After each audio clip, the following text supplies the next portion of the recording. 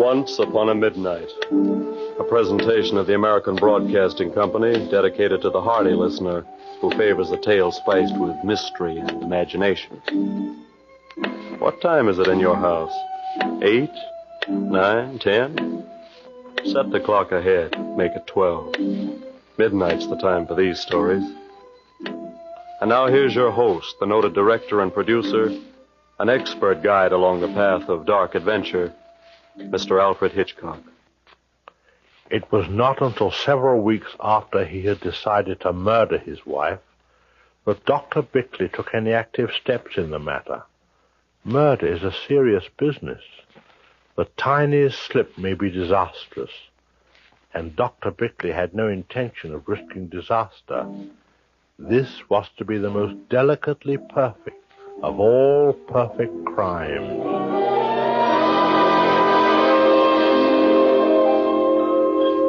Suspense, shock, murder, all the makings of a spine-tingling mystery drama in the hands of a past master of theatrical illusion, Alfred Hitchcock. We of the American Broadcasting Company believe this new series has the opportunity of becoming the most important and distinguished of its kind in radio. Mr. Hitchcock will appear in every program as the narrator and will personally supervise the writing and direction of each highly dramatic tale. It is our good fortune that Alfred Hitchcock has an enormous interest in radio. In fact, the idea of this series originated with him. This is important because it means we have the great asset of a star with a personal enthusiasm in making the series a true milestone in radio. The musical score is handled by Felix Mills in a new and effective way. Instead of using music simply as a bridge between scenes, each episode will be especially scored for dramatic value. The music used to make plot points, to add impact to the action and sharpness to the dialogue. We feel that in every way this new radio series offers an unusual opportunity to combine broad popular appeal with truly distinguished radio treatment. We leave it to you to judge. You were saying, Mr. Hitchcock, that murder is a serious business. Oh, yes, and murderers are serious people. You know, one thing that has always fascinated me about criminals is that when you walk down a street, any passerby might be a murderer. They don't all wear black mustaches. I imagine most murderers behave just like mild, ordinary people, until suddenly one day they turn and stab you in the back, or drop a lump of cyanide in a friend's tea. I think this idea must have intrigued Francis Iles too, for the murderer in his story, Malice Aforethought, the Dr. Bickley I mentioned, was certainly an ordinary person. A little fellow, lightly built, around 38, I imagine.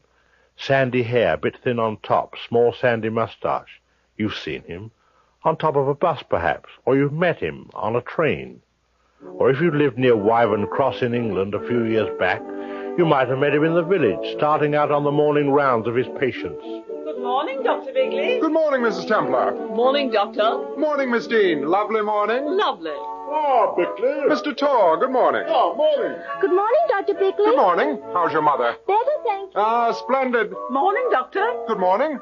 Morning, Mrs. Cheevy. Mrs. Harford. Lovely morning. Lovely. Listen to the way he says lovely morning. I must say I do enjoy a cheerful murderer, although when he got home, Dr. Bickley wasn't always quite as cheery. I suppose his wife, Julia, was what you would call a battle axe. Anyway, she was a lot older than Bickley, almost an old maid type, I suppose. Probably would have been if Bickley hadn't married her. Really, Edmund, really. You might have been considerate enough to come home a little earlier, today of all days. How can Florence get on with her work if you keep her waiting to wash up your lunch things like this? Sorry, Julia. Had to get through my patients, you know. Well, of course. Do you want some more of that cold joint? Just a glass of beer, I think. Edmund, you have far too much to do to sit here drinking beer. Have you forgotten we're having guests? No, my sweet. Besides, you know how beer makes you perspire. Oh, the Torrs will play tennis, of course. You better put the net up first. You know how it sags during the first half hour. Mm-hmm. Then there are the 2 tables to be taken out and the chairs. And I think you better put the awning up in this sun. And after that, you'll have to... My dear, I don't think I shall be able to get all those things done. My dear Edmund, they've got to be done. Have you finished? I'm waiting. A bit of cheese, I think. You've no time for cheese. Oh, and I suppose I'm finished. Just as well we don't give tennis parties every day, isn't it? Oh, I'm glad you mentioned it. The court will have to be rolled. What? The tennis court, Edmund. Wet it down and roll it. But then I'll have to remark all the lines. Well, of course, Edmund. But I don't... Now, Edmund, don't stand there. Get about it. Dear me, it's a pity I can't be in a dozen places at once to see to everything myself. Yes, dear. Well, that was a typical day at the Bickleys. Except on this particular day, the weather and tempers were hotter than usual. 40 love. Game, isn't it? Edmund, Mr. Tor has nothing to eat. Oh, here we are. Sandwich, Mr. Tor? Oh, I believe I will. And how is old Mrs. Parrott these days, Doctor? I guess she's been ailing, eh? Well, Mrs. Parrott, I might say. Edmund, Miss Rattery will have a sandwich. Of course. Miss Rattray. Thank you, Doctor. You were asking about Mrs. Parrott. Oh, yes. As a physician, it's my opinion... Edmund, not there, please. Don't sit there. That's Winfred's seat. She'll be back in a moment. Oh. Game set, Matt.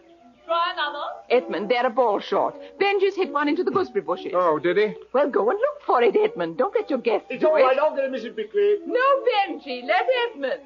Oh, hurry, dear. Yes, dear. And so Gooseberry Bush looking for a tennis ball. Just as he was about to grab it with a hot and clammy hand, he heard himself a subject of conversation. Did you hear the way she orders them about? Awful, isn't it? I'm hanged if I'd speak to a dog like that. But then I imagine a fellow like Bickley rather enjoys it, eh? Oh, Benji. Well, you know as well as I do he didn't enjoy it, especially when people laughed. All he could do was to clench his teeth and stare down into the bush. I can't stand this. Not much longer. I can't stand it. I wish Julia were dead. I wish I could kill her. By the way, I'd like to stop a moment and tell you about a secret little weakness Bickley had. Every night he would soothe himself to sleep with what he called his visions, little extravagant pieces of imagination, in which Bickley was always a person of supreme importance. Sometimes it was Bickley the great painter, or Bickley the great composer. Regardless of the role, he was always great, always a hero. He'd pull up his knees under the blanket, snuggle his head deeper into the pillow, and then say to himself, well, what shall we do tonight? I think I'll play for England. I think I'll beat Australia. Bickley, the great cricket player, was his favorite vision. At bat for more than 10 hours. Amazing. Australia trying every bowler they had. No use. The man's too good. The match went on until Bickley had broken the world's record by scoring 501 runs. Stupendous. At the finish, he was carried from the field on the shoulders of his fellow players, the idol of the cheering thousands, the man of the hour, but always smiling and modest, when the Prime Minister said solemnly, Bickley, you have saved England.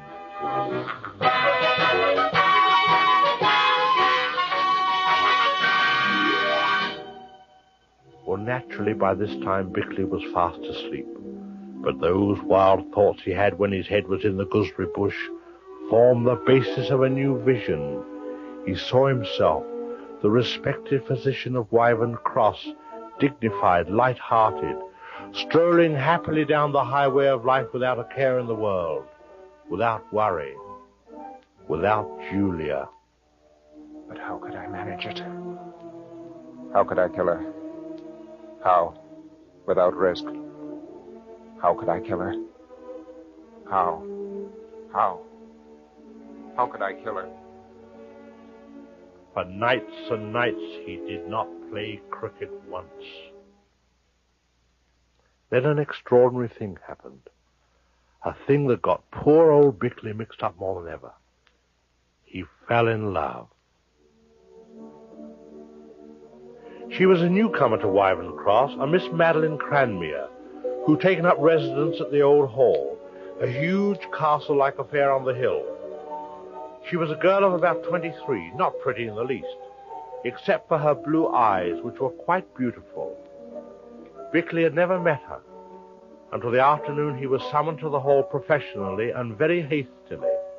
Dr. Bickley, I'm Madeline Cranmere. So sorry to keep you waiting. Not at all, Miss Cranmere. I've spent a very enjoyable few minutes looking over the hall. I've never been up here before. It's beautiful, isn't it? Lovely. perfect example of old Tudor. Oh, yes? I wouldn't know. Oh, absolutely. That carved overmantel, for instance, quite authentic, and fortunately not spoiled by restoration. How interesting. You seem to know a lot about that sort of thing. Oh, no. Before you leave, I must show you the whole place. That's very kind. Not really. Actually, it'll be you who'll be showing me. Will you have tea, Doctor? Tea? Well, Please do. Vera. Yes, ma'am? Dr. Bickley will stay for tea. Dr. Bickley stayed quite late for tea. They talked of 100 things, art mostly. It came out quite naturally that Dr. Bickley sketched a bit, or tried to, and Miss Cranmere was positive he must do wonderful work. From art they passed to other topics, and it was amazing how identical were their views.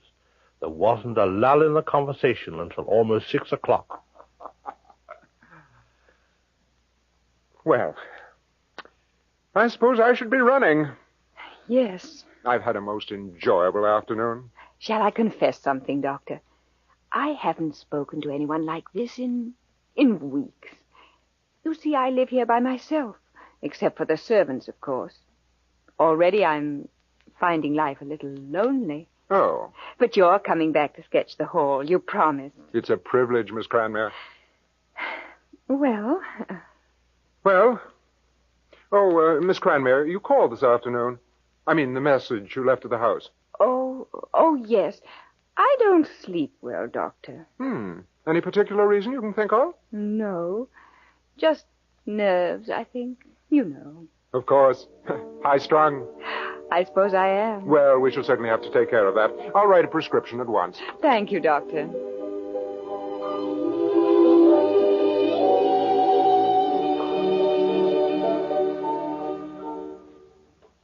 Dr. Bickley came away from the hall that evening, and other evenings too, feeling 10 years younger. These nights, as Bickley snuggled into his pillow to begin the happy journey into imagination, he had a new vision to lull him to sleep.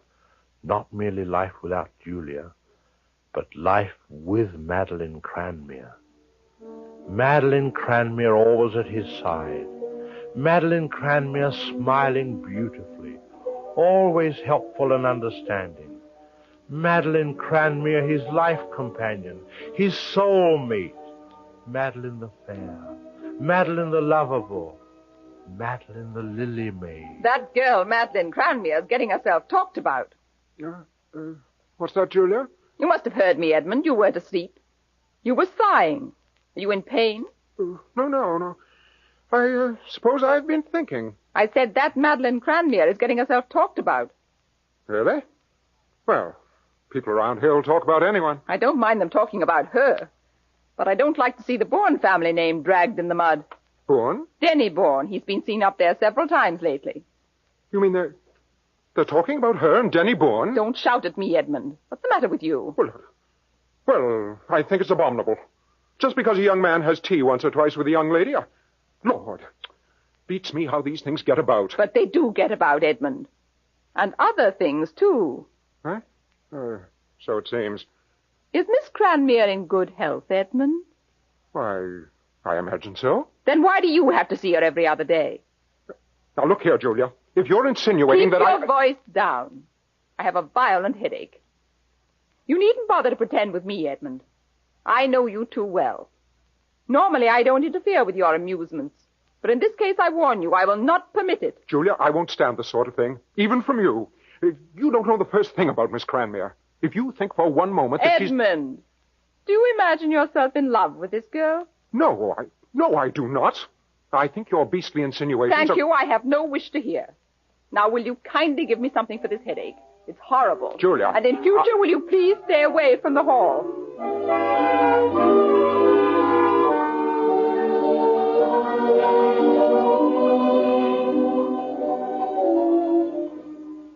This was awkward. Bickley had to go up to the hall that next afternoon. Otherwise, he couldn't finish that portrait he was making of Madeline.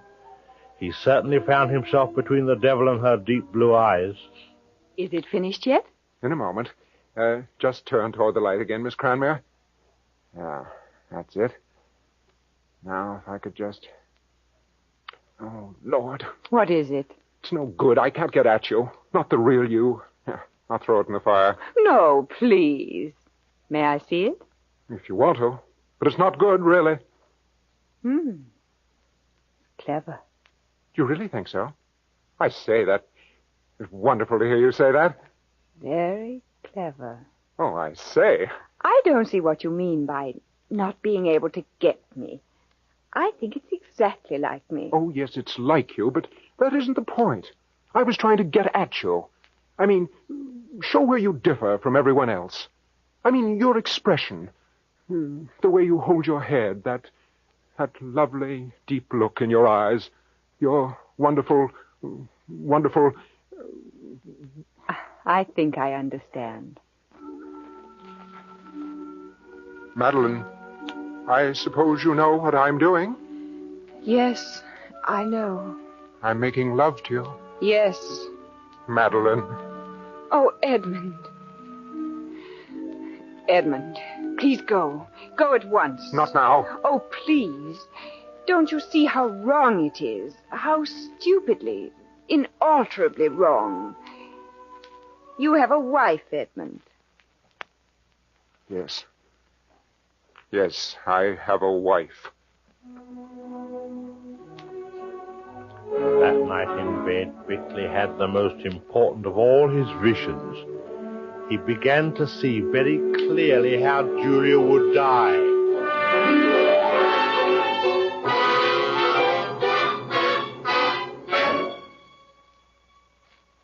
Murder is a serious business. The tiniest slip may be disastrous. It was Julia herself who put the final plan into his mind. For the past 5 years, Julia had been subject to headaches, which the doctor sometimes treated with a mild injection of morphine. The first part of his plan was almost childlike in its simplicity. He would give Julia her headaches, with the aid of a drug he had read about in a medical journal. Corrective for uric acid diathesis.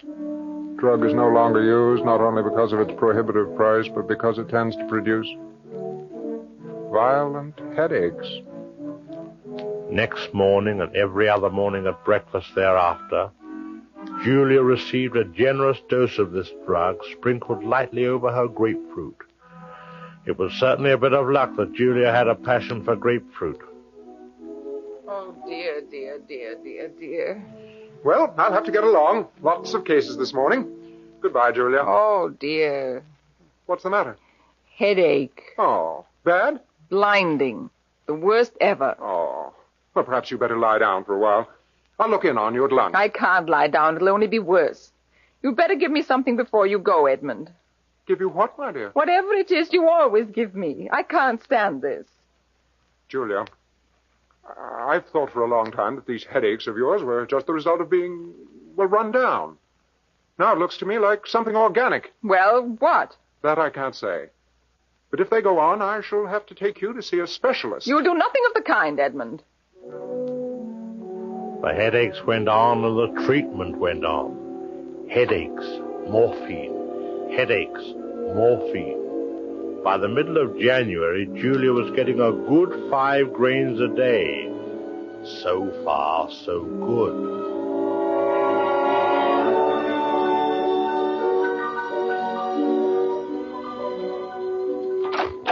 Oh, Dr. Bickley. Come in, Doctor. Is Miss Cranmere at home, Vera? Yes, sir. She's in the drawing room with Mr. Bourne. Bourne. Dr. Bickley, good afternoon. Miss Cranmere? Well, how are you, Bickley? How do you do? Denny's just leaving. You won't stay for tea, Denny? I'm sorry I can't. Well, Miss Cranmere's been showing me your sketches, Bickley. They're not bad. Thanks. You must like the old place up here. Very interesting. Architecturally. Only trouble with these old places is that they're not very sanitary. How's that? Plumbing's very bad. Oh, Dr. Bickley, really? Well, it is. Regular typhoid trap up here. Doctor! Well, thank you, Miss Cranmere. I've had a marvelous afternoon. Come again soon, Denny. Right. Dr. Bickley? Afternoon. Edmund, that wasn't very clever of you. Wasn't it? What's he doing up here? I don't like him. Come and sit down, Edmund. You haven't answered me, Madeline. This is the 10th time I've run into him in the last month. Edmund, are you so blind? Blind to what? All I see is that you've constantly encouraged Denny Bourne to make this place a sort of... Of course I've encouraged him. Because of you, Edmund, don't you see? I have to let him come. I don't mind people talking about him and me. Let them say what they want. But I couldn't stand it if they talked about us, Edmund. Madeline, forgive me. Darling, don't ever be cross with me, please, darling. Madeline. I don't think you realize how difficult it is, Edmund. A girl like me in love with a married man. I know. It's difficult for me, too. I've tried to think it out clearly. I even spoke to Julia. When? Oh, a long time ago. You told her about us? No, certainly not. I should hope you wouldn't. What did you say to her? I asked her for a divorce. She wouldn't give it to you. She refused absolutely. You see, Edmund. You see how hopeless it is. No, it isn't hopeless. Give me time, that's all. Time? I seem to have a great deal of time, don't I? Madeline, look at me. You love me, don't you?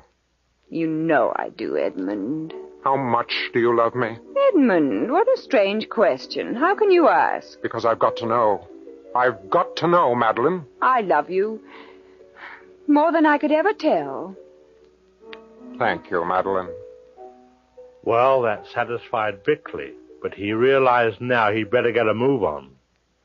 My dear, I can't do it. I just can't. I merely asked for relief, Edmund. But I gave you a grain, my dear, just before dinner. I know. Now my head's worse than ever. But it can't go on, Julia. What can't? All this morphia. Very bad for you, you know. You're coming to rely on it. Will you kindly put what you mean into plain words, Edmund? Well, to put it bluntly, it'll become a habit. If you're hinting that I'll become a drug fiend... Really, Edmund, what nonsense. Kindly come to the surgery and give me an injection at once. No. If you want any more injections, you'll have to change your doctor. I can't administer any more. For your own sake, Julia. Well, that night Julia slept very soundly. Bickley crept slowly down the stairs to the surgery. Quietly he opened the drawer which contained the morphia syringe. It had recently been used. Julia was following the course prescribed. She was now addicted to morphine, self-administered. Part 1 of the plan was complete. Now for Part 2. He sent a letter to Julia's brother and sister in a nearby town. Just what is this all about, Edmund? Is Julia ill? I'm afraid it's more serious than that, Hilda. Well, let's hear the worst and get it over with. What's the matter with Julia? Well, not easy for me to tell you this, but I felt as her brother and sister you had a right to know. She's addicted to morphine. Morphine? What? You mean Julia takes dope? While you're visiting here, make some excuse to see her forearm. You can manage it, Hilda. You'll notice that the arm's almost covered with tiny punctures. Morphine. It's incredible. A dope fiend. Well, that would be a nice thing to get around, wouldn't it? We'll have to keep this hushed up, Edmund. Naturally. But I wanted someone else to know. I feel better somehow. You must admit that Bickley had done a very neat job up to now. By the time the brother and sister left, they were ready to swear that Julia was a drug addict. As he saw them to their car, Bickley was rubbing his hands in cheerful anticipation of the next step in the murder. He called it Part 3, the overdose. A few mornings later, Julia rose from breakfast with the worst headache ever. Bickley's face was almost comic in his effort to conceal his delight. This was the time, this was the day Julia would die.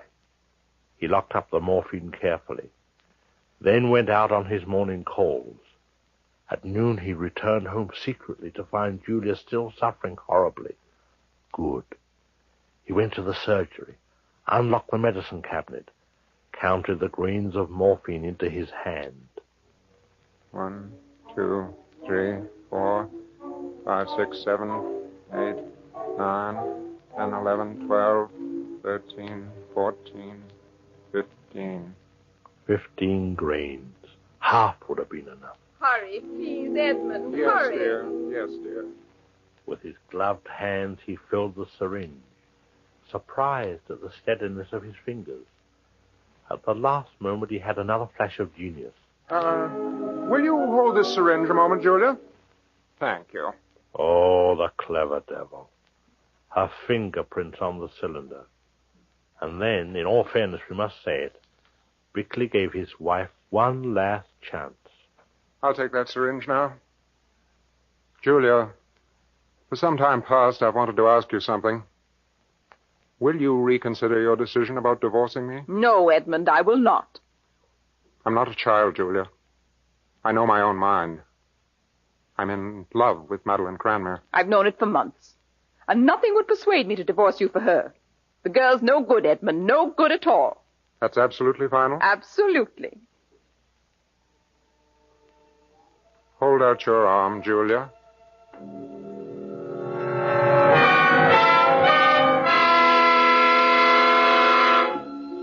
Oh, thank you, Edmund.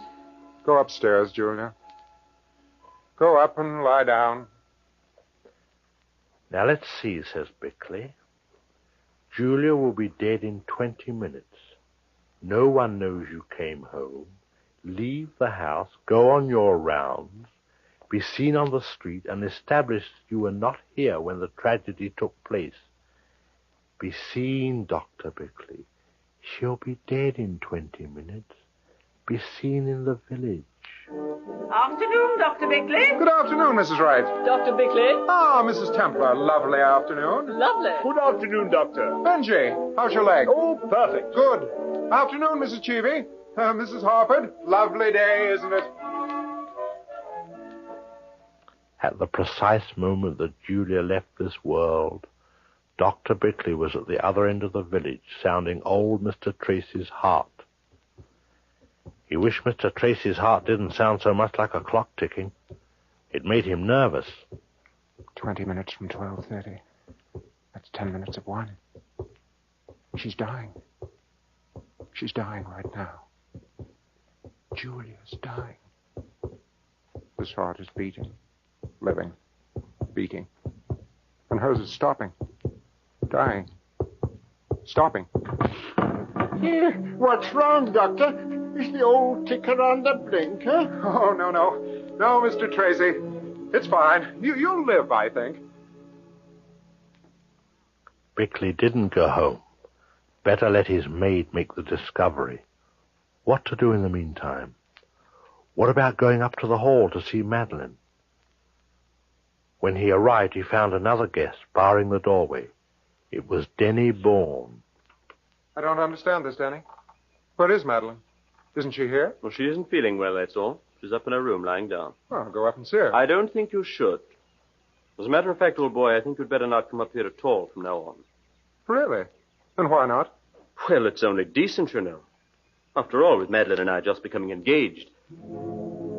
Engaged? You and Matt... engaged? Well, then she didn't tell you. Oh, she promised she would. I don't believe it. Why, you young fool. Now, let's not, after all. Get out of my way. Now, see here, Bickley. Get out of my way.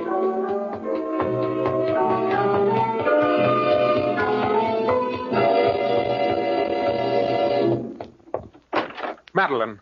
Edmund, you shouldn't have tried to see me. Madeline, look here. This is all nonsense, of course. No, Edmund, it isn't. I've thought it all out.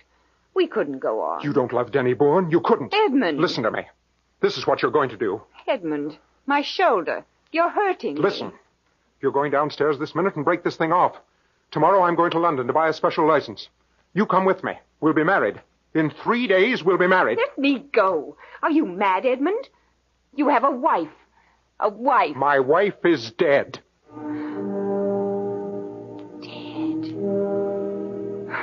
Danny? Danny?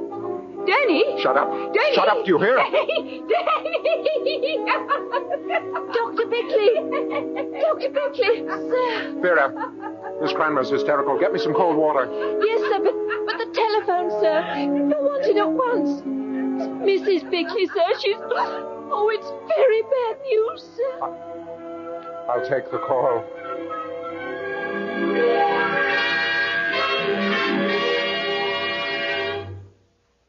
Oh, Dr. Bickley, what have you done?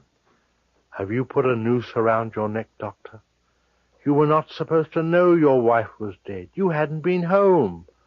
Are those nights and nights of wonderful visions to be wasted? Thrown away by one careless word? Dr. Bickley, oh, how could you?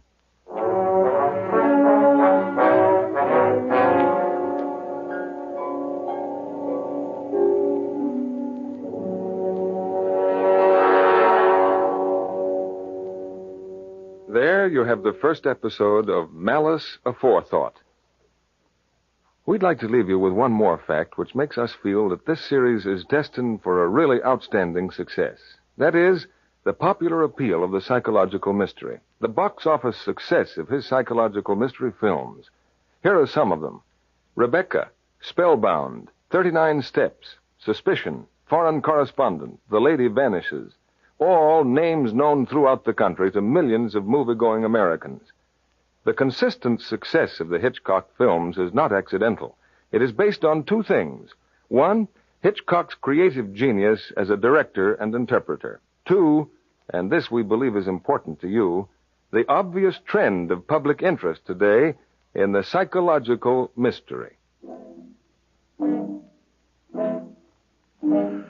Well, I'm terribly sorry we're not able to finish the story this week. As Bickley might say, telling a murder story is a serious business, and it takes a little time. Please bear with us and just wait until next week, and let's see what happened to old Bickley. You think he'll get away with it? I wonder.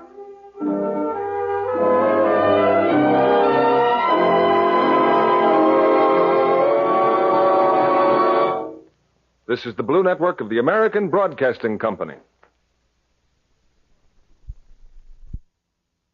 Once again, we bring you the thrilling adventures of The Shadow, the hard and relentless fight of one man against the forces of evil. These dramatizations are designed to demonstrate forcibly to old and young alike that crime does not pay. The Shadow, who aids the forces of law and order, is in reality Lamont Cranston, wealthy young man about town. Years ago in the Orient, Cranston learnt a strange and mysterious secret. The hypnotic power to cloud men's minds so they cannot see him. Cranston's friend and companion, the lovely Margot Lane, is the only person who knows to whom the voice of the invisible shadow belongs.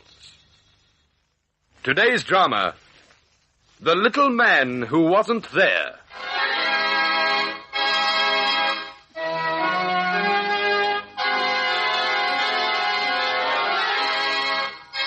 Intermission at the opera. A glittering crowd circulates through the foyer and promenades up and down the great golden staircase. This is the final week of the city's most glamorous music season. What an interval, Lamont. There's a better show than the one on the stage, Margot. Oh, look, there's Nancy Hale. Where? Just starting down the stairs. She's wearing the Hale diamond tonight. Golly, what a stone. Yes, it's so big it must feel more like a tombstone around her neck. Lamont, she's fallen. No, she seems to be fighting. Fighting? Oh, there's no one near her. Help! Help! Get it away from me! Get it off me! Oh, let's lend a hand, Margot. Help her up. Get it away from me! For heaven's sake! Now, calm down, Miss Hale. You'll be all right. What happened? Something attacked me. Something I couldn't see. Oh! Miss Hale. My diamond, the diamond pendant, is gone. It's been stolen by that invisible something. Lamont, look. There's a card on the stairs. There's something written on it. Now, 1 minute. What does it say? It's addressed to Miss Hale. It says, "Compliments of the little man who wasn't there." Compliments of the little man who... What? Now listen, Cranston, it's bad enough to have to hang around opera houses at midnight, so don't start playing games. Who's playing games, Commissioner? We've given you the true story of what happened to Miss Hale. But this little man story... You've forgotten the nursery rhymes, Commissioner. I'd like to forget the headache I've got right at this moment. Well, there was a rhyme that went, "Last night I saw upon the stair a little man who wasn't there. He wasn't there again today. My gosh, I wish he'd go away." The last line expresses my sentiments to a T. Well, he did go away, Commissioner, with Miss Hale's diamonds in his hand. And you saw him rob the woman? We didn't see him. He was invisible, I tell you. Look, I'll show you exactly what we saw. Go up the stairs, Margot. Start coming down the same way Miss Hale did. Oh, do I have to? Now, go ahead. No one will bite you. Perhaps the little man will. I'm wearing a couple of bracelets that might interest him. Now watch closely, Commissioner. Nancy Hale started down the steps at that point. We were watching her. She was all right on the upper steps. Oh, this is a nightmare. I am dreaming, invisible crooks. And when Miss Hale reached the steps that Margot's on, she was attacked. Margot! Miss Lane! Lamont! Oh, gosh, what a fright I had. What a fright we had. What happened? Not the little man Yeah, again. I thought it was at first, but I suppose I just tripped. Well, there you are, Commissioner. A realistic description of the crime. What do you say about that? I couldn't say what I'm thinking, Cranston. I'd dissolve into thick smoke. I only hope the little man doesn't try another invisible crime, because I won't be able to think without tearing my hair out by the roots.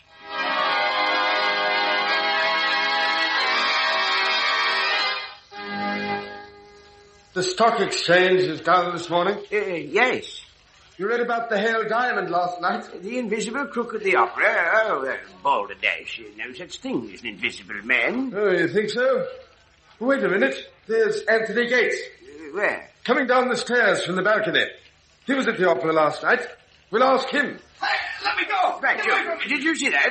Gates tripped up. Tripped nothing. Look, he's fighting. Fighting empty air. Help for the love of Pete. Get him away from me. Let's give him a hand. Hurry up. Did you see him? Did anyone see him? See who, Mr. Gates? My wallet, gone, taken out of my pocket. Government bonds worth 10,000 stolen. The invisible man again. Wait a minute. There's a card on the steps. Look at it. It's addressed to you, Mr. Gates. Compliments of the little man who wasn't there.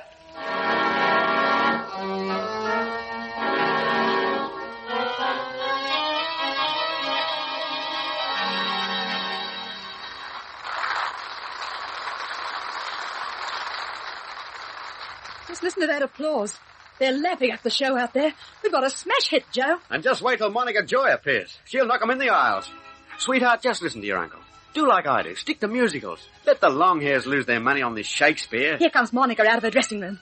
Hey, stagehands, get off the stairs. Miss Joy's coming down. Are those jewels she's wearing real? They certainly are, sweetheart. 200,000's worth in emeralds. If the audience doesn't go for her, they're not alive. Joe, hey, look, she's falling. Get away from me. Help! Somebody help! What's the matter? She got the DTs. She's punching at empty air. Hey, tell Gus to hold the curtain. Miss Joy! Monica, sweetheart! Are you all right? What happened? Oh, the invisible man. Joe, my emeralds, they're gone. He took them. For the love of... Monica! He must have dropped this card here. It's got your name on it. What does it say? Compliments of the little man who wasn't there.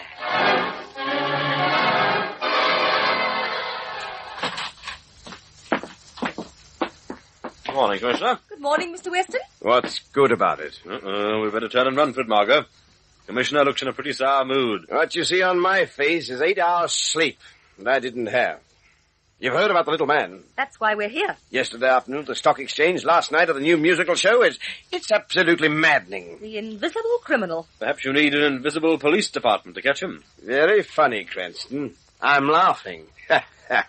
I wasn't joking. No? All right, then. Go ahead. I'd like to know how I'm supposed to hire an invisible detective. I was going to suggest calling in the Shadow. The Shadow? Well, that's the obvious solution, isn't it? Use an invisible man to catch an invisible man? What you're suggesting is to set a thief to catch himself. I don't understand. Cranston, I've just about made up my mind. Our little man is our old friend, the Shadow. Oh, no. I've been afraid of this for a long time. The Shadow's the only man who knows the secret of invisibility. He's always been outside the law. Now he's really gone in for a career of crime. That's impossible. Oh, how do you know, Miss Lane? Well, I just feel the Shadow wouldn't turn criminal. He couldn't. Your heart's in the right place, Miss Lane, but your deductions are all wrong. It's the Shadow, I know. He's always been a potential danger to law and order. Now that the danger's become real, I'm going to arrest him if that's the last thing I do. Well, you've got to let us help you with the case, Commissioner. You'd better not, Cranston. The Shadow's dynamite. For your own good, stay out of his way. Especially you, Miss Lane. Thanks for the tip, Commissioner.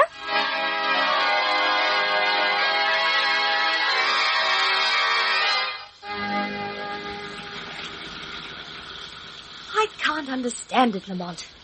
Another man in the city who knows the secret of invisibility. An invisible thief. It's awful. It certainly is a mess. What are you going to do? Well, the obvious thing. Clear the Shadow's name. How? By catching the little man who wasn't there. Any ideas how? I'm depending on you to help a little. Oh, no. I've got strict orders to stay out of this. Well, drive in the direction of Nancy Hale's flat, will you? Why? Well, you know her, don't you? Yes. Well, I'd like to meet her. Speak to her. Perhaps she can give us some information about the little man. The sooner the shadow meets him, the better.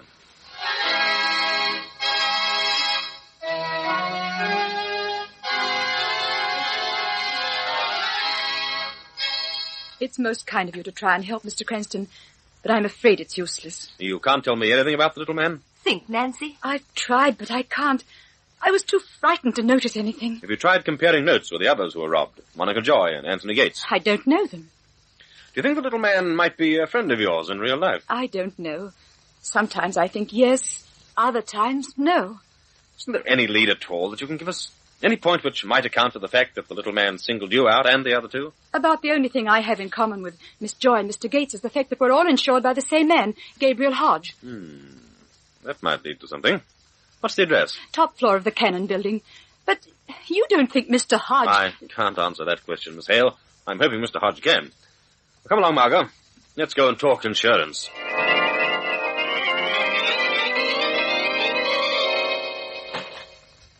Come in, Mr. Cranston.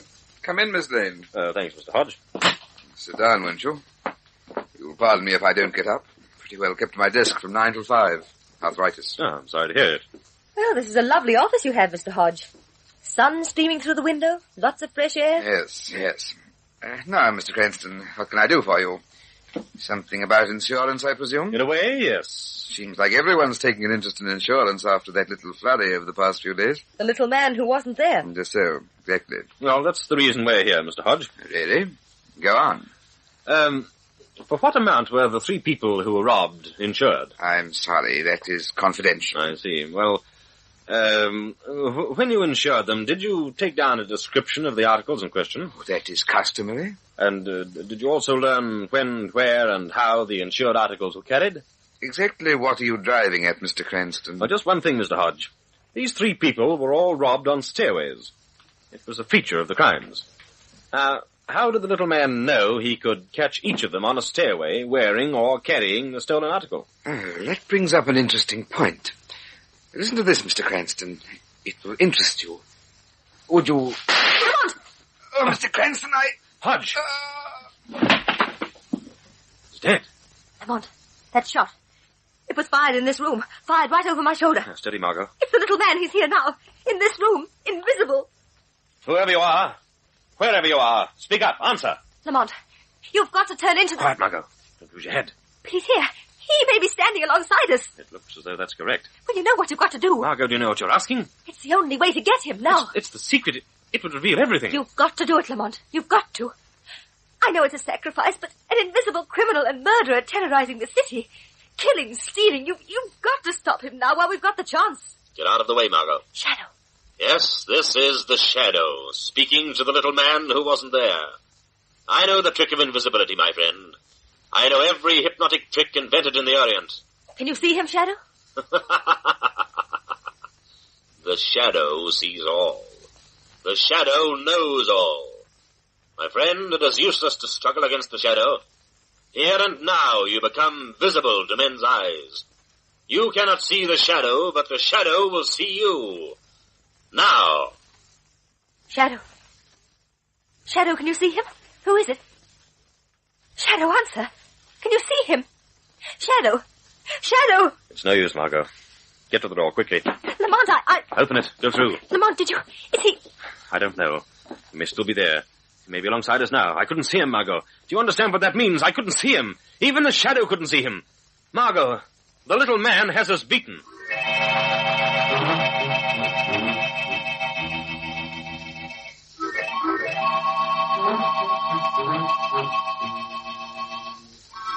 It looks as though the Shadow has met his match. Keep tuned to this station for part 2 of today's Shadow story.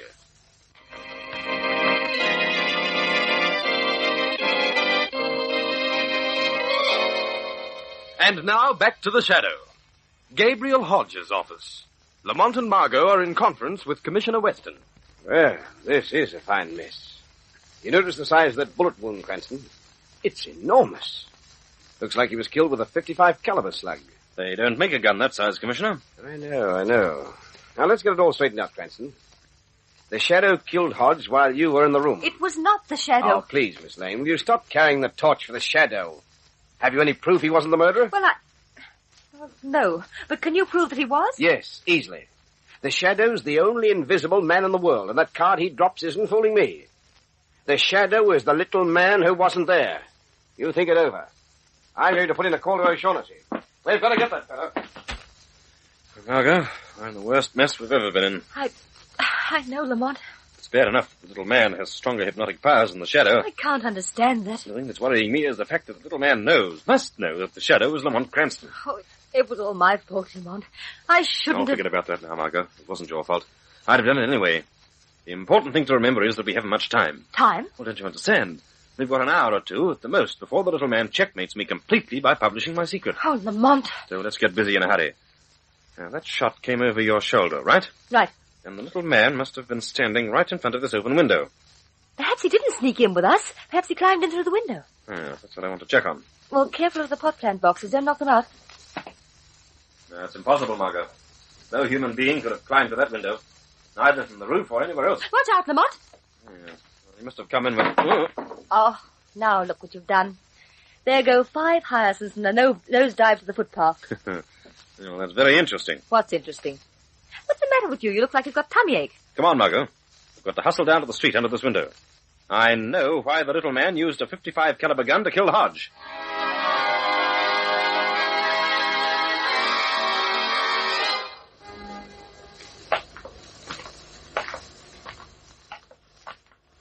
Here's the plant box, or what's left of it. I'm not interested in hyacinths.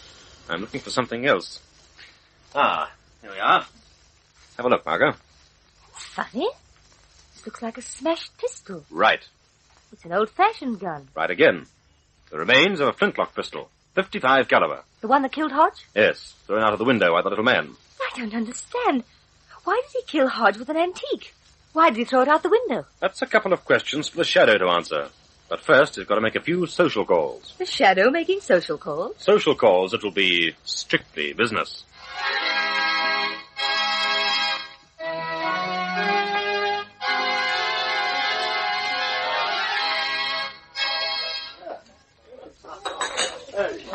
So brave of you, Nancy dear, to give this tea. Sugar, my dear. 2, please. I mean, considering the dreadful experience you've had with that ghastly invisible thief. You're positively gallant, my dear. So kind of you to say so. Anyone else that hasn't been served yet? You've forgotten me, Miss Hale. Oh, so sorry. I really... Who said that? I did, Miss Hale. Where are you? Standing before you. Who are you? The Shadow. The Shadow? The man that robbed me on the stairs of the opera? No, I didn't rob you, Miss Hale. But Commissioner Weston... Commissioner Weston is mistaken. Shall I prove it to you, Miss Hale? How? How? Meet the Shadow on the stage of the Opera House tonight at midnight. You will meet the little man who wasn't there, and he will return the Hale diamond to you. Impossible. The little man will be there, Miss Hale, and so will the Shadow. Until midnight.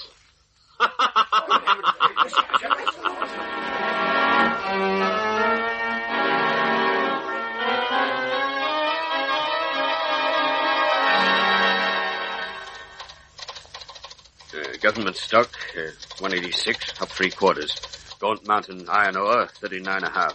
Tingari steel, 124.5, up 1/4. Closing market doesn't look bad. Not bad at all. Who's that? Would you be interested in a quotation on government bonds, Mr. Gates? This is impossible. My office is empty. I'm hearing things. That laugh again. It is the laughter of the Shadow. Help! Police! Help! Silence, you fool. You're a criminal, a murderer. You killed Hodge. Listen to me, Gates. You're the little man who wasn't there. What do you want from me now? Justice. For whom? The Shadow. What are you talking about? 10,000's worth of government bonds. Would you like them back, Gates? Like them back? They're mine, of course I would. Then the Shadow will strike a bargain with you. One small payment from you and the bonds will be returned. What payment? Help the Shadow clear his name. You mean you didn't?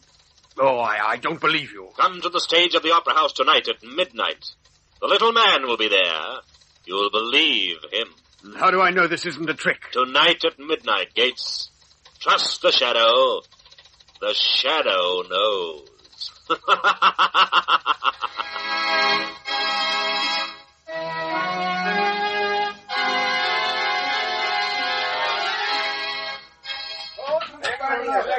Be out in a minute. Got to fix my makeup for the last act. Good evening, Miss Joy. Who's that? Who's in my dressing room? The Shadow. Shadow? Don't raise your voice. Don't scream. Listen to the Shadow. To a crook and a murderer? Not likely. Do you want your emeralds back, Miss Joy? What do you mean? You can have them tonight. Oh, extortion, eh?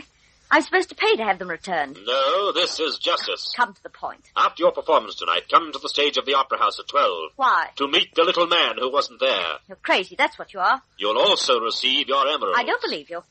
Come to the Opera House stage, Miss Joy, for a performance of the Shadow that will astonish you.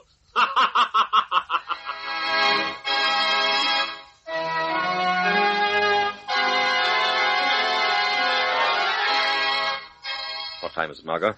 5 to 12. Well, it's time for us to go into the Opera House. This way, eh? Lamont, I don't know what you're going to do, but I hope it works. I think it will. The little man is so powerful. You said yourself even the Shadow and all the tricks he learned in the Orient couldn't make him visible. Well, we'll get him anyway. Now, here's the stage door. Is it open? Yes. Well, why is that? Well, don't forget, Lamont Cranston's on the Opera House Board of Directors. I made arrangements. Well, we'll go through to the stage, Margot. Please tell me what you're going to do, Lamont. Produce the little man who wasn't there. But how? By using his victims as a bait. And he'll give them back their jewels and bonds? The Shadow will make him.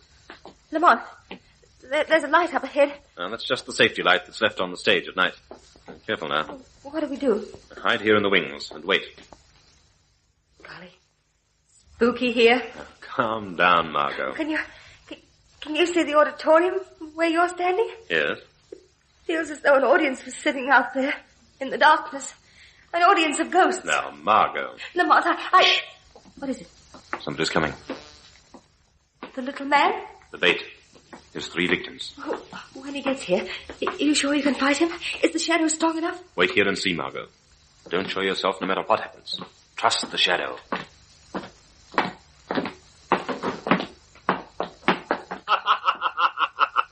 Is that the Shadow? Good evening, Mr. Gates. Good evening, Miss Hale, Miss Joy. We've come. We followed your instructions. I tell you, I don't trust him. But you're here, that's the important thing, waiting for the little man. Where are you? Standing alongside the stage light. A pity you can't see me. But no man sees the Shadow. We shouldn't have come, I tell you. Shadow, please, if you can... Wait. Our mutual friend is coming. Did you see him? The man's insane. I can't stand this. Look, there. He takes your purse, Miss Joy. Take your hands off me. Your wallet, Mr. Gates. Let go of me. Your bag, Miss Hale. How dare you? How dare you? What's going on here? This is fantastic. I won't stand for it. And what do we find in them? Amazing. The little man has slipped your stolen jewels back into your purses. Your diamond, Miss Hale. But how could he do that? Your emeralds, Miss Joy, and your bonds, Mr. Gates. It's a trick. A trick. You couldn't have the emeralds. No one could. They were held in my... Shut up, you fool. No, let her talk. The emeralds were never stolen, eh? We're finished. He knows all about us, Nancy. Let's get out of here. You're not leaving me here to face the music gates. Oh, get out then. Run, quickly. No, not yet. Let me go. Run now. Stop him. No promise. You fools, pretending to fight an invisible man who never existed. Now fight a man who was really invisible. Fight the Shadow. Very nice, Shadow. Very nice indeed. Entertaining and educational. Commissioner Weston. I'm obliged to you for the confession, Mr. Gates. I was sitting out in the darkness with some of my plainclothesmen enjoying the show. It's all right. You can stop fighting. You're through. Tricked. Tricked by that smart Alex Shadow. All right, Shadow. I have to hand it to you. You've got out of this jam all right, but you're still not in the clear. I've still got you, my friend. It's only a small charge, Shadow, but enough to put you in jail for a while. Just long enough for us to look you over and find out what makes you tick. Are you going to come quietly? Shadow? Hey, Shadow! He's gone. He's got away again. Well, what do you think of that, O'Shaughnessy? Just when I was going to give him 90 days for giving a public performance without a license.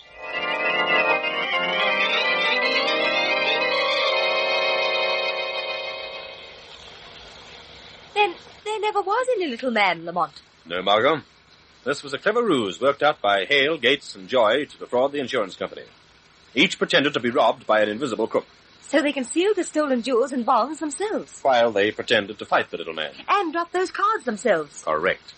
Hodge was killed because he knew one important fact. All three had met in his office. This pointed to collusion. But how was Hodge killed? No one was in the office. That was the cleverest trick of all. That morning they concealed the flintlock pistol in the plants on Hodge's windowsill. A magnifying glass was attached to the pistol. The gun was aimed at the chair where Hodge always sat. But how was it fired? By the sun. Concentrated sun rays ignited the powder in the powder pan and fired the pistol. The recoil knocked it out of the window. So it was just an accident we happened to be there at the time. Yes. Lamont, you didn't really find the jewels and bonds in their purses and wallet? I'm afraid not, Margot. The Shadow ferreted them out of their hiding place earlier this evening, and then pretended to discover them tonight. It was a psychological trick to frighten them into a slip or confession. Well, it worked. The Shadow isn't a criminal anymore. Commissioner Weston said so. Believe you me, I had a hard time trying to persuade him to come to the Opera House tonight. I wasn't sure he'd show up until you thought you saw ghosts in the auditorium. Oh, well, it's all over now. Let's forget about it. Isn't this nice, just driving in the moonlight? Margot, be warned. Don't you remember Weston saying to stay away from the Shadow? I'm dynamite. Are you, Lamont? Golly, someday I wish you'd prove it.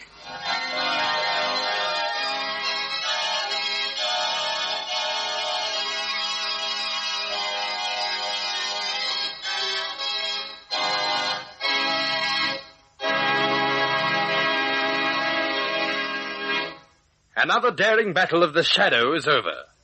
Stay tuned for further news of this exciting series. Next week, same time, same station, we bring you another strange and thrilling adventure in the Shadow's daring battle against the forces of evil. Be sure to listen.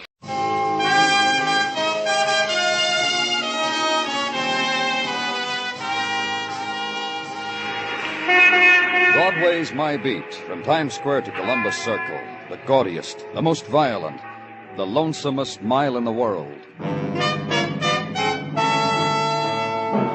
Broadway's My Beat, with Larry Thor as Detective Danny Clover.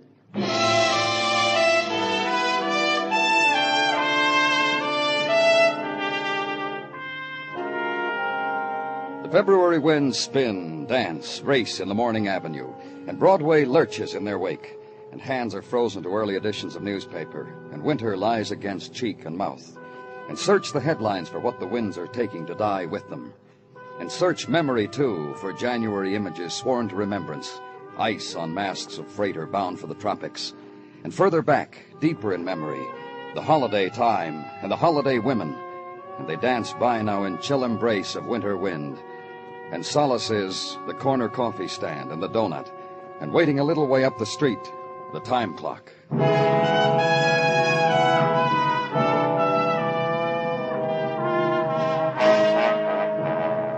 And downtown, the new morning is emergency ward of police hospital, and a wall clock that jerks its hands into the 8 o'clock time, and a man, Dr. Sinsky. Shock, exposure.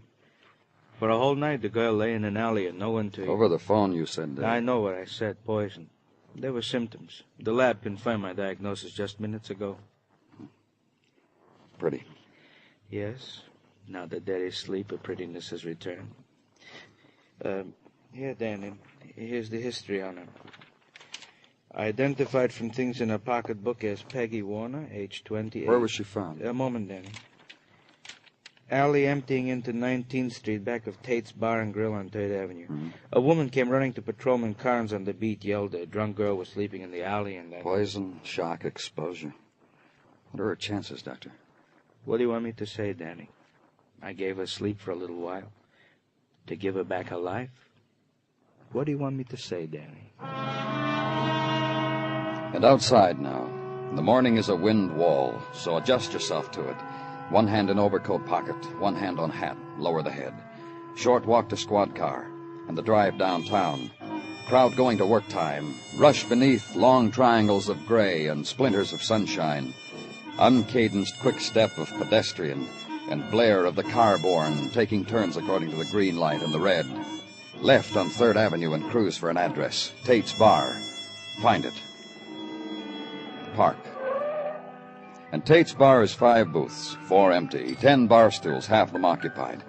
and the bartender flashes his 9 o'clock in the morning smile at you, takes it back at the flash of the badge, assures you his name is Tate, and assures you... My time is yours. Just a few questions about last night, Mr. Tate. Last night was different. There was a girl lying in the alley out back. Her name was Peggy Warner. Is Miss Warner in the habit of... Look around you for a minute. So? You just bear with me. Peggy Warner, Mr. Tate. You just bear with me. We'll come to Peggy. This place of mine, this bar, a convenience. I cater to those who demand their booze. Me, personally, I wouldn't be caught even with my nose to a cork for the aroma. What's this got to do with I'm going to tell you why I fired her. Go on. So there are those who booze it from early morning on. I cater to this necessity. Notice the place, clean. The jukebox music, adjusted to soft tone level. The customer's voice is low. This I demand. Talk becomes above library level. Into the gutter they must go. Now we will consider Peggy. Thank you. So you'll understand. I said thank you. 8 months ago I got a whim. Hire a barmaid. I approve of women waiting on men. Dames I don't allow in here to drink, but to wait on in uniform and all, I have a whim where this is nice for the self-respect of those who like the bottle. I hired Peggy. 8 months ago. About that. Then I caught her drinking with a customer. 2 days after she started to work here, I bounced her. What about last night? She came back looking for a job. She looked like she just swum her way to the top of a beer crock. Out the back way she did go on my arm. No job from me to her. I see. What else can you tell me about her? 8 months ago when I fired her first. Yeah, maybe you'd like to know about that. About what? The customer who she drank with. She merely walked around to his end of the bar, went out with him hand in hand. And? Well, the guy's name was... I'll get it for you. His address, too. I got it around here someplace. But whatever this guy's name was, I saw him the next morning at his house. Oh? Yeah. Next morning, I got a messenger with a $10 bill and a note from Peggy. Bring my dress and street shoes around to this address. I did. The man I mentioned opened the door for me, took the bundle, and slammed the door in my face. Sure, I'll get his name and address for you.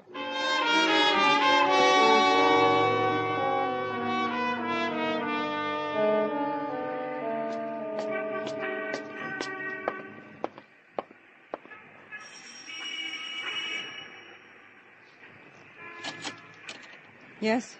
What do you want? I'm from the police, Danny Clover. And please be brief. You've chosen a very bad time. A woman's morning is quite crowded enough without... Charles Blake live here? Charles Blake, I was given this address. Charles is my husband.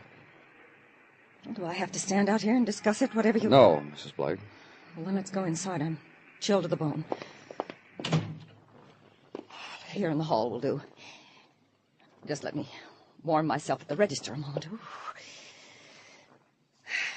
Now, what's this about Charles? I want to talk to him. Where is he? In his office, maybe? Out with one of his clients, maybe? What do police have to do with Charles? A girl was found in an alley early this morning. There you go again. I've read how you people do things. Make it sound big. Toy with it. Act smart and fresh and knowing... You'll let me finish, Mrs. Blake? What alley? What girl? Some girl Charles is supposed to know? Something you found in an alley and right away... What girl? Peggy Warner. Girl your husband... Oh, Peggy. That one? Funny, Mrs. Blake? I just like a girl like that. Where else but in an alley? Strikes me funny I was so right about her. Do you mind? What else did you feel about her, Mrs. Blake?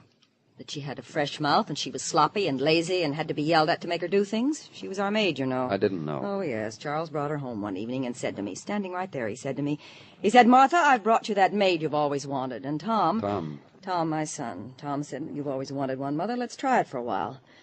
And I thought about it, and I said, all right, Charles, all right, son, if you both think we need one. And was she drunk when you people found her? She was poisoned. She's dying. And I tried it. For 2 weeks, I really tried it, honestly, but I just couldn't bear her anymore. Sloppy and just fresh-mouthed, and we paid her off and dismissed her, and... Oh, excuse me. Hello? Yes, Tom. Where are you? Oh, no.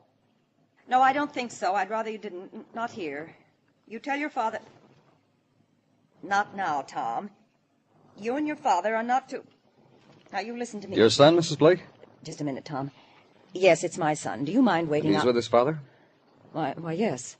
He's with Charles, and I don't see any need for them to traipse all the way up here from downtown just to... You're right, Mrs. Blake. As long as they're downtown, just tell them to drop in at headquarters right away. Ask for me. Now, go on, tell him, Mrs. Blake. Tom?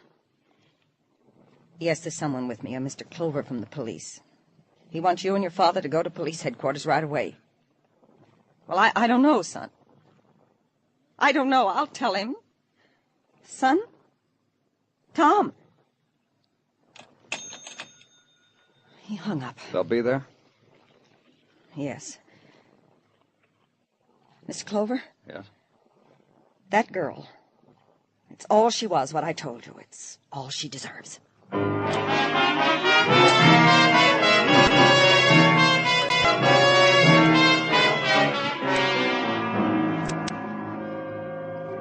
Just sit down, gentlemen. What's this all about? What are my father and I doing in a police station? Pop, I told you... Take it easy, son. Mr. Clover must have a reason. What do you do for a living, Mr. Blake? I'm a tax consultant. What about you? I used to help out my father. I'm on my own now. And he's very good, Mr. Clover. Look, Mr. Clover, my father and I were on our way home. Either one of you know a girl named Peggy Warner?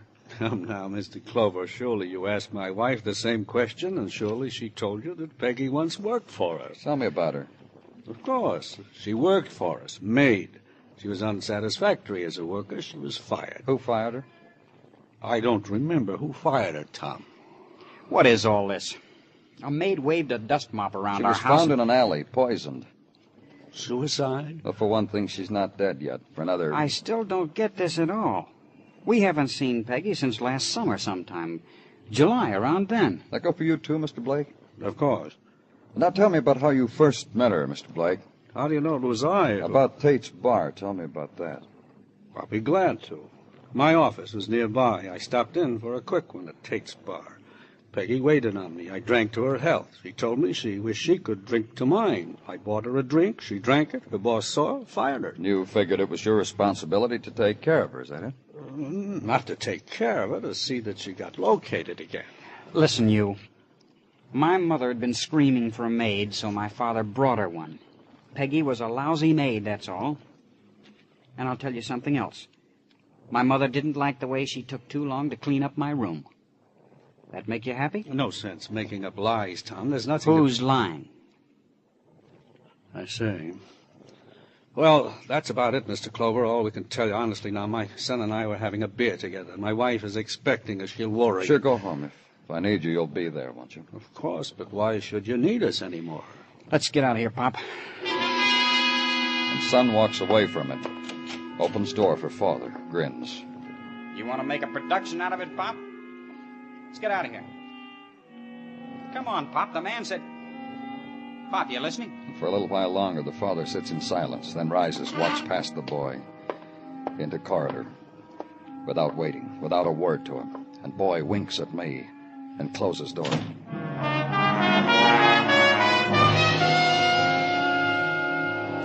And through window, morning drifts the streets, and chill is grayer now. And over a doorway, neon sparks, sputters, flows in twisted tube. A man looks up, enters, and brief flurry of wind people on Winter Street. Danny? Danny? Come on in, Doctor. I've just come up from emergency ward checking my patients. That girl this morning. Peggy Warner? Yeah, her too. Well, what about her, Doctor? This about her. The question you asked of me this morning? What question? You said, what chances, Doctor? I didn't have an answer for you then. Now I have. Now there's nothing to ask anymore. She's dead. Peggy Warner is dead. When you look through your window, what do you see, Danny? Tell me about it.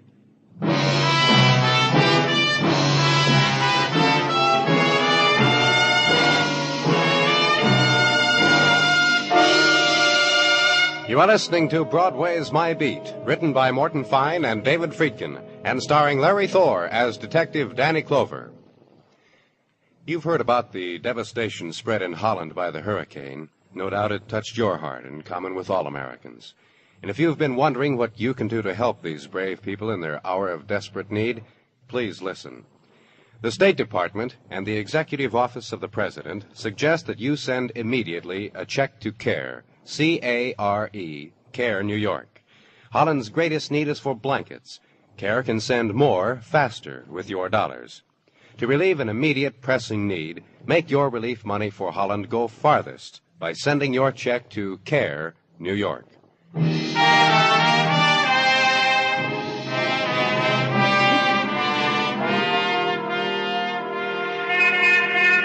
When it begins, when the February part of winter comes around, there's a kind of joy on Broadway. The time is starting to end. Peek under the calendar page and know that spring will come again, and the smile you make makes a little warm inside. But there'll be the winter things to remember. The evenings just as nighttime drifted in, when lights danced their patterns just for you, and later when you made the stars do things just for her.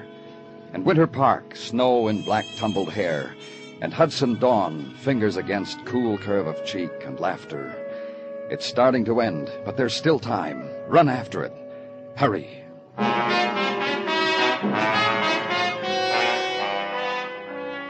And the rush of new morning at police headquarters, the way it happens always, but with minor variations according to the vagaries of Sergeant Gino Tartaglia. Money. Gino? Take a handful of peanuts, Danny, and sing along. Go ahead, finish. Thanks, Gino. I'll save them for later. I saw Mrs. Tartaglia put them in my lunchbox, and I couldn't wait. And 3 peanut butter sandwiches. Like peanuts, huh? What's the matter? What a question. It's like asking a fellow if he likes gherkins. What? A question. Gino, do you have anything for me? Indeed I do. Will you let me have it, please? Some questions. Like asking a fellow... So help me, Gino. Very well, Danny. A check into the background of Miss Peggy Warner, deceased. Nothing on the blotter at records. So far as we can tell, Miss Warner was a law-abiding citizen. However... However what?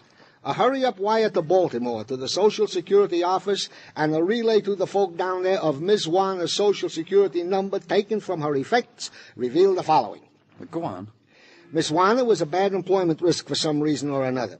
A list of places where she worked for the last 8 months is this long. Here, Danny, you can see for yourself. After the bar job, she was employed as a waitress in the village tea shop. Then as an elevator operator at a fancy dress shop on Park. And Gino. Yes, Danny? I can read. Oh. Yeah. Thank you very much, Gino. You were good today. Very good. Tell Mrs. Tartaglia.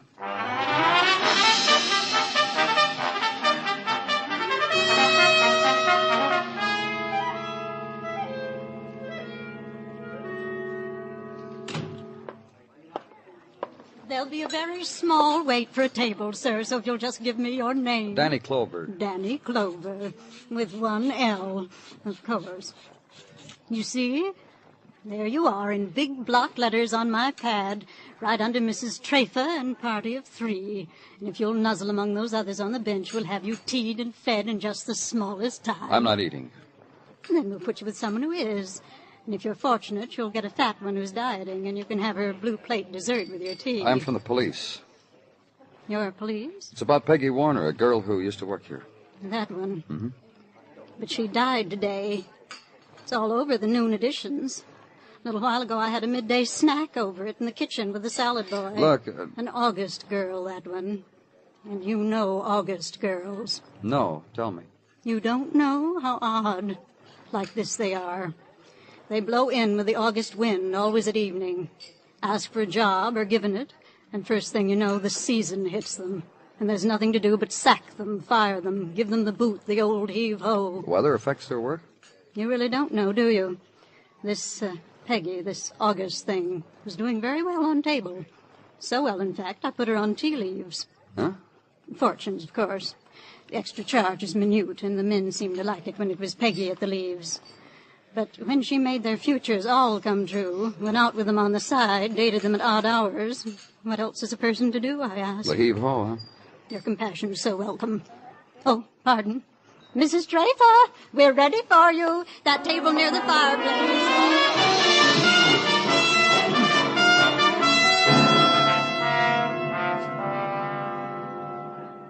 Peggy Warner, is that the name? That's right. She worked here in this dress shop, didn't she? Why? What about her? What about her is that she's dead. Why is because I'm a policeman and I'm asking. Miss Warner worked here. She ran the elevator. I was floor manager in the college shop at the time. I remember her. I'm glad you do, because I want you to tell me about her. There are only 3 floors here. There's not much to tell. She lasted 3 weeks here, Mr. Austin. How come such a short time? She's dead. That's right. And there's an investigation. That's right. Murder? We're pretty sure of it. I see. She nearly cost me my job. That's why I signed the complaint slip against her for personnel. It was on my account she was discharged. I know. That's why the manager of this place sent me to you for a fuller explanation. Sometimes cheapness attracts a man, I'm sorry to say. You? I took her out a few times, 3 beers and a second-run movie each time. And goodbyes each time, not good night. I didn't like myself. So you had her fired? I couldn't stand her around. I'm thinking of marrying a lovely girl who... Well, I had to get rid of Peggy.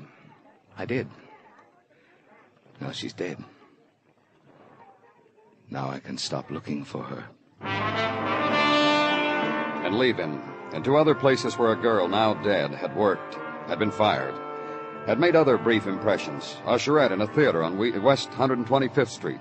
Handled uniform and flashlight real clever until one day showed an early matinee movie lover to a loge seat. Sat down in the empty one next to him right through second feature, newsreel, animated cartoon. Candy intermission also while the lights were up. Also laughed loud through very sad passages. Fired. Turned in flashlight and uniform.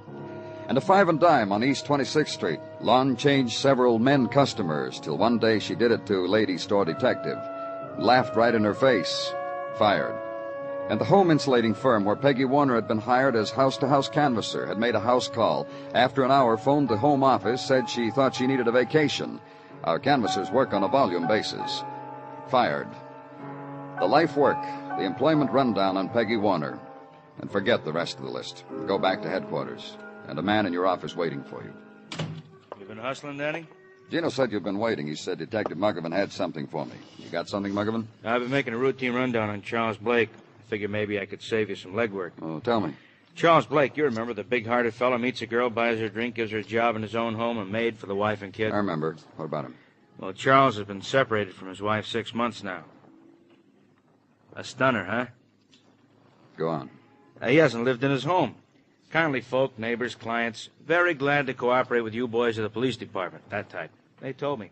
Told me other things. And you'll tell me, huh? It's what I knew you'd ask, Danny. Yeah.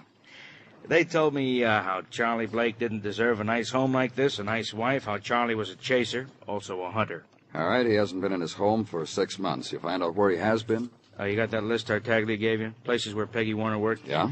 Give it to me. Oh, look, Muggavan, I've been through the list. Just give it to me, huh? Thanks.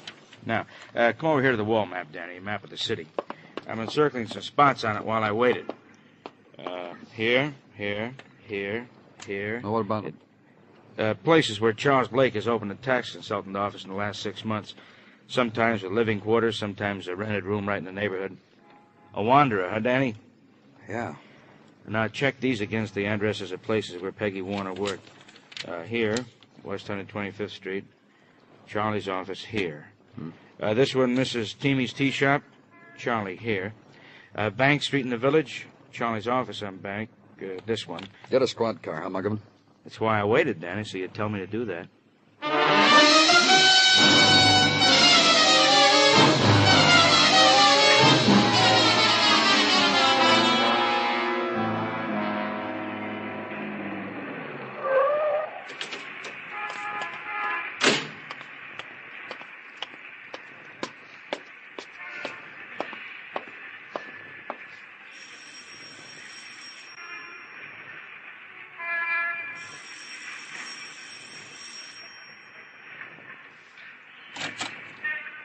What do you want here, Clover? Talk. Let's go inside.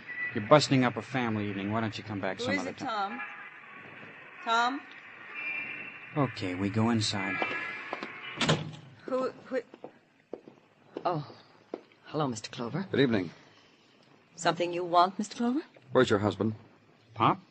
What do you want with Pop? Where is he? Mother. Get him. He's upstairs. Still about that girl, Mr. Clover? That's right.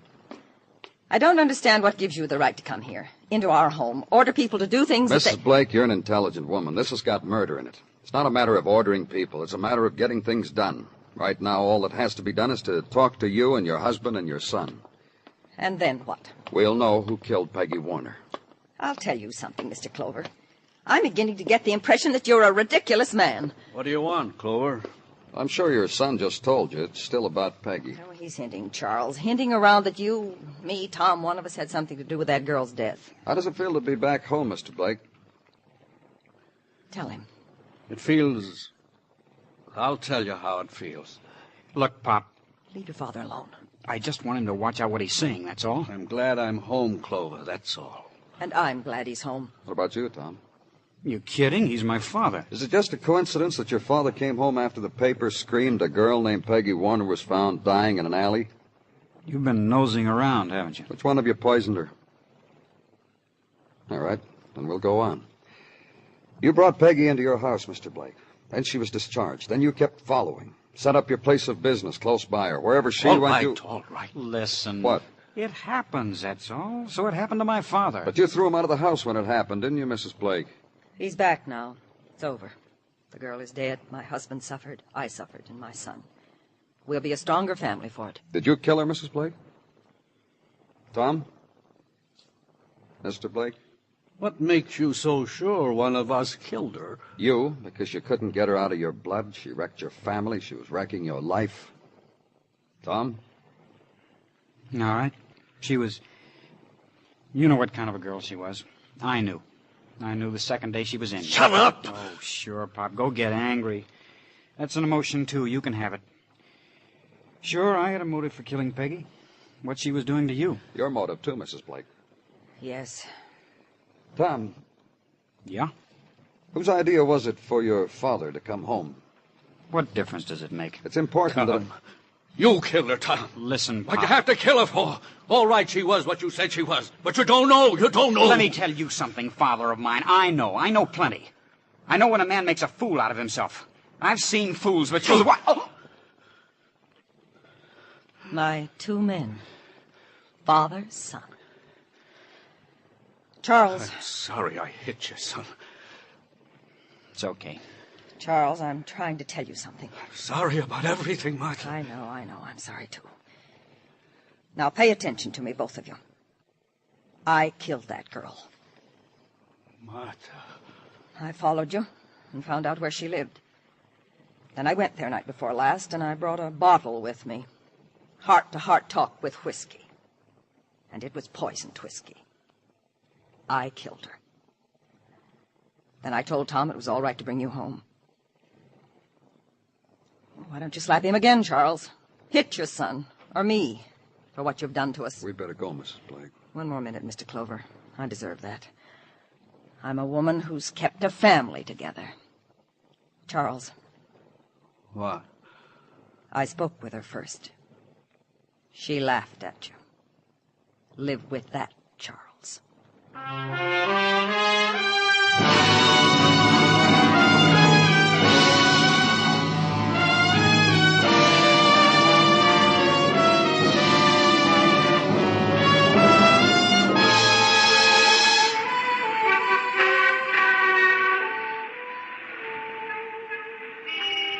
In the minutes before dawn, Broadway lies huddled in a dreamless sleep. It's the time of no stars and the silent wind. But walk the streets, take the slow walk, and listen. It's there. It's always there. The sound of weeping. And you know that nighttime will never leave. It's Broadway, the gaudiest, the most violent, the lonesomest mile in the world. Broadway. My beat.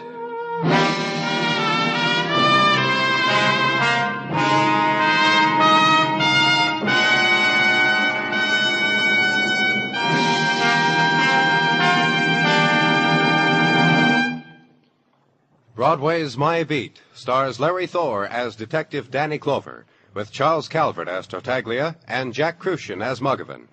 The program is produced and directed by Elliott Lewis, with music composed and conducted by Alexander Courage. In tonight's story, Irene Tedrow was heard as Martha, Herb Butterfield as Charles, and Sam Edwards as Tom. Featured in the cast were Marvin Miller and Peggy Weber. Bill Anders speaking.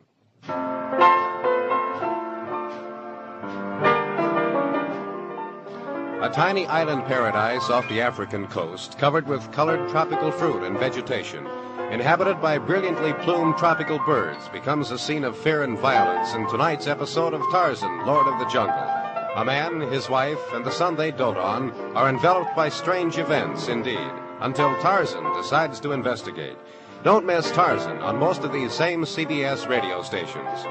Stay tuned now for the Vaughn Monroe Show, which follows immediately over most of these same stations.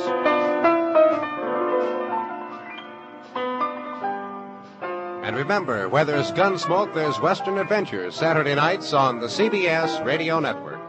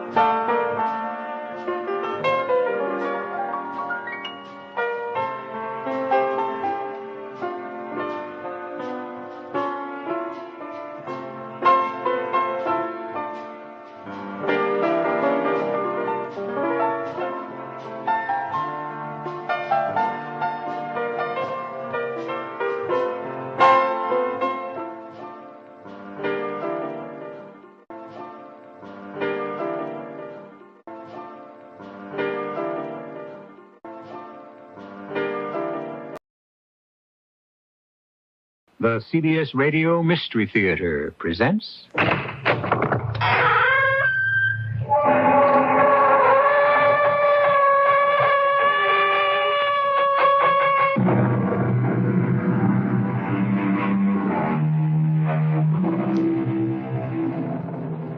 Come in. Welcome. I'm E.G. Marshall. In the musical version of J.M. Barrie's Peter Pan, Captain Hook sings of himself, among other things, as the slimiest slime in the world. In my gallery of vampires, werewolves, murderers, ghosts, and witches, to me, the one who tops the captain's estimate is the confidence man who plays on the agony and confusion of people who have just undergone a shattering personal tragedy. This is a story, to quote Captain Hook again, of one of the crookiest crooks in the world.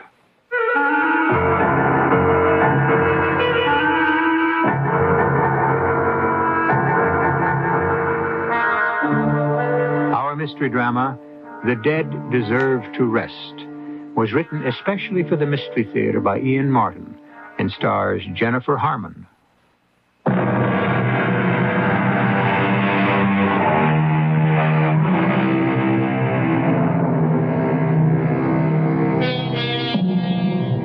It was Robert Burns who said, "Man's inhumanity to man makes countless thousands mourn." Some people, all unaware, seem marked for tragedy, like Letitia Meredith, née Henderson, a bride who never had a chance to be a wife, and who was marked for such tragedy and such haunting interference in her attempt to bind up her wounds and forget that she might have been Electra, or any other of those doomed women in a Greek tragedy.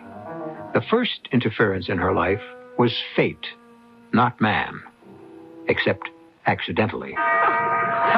Lord knows what's tied onto the car, or what crazy things my friends may have set up, Tig. I couldn't care less. There's nothing anyone can do to touch us now, Tom. We're married. We've got it made, honey, all the way. Go on, climb in. No, you go first and slide over to the wheel. Oh, no, ma'am. I helped my bride over the first threshold. There. Now I run around and climb in to take over. And live 100 years together. Right. Like me and your mother. Oh, don't worry. This is only the beginning. Tom! Tom, look out for that madman!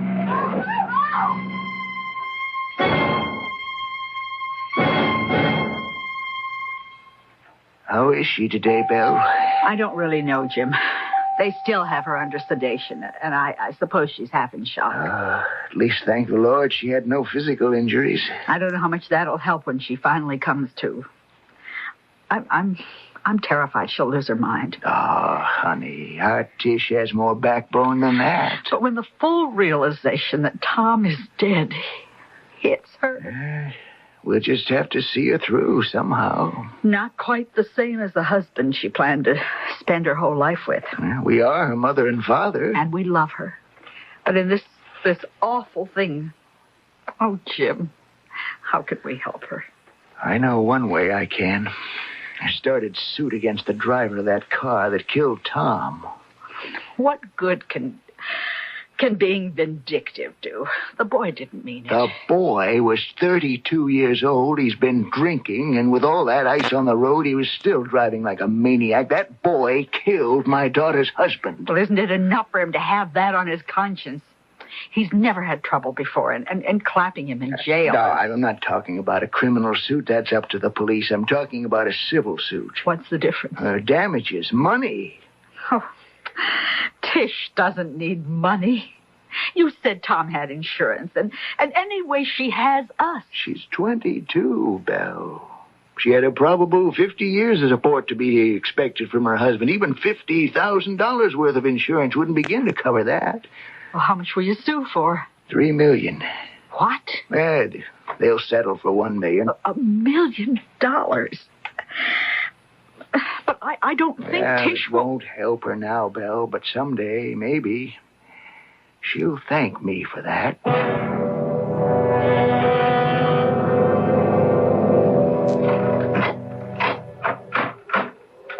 Dad'll bring the bags in, Tish. Want to go right upstairs or sit down for a moment? I don't care. Downstairs, maybe. Tired, dear? No, it's just... Right now, I only have one wish in the world. Why didn't I die with him? Why didn't he kill us both?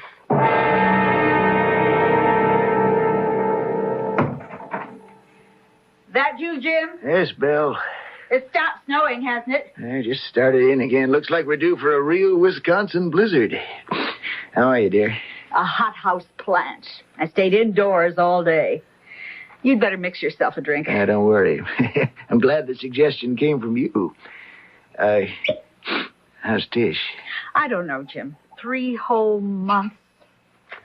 She just can't seem to shake it. I gotta give it time, Belle. I know, but I don't think it's going to be here, darling. I think she's got to get away. Away from Milwaukee and all her old associations. And away from herself. After today, she's gonna be able to go pretty much wherever she wants. She is a very rich young lady. They settled the suit. Mm-hmm. For $1 million. Oh. To a new beginning, maybe. What's a new beginning? Oh, Tish. Oh, I didn't hear you come down. Not deliberate. I guess in a way I'm a sort of a ghost. Oh, Tish. I might as well tell you I'm thinking of cutting and running. Where would you go? What would you do? I was a working girl before Tom and I met each other. But it was here we did meet. I've been thinking if I got away, far away. I mean, with my own savings and Tom's insurance, Honey, let me tell you something. Money's no problem. I have just made a settlement which gives you quite an enormous amount of money. How much?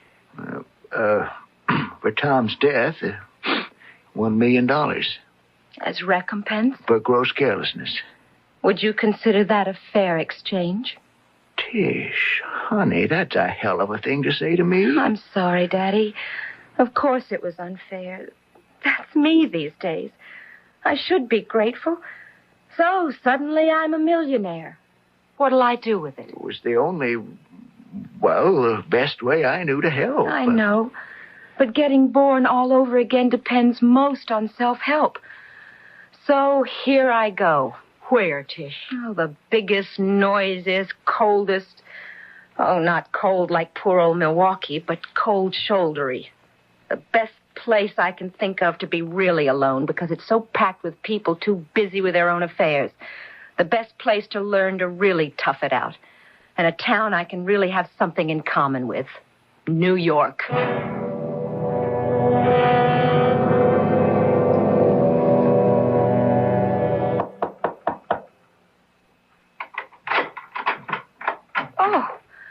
Hello. Hi, kid. I'm your bunkie down the hall. Could I borrow a cup of sugar? I'm terribly sorry, but I just moved in and I don't even have staples yet. Oh, who needs them? You could always send out.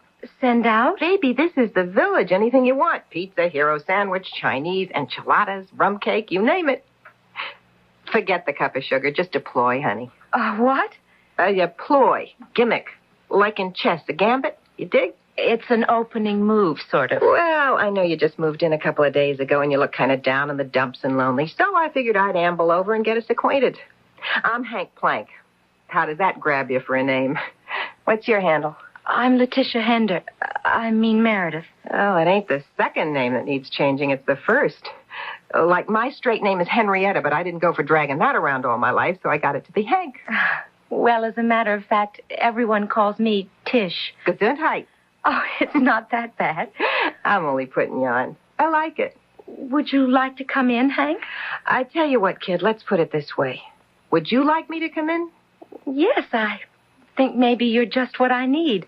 You're funny, and I could use a laugh or two. So I'll come in. Listen, when you're 5'2" and 160 pounds like me, you're a barrel of laughs. And that's before I open my mouth even, which, like you see, is as big as my waist. And I'll bet your heart. Well, I dig people is all. All kinds. Hey, that's a nice place you got. So what's the trouble, baby? Money? It's the least of my worries. Oh, that's nice. It's the only real one I got. It's a man. That's the reason for the mix-up in the last names, right? He walk out on you, the bum? Oh, no. He was killed. A car hit him right after we were married, and as he was getting into our car in front of the church. Oh, holy cow. Well, you want me to leave by the window head first? Oh, no, please don't go. Oh, Hank, I just want somebody to talk to about him. Come on, sit on the couch, Tish. You'd never believe it, but I got big ears, too, all the better to listen with. Go ahead, honey. Spill.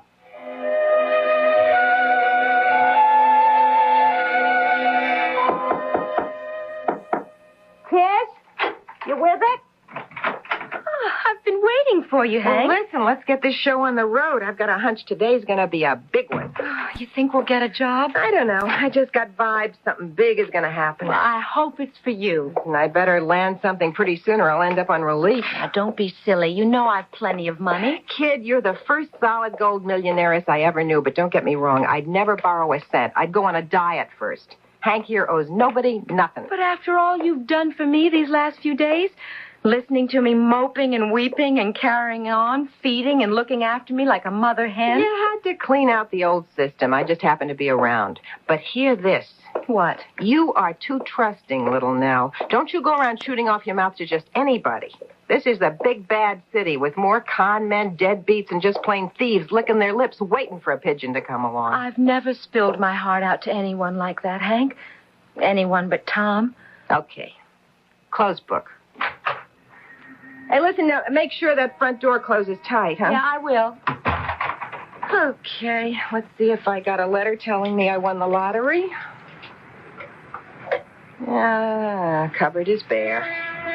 Aren't you going to open your box? What for? Nobody to write to me. Even Mom and Dad don't know my address yet. You better open it. Looks like there's something there. Oh, all right. Hey, there is something here. A letter. Probably from some local store marked resident. No, it's addressed to me.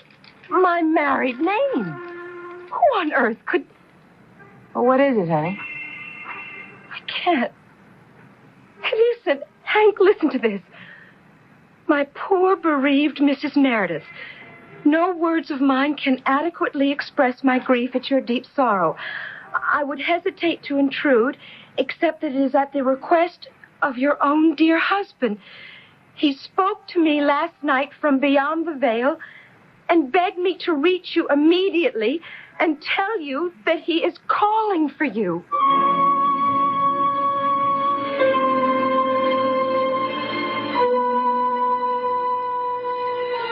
Here's a startling twist, which is only the beginning of a long, twisted chain of events. Who is the writer of this mysterious letter, who apparently possesses supernatural powers? How else, in a city of 8 million, could he have reached unerringly to find one girl alone, away from friends or family, none of whom know where to reach her? Unless, could Hank have been the one to let him know? I'll return shortly with some of the answers and Act Two.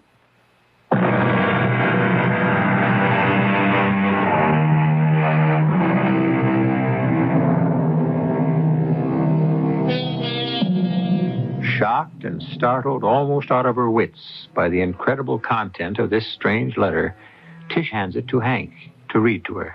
He spoke to me last night from beyond the veil and begged me to reach you immediately and tell you he is calling for you. Since I realize my words may be confusing and even shocking to you, I would like to explain. I couldn't reach you by phone, so I decided I was bound in all conscience to write and inform you of your husband's urgent request. I am only the medium in this, but I do suggest you contact me either by phone or at the above address. I will be at your service at any time. My work, my duty, and my joy is the service of all mankind. Yours in the service of the eternal spirit, which makes us one. Dr. Pavat Krishna. Wow. Who is this man, Hank? I don't know. Search me.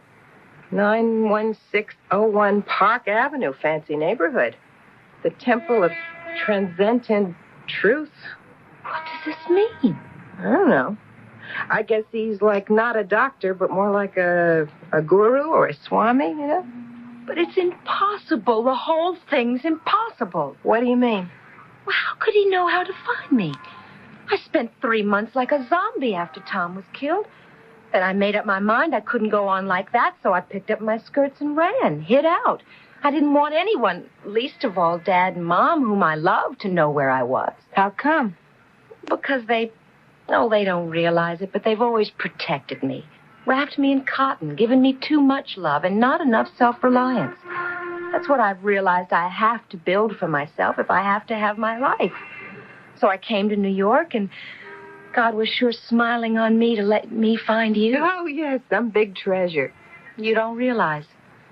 I mean, after I blew off steam and you rode out the storm with me, I, honest to Pete, thought I had a chance. A chance at what? Oh, I don't know. Coming to grips with myself, making myself a person, building some real backbone.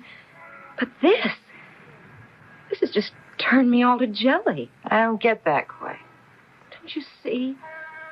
I was brought up to believe in a world after death, but I never thought... I mean, I don't think I could believe in communicating between somebody alive and somebody who's... dead, huh? You mean you think the doctor here is a phony? I don't know what to think. How could he be since he found me? What do you think? Well, I don't see how this guy could be a phony. What could it hurt to at least give him a phone call? I think maybe I just ought to go there. Well, you couldn't go wrong at that address. Want to use my phone to make an appointment? Yes. What have I got to lose? Sure. What do you got to lose?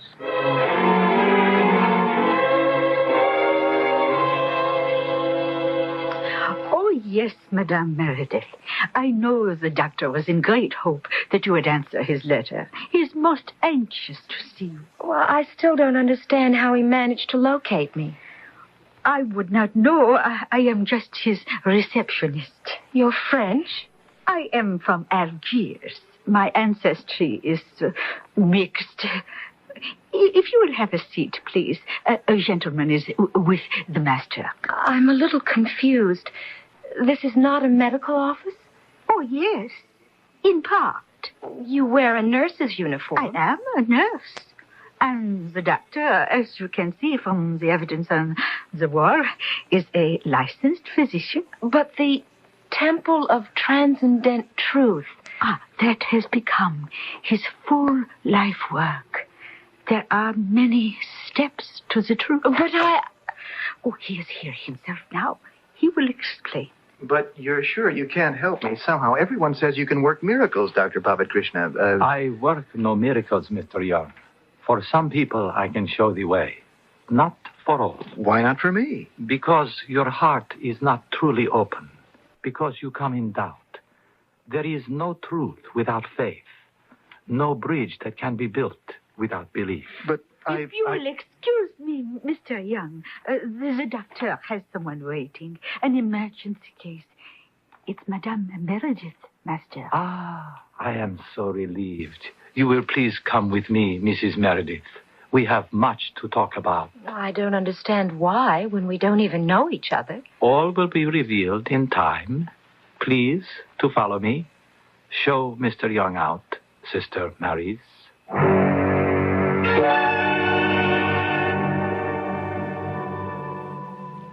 But how did you find me? Or know where to find me? Your husband told me when he broke through to me. Tom is dead. Ah, death is only another state of the spirit, and the spirit is endless and infinite. But when he died, even Tom couldn't have known I would come to New York.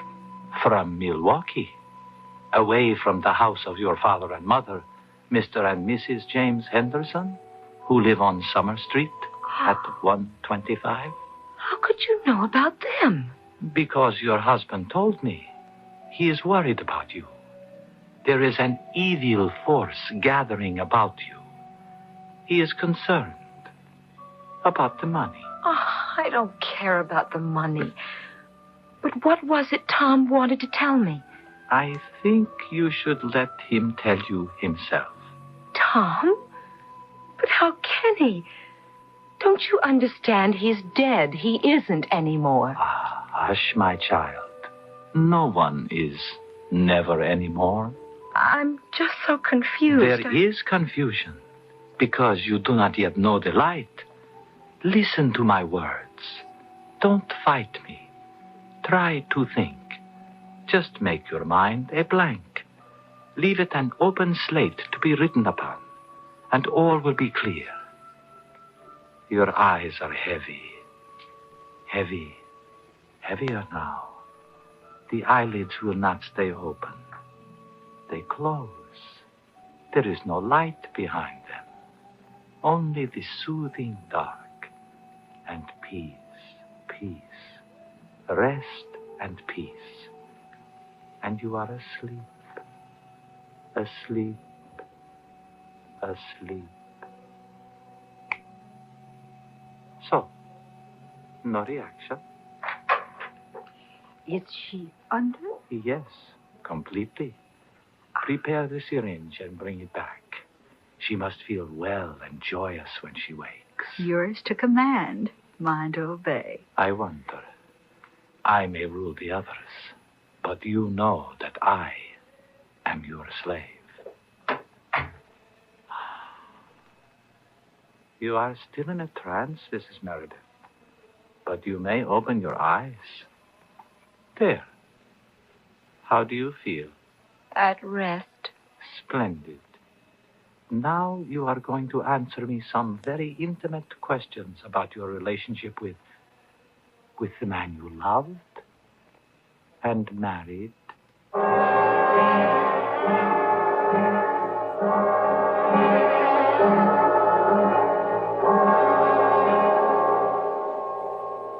And he called you Tish? No. Everyone else did. Tom wanted his own name. What did he call you? Anne. My full name is Letitia Ann. Did he have a high voice? No. Low? Not growly. Like yours a little, but younger. More like this? Yes.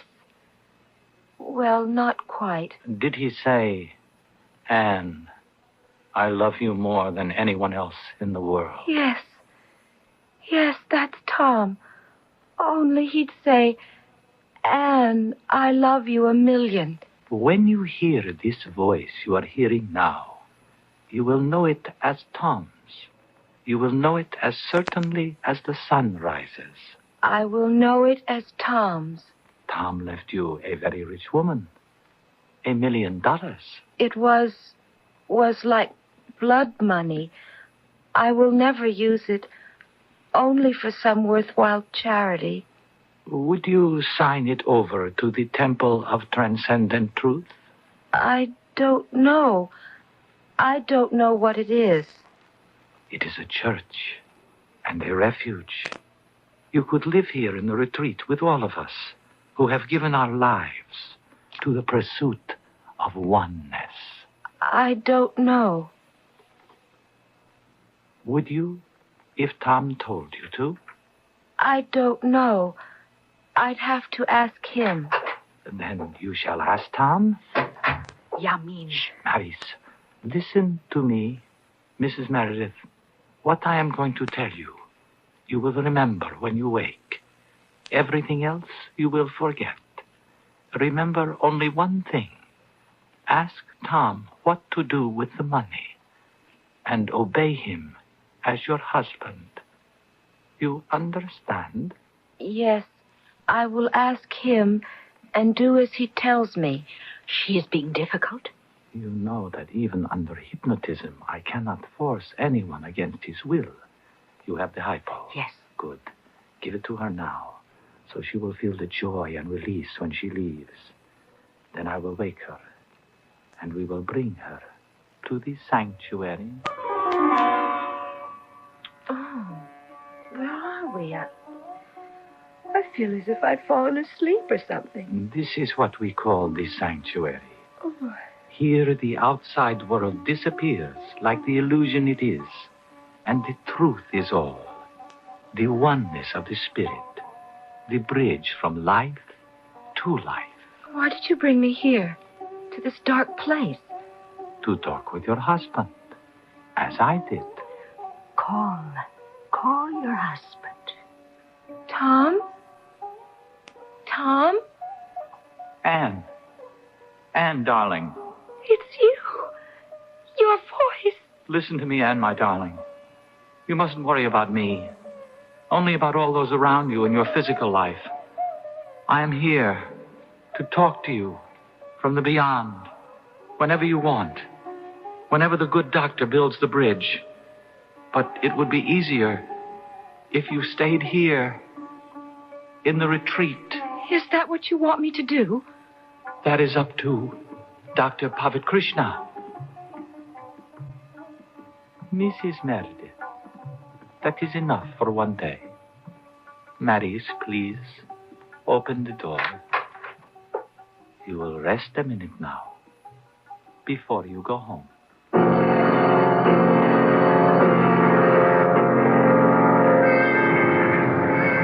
Excuse me, miss. Please, I'm sorry. I'm not feeling very well. I wouldn't bother you, except that we have seen each other before. We have? Yeah, in Dr. Pavat Krishna's office. I came out while you were waiting to go in. Oh, yes. But I'm sorry, whoever you are. Gary Young. I just can't talk at the moment. I'm too... Oh, please let me go. I only wanted to ask you, did he bring you any relief at all? Oh, could you get me a cab, please? I think I'm going to pass out. Oh, yeah, sure. Just give me your address. I'll see you home.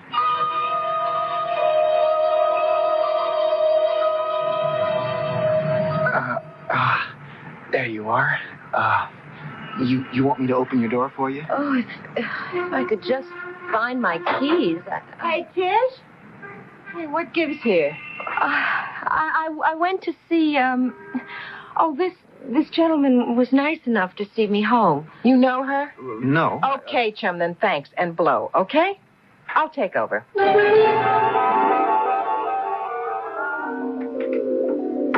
Hey, you still here? Yeah.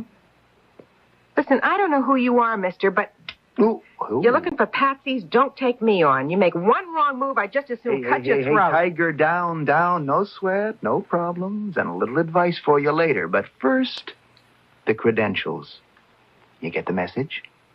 Police? Shh. Detective Young, first homicide. Now, you want to put that carving knife away and let's you and me talk turkey.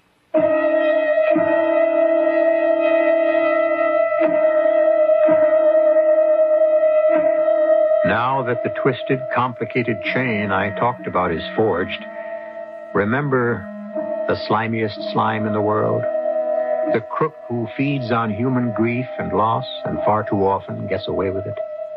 Usually this greedy grub stays just inside the law and never steps over the line. If you want to know if he manages to get away with it this time again, why don't you join me after these short messages for Act 3?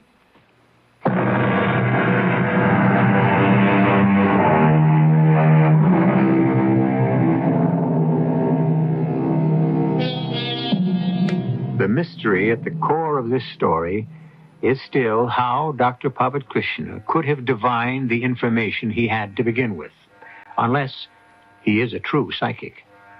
Any suspicion of Henrietta as an informant is long since laid to rest. And even doubting the authenticity of Detective Gary Young's badge and credentials, there is no way he could have known who Henrietta is or what connection she has with Tish. So, let us proceed to the proof of the pudding. What you're telling me is that this crook preys off old women and widows and ladles off the dough. He's a big #1 phony, right? In my book. So why haven't you nailed him sooner? Because we can't get anyone to testify against him. Now, I can't prove it, but at least 2 older women who've left money in their wills to his temple, died. Kind of very convenient. You mean he's a murderer? The whole setup smells. Now, I tried to con my way in as a broken-hearted son looking to reach his mother, but somehow that spider smelled me out. What I'm trying to say is, your little Mrs.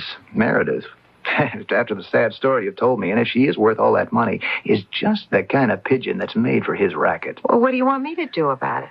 Hang on to her. Hold her back till I get a chance to do a little research on all you've told me. With a little luck, we can set a trap to pin that bald-headed eagle to the wall.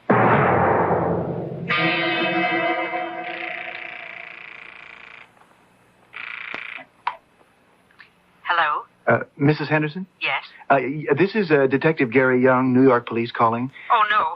Has something happened to Tish? No. There's nothing wrong with your daughter, Mrs. Henderson. I just talked to her within the last hour or so. She's fine. But, well, there are a couple of questions I wanted to ask you. Of course, as long as Tish is okay, ask anything you want. Yeah. Have you received any calls about her during the last week? Why, yes. There was a call from a man. I never did get his name quite straight, but he said that he had a job for my daughter, but didn't have her New York address. I was quite upset because I didn't have it either. The best I could do was suggest she might have located my old neighborhood. Mm-hmm. And where would that be, ma'am? Oh, years ago before I was married and settled down, I had an apartment in Greenwich Village. Silly romanticism, maybe, but when Tish took off for New York, I thought she'd be safer and happier there than anywhere. But how would you know she had gone to New York or to call me? Well, Mrs. Henderson, the tragic circumstances of her husband's death made all the wire services. I've dug that out of back newspaper files. And the big settlement for damages was another big story. Detective Young, is Tish in trouble? No, nothing I can't handle. Now, you leave it up to me, and don't worry. I'll call on you if I need help.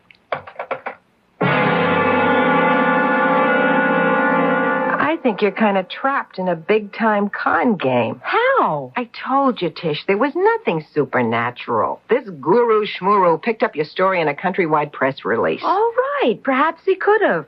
But how could he know my address?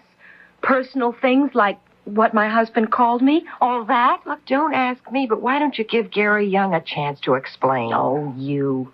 You just went hook, line, and sinker for a good-looking cop, and he can make you believe anything he wants. Yeah, I wish that was the truth. I wouldn't have to be asked to give in.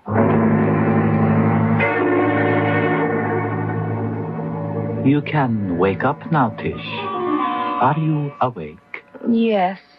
Would you like to talk about the money? No.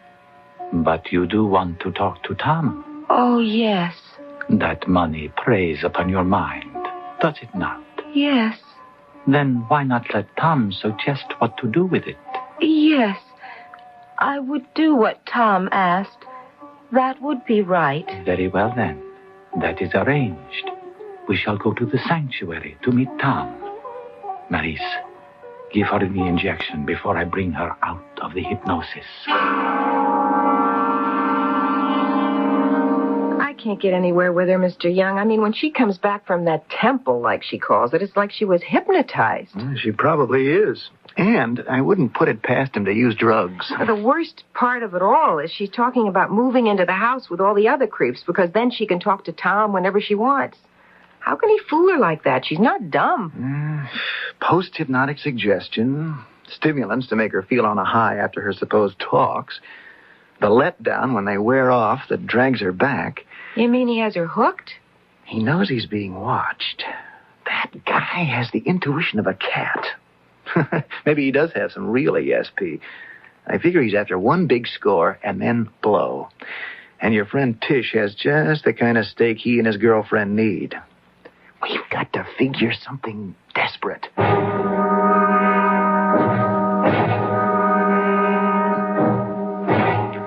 Yeah, I mean, time is running out for us. I feel it. We must figure something out. I know, but for some reason I cannot break her down. How do I get that $1 million from her? Where is it? In Milwaukee, in a safe deposit box. In real money? Better than that. What is better than money? Diamonds. Diamonds? Her father is in the business. When she did not want the money for herself, he persuaded her to invest. And he bought for her diamonds. Oh. Perfect for us. Untraceable. Good as or better than gold. In South America, we could live like kings. If we had them. We are going to get them. And we are not going to wait. Get everything packed and ready for us to leave. But how are we going to get into the safe deposit box? She is going to do that for us, under hypnosis, at her ghostly husband's suggestion. And then? I cannot keep her hypnotized forever. It will be like the other two. She will have to die. You can't be serious. Tish, baby, give Detective Young a break. Listen to him. You've got to listen. It's all a big con game. But how could the doctor have gotten my address without Tom? Well, the same way I did. I called your mother in Milwaukee. But Mother doesn't know my address here. She gave me enough of a lead. She said Greenwich Village. So I called your real estate agent. She confirmed what I suspected. Someone called her 10 days ago saying he had a job for a Mrs. Meredith but couldn't locate her. See, honey, it's like Gary says. Once the doctor knew the village, he just kept calling agents until he found the right one. No, I can't. I won't. Now, listen, I'm going to tell you something else. Has he been giving you any injections, as a medical man? No. You mean you don't know? Here, come over to the mirror. Roll up her sleeve. What are you doing to me? Just want to show you something. You see those puncture marks on the back of your arm? I never, but what? Speed, probably. Some kind of amphetamine to make you feel good. No, I don't believe it. I can't. Let go of me. I want to talk to Tom. Oh, I feel awful. That's the bait to keep dragging you back. Okay, Tish. And I'm going to call you that because we're all in this, sink or swim. You'll go back, but not until you sweat a lot of things out of your system.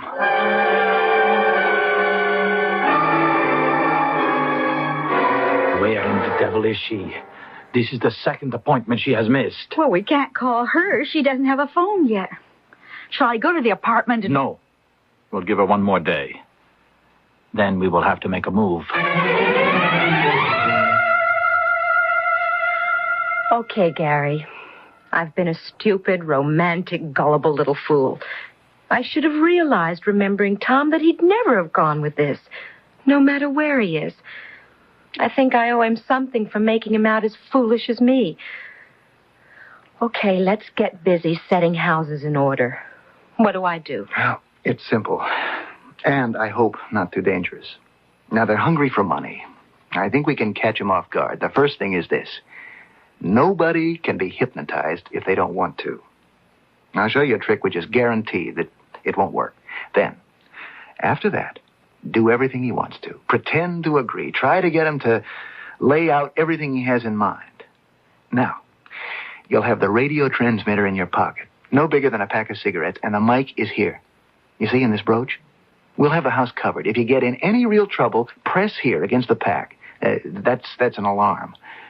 Now, if not, go with it. And trust me.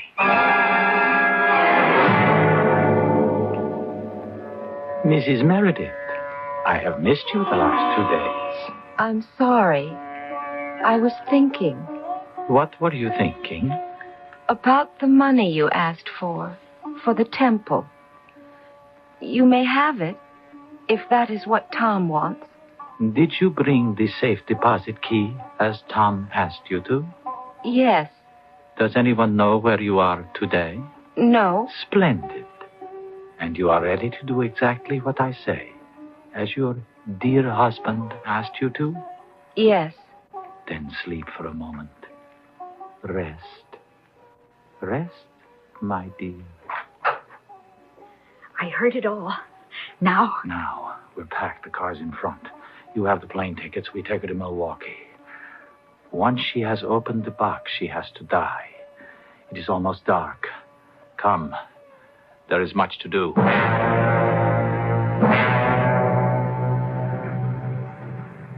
am quite sure I have her under. But hold her tight, Maurice. We take no chances. Put her in the middle, between us. Mrs. Meredith? Yes? Climb into the car, my dear. That's right.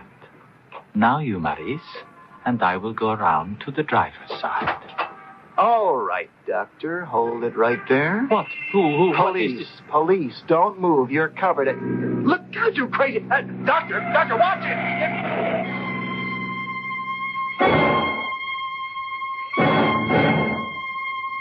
You all right, Tish?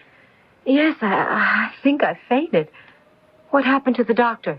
He was killed. Crazy madman who came in that car from nowhere. Did you find him? No, I don't know. He turned the corner, disappeared into thin air. Just like the man who killed my Tom. No comparison. This wasn't much loss. But we'll find the car just like the Milwaukee police found the man who... Don't. The past is really dead now. And somehow, Gary, I don't think you ever will find this driver. Because I saw him just before the car hit. Oh? Well, could you recognize him if you saw him again? Yes, only I never will. I told you the past is dead.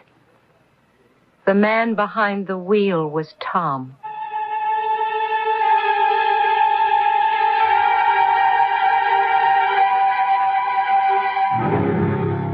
Well, there's poetic irony for you. Or is it? Was it only an illusion in the brain of a tired and tortured girl? Or could Dr. Pavat Krishna, meddling in powers beyond him, the powers of darkness and evil, have raised up from the supernatural the instrument of his own death? We'll never know, because Tish was right. The driver of the mystery car was never found. I'll be back shortly.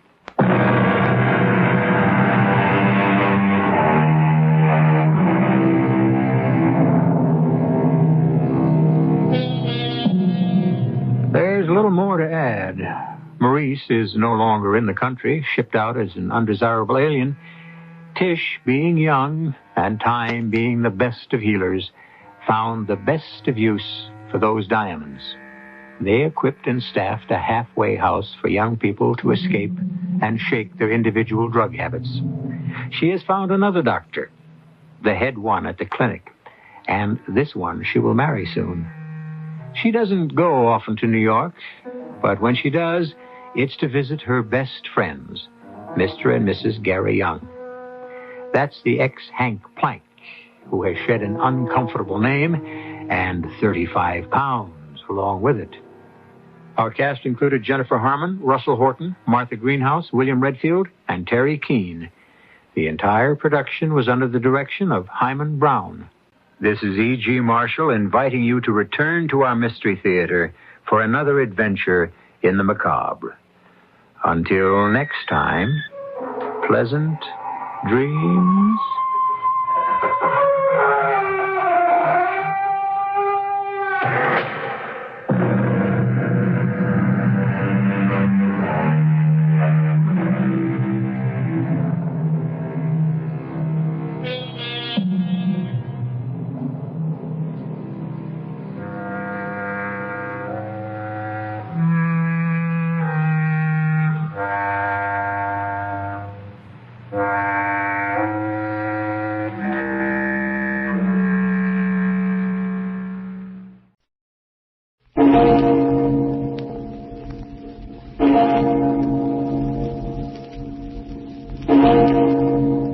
Murder at midnight. That gun won't do you any good. Besides, you're pointing it the wrong way. I'm pointing it right between your eyes. That's what I mean.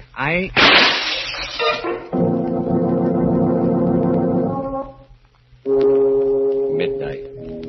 The witching hour when the night is darkest. Our fear is the strongest. And our strength at its lowest ebb. Midnight. When the graves gape open and death strikes. How? You'll learn the answer in just a minute in Wherever I Go.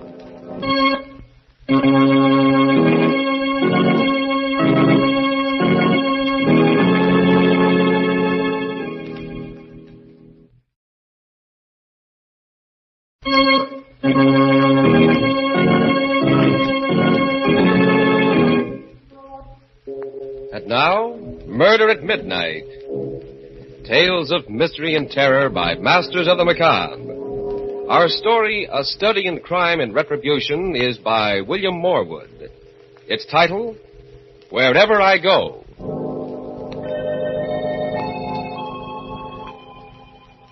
The music room of an old country mansion.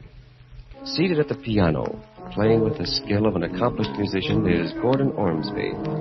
Engrossed in what he is doing, he is not aware his wife, Ellen, has come in until... For goodness sakes, Gordon, when are you going to stop that pounding? What? Well, I thought you enjoyed music, my dear. I do when it's well played. Oh, don't be childish.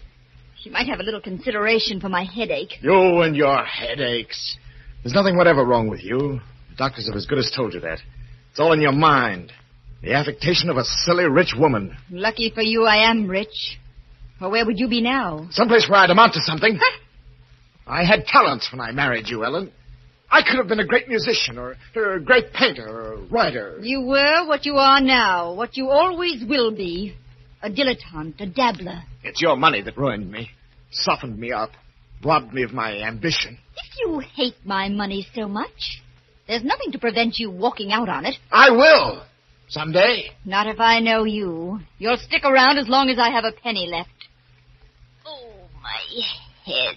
Oh, you poor, poor darling. Oh, I don't expect sympathy from you, but, when I feel like this, I could kill myself. That would be too much to hope for. Wouldn't it be nice for you, Gordon? Little me out of the way, and all my wicked money to spend exactly as you pleased. But don't worry. I'll live to a ripe old age. Just to spite you. I'd never thought of it before. Her dying. Never. But after that, I couldn't get it out of my head. There was so much I could do with her money. I could go abroad, study. But first, I had to get rid of her. It was dangerous even to think about, but I conceived a plan and developed it carefully, slowly, step by step. Ellen, we've got rats in the cellar. I saw signs of them today. How awful. We must do something about it. Ellen, have you done anything about those rats? I ordered some stuff from the drugstore. Well, there's only one thing that's any good, and you'll have to get a prescription for that. Arsenic. Let's eat home on Thursday, Ellen. Oh, but it's a servants' night out, and we always go to a restaurant. I know, but I want to try my hand at cooking up something. Well, it's sure to be poison, but... All right.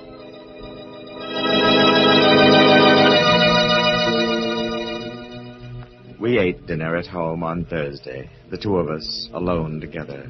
Afterwards, Ellen complained of a headache and went up to her room. I followed a little later. This is a surprise. I brought you a cup of cocoa, my dear, to help put you to sleep. That's suspiciously thoughtful of you, Gordon. I'm afraid it's still too hot to drink. I'll put it down here. What have you done to your hand? What? It's all bandaged up. Oh, I scalded it in the kitchen. It's a nuisance, too. I wanted to write tonight. What are you working on now, Shakespeare? Your memoirs? No, dear. I don't expect to die for a while yet. No, it's a story about a girl suffering from an incurable disease who commits suicide. Sounds morbid to me. Oh, but it's not. I'm making it very tender and beautiful. As a matter of fact, I did mean to write the death scene tonight. With this hand, I'm... Say, Ellen, would you help me out? How? Well, I've got the girl's suicide note all set in my mind. I can't write with this. Would you write it down while I dictate it? Oh, do it yourself tomorrow. Oh, please. It'll only take a minute. Please. Oh, all right. Where's some paper? Here. But that's my very best stationery. I hate to waste it. It won't be wasted. Ready? Yes. Here goes. It's, I can't stand the pain any longer. Nobody knows how much I've suffered. Death will be peaceful compared to this. Wait a minute. What? What's wrong? You're going too fast. Oh. Death will be... What? Peaceful compared to this. Forgive me for what I'm doing, but this is the only way out.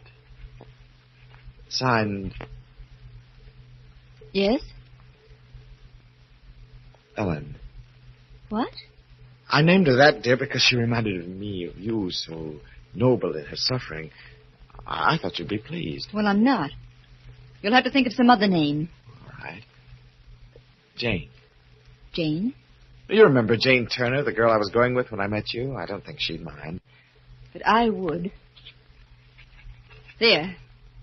It's signed, Ellen. Thank you, my dear. You don't know how much this means to me. Oh, my head's splitting. Oh, I'm sorry. Cocoa? Drink it. That should end your headache. Drink it, Ellen.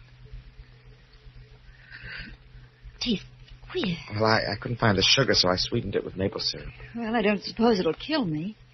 Drink it all. Drink it all. There. Oh. What's the matter? Oh, that pain. Gordon, do something. Why are you... It won't be long now, Ellen. You mean that arsenic you bought for the rats. You're mad. They'll hang you for this. No, Ellen. Oh, no. You have left a note behind. It's a clear case of suicide. I was shaking all over. Yet my nerves had to be steady for what lay ahead of me. My own life depended on it. Music, that would relax me. The piano. I raced downstairs for the music room, but before I reached it, I heard the playing. I pushed open the door.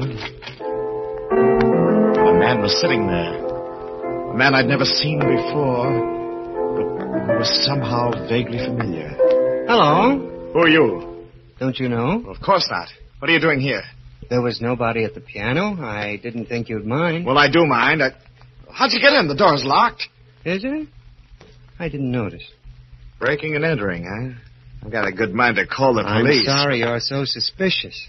Still, I realize the strain you must be under. What do you mean by that? I'm afraid I'm interrupting you in business vital to both of us. I'll call again some other time. Oh, wait. You can't leave like this. At least tell me your name. I have many different names.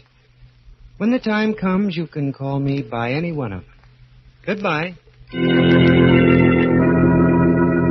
I put the stranger out of my mind. Too much depended on the telephone call I had to make. A single slip-up now, and a rope was waiting for me. I dialed with shaking fingers.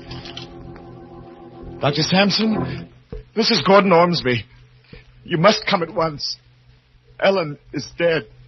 I think she's taken poison.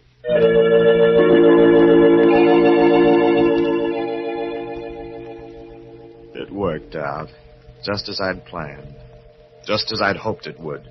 The doctor's visit, the police, the inquest, no false moves, no suspicions. I became the sole inheritor of a large estate and a free man. I moved out of the old house and into a hotel suite in town. I don't know when it started to happen, but I first knew that something was wrong. and my fingers would no longer obey me at the piano. Nothing would come. Or rather, nothing but discords. I decided that my nerves were overstrained, that I needed a rest. I figured a trip somewhere would do me good. I went to the telephone to order my car brought around first thing in the morning, but before I picked up the receiver... Yes? I'm going with you, Gordon. Who is this? Your friend.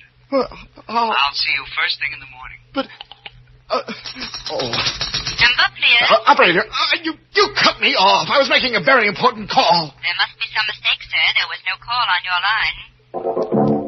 I didn't wait. I couldn't. I packed that evening. I slipped a gun into my pocket. I left the hotel. By 11 o'clock, I was far out in the open country, driving west. The night was pitch black, and every mile I burrowed further into the darkness. Then suddenly, a terrible conviction came over me. I knew I wasn't alone. I'm coming up front now, Gordon. You? I said I was coming with you. When did you get in this car? I've been here right along. You drive well, Gordon. A cool head and a steady hand. But then you had to have them, didn't you? What does that mean? I was just thinking out loud. The money's nice, but music means a lot, too, doesn't it? A pity that went sour on you. Look, I don't know who you are or what you're talking about. And yet you proved a point to Ellen. You proved that you were an artist in a way, even though she couldn't live to appreciate it. Her death was your masterpiece. The sweat stood out on my forehead. My mouth was dry. I didn't want it this way. One murder was enough to haunt me. But he left me with no alternative. He knew too much. Somewhere along that road, when the night was darkest, I knew I had to kill the stranger. Yes. The mysterious stranger seems to know a great deal. Is it possible he knows even more than Gordon suspects about his plan for... murder at midnight.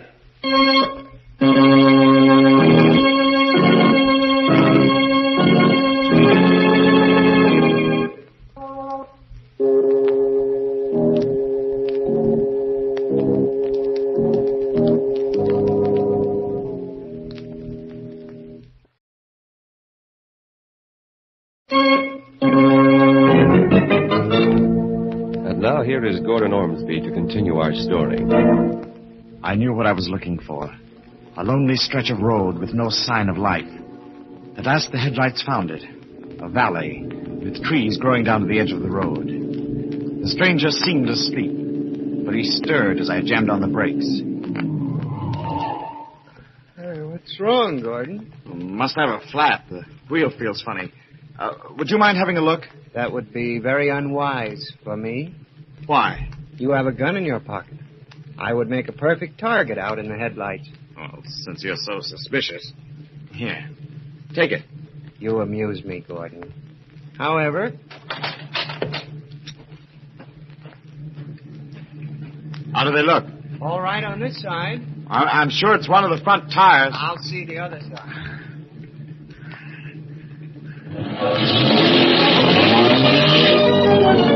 Got him. I got him. He was standing squarely in front of the radiator when I got him. Just to make sure, I backed the car over his body. I dragged him across the ditch and into the woods. I dug a shallow grave with a tire iron, hacking in among the roots and the rocks. And then I covered him over. I got back into the car. I needed a drink. And when I came to a juke joint along the highway, I stopped.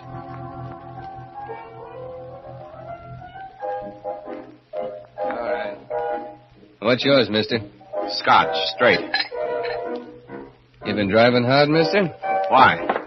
You look all in. Give me another shot. No, wait. Look, I'll buy the bottle. I don't know if it's one to sell. You know, scotch is hard to get around here. I'll pay for it. I took the the bottle over to a booth and began putting it away. I felt better, warm inside. It was going to be all right after all. The stranger was dead, and they'd never find his body. I was in the clear with nothing to worry about. Help a poor blind man. Help a blind man. There was something about that blind man's stick that got on my nerves. He came up to my table. Help the old blind man, please. Get away from here. Please, sir, if you'd be so kind. Will you get away? Yes, sir. I'm sorry. I don't want any favors from anyone. I said beat it. I'm going, but you shouldn't have done that. What's going on here? What's the idea of shoving Nettie? He was annoying me. Then I saw him. He had the blind man by the elbow and was leading him toward the door. The stranger. What's the matter with you, mister? What are you staring at? There. Don't you see him? Oh, blind Ned? Well, sure. No. The man with him, opening the door. There's nobody with him. Blind Ned don't need nobody. He's been going in and out of here by himself for years. But it was he. I knew it was. I'd killed him, buried him, and... Well, was he dead or wasn't he? I had to know. I drove back up the road. There were the trees and the broken weeds and the ditch through which I'd dragged the body. I walked carefully among the leaves, searching for the grave. Hello there. What? What you doing? Oh, who are you? State trooper. Saw your car parked on the road, followed you in. Well, I'm looking for my watch. I lost it here this afternoon at a picnic.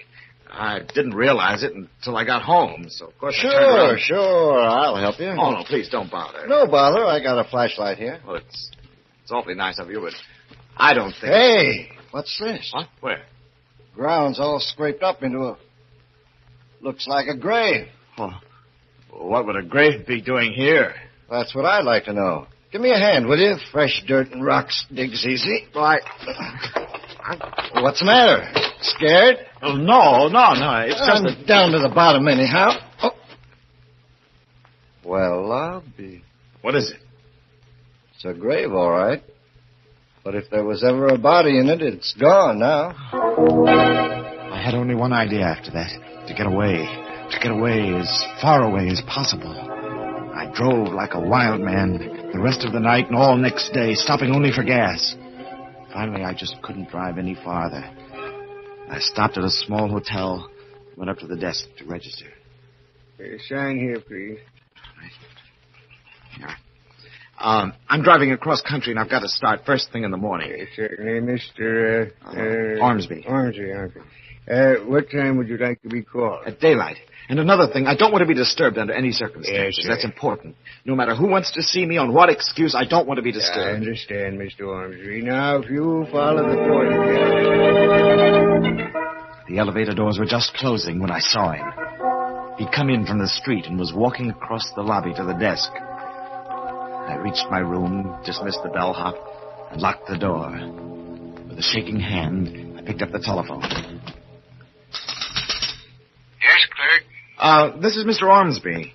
I thought I recognized a friend of mine in the lobby. A man about the same height and build as myself, dressed in a gray suit. I'm afraid... Well, he came in right after me. I haven't seen him in some time, and I've forgotten his name. Would you mind looking in the register and telling me what it is? Just a minute now, look. Here we are. Your signature, Mr. Ormsby, and then... Yes? I'm sorry, sir. There is something, but the name's blotted. I can't make it out. I knew now there was no escape. I took the money from my billfold and piled it on the table.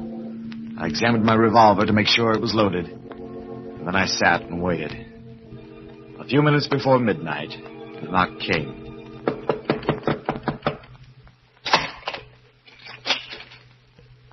Come in. Hello. You act as if you were expecting me. I was. The only thing I'm not sure about is what you want. Or rather, how much. You should know. All the cash I've got's on the table. Nearly $500. Ellen left you a good deal more than that. All right, I'll write you out a check. Name the amount. Everything you possess. What? You're crazy. Do you honestly think, after the risks I took, the risks I'm still taking, I'd give everything away to a cheap blackmailer? Murder is an expensive hobby, Gordon. Well, not that expensive. If you want to be reasonable, say $50,000. I'm afraid there's no compromise. And I'm not just talking about money. Listen, this is your last chance. 50,000 or... Or what, Gordon? Or you don't leave this room alive. You tried to kill me once before. Remember? I lost my head. The car only stunned you, and I didn't make sure that you were dead. It'll be different this time. It's always going to be different, isn't it, Gordon? When you disposed of Ellen, you were going to lead such a rich, beautiful life. But what happened to it? Your music went. You couldn't play. You shut up. And then your heart went. You struck out at an old blind man. Listen, you. There isn't very much left now, except your mind. And that's starting to go, too. Sometimes you see me, sometimes you don't. I see you now. Large as life. But do you see this? That gun won't do you any good. Besides, you're pointing it the wrong way. I'm pointing it right between your eyes. That's what I mean. Well, you...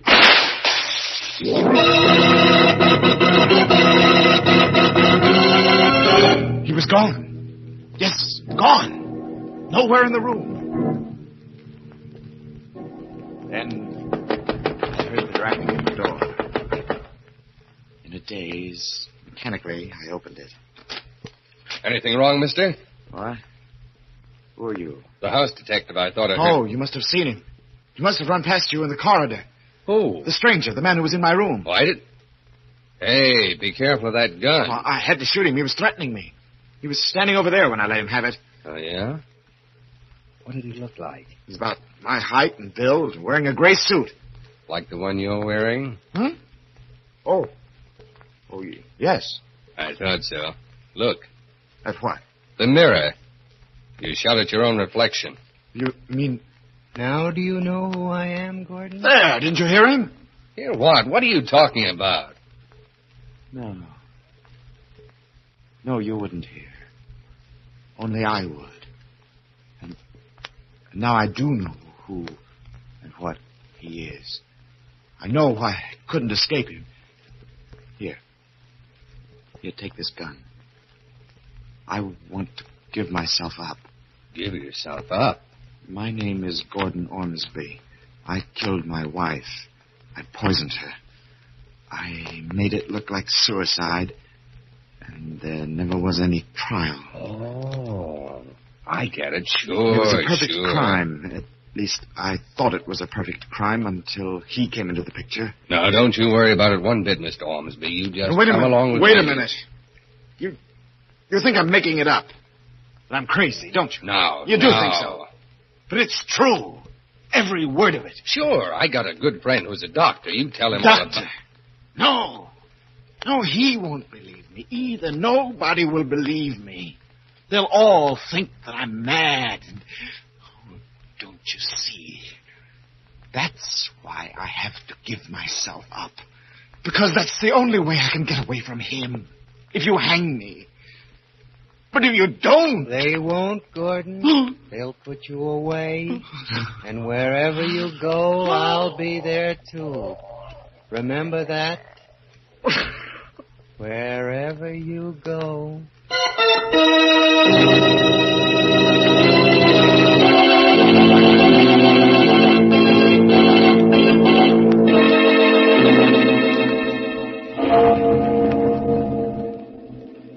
Taking him firmly by the arm, the detective leads the struggling Gordon out into the corridor.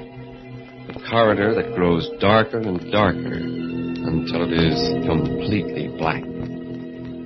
Somewhere in that blackness, a voice is whispering. Whispering. And it continues to whisper until it is drowned by a clock striking 12 for... Murder! At midnight.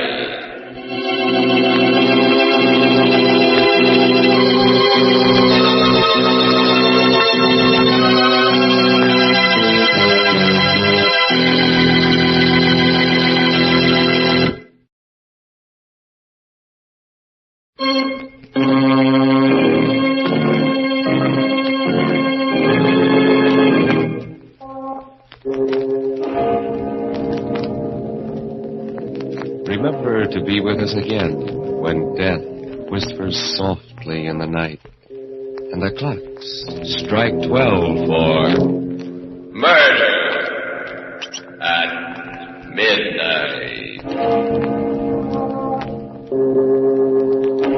The part of Gordon Ormsby was played by Barry Kroger. With music by Charles Paul, Murder at Midnight was directed by Anton M. Leader.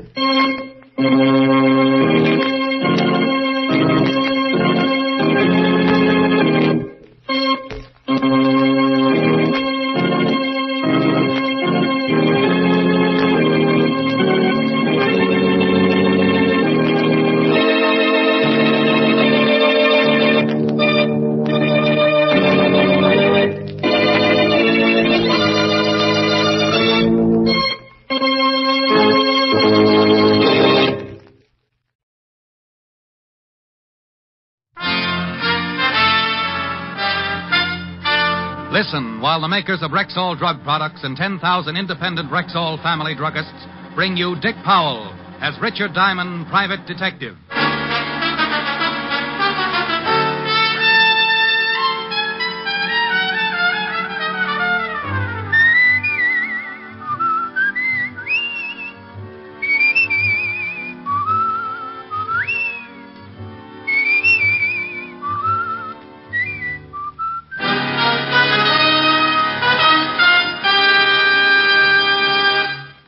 Good evening. This is your Rexall family druggist speaking to you for the 10,000 independent druggists who have made the word Rexall part of our own store names. We've done that because we recommend and sell the 2,000 or more drug products made by the Rexall Drug Company. Like Plenamins, for example, Rexall's famous multivitamin capsules. 2 Plenamins a day give you more than your daily minimum requirement of every vitamin for which such requirements have been established, plus valuable liver concentrate and iron. What's more, Plenamins cost you only pennies per day. Ask for Plenamins at Rexall drugstores everywhere. And remember, you can depend on any drug product that bears the name Rexall. Good health to all from Rexall. Now your Rexall family druggist brings you a transcribed half hour with Richard Diamond, private detective, starring Dick Powell.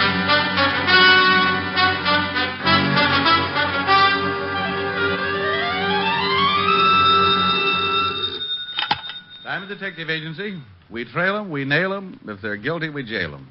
No charge for poetry. Oh, no. Edgar guessed with the shoulder holster. Hello, Helen, baby. Rick, guess what's in town? Unless I win something, I give up. The carnival.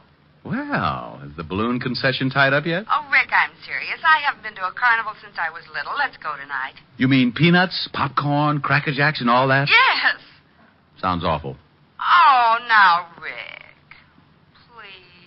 Okay, honey. I'll be around at 8.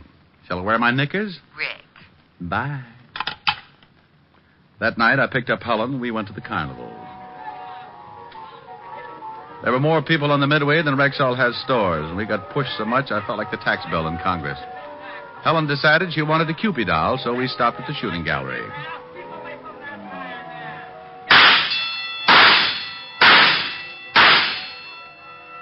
Hey, that's pretty good shooting. Think nothing of it. Just 3 more bullseyes and you win a doll. Well, here's your doll. Where'd you ever learn to shoot like that? At the Skeet Club. Would you like to try a shot, Rick? No thanks. Come on. Oh, Rick, isn't this doll cute? And now, for your look amazement over and proof of my statement, I'll ask him to step out here. And here he is, ladies and gentlemen, the one and only Samson, the strong man. Step right up, folks. He'll thrill you with his amazing feats of strength. Now, crowd right in. Don't be shocked. There is no... Standing on the platform with the biggest collection of muscles I'd ever seen. Samson looked like an overgrown orangutan. And at least 3 tigers had contributed their all to the loincloth he wore around his middle. Samson, the great. And now, our sensational offer. $100 to any man who will step up here and defy the mighty Samson to put him to sleep by squeezing his chest. Now, it is harmless, my friends, and if any one of you daring gentlemen think the mighty one cannot put you to sleep with a mere squeeze, then step right up. If Samson fails, then $100 is yours. Well, Rick. Now I tell you, friend. Well, Rick, what? Don't you want to show off? Not my insides. Rick, you mean you're afraid just to let him squeeze you? Honey, I'm afraid to let him breathe on me. Come on, let's go see that fortune teller. I steered Helen toward the next booth before she could talk me into anything my bones would regret tomorrow.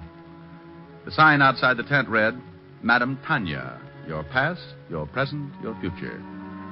And inside, we found Madame T staring intently into a crystal ball. She wore gypsy clothes and a heavy makeup that covered what might have been very lovely features. Welcome to the inner sanctum. Haven't I heard you on the radio? She didn't crack a smile, and I didn't exactly blame her. She motioned us into chairs around the crystal. The room was decorated in about the same motif as the tattooed lady, and would have impressed a man with a bad case of DTs. Madame Tanya went back to staring at the crystal, so I followed suit. I couldn't see a thing in the glass ball, but then maybe she picked up television on clear night. The crystal grows dim. I can see that you are both very much in love. Well, go on. It is good. This man adores you. He worships you. He idolizes you. Wake me up when I propose. You are an unbeliever? Oh, let's be modern. I'm a cynic. The crystal does not lie. But to make certain, I will consult the cards. She picked up a deck that was too big for poker and too small for canasta. I should pay to watch a girl play solitaire? I nudged Helen, and we were about to leave when a tall, thin young man pushed back the canvas flap and walked in. Hey, Tony, I didn't know you were busy. Excuse me. The boy pushed back the flap to go out and then made a sharp, gurgling noise in his throat. He doubled with pain and fell to the floor. Even from where I was sitting, I could see the big, ugly bullet hole in his chest. Bruce! Don't scream. We'll have the whole crowd in here. Stand back, Helen. Is he hurt bad? You don't need a crystal ball for this, honey. He's dead. Even under the heavy makeup, I could see her face turn pale. I sent Helen to call the police, and then I looked around outside. The killer had either used a silencer or else the shot was not heard in the confusion. 20 minutes later, Lieutenant Max Talbot arrived, followed by Sergeant Otis wearing his Hopalong Cassidy badge. Hi, Rick. Well, hello, Max. Where's Walt Levinson? He's on vacation, Rick. I've taken over his cases. Also his problems, I see. Hello, Otis. Hi, Shamus. So there's been another murder, huh? And you just happened to be here. Sounds suspicious to me. Otis, why don't you stick your head through a piece of canvas and let people throw baseballs at it? And get my brains knocked out? Oh, no. Why not? You got nothing to lose. Rick, Miss Asher told me over the phone what happened. It sounds like we'll be looking for a needle in a haystack. You want to work on the case with us? Not particularly. I just happen to be here, that's all. Yeah. I still think that's awful funny. Otis, I'll send you my confession in the morning. So long, Max. It's not that I wasn't interested in the case. I was. But in my business, you can't poke your head into murder on a gratis basis. So I took Helen home. The next morning, I went to my office as usual, and then around 10 o'clock, I had a visitor. Mr. Diamond, I need your help. Well, thank my lucky stars. Sit down. Thank you. She looked like a well-dressed Lady Godiva, minus horse. I stifled a drool as she sat down, and then I realized that I'd seen her before. This was Madame Tanya, minus the heavy makeup, gypsy garb, and the phony accent. It's about last night's murder. You see, it's not the first. 4 men have been killed within a year. And all because of me. Go on. My real name is Tony Lawrence. About a year ago, a boy I knew asked me for a date, and we went out. Next day, he was killed. There were 2 more after that who showed an interest in me. They both died, too. It's getting so every time a man looks at me twice, he's murdered. Well, it's a pleasant way to die. But what about this kid last night? Well, he'd asked me for a date at a small party we had after the show one night. He worked in the show, but I hardly even knew him. I see. Did you tell Lieutenant Talbot all this? Oh, yes. He says he'll have to make a systematic check on everyone on the show. That could take months. Yes, it could. Talbot's a good cop, though. Why'd you come to me?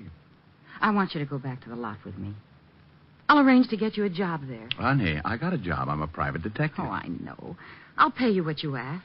Oh, well, that understanding will just continue. Well, maybe working undercover, You'll be able to find out who's behind all this. Well, Oh, I'm sure it'll work. I'll get you a job as barker for the girl show. You know, I've always wanted to run away with the girl show. We drove back to the carnival, and I became Rick Diamond, boy spieler. The kid who was murdered last night had asked Tony for a date at a small party. There were only 3 other people at that party, and it seemed logical that one of them was the killer. First on the party list was Chuckles, the clown. Tony took me over to his trailer. Here we are. I think you'll like Chuckles. He's got a great sense of humor. Well, Tony, come on in. Can't stay long, Chuckles. I want you to meet Rick Diamond. He's the new barker on the girls' show, and the boss wants me to introduce him to everyone. Well, any friend of Tony's is a friend of mine. Glad to know you, Rick. How are you, Chuckles? Yeah, oh, just fine. So you got the job at the Shakers, huh?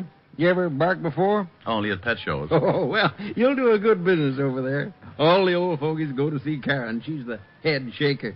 Is that all she shakes? Hey, that's pretty good. Put some gags in your pitch. The crowd eats it up. We'd better go, Rick. You start to work soon. Yeah, well, drop around any time, huh? Number 2 on the suspect list was Samson, the strong man. I remembered him from last night and took a last look at my fingers as we shook hands. Glad to meet you. Do you wrestle? No, but I'm a demon with jacks. Oh, I can't find no one around here to play with. Oh, you poor kid. Have you tried the lion cage? Rick's going to pitch the girls' show, Samson. Boy, that's no fun. Hey, look, kid, you work out with me, and someday you can be a strong man, too. Well, that's a tempting offer, but I'm afraid I'm just a natural-born sissy. Well, if you change your mind, come around and... And you'll change my posture, I know. Glad to have met you, Samson. So long. Playful little character. He's really very nice. Hey, let's stop here for a hot dog. Good. My favorite meal. Give the man a cooked one, Maisie. Sure thing, Tony. Loaded with onions, honey. No date tonight. Aren't you hungry, Tony? I've got to change for my act soon. Tell me, how did a pretty girl like you get tied down to a crystal ball? Oh, I don't know. I grew up on shows. Mom and Dad were wire walkers. Well, I don't like high places, so I decided to be an actress. Mm-hmm. Well, after a few feeble stage attempts, I came back here. Now you do your acting in a tent. That's right. If these murders aren't solved soon, I'll be on the move again. Those 2 characters we just met, you think one of them might be the killer? Gee, I don't know. They've always been friendly with me, but... Well, they did overhear that boy ask me for the date. Karen was there, too. Oh, yes, the shaker, as Chuckles put it. You'll probably meet her later on. She's always quick to discover a new man. Well, I can hardly wait. Say, I'd better get back. I'll see you after the show tonight. Here you are, mister. It's got enough onions to keep you out of circulation for a week.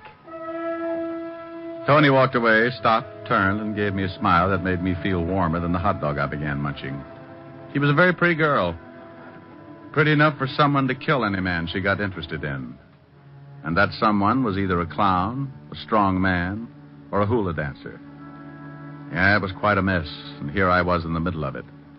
But as P.T. Barnum always said, there's a sucker born every minute.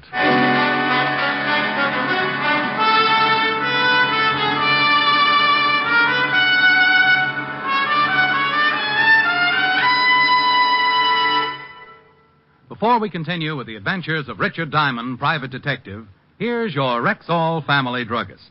Whenever you develop a simple headache, what's the first thing you think of for fast relief? Why, aspirin, of course. Right. But it's also smart to think one step further and choose Rexall aspirin. Give me 3 good reasons why. Okay. First, every Rexall aspirin tablet contains 5 full grains of pure aspirin. Second, there is no faster-acting aspirin made. What do you mean by that? I mean that when taken with water, a Rexall aspirin tablet is ready to go to work for you even before it reaches your stomach. Sounds swell so far. What's the third reason? Just this. In the economy size 200-tablet bottle, Rexall aspirin costs you little more than 0.3 cents per tablet. That I'll remember. And remember this also. You can depend on any drug product that bears the name Rexall. And now back to tonight's adventure with Richard Diamond, private detective, starring Dick Powell.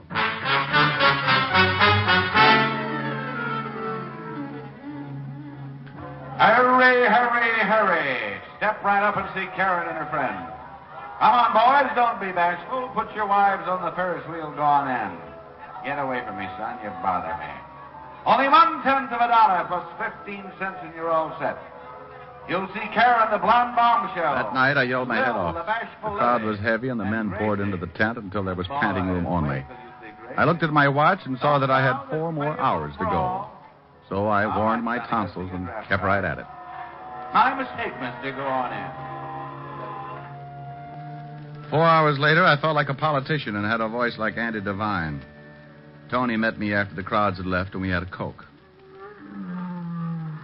Tired? Tired? Me? Oh, no. 37 hours sleep and I'll be as good as new. You'll get used to it. Oh, do I have to? I thought the girl show would be great, but they're inside. I'm outside. Well, you'll meet Karen soon. That's some consolation. No, say, while I think of it, maybe we'd better not be seen together so much. I got a great affection for life. Yeah, I've thought of that. You'd better go on from here alone.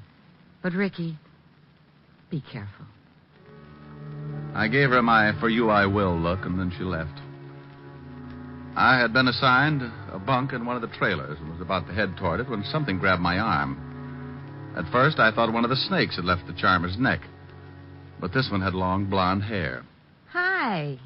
My name's Karen. You got a match? I'd heard the match line in a movie, but what this gal carried around could never pass the censor board. I'd been singing her praises all evening, and now I could see that I'd been guilty of understatement. Thanks. Oh, that's all right. I'm loaded with them.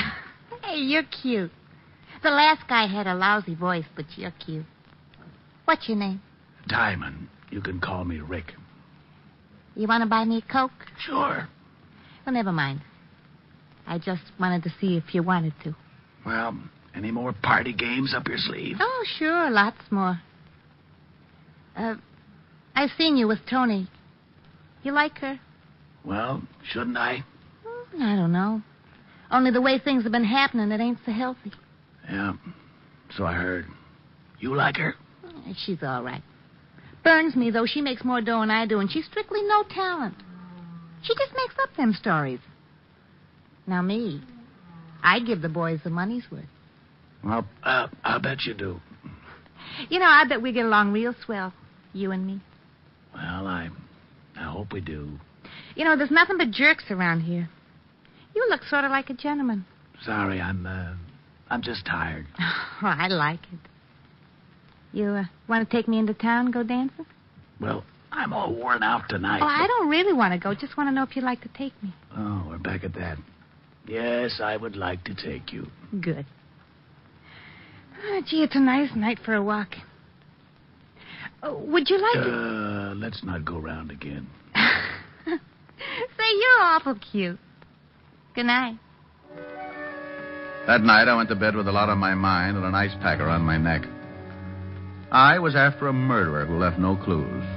The only apparent motive was to keep men away from Tony. Chuckles or Sampson? Maybe they were in love with Tony.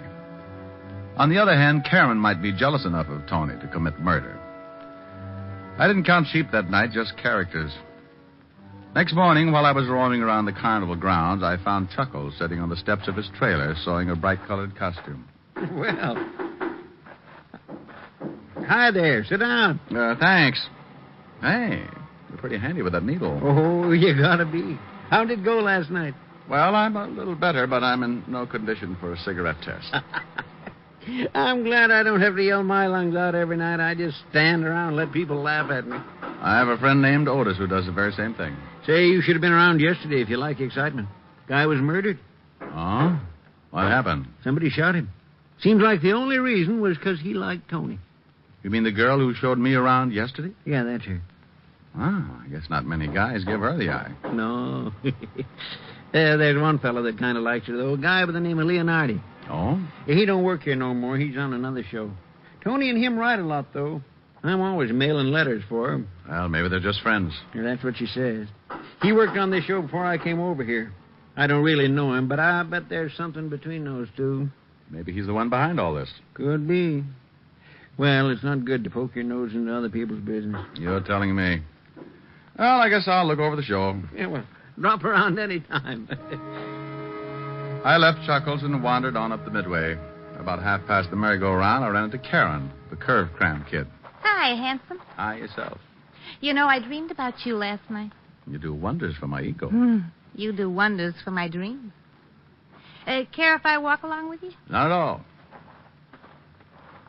Karen, do you know a guy named Leonardi? Oh, sure. Used to work here. Why do you ask? Well, I've heard he might be interested in Tony. That's risky business, you know. Tony and Leonardi? Oh, no. Now, somebody's pulling your leg. Oh, Why Rick, I've been looking... Oh, I didn't know you had company. Hello, Karen. Hi. I just thought I'd see if you were getting along all right, Rick. He's in good hands. That's all a matter of opinion, dear. Look, why don't you girls amuse yourselves while I make a phone call? Karen, you do the shimmy while Tony tells your fortune. I'll be right back. Both girls were exchanging icy stares as I pulled up my coat collar and walked away. So far, I'd accomplished nothing, and the case was still as mixed up as a chef's salad. I called Max to see if he'd uncovered anything on the latest murder.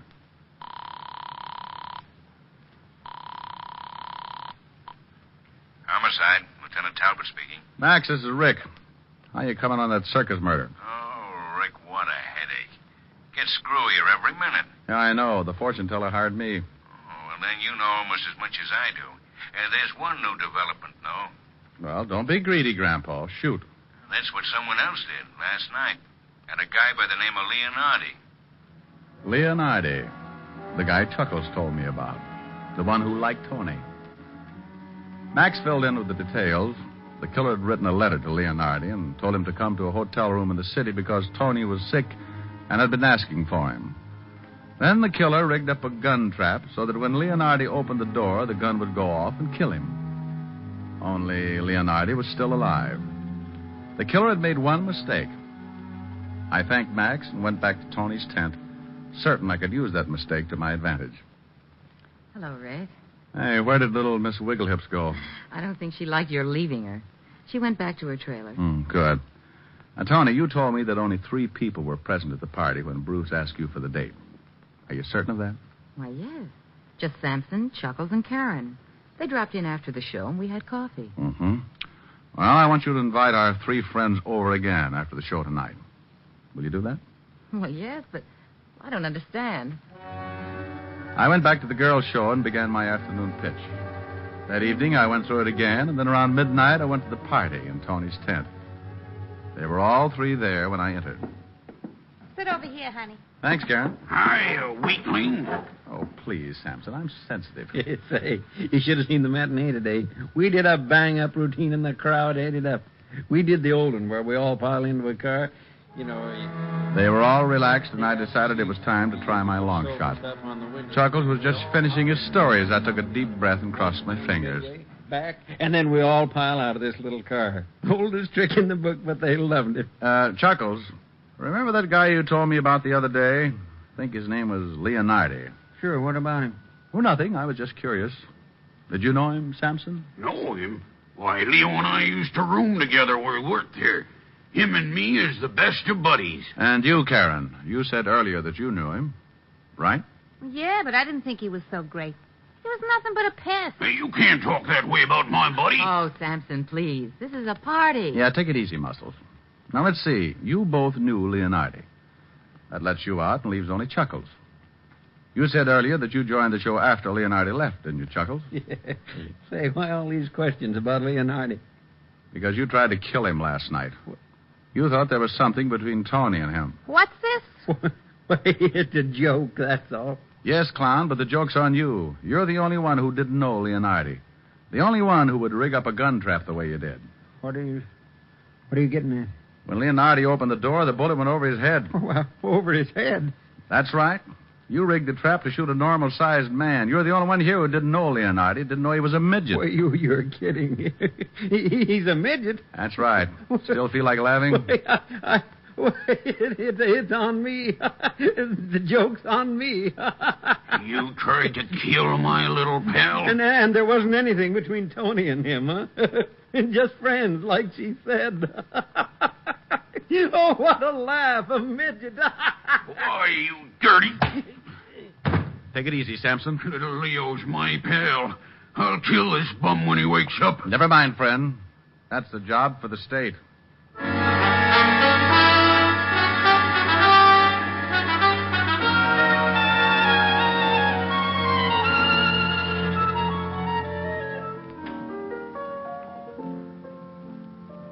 And so, dear Helen, my life at the carnival ended, and I have come back to you. Beaten, perhaps, but ready to continue my valiant fight against the forces of evil. Justice must prevail. Truth must march ahead to... Oh, Rick. Quiet, I'm auditioning for Portia Face's life. Rick, was that Karen person pretty? Mm-hmm. What kind of a dance did she do? Well, she started by, and then she... Well... Oh. One of those. Mm-hmm. Only more so. Well, I hope you enjoyed yourself. Helen, you're so thoughtful. Rick, Yes, baby? I wonder how I'd be doing that. Doing what? Helen, please. This is more your type. Sweet, lovely, sweeter than the roses in May. Sweet and lovely, heaven must have sent her my way. Skies above me never were as blue as her eyes.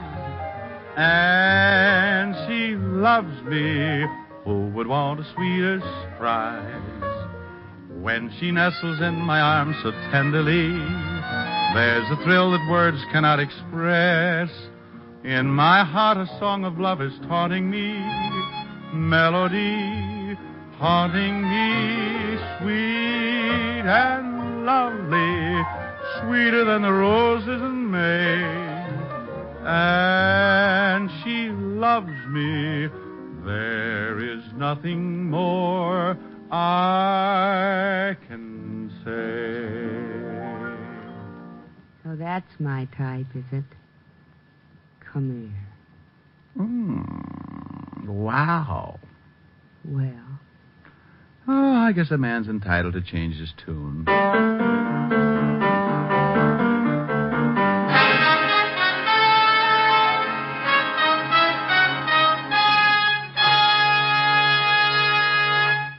Again, here's your Rexall family druggist. Tonight, I'd like to say a special word to users of mineral oil. I know that what you search for is one with an extra heavy body. Well, Rexall mineral oil is refined by a special process to obtain just that. And because it's so exceptionally pure and bland, Rexall mineral oil is non-irritating and non-habit-forming. What's more, it's tasteless, odorless, colorless. Next time, try Rexall mineral oil. And remember, you can depend on any drug product that bears the name Rexall. Good health to all from Rexall.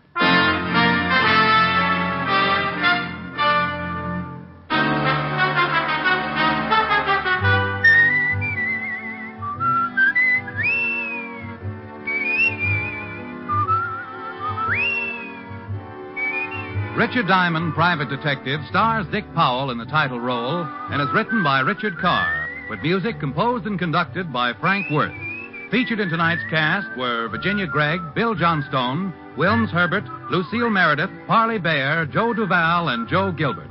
Richard Diamond, Private Detective, is transcribed in Hollywood by Jaime Del Valle.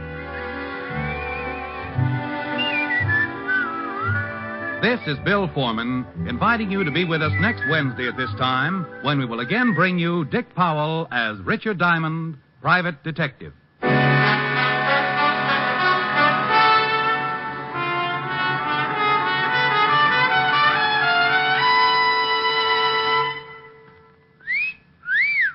Hiya, beautiful. Get lost, Bristlepuss. You need a shave. But I have shaved. What else do you want me to do? Silly boy, she wants you to go Stag. Go Stag? But why? Because Stag is Rexall's exclusive line of men's good grooming aids, like Stag Brushless Shave Cream. No fuss, no massage, just smooth it on, and presto, you get a clean, close shave. Your face stays smooth and whiskerless all day long. I'll do it. I'll go Stag. That's it. Join the Stag line now at Rexall drugstores everywhere. Yes, to make girls care. Go Stag.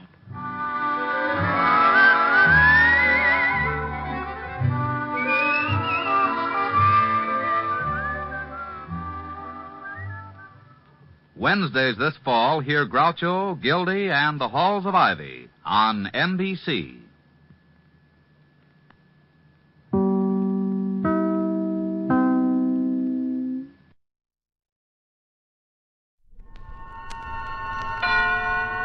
Suspense.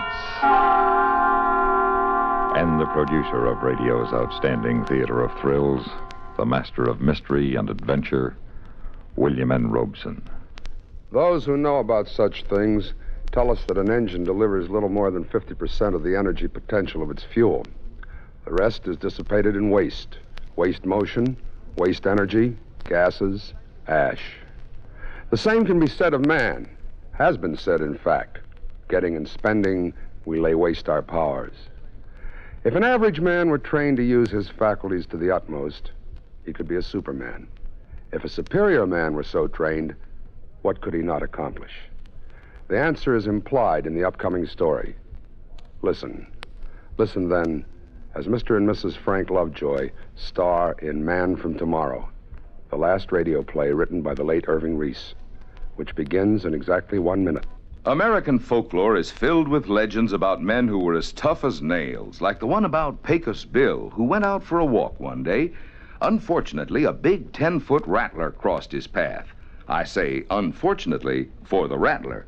You see, Bill was a mighty fair fighter. Why, he gave that rattler the first 3 bites just to make things even. Then he waded into that reptile and he everlastingly thrashed the poison out of him.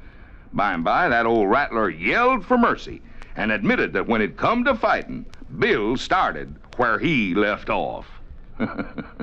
Yes, that was Pecos Bill, a legendary American. Folklore belongs to every nation's legendary past, and I guess we Americans have our share of some tall ones. Like the one about... but we'll have to save that one for the next time we travel your way. See you then. And now,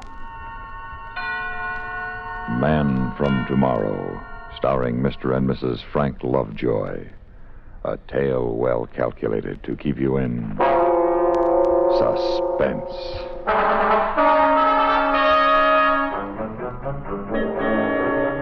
Even in these days of so-called full employment, you'd be surprised how few job opportunities come up for an ex-jet jockey. So it was with more than passing interest that I read this ad while I was scanning the classified section of the Sunday paper. It said, wanted, ex-jet pilot. Unmarried, without family obligations, must be in perfect health and prepared for rigid tests.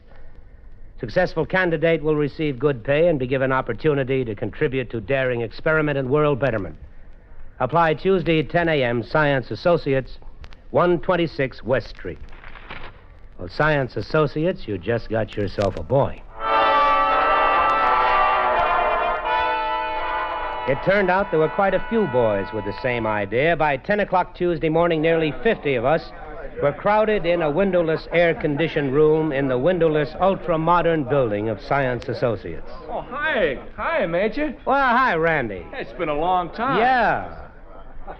Some of the faces were familiar, guys that had been in the Air Force with me in Korea and afterward. We sat there and waited. An hour, 2 hours, nothing happened. I don't know about the rest of you guys, but this place is beginning to give me claustrophobia. I'm getting out. Open that door. Hey! Hey, it's locked. Hey, we're locked in here. Even before this had a chance to sink in, another door opened on the far side of the room. A guy with a white mask on his face came in, carrying a Thompson submachine gun. Hit the deck! Everybody flattened on the floor except me. I made a dash for the man in the mask, but he disappeared as quickly as he'd come. Hey, Major. Major, how come you didn't hit the floor? You tired of living? Well, he was shooting blanks. He was shooting Couldn't you see that? There weren't any bullets chipping anything. Besides, I knew it was a gag from the way he held that machine gun. When those babies are loaded with live ammo, you got to fire them from the waist. Well, I don't like this. Come on, guys, let's crash the door and get out of this rat trap. Oh, save it, Randy. That won't do you any good. That door's as thick as a bank vault. And then something else. Thick, black, acrid smoke pouring out of the air conditioning vents. And a sound from somewhere. Of an airplane diving. Every pilot remembers with horror the smell of burning oil from a plane out of control. It hit us way back and deep down, and some of the guys got panicky. And then the blowers reversed and the smoke was sucked out quickly. Attention, please. A loudspeaker cut in from nowhere. For the past 2 hours, you have been under close observation as a necessary part of this test. You were warned in advance the test would be rigid. As you file out past the guard, you will receive a token compensation for your time and discomfort. We now ask you all to leave, except the man who ran for the gunner. The door is now open. Thank you. You're welcome. Well, Major, looks like you got the job. Also looks like I'm going to shove it right back in their faces. Well, I don't blame you. Well, so long. So long, Randy. Take it easy. For a moment, I was alone in the empty room, and then an inner door opened, and I wasn't so sure I wanted to shove the job in their faces. Not in this face, anyway. Your name, please. Well. I hardly expected to find a blonde at the bottom of this. You will come with me, please. Well, I'll do nothing of the sort. Now, don't give me orders, Blondie. I want to see the guy responsible for this, and then I'm getting out of here. I take it you have lost interest in contributing to world betterment. Oh, yes, that's what it said in the ad. Well, whatever your lofty purpose, I don't like cold-blooded cruelty. Unfortunately, we cannot allow personal feelings to interfere with our objectives. Well, then your objectives are wrong. You will be better able to judge that when you know what they are. Well, I don't think I'm interested. And if I may indulge a personal feeling, callousness is unattractive enough in a man, but in an attractive girl... Neither your feelings nor mine will matter in this project, Major. I believe you were addressed. It was just plain Mr. Kentman. The war's been over for some time, Miss, Dr. Frost. That's appropriate. I beg your pardon? Oh, nothing. I sometimes mutter to myself. The last thing I said to you, Doctor, is that the war is over. If it is possible for you to unlock your quite superior intelligence from emotional reactions common to schoolgirls and housewives, my senior colleague, Professor Baird, and I will attempt to convince you on the only basis that should appeal to the mature mind. Facts. Well, you go ahead and try, but I doubt you'll be successful.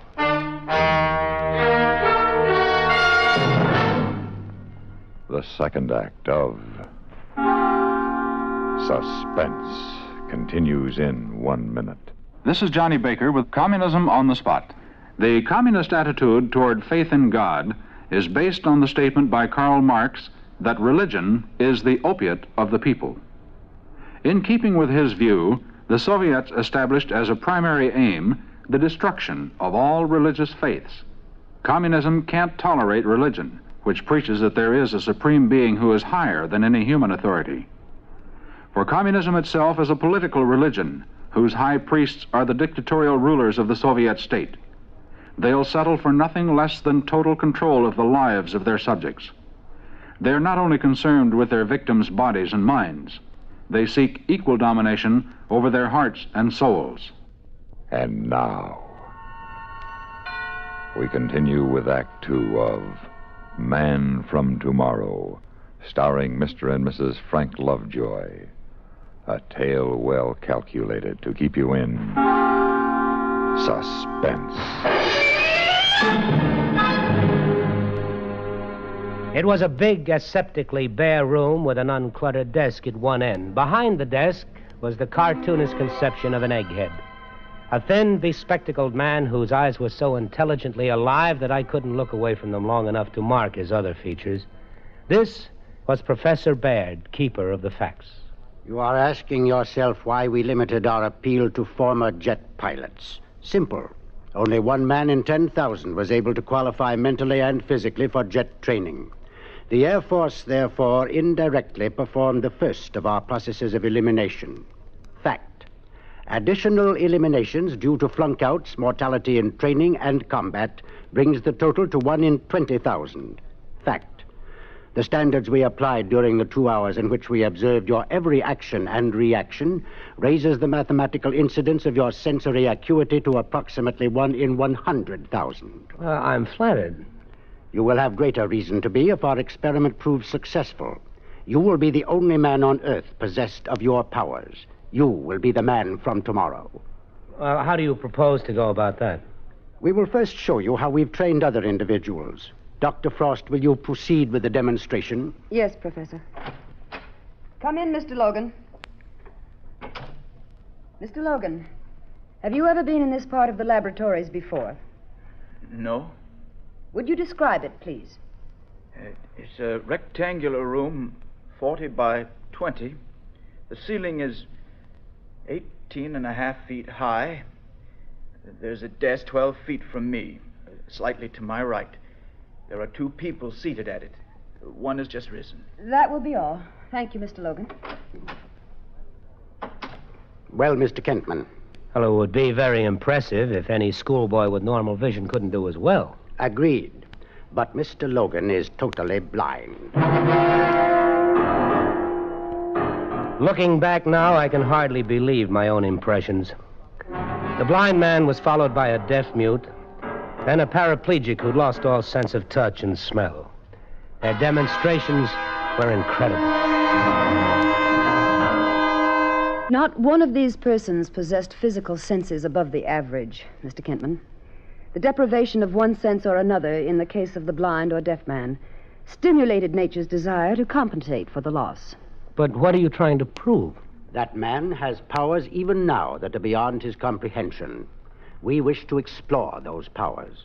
Suppose one nearly perfect man with superior sensory perception to begin with could develop the extension of his 5 senses to the maximum degree we've just observed. What do you think would happen? I don't know. Neither do we. But it is our conviction that this man would also acquire a new sense, a 6th sense, that would endow him with a power never dreamed of before. Don't you think it's a dimension worth exploring? Maybe. But how could anybody accomplish it? Training.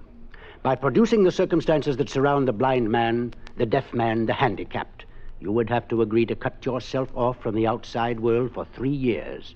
You would spend 6 months living in a pitch-dark laboratory. You would sleep, eat, function in a world of darkness. Various sound devices will be used to train and measure your hearing responses.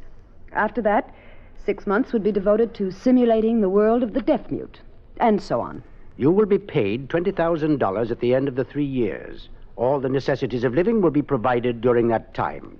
Then a test will be made, and if our predictions are realized, you will be signed for an additional 5 years at $20,000 per year. Dr. Frost will be in charge of the training program. Do you wish to undertake it? Well, it's a pretty serious move. I'd like to think about it. You have all the facts, Mr. Kentman. We would like a decision now. You think feeling might enter into my considerations, Doctor? Is that what you're afraid of? Afraid? Fear is merely an emotion, Mr. Kentman. I have learned to control all my emotions. I wonder. I beg your pardon? I was muttering again, but what I meant to say is I agree to undertake the experiment. I was led into a pitch-dark room, blacker than the blackest night. It was to be my home for 6 months. It had a bed, bathroom, closets. All I had to do was to find them. I won't waste time telling you what that was like. Just close your eyes tight and try to find your way around a room that's familiar to you, and you'll get the idea. I was still stumbling around 3 days later when I reported for my training with Dr. Frost in the adjoining laboratory, which was even blacker, if possible. Oh, dear. Are you hurt? You wouldn't care if I broke a leg. There's a chair nearby. I know. I just fell over it. We can begin as soon as you're settled. Lucky it's so dark, I don't have to apologize for wearing my pajamas. Don't you like dressing? I love it. When I can find my pants. Today's exercise will be recognition of pure tones. Here is an example. That is 1,000 cycles, or 1,000 vibrations per second, stripped of all harmonics. Now, What would you say that was? Oh, 1,100. It is 1,500 cycles. Now, please tell me when you begin to hear the next tone and what the frequency is.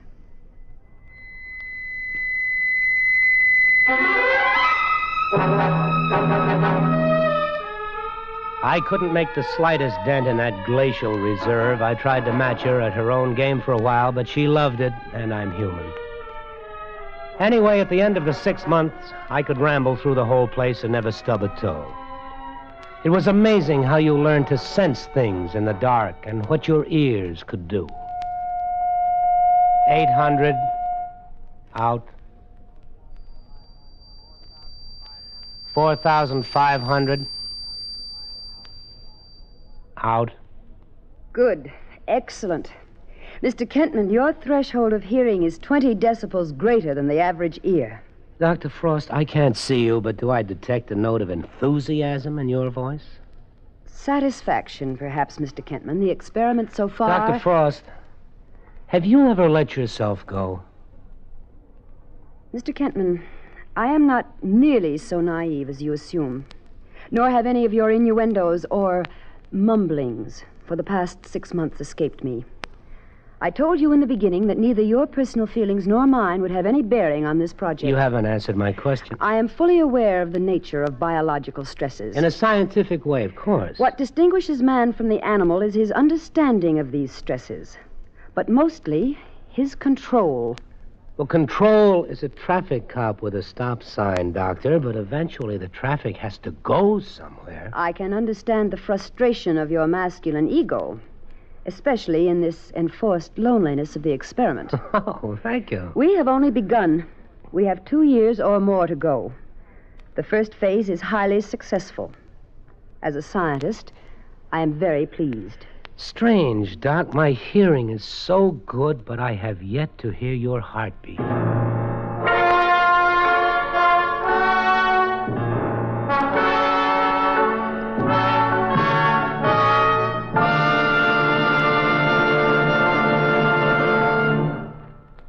Act 3 of Suspense follows in 1 minute. Do you know the Social Security benefits to which you will be entitled when you separate from the service and take a civilian job? Here's a tip from Social Security. Here's one do-it-yourself project that costs you nothing and won't end up in cuts and bruises. The Social Security Administration wants each one of you that pays Social Security taxes to check up on your account to make sure you are getting credit for every dollar that's coming to you. With records of millions of people to maintain, it's a pretty big job to catch an error that you or your employer might make in reporting your wages and income. You can help by checking every 3 years to see that your record is correct. How? Easy. Simply by mailing a special postcard. Just write to Social Security, Department 15, Hollywood 28, California, and ask for Form 7004. Mail it. And in a couple of weeks, you'll receive a notice that will verify the spelling of your name, your Social Security number, and the wages credited to you for each of the past 3 years. Do it tomorrow. You'll be glad that you did. And now, we continue with Act 3 of Man from Tomorrow, starring Mr. and Mrs. Frank Lovejoy. A tale well calculated to keep you in suspense.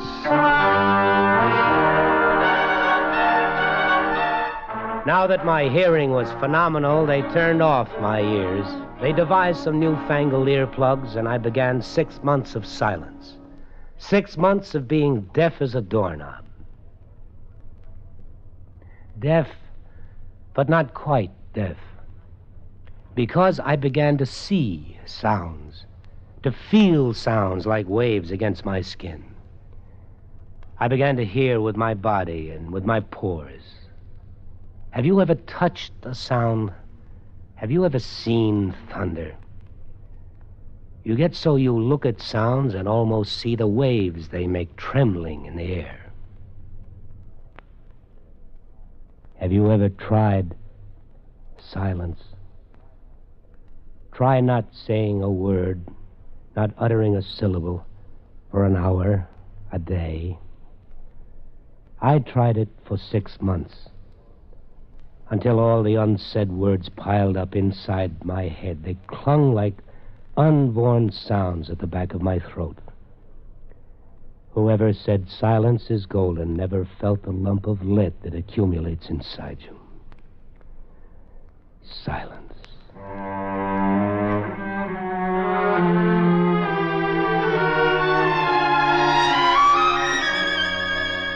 And then the 6 months ended. The day came when she removed the fancy earplugs, and the little canyon I'd been living in widened into a continent. Can you hear me now? Can you hear me? Nod to me or raise your finger when you can hear the sound of my voice. I heard you coming down the hall a minute ago. Were the plugs defective? Oh, no. Incidentally, I take that it's all right for me to talk now? Yes, of course. Have I been a good boy? Have I done everything that you've wanted? So much so, Mr. Kentman, that we're giving you a few days' rest before we begin your training for taste and touch. Well, can I do anything I want? Anything, within reason.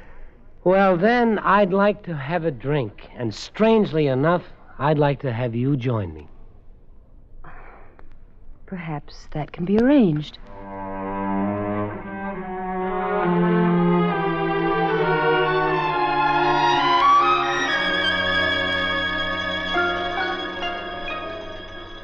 Oh, that wonderful sound of the clink of glasses.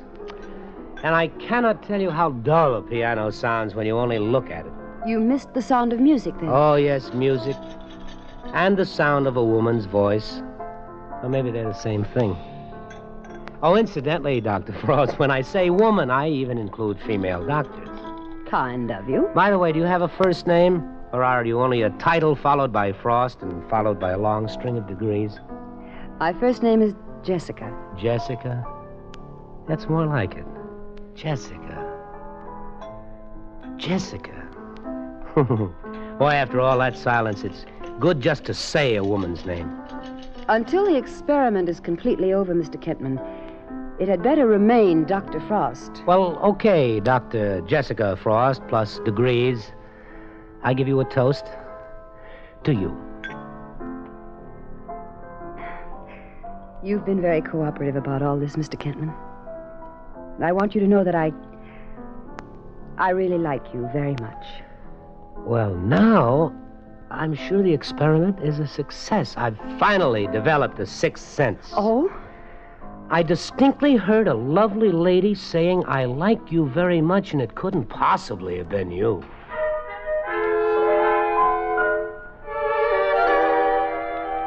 I rather enjoyed the touch tests.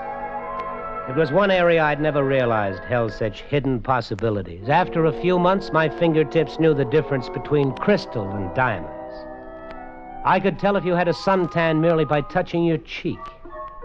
As for the taste tests, food suddenly became a symphony concert. Sourness had many degrees, and sweetness had a range as wide as the spectrum of a rainbow.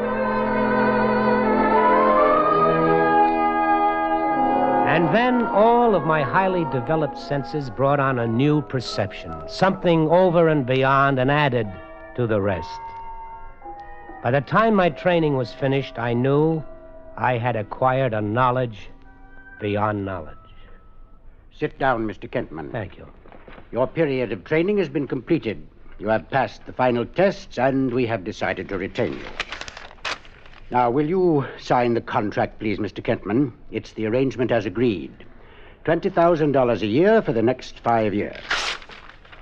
Mr. Kentman, is anything wrong?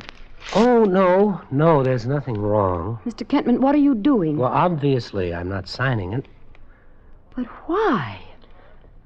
Because I'm afraid. What is there to be afraid of? Myself. And what I know now, and what I'm going to know in the future, what you and Dr. Frost may ask me to do. Afraid to make contributions to scientific progress? Oh, I respect science. Progress, I'm for that, too, but I can see beyond the microscopes and the telescopes and all your theories and experiments. And I don't see one important thing. I don't see happiness, only Fear and falling buildings. That's what I see coming out of my super sense. And you'd waste this great talent of yours. Throw it away, turn your back on progress? No, I didn't say that. I'll look for a new kind of progress. Slicing an atom sideways or sending a phony moon up into God's skies, these aren't the things people are crying for. Not this year, next year, or ever. They want security, dignity, and a little peace of mind. I suppose, then, you think that all our work is to end in death and destruction. It might. That's not fair. Isn't it? Well, what happens if I sign the contract? Who makes the decisions? These are things I can't honestly answer. I know, and that's what I mean. It might be out of your hands, then. Governments would pay billions for me. Our own country would guard me like Fort Knox. I'd be the most valuable thing in the world alive, and even more valuable for some people dead. A thing, not a man. No, that's not going to be for me. Not that way. All this work, everything we've done doesn't mean anything, then. It's all for nothing. Well, I don't know. I'm sorry. I guess you picked the wrong man for the job. What are you going to do now, Mr. Kentman? Pack my things and go away. I don't know where. It doesn't really matter. Jessica, I probably won't see you again before I go. Thank you for everything. I'm sorry to let you down like this, but... well, so long.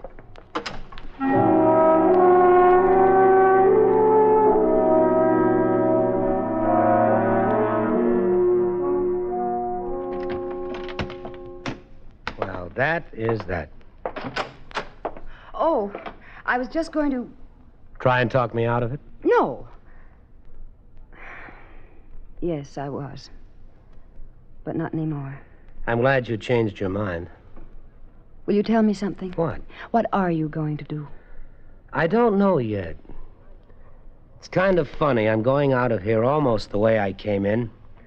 One suitcase, one hat, one coat. The only difference, I've got all the knowledge of the world up here, and I don't know what I'll do with it. I haven't been able to think. Not clearly. I know one thing, though. There are a lot of things I can try. What? Ever hear of cancer, heart disease, common cold, a dozen other things man doesn't know anything about? Yes. Might not be bad for a start. No, that's not bad for a start. Do you think you might need someone to help you? Yes, I might. I've talked to Professor Baird. I think perhaps he understands. Does he? Yes. Oh, it's a little uncomfortable for a woman. I'm not supposed to say anything until you do. And you already know what I'm thinking, don't you? Well, let's be old-fashioned. I love you. Will you come with me? Yes. I love you, too. I know. Come on, let's go.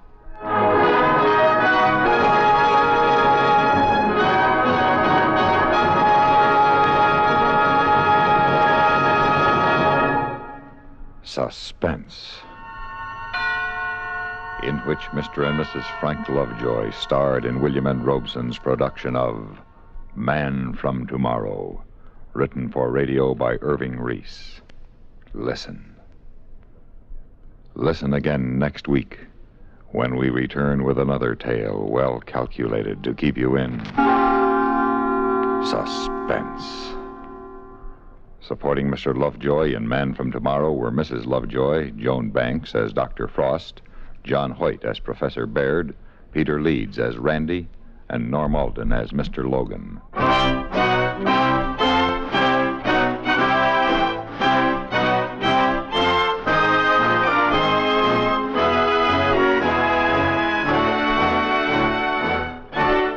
Suspense has been brought to you through the worldwide facilities of the United States Armed Forces Radio and Television Service.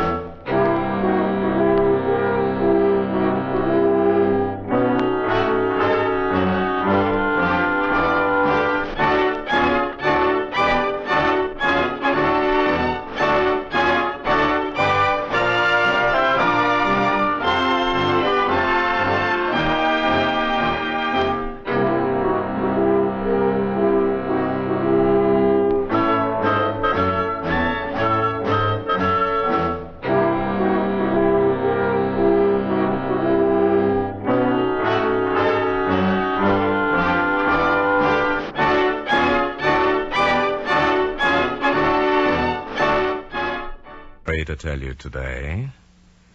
This one's about a murder in which the victim trapped the killer. Do you want to hear it?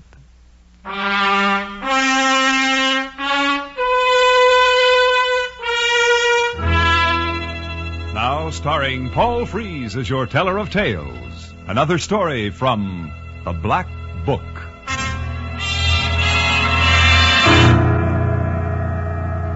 Yes.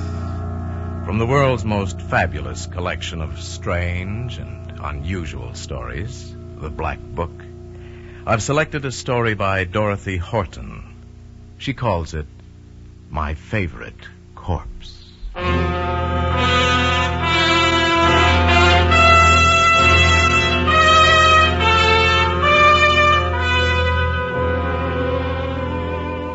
Artie Paul said goodnight to Lil. Then he walked across town to his hotel. Lil's kiss was still heavy against his lips. Artie smiled as he remembered the pleasures of the evening. Now for tonight it was ended. But there'd be more evenings like this, many more. At the hotel he bought a pack of cigarettes, said goodnight to the desk clerk, and went up to his room. He let himself in, flicked on the lights, then placed a telephone call to Long Island. While he waited, he whistled softly through his teeth. There was just one obstacle in the way of complete happiness for Artie. Just one. A voice answered on the other end of the line. Hello? Jenny, this is Artie. I just finished that work for the office. Oh, that's nice, dear. I didn't realize how late it was until just now. I've decided not to drive home so late at night. I'll stay at the Tarleton. Well, whatever you think, dear. If it doesn't seem wise to come home, then you'd better stay in town. I think it's best, Jenny. I'm pretty tired. Call you in the morning from the office, okay? All right, dear. Good night. And Arthur? Yes? Pleasant dreams, darling. Good night, Jenny. Arthur put up the receiver on the hook and sat staring out of the hotel window. Somewhere out there beyond the lighted city was his wife, Jenny, his devoted, faithful, understanding wife, whom he was going to kill. Artie wasn't sure just when he first planned to kill his wife, but it was shortly after he met Lil Nelson. It had been one of those electric things. Artie and Lil had met a few times for cocktails after he left the office in the evening before going home. At first, it had been merely an exciting flirtation, but quickly, frighteningly, it had grown to be much more. Now he saw Lil every day. He knew he was in love with her. Then finally, one evening, he told Jenny about it. But, Arthur, you're 15 years older than this girl. Jenny, look, we've been all over this. Arthur, it simply wouldn't work. Right now, she seems to mean a great deal to you. But it's just a crush. A passing fascination. Jenny, I'm sorry. I love Lil. I want a divorce. You're acting like a schoolboy, Arthur. I don't think we should talk about it anymore. Jenny, can't you understand what I'm saying? I'm going to leave you. Now, Arthur, we've been through this before. I won't let you make a fool of yourself over that blonde. Jenny, you're making a mistake. Arthur, you need me. This girl wouldn't be good for you. You don't really love her. It's just animal attraction. It'll pass. In a little while, we can look back on this and laugh. I'm right. You wait and see. Arthur, are you listening? I won't let you have a divorce, Arthur. That's final. I know what's best for both of us. Arthur, are you listening to me? Artie was listening. Listening to all the things he knew Jenny would say, all the platitudes, the truisms, the trite sayings that Jenny understood so well. Oh, Jenny loved him all right, but with a cloying, maternal love. Nothing like the consuming, flaming desire that was Lil's. If there was any particular moment that Jenny sealed her fate, it was then. Half an hour after she went to bed, Artie left his house and drove back toward the city. And Lil. You're really going to do it, Artie? Yes, I've got it all planned. There won't be any mistakes. Pour me another drink, baby. Sure. Funny, she never calls me baby. Always Arthur, like I was a little boy. You're not a little boy to me. Not at all. Will it be dangerous? No. When, baby? It'll take time. 2, maybe 3 months. But I've got it planned. Then you won't be stuck in this second-floor walk-up. You'll live where you want. Near you's good enough for me. We'll travel, have fun. Florida, Bermuda. You and me, Lil. Soon? Soon.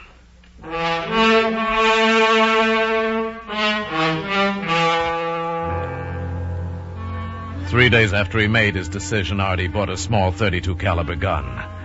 Then he began his period of stage setting. Lil was never mentioned in his home again. She stopped coming by the office to see him. There were no more cocktail rendezvous in the dark bar. And as time passed, people at the office forgot about her. The kidding died away. At bridge parties, his friends remarked on how nice it was to see a couple so much in love as Jenny and Arthur. They were getting along wonderfully. In the months that followed, Artie sat through countless dull plays and movies holding Jenny's hand. And all the while he ached to be with Lil. Artie wasn't certain that Jenny was fooled by all this sudden affection, but he knew their friends were. And then, after what seemed eternity, the night came, and Artie was glad. It was to be a Wednesday night, the night that Jenny went to her reading club. She'd be home around 10 o'clock. Artie went to work setting up his alibi. He phoned Jenny, then let it be known around the office he'd have to work late, might even stay in town. He ate dinner, then with his briefcase under his arm, sat down in the lobby of the Tarleton, in full sight of the night clerk.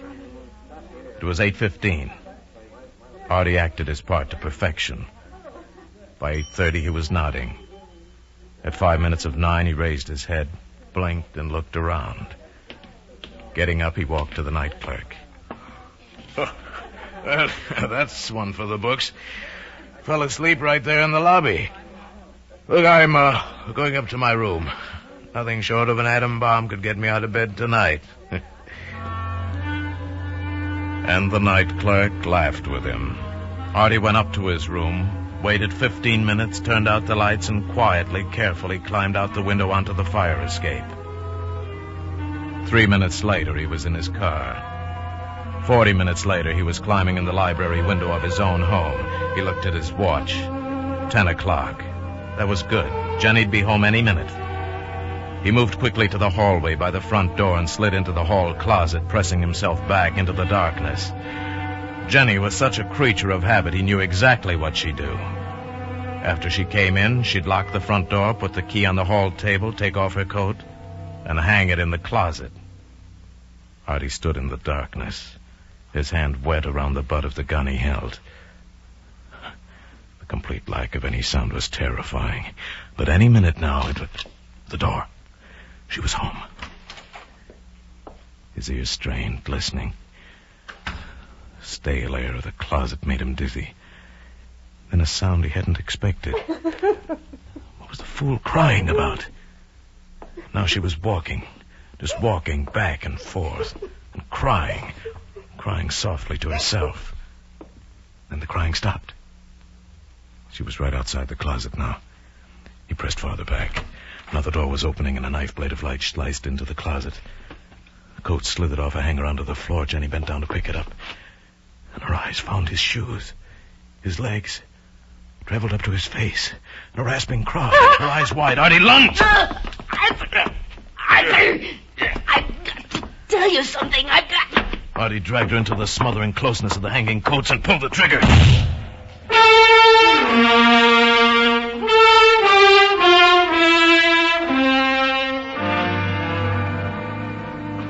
As he drove back into the city, Artie knew he'd been very clever. It would look like suicide. He'd pressed Jenny's lifeless fingers around the butt of the gun. It was lying on the floor now, close to her body. It was all so simple. After he parked the car, Artie started for the hotel. But as he walked, a sudden desire made him hesitate. If only he could see Lil for a second, she'd want to know. A few minutes later, he was climbing the back stairs to Lil's apartment. He found the door unlocked and opened it. Lil? Lil, it's Artie. Where are you, honey? There was no answer. He stepped into the living room, and suddenly something burst inside his head. Lil was lying on the floor, doll-like, grotesque. The blue robe he'd given her was stained with blood. A gun lay beside her. Artie, help me. Lil, baby. Oh, it hurts, Artie. Make it stop hurting. Lil, what happened? She shot me. She? Who? She came in, said she wanted to talk, but shot me. Lil, I'll call a doctor. Said she knew. For months she knew about me. Baby, please don't try to talk. When she shot me, your wife laughed. Artie. Oh, Artie. Lil.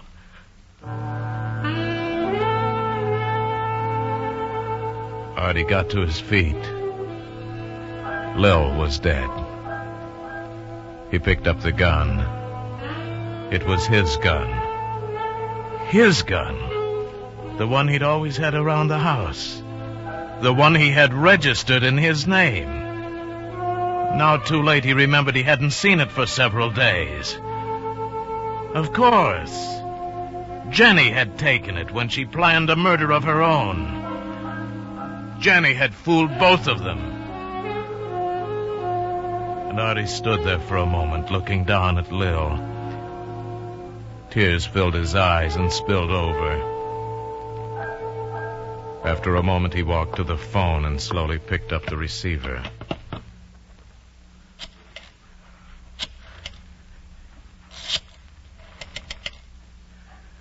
I want the police.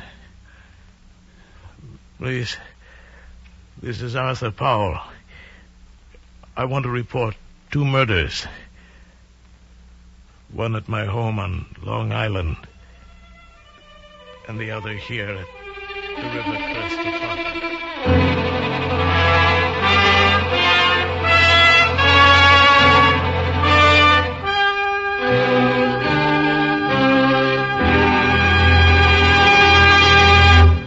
The Black Book stars Paul Frees as your teller of tales, assisted today by the noted Hollywood actress Virginia Gregg. Dorothy Horton's suspense magazine story, My Favorite Corpse, was adapted and directed by Norman MacDonald. The special music is composed and conducted by Leith Stevens.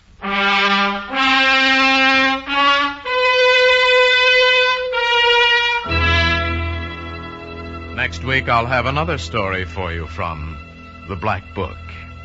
It's most unusual, and it's called The Vagabond Murder.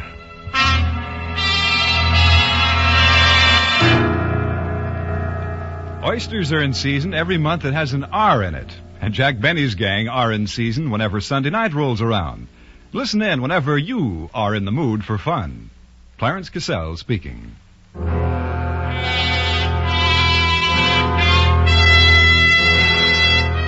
Remember, the comedy treat that can't be beat is Jack Benny Time, Sunday nights on the CBS Radio Network.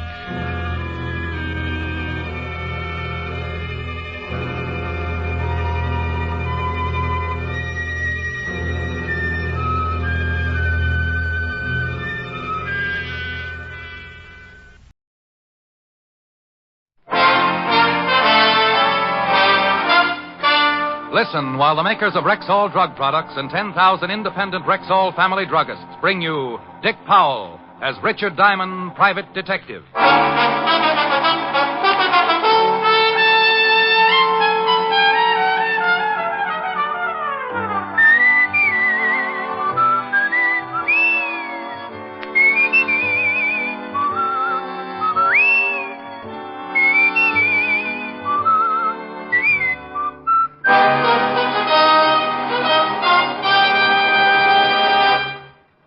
Good evening. This is your Rexall family druggist, speaking to you for the 10,000 independent druggists who have made the word Rexall part of our own store names, and who recommend and sell the 2,000 or more drug products made by the Rexall Drug Company. Like Rexall MI31, for example. Rexall's popular and versatile mouthwash, gargle, and breath deodorant. Full-strength MI31 kills contacted germs almost instantly, yet will not harm delicate membranes of the mouth and throat. Yes, for a dependable, refreshing mouthwash, remember Rexall MI31. And remember also, you can depend on any drug product that bears the name Rexall. Good health to all from Rexall. Now, your Rexall family druggist brings you a transcribed half hour with Richard Diamond, Private Detective, starring Dick Powell.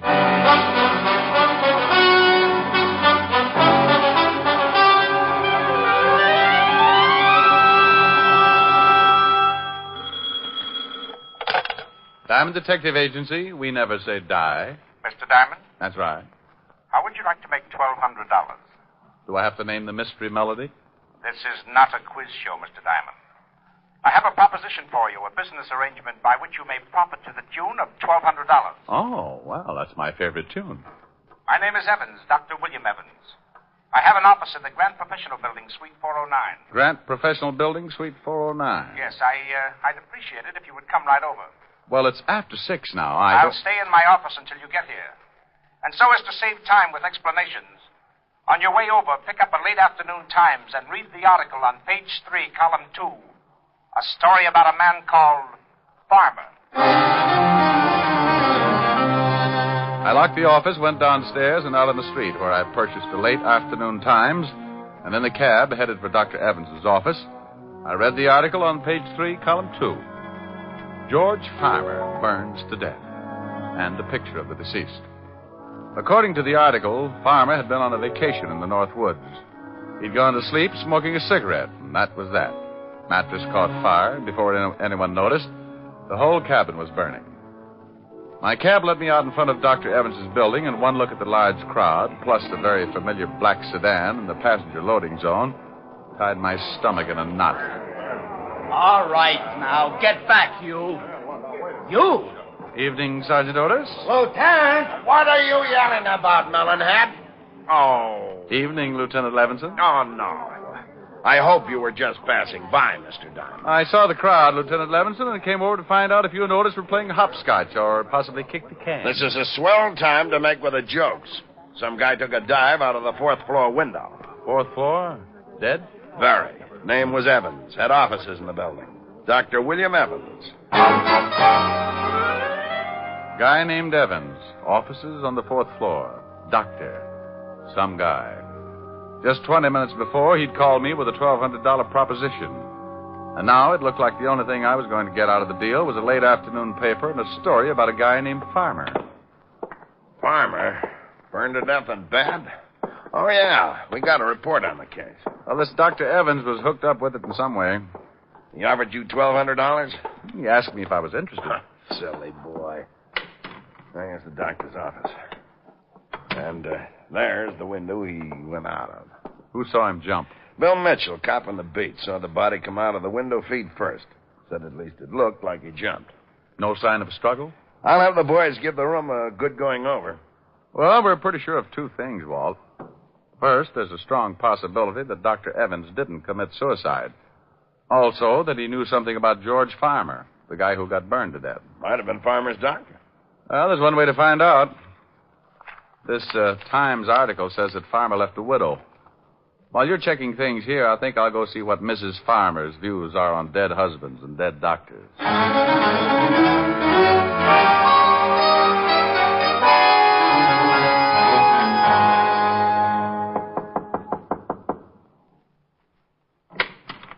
Yes? Mrs. Farmer? Yes, what is it? I'd like to talk to you about your late husband. Are you from the police again? Well, I just left them, but this is my own idea. My name's Diamond. I'm a private detective. Oh? You working for the insurance company? No. Well, then just what do you want? I'm tired of questions about my husband's death. I've told the police and insurance company everything I know. Well, I know it's been difficult, but I won't take long, and there are a few things I I'd really like to find out. Well, what are they? Do you know a Dr. Evans? Dr. Evans? No. No, I don't know any Dr. Evans. Your husband never mentioned him, said he knew him? No, he didn't. Besides, what has this doctor to do with my husband? Well, I don't know yet. You mentioned an insurance company. Was your husband insured, Mrs. Farmer? Yes, with the National Mutual. But if you're not working for the insurance company or the police, who are you working for? Me. You. Look, would you mind telling me what possible interest you could have in the death of my husband? Tell you the truth, I really don't know. But there's $1,200 mixed up in it somewhere, and that's enough to keep me well interested until I find some answers. Thank you, Mrs. Farmer.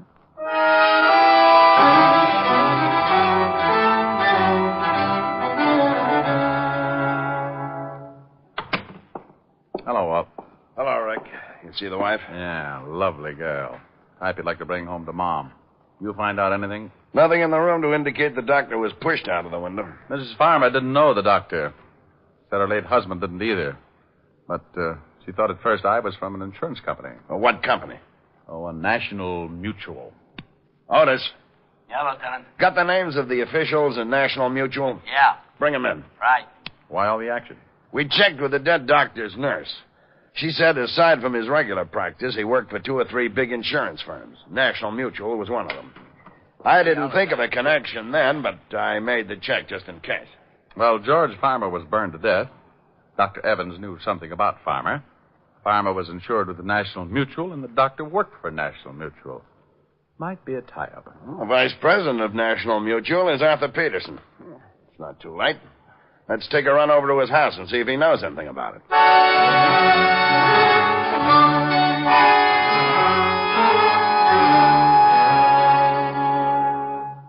Well, gentlemen, in answer to your questions, yes, we did insure the late George Farmer, and Dr. Evans does work for us. As to whether or not he was the doctor who examined Farmer, I really couldn't say. I'd have to check the files. Lieutenant, aren't you satisfied? You think there's something wrong? We don't know. Dr. Evans jumped or was pushed out of his office window this evening. Oh, good Lord. He called Mr. Diamond here and indicated he knew something about Farmer's death. Have you settled the claim with Mrs. Farmer yet? No, but it's to be settled within the week. $25,000 policy. If someone could show your company that Farmer's death was no accident, there'd be a reward, wouldn't there? Yes. 10% of the policy. In this case, $2,500. Oh, half of that'd be about $1,200. You think we could look at your records tonight, Mr. Peterson? It's very important. Of course. I'll just get a coat and we'll go right down to the office. We left with Mr. Peterson and headed for the offices of the National Mutual. A quick look through the file showed us what we wanted. A full report on the state of George Farmer's health. Okayed for insurance by the examining physician, Dr. William Evans. It's too bad the first claim on an accident policy has to be a death. Well, that ties that up. Now what have we got? Enough to keep on looking. I think I'll go have a long talk with Farmer's wife. Our company detectives checked that. She was right here in the city when her husband died. Well, a little talk won't hurt. Who sold Farmer the policy, Mr. Peterson? According to the files, the insurance man was Martin Ames. You have his address here? Yes. Here you are. Good man. One of our leading salesmen. While you're talking with Mrs. Farmer, Walt, I think I'll run over and see this man Ames. Maybe he can do us some good. If the late Dr. Evans hadn't offered me $1,200, I would have okayed his 4-floor dive as an act of suicide. But the way things were shaping up, he was going to split an insurance reward. And knowing doctors to be pretty practical people, I just couldn't imagine him giving up that kind of money for a fast trip to the sidewalk. The home of Martin Ames was an apartment on the Lower East Side. His wife answered the door. No, my husband isn't here. I was just leaving. You know where I can find your husband, Mrs. Ames? It's rather important. I don't know what you want, but if you want to see my husband, that's where I'm going now. I just got a call. He's had an automobile accident.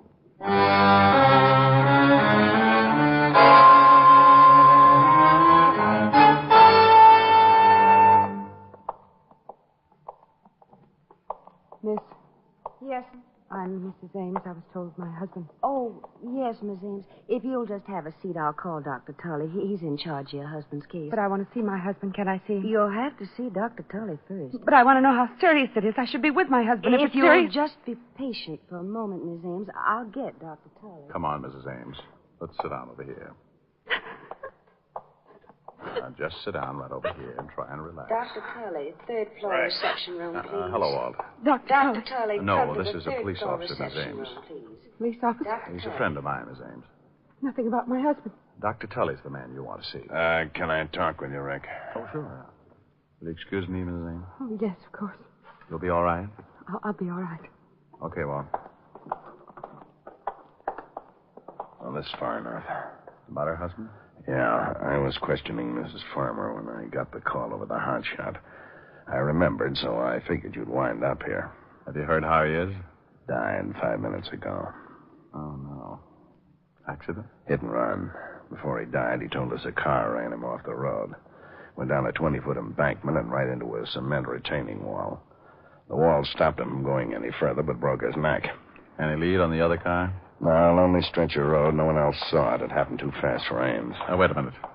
That must be Dr. Tully going over to Mrs. Ames now. Yeah, Mrs. that's Ames, Tully. I'm afraid that He did everything he could. I don't envy him. Your miss. husband is dead. Oh, no. Mrs. Ames. Oh, dear Mrs. God, Ames, please no. control yourself, Mrs. Ames. Come on, Walt. This is turning into a rotten case.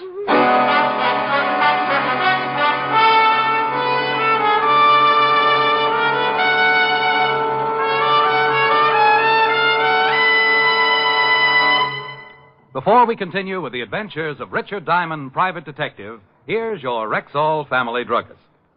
I often think that perhaps the most common under-the-weather complaint in the average family is either acid stomach or plain old sluggishness. Well, you certainly hit the nail on the head as far as my family is concerned. And I'm also sure that's why there are literally millions of bottles of Rexall milk of magnesia on hand right now in family medicine cabinets. Why, that sounds almost unbelievable. No, ma'am. Not when you know that Rexall milk of magnesia is both a quick-acting antacid and a thoroughly effective yet gentle laxative. What's more, Rexall milk of magnesia has none of that unpleasant, earthy, gritty taste. Say, my family would really appreciate that. Then why not let them see for themselves just how creamy smooth and actually pleasant-tasting Rexall milk of magnesia really is?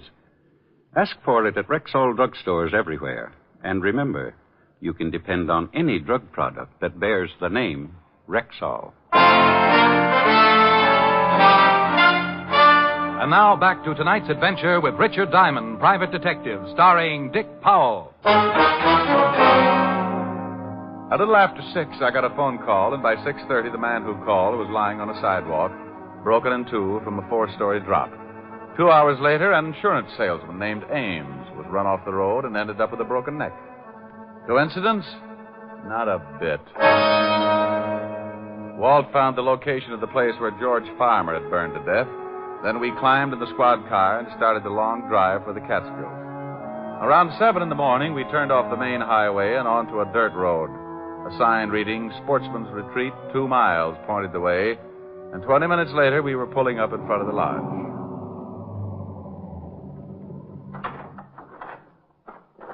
Morning. Morning. Welcome to Sportsman's Retreat. Morning. Police car, ain't it? I'm Lieutenant Levinson, 5th Precinct, New York Police. This is Mr. Diamond. Oh, howdy. Oh, yeah. You up here about Mr. Farmer's death? Unofficially. You run the place? Yeah, I'm the foreman. My name's Pop Sloan, but everybody just calls me Pop. We thought we'd stay a while, Pop. Can you put us up? Well, sure. How long you figuring on being around? Oh, not long. We only brought one change of clothes. Well, come on in. Breakfast was an hour ago, but if you're hungry, I can have the cook rustle up some bacon and eggs. Oh, sounds good. Many people staying here, Pop? Oh, about 14. Yeah, 14. Same crowd comes up every year. Sort of a club, you might call it. How many years did George Farmer come out? Oh, Mr. Farmer come up about, for the last 10 years. Hey, who owns the place? Mr. Phillips. He ain't here now, but he phoned and says he'll be in sometime this afternoon. Say, how come you fellas are interested in Mr. Farmer's death? We had the police and the insurance up here for 3 days. You're a little late, ain't you? Well, there are a few things we haven't cleared up. Sure appreciate some help, Pop. Well, yes, sure. I'll give you all the help I can. I'll go get some breakfast for you, and then we can gabble a little while. Pop went back to the kitchen, and we relaxed in a couple of big leather chairs in front of a large window that looked out on a row of cabins. That last cabin must have been Farmer's. Yeah, nothing much left of it. It's beautiful up here. Look at those trees with the sun shining through them. Your soul is showing, Walt. Oh. It was a beautiful place, all right. The cabin stood in a clearing, fronted by well-kept paths and backed by tall trees. Pop came in a little later with enough bacon and eggs to feed a platoon of tapeworms, and we talked. Where is everybody, Pop? Out fishing. Get up about 4:30 around here. Many of the men bring their wives? Oh, some of them. Mr. Farmer used to bring his one up every year. Fine-looking woman, Mrs. Farmer. Didn't come up this year, though. It's too bad, too. Why? Well, might have saved him. Used to smoke in bed all the time. Maybe if she'd been around here, she might have caught him at it. Who discovered the fire? Oh, we all saw it, but it was too late. By the time we got there, the whole place was burning. By the time we got the hose going, there wasn't much left. You say you all saw it. Where were you? Oh, we was up to Willow Peak cooking out. That's about 3 miles from camp. You can see it from there. See? See that tall peak there to the left of them trees? Yeah. How come Farmer didn't go along? Oh, he never went on many hikes. Had trouble with his legs, you know. Anyone stay here in camp besides Farmer? No. Everybody was up at Willow Peak. Who examined the body? Doc Combs from Evanston come up and looked at the body. Where's Evanston? About 50 miles east. But if you want to talk to the doc, you'll have to wait till everybody comes in from fishing. Oh, good. Is he up here now? Yeah, come up last night. Gonna stay a week for the fishing. Oh, Pop. Morning, Mr. Phillips. Good morning. I didn't expect you till this afternoon. This is Mr. Phillips, the owner. Oh, I have some bags out in the car. Will you get them, please? Good morning, gentlemen. Good morning. There's some more police fellas, Mr. Phillips. Oh? About Mr. Farmer's death? Yeah, I gotta clear up a few things. Would you please get those bags for me, Pop? Bags? Oh, yes, bags. Sure. We just wanted to ask a couple of questions, Mr. Phillips. I'm Lieutenant Levinson. This is Mr. Diamond. Well, how do you do? How do you do? Do you mind if I sit down? Well, not at all. I thought the authorities were satisfied. Well, I guess they are. Where were you when the accident occurred, Mr. Phillips? Oh, I was on my way here from the city. I arrived about an hour later. You live in the city, Mr. Phillips? Well, yes, I have a house there. I divide my time between there and the lodge. Tell me something about Farmer, Mr. Phillips. What kind of a man was he? Well, You fellas want any more breakfast? No, thanks, Pop. Oh, all right. Go ahead, Mr. Phillips. Good old Pop. Well, there really isn't much to tell. Farmer was a nice sort of a guy, rather quiet. As you know, he had a very bad habit of smoking in bed. You have any trouble with him smoking in bed before? Oh, yes, several times. Nearly started a fire 2 years ago. Well, wouldn't that make you watch him a little more closely? Well, you see, his wife came up with him every year, but this one, she was usually near enough to prevent any trouble. How long did he usually stay here? Oh, week, 10 days, however long his vacation lasted. Mm-hmm. What was his business? I think he was in advertising.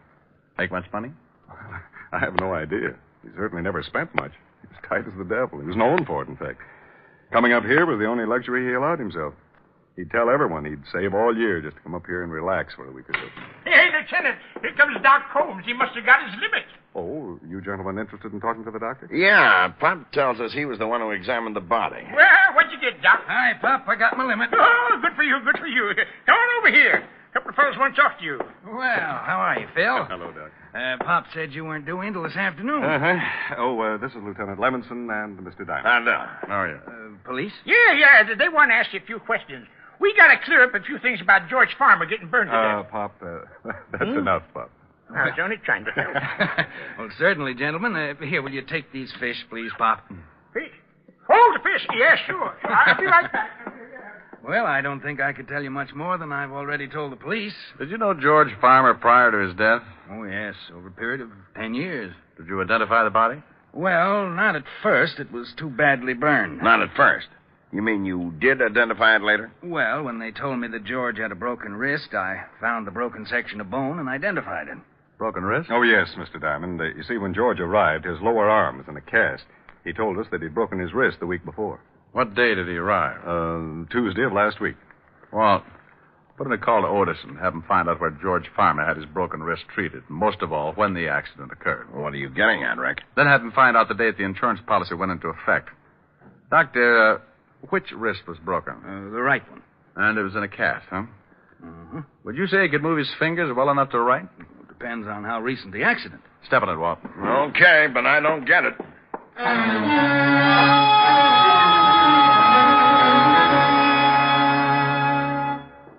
I talked to Otis. He'll get the information and call us back.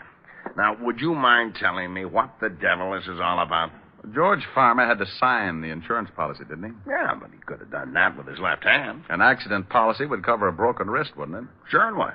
Mr. Phillips, you said Farmer was known to be careful with his money. Yes, that's right. I can vouch for that. I treated him for a cigarette burn 3 years ago and had a devil of a time collecting. Thanks, Doctor. Well, so what? So what? So if Otis gives us the answers I want, I think I can show you George Farmer was murdered. Murdered? Yeah. And I think I can explain why an insurance salesman and a doctor were killed. So we all sat around and waited for my hunch to grow muscles. I kept turning the whole thing over in my mind, and the more I thought, the more the whole thing tied together. Around noon, a call came in from Otis, and Walt gave him the information I needed. There it is. George Farmer broke his wrist on the 26th of last month. He was treated at the Olive Hospital. About 3 weeks ago. He stayed one night at the hospital and went home. What date did he arrive here, Mr. Phillips? About the 4th. 2 weeks after the accident. He died on the 11th, according to papers. Yes, that's right. He'd been here about a week. When did the insurance policy go into effect, Walt? The 22nd of last month. It went into effect. It wasn't taken out. I said went into effect. Now, it would cost him a few bucks to have a broken wrist taken care of and spend the night in the hospital, wouldn't it, Doctor? Yes, it would. Remember what the vice president of National Mutual said, Walt? Too bad the first claim on an accident policy had to be death. Yeah. Well, if Farmer had an accident policy, why didn't he put in a claim for his broken wrist? Come on, Walt. We're going back to town and talk to Mrs. Farmer.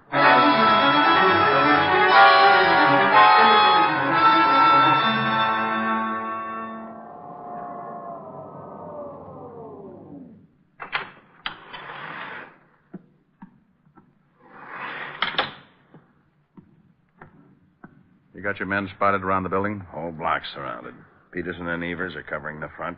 Cars at every corner. Isn't Otis going to play? Well, there's been some complaints about noisy cats in the neighborhood, so I stuck Otis in back in the alley. He'll drive every cat right into the river. You might have made a mistake. One yell out of Otis, and he'll end up with all the shoes in the block. Here it is. Yeah? Oh. Mind if we come in, Mrs. Farmer? No, I guess not. Well, what is it this time, Lieutenant? We think your husband was murdered. Well, that's ridiculous. Now, we know you didn't do it, but you were in on it. You know who did. Are you serious? Very. We just had the lab make a check on the insurance policy. The signature and the fingerprints were from the right hand. Well, of course they were. So your husband didn't have a broken wrist at the time? Well, no, he did that sometime later. And you'll swear that it's his signature on the policy? Certainly. I went to the doctor with him. I thought you said you didn't know a Dr. Evans. Well, I don't. He was the insurance doctor.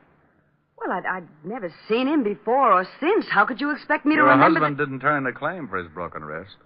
He didn't?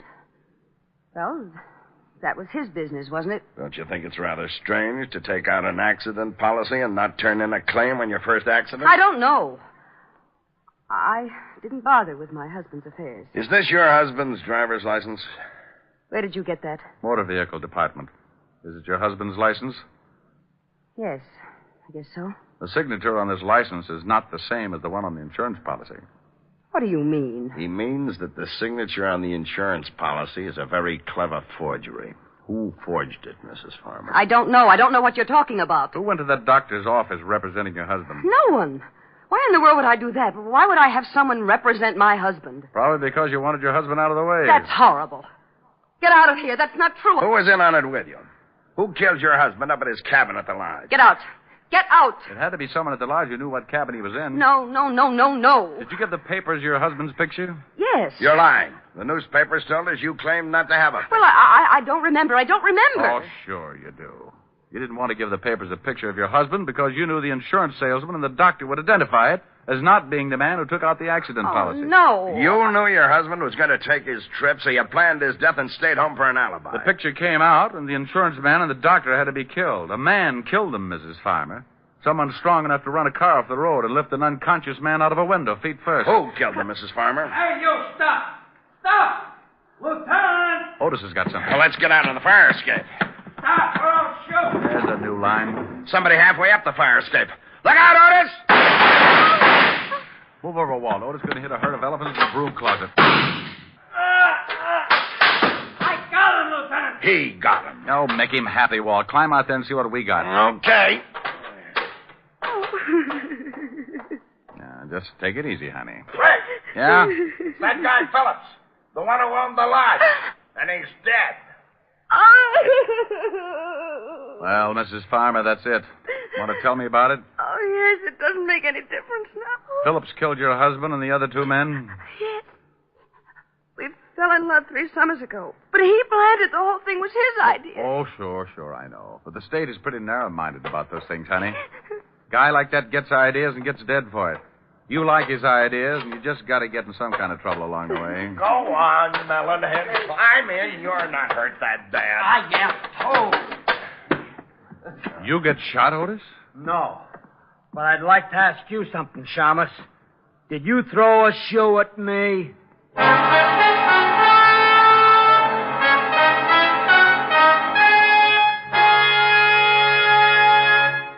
Again, here's your Rexall family druggist. Whenever you're suffering the pain of a headache, remember, there's no faster-acting aspirin made than Rexall aspirin. When swallowed with water, the 5 full grains of pure aspirin in every Rexall tablet are ready to go to work for you even before they reach your stomach. Ask for Rexall aspirin at Rexall drugstores everywhere. There's no faster-acting aspirin made. And remember, you can depend on any drug product that bears the name Rexall. Good health to all from Rexall.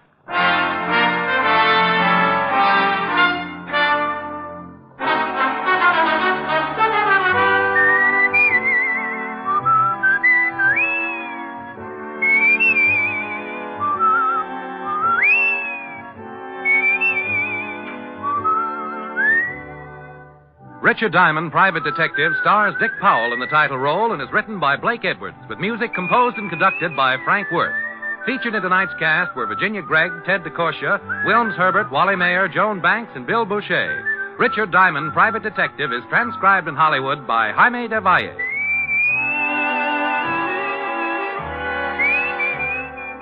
This is Bill Foreman inviting you to be with us next Wednesday at this time when we will again bring you Dick Powell as Richard Diamond, Private Detective.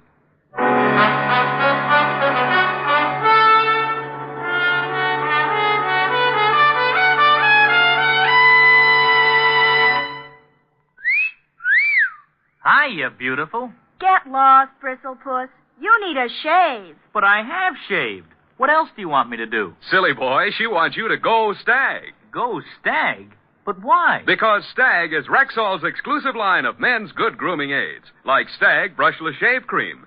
No fuss, no massage, just smooth it on, and presto, you get a clean, close shave. Your face stays smooth and whiskerless all day long. I'll do it. I'll go Stag. That's it. Join the Stag line now at Rexall drugstores everywhere. Yes, to make girls care. Go Stag.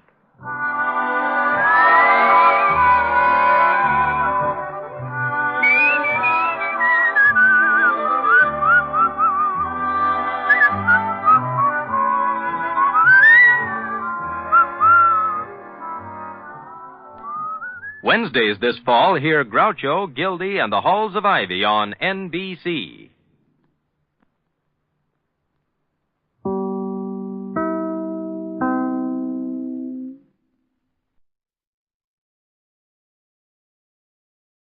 The Adventures of Sam Spade, Detective. Brought to you by Wild Root Cream Oil Hair Tonic, the non-alcoholic hair tonic that contains lanolin. Wild Root Cream Oil. Again and again, the choice of men and women and children, too.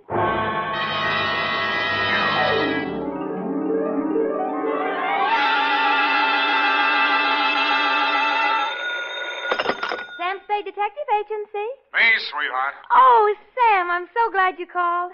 Why? I don't know. I always am. Was it a good case, Sam? I didn't like it. Where are you? Morgue, San Mateo. Oh, was somebody killed? Yes. And, well, do you know who did it? Yep. That's good. No, that's bad. Bad? Believe it or not, F, I wish I didn't know who killed who. I don't understand. Oh, Sam, you sound so downhearted. Well, I'm sorry. I'll try to loosen up. Stay where you are, sweetheart. I'll be right down to dictate my report on the champion caper.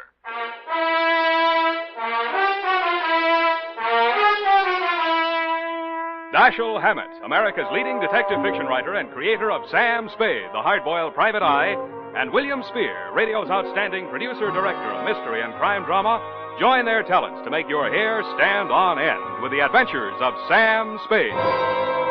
Presented by the makers of Wild Root Cream Oil for the hair. Before bringing you tonight's mystery, I'm going to take 28 seconds to tell you something that isn't a mystery. It's no mystery why so many millions of men, women, and children have well-groomed hair these days when America's favorite hair tonic, Wild Root Cream Oil, costs so little. Just 25 cents will buy you a get-acquainted bottle and show you how neatly and naturally Wild Root Cream Oil grooms your hair, how it relieves annoying dryness and removes loose, ugly dandruff. Get Wild Root Cream Oil Hair Tonic. Again and again, the choice of men and women and children, too. And now, with Howard Duff starring as Spade, Wild Root brings to the air the greatest private detective of them all in the adventures of Sam Spade.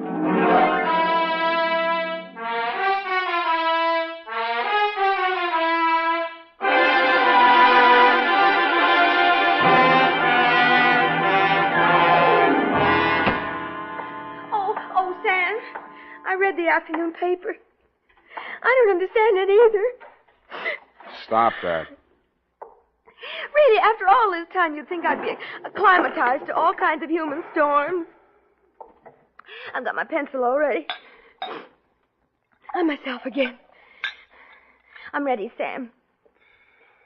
Sam, date? Date August 7th, 1949. To whom, Sam? Jack Manelli. To Detective Lieutenant Manelli, Homicide Detail, San Mateo Police. From Samuel Spade, license number 1375996. Subject? Are you listening, Sam? Subject, the champion caper. Dear Manelli. You were there for the end of it, and I was there for the start of it, which was in the reception office of Elliot Champion's brokerage house in San Mateo, and where I first met Mildred Champion. Remember that old salve, how a woman in love is always beautiful? When I went in, I had no idea she was in love and no idea she was beautiful. Not because she had lately been crying, but her sallow face without makeup, framed in a wisp of blonde hair, wasn't flattered by the shapeless black dress, cotton stockings, and low-heeled shoes she was wearing. Certainly not the going idea of beauty. Nor did her conversation reveal anything to indicate love. Oh, yes. May I help you? Mr. Elliot Champion, my name's Spade. Spade. S-P-A-D-E? You don't have to write it. He's expecting me. Your business, Mr. Spade? Private. I'll have to have a little more than that, I'm afraid. Oh, is this hot here? Mr. Champion can't stand fresh air. Obvious. That's what makes it so warm in here. I'm sorry. Yeah, it is hot. Just flip the switch and tell him I'm here. Well, what is it, Mildred? I was just going out. Mr. Spade is here. Says you're expecting him. But I don't find him listed in your appointment book. Don't be an idiot. Send him in. Send him in. You may go in now, Mr. Spade. He always like that? He's nice today. Sorry, Mildred. That's your name, isn't it? His office is the first on the right. Don't bother. I'll find it. Thank you. I'll just go to lunch.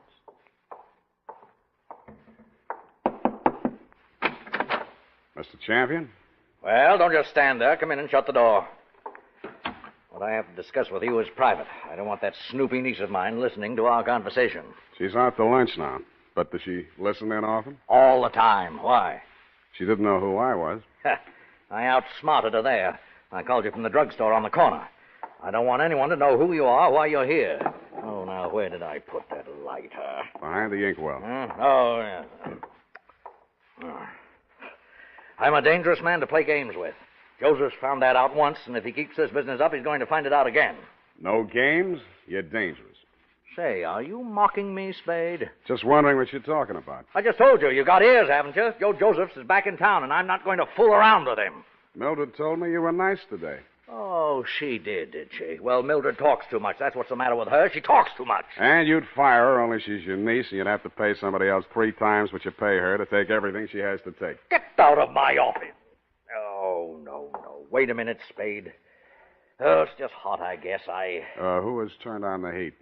It's Joe Josephs. He was released from San Quentin this week. And I've been receiving telephone calls from him telling me to beware and to watch out and a lot of other nonsense. What was he doing at San Quentin? 2 to 5 on an embezzling count. He's an ungrateful scoundrel, that's what he is. Why, I took him into my office as a junior executive, and 6 months later... He got tired of the $20 a week you were probably paying him and decided to dip into the bin. Only he did a bad job, got caught, you testified against him, now he's out and he's sore, and he's threatening you. And every time you yell cop around this town, there's always some snoopy reporter hanging around the sergeant's desk. Ain't that the truth? Listen, Spade, I've got $500,000 tied up in this business, and I don't want anybody thinking I might get knocked over by some loony with a grudge. And that's why you didn't tell the police? Don't you believe me? It'll do for now. You'll think of something better. Now, see here, impertinence is one thing... 25 a day and... No. That'll be 45 a day in expenses. I want you to find Joe Josephs and bring him to me. Nuisance warrant? More than that. I've got enough stuff in that desk drawer to send him back to Quentin if I have to. Oh, what kind of stuff? Left over from his trial. It'll be grand larceny this time, and they don't stop at 5 years for that kind of thing. You withheld evidence? I withheld... Get down!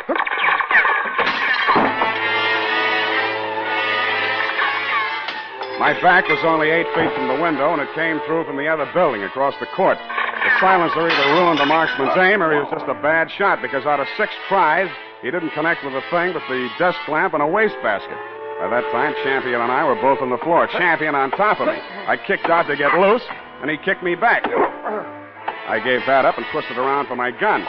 Across the court, a window was open about 6 inches, one corner of which was full of a dark-sleeved hand and a gun arm. I fired at it from what is known as number 6 position. It's him! It's him! Get him, Spade! Get him, Spade! What do you think I hired you for? I didn't bother to answer him. I went through the window, onto the fire escape, and over to the next building. I did more. I went in that building, which was apparently vacant, down the stairs, and started out the back entrance.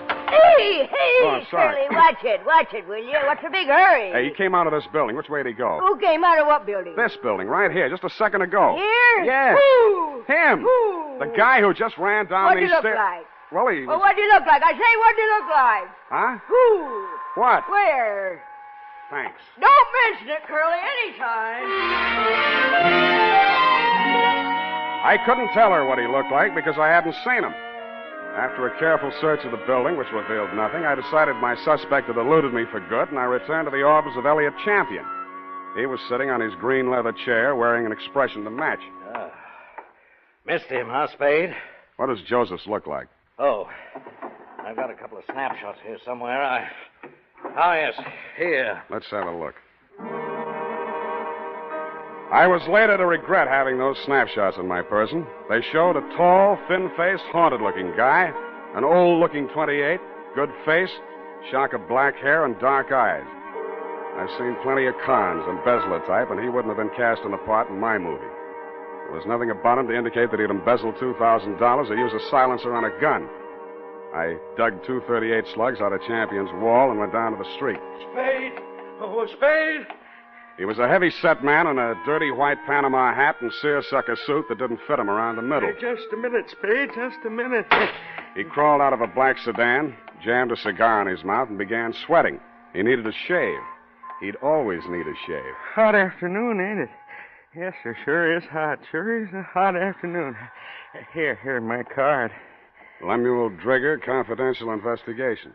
Guess I should ought to have some new ones printed up, huh? I guess you should order, Lem, and change the name while you're at it. Huh? Didn't the commissioner bounce you 9 years ago for rolling a pack before you did the booking? Oh, let bygones be bygones, Spade. I'm in business for myself now. How's business, Lem? Punk. Try another racket, Lem.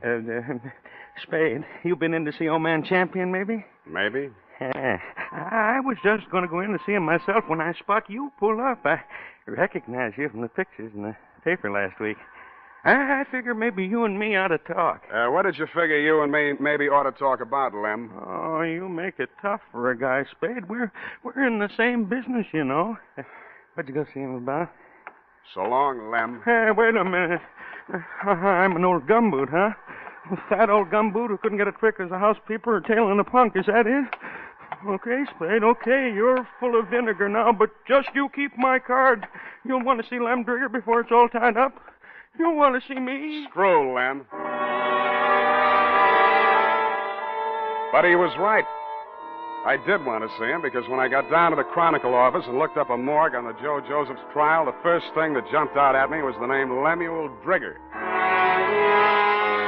Lemuel Drigger, private detective who had been employed when Mr. Champion had become suspicious of Joseph's account irregularities, and who, together with Mr. Champion, caught Josephs red-handed, and who willingly offered his testimony the same at the trial which convicted Joe Josephs to San Quentin for 5 years. The file also gave the name of Joseph's lawyer, a man named Anthony Speezer. The phone book showed an apartment address on Geary. That you, Aggie? Hold on a minute. I was just trying to get dinner over before you showed up, but I guess I'm late tonight. Who are you? Mr. Speezer? That's right. My name's Spade. I'm a private investigator. I'm trying to locate a former client of yours, a man named Josephs. Come in, come in. I was expecting Aggie, but come in. Thanks. I always fix my own dinner, poached egg and half. Ulcers. Name Spade? Yeah. Want an egg? No thanks. I'm on duty. Mind if I finish? It's up to you. Who's your client, Spade? Elliot Champion. Joe Josephs is back in town, and he's been making telephone threats and throwing 38s around.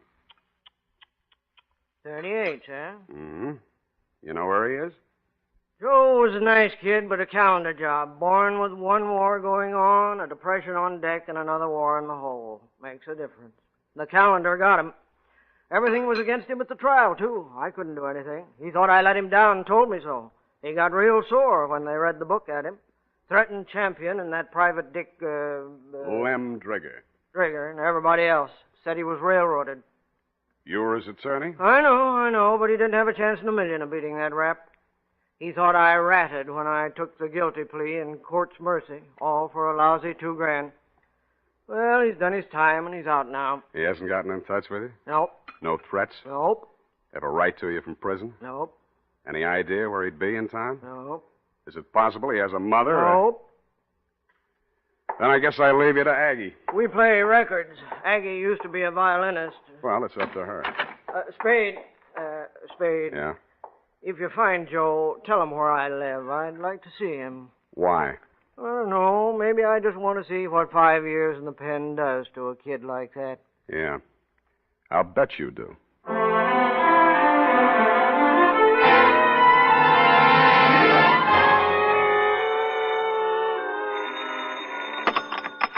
Yeah? Is this you, Mr. Spade? Who's this? This is Mildred Champion. Remember me in my uncle's office? I remember. Mr. Spade, you're looking for Joe, aren't you? Well, I know you are. You don't have to answer me.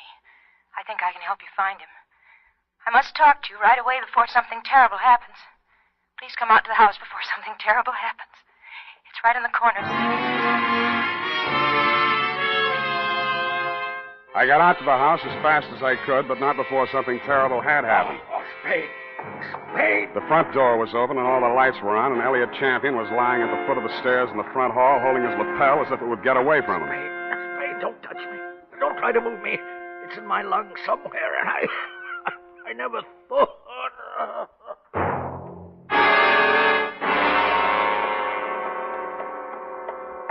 It didn't look like there'd be much use, but I beat it up the stairs to the hall phone to call emergency ambulance. Hello? What the? This is Joe. So you hired a private eye to look me up, huh? Well, he'll never find me, but I'll find you. Yeah, Mr. Champion, I'll be seeing you real soon. I didn't get it then, but I got it a second later. I grabbed for the banister, missed, and hit the top railing. A pair of hands held me up long enough to go through my pockets and then let me go, and that's the last thing I remember.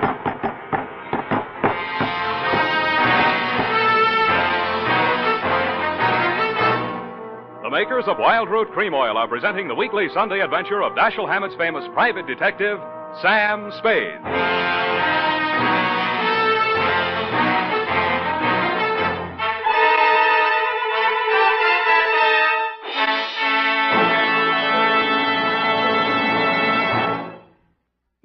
Here's important news on good grooming. If you want the well-groomed look that helps you get ahead, socially and on the job, listen. Recently, thousands of people from coast to coast who bought Wild Root Cream Oil for the first time were asked, how does Wild Root Cream Oil compare with the hair tonic you previously used? The results were amazing. Better than 4 out of 5 who replied said they preferred Wild Root Cream Oil. Remember, non-alcoholic Wild Root Cream Oil contains lanolin. It grooms the hair naturally, relieves dryness, and removes loose, ugly dandruff. So if you want your hair to be more attractive than ever before, get the generous new 25-cent size of Wild Root Cream Oil, America's leading hair tonic, on sale at all drug and toilet goods counters. It's also available in larger economy bottles and the handy new tube. By the way, smart girls use Wild Root Cream Oil, too, and mothers say it's grand for training children's hair. Get Wild Root Cream Oil. Again and again, the choice of men and women and children, too.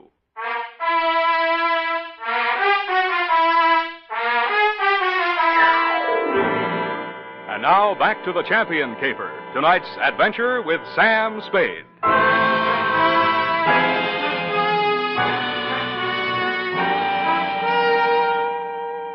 The neighbors had complained of gunshots, which was fortunate for me. I still might have been lying at the bottom of those stairs in Champion's house, Lieutenant, if you hadn't walked in, applied first aid, asked me my name, and listened to my story. You considered the threatening phone call after my client's death as a cover-up and promptly sent out a general alarm on Joe Josephs. I took an aspirin and a taxicab for home. Halfway uptown, I discovered the pictures of Joe Josephs were missing from my wallet. And that is why I was absent at the medical examiner's inquest this morning. Instead of going home, I went out to San Mateo, jimmied the lock of Champion's office, and violated City Ordinance number 352B. My dead client's desk revealed one important item. An income tax voucher dated August 17, 1944, noting him delinquent. Then I found another important item, same for 1943. His secretary's desk was even more interesting. What I found there led me to, 1, call her home. Result, no answer. And 2, to revisit Attorney Speezer. I found him poaching another egg. All right, I'm here.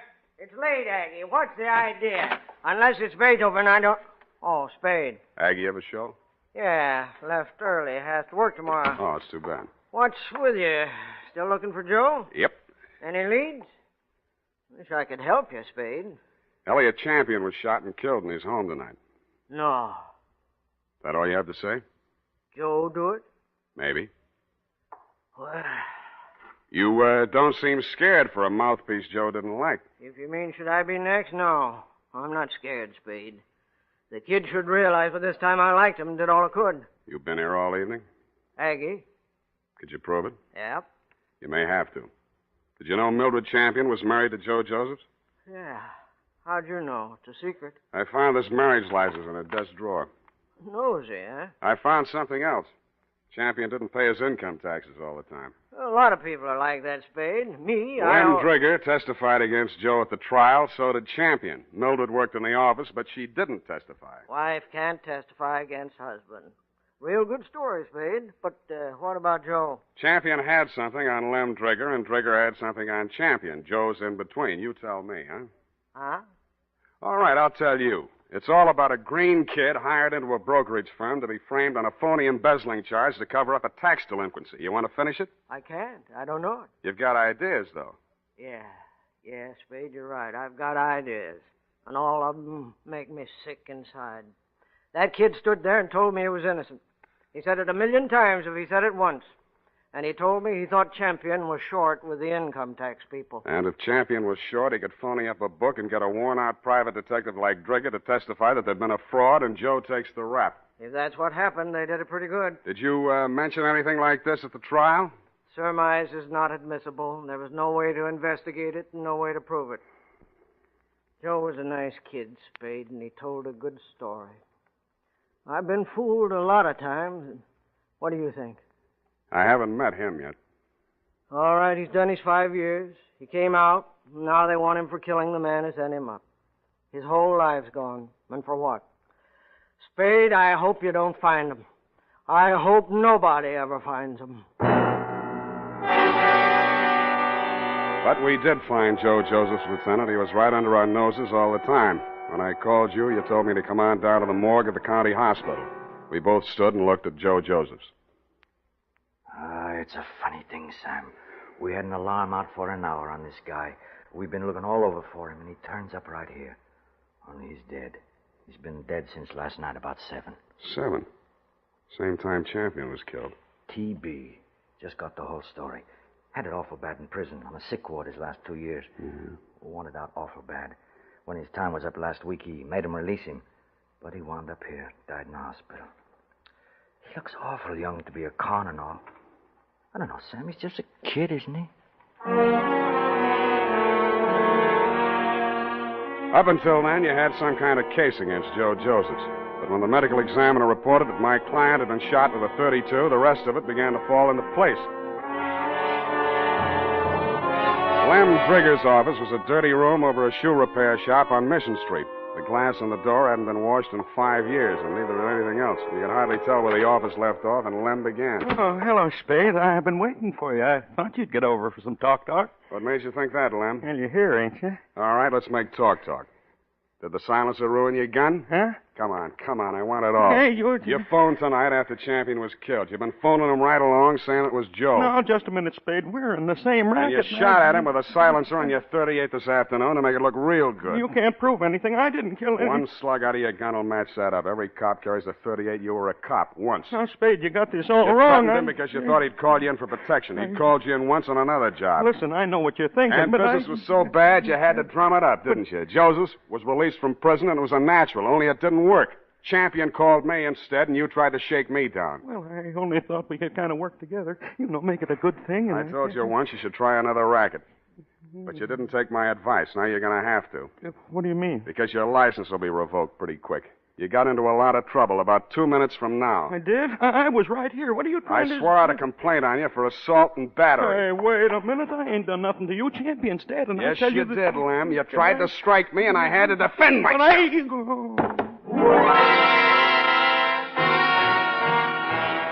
And I did make out a complaint, Lieutenant. I phoned your office, and 2 of your men were on the way out to pick him up when I heard a footstep outside the door. I knew who was there and what she was there for, and I did the only thing I could think of at the moment. And it was lucky I did it. Her own .32 was in her hand when she came in the door. She looked at me, and Lem's smoking gun in my hand, looked at him stretched out on the floor, then she looked back at me, and the gun fell from her hand, and she began to cry. Hello, Mildred. I wanted to do it. I came here to do it. I know. Why? Why did you? To stop you. Why? My bullets went into the ceiling. He's just knocked out. No, he ought to be dead. Dead. No. Not anymore, Mildred. You tricked me. You knew I was coming here. And you know he should die. You know it. That won't bring Joe back. How many real tramps have you met in your life, Mr. Spade? Lots. And some who just thought they were. Well, you met the genuine product yesterday. My uncle, for example. He stole money from himself and made it look like Joe did it. I know about that. And this one? Why didn't you let me kill him, too? Why? Oh, easy. When I went over to see him in the hospital the first time, I knew he was dying. He had that look in his eyes, helpless.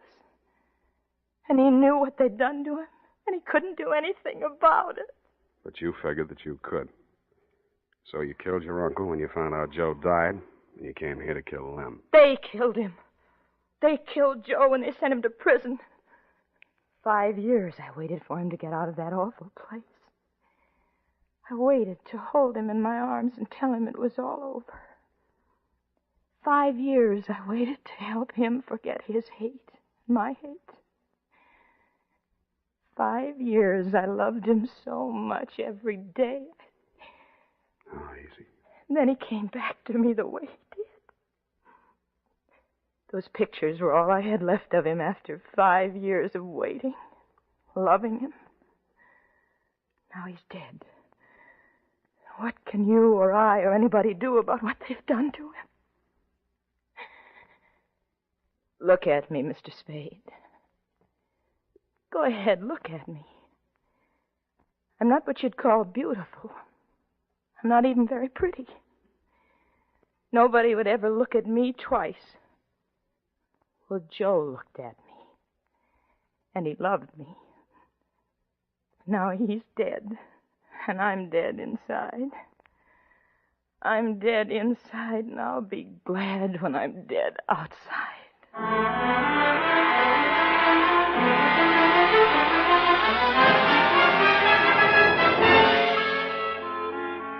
Period and a report. Oh, Sam, they were so unhappy. Yeah. Add a notation that I won't be around for the coroner's inquest. Sam, you can't do This that. report, when duly notarized, should be admissible as testimony. I want to get out of town for a few days. Sour ragged. And now, listen to this. Later this evening, if you happen to stroll down to the corner for cigarettes or ice cream, why not also pick up some Wild Root Cream Oil Hair Tonic? Your whole family will like the way Wild Root Cream Oil grooms the hair neatly and naturally, relieves dryness, and removes loose dandruff. And ask your barber for a professional application of Wild Root Cream Oil Hair Tonic. Again and again, the choice of men and women and children, too.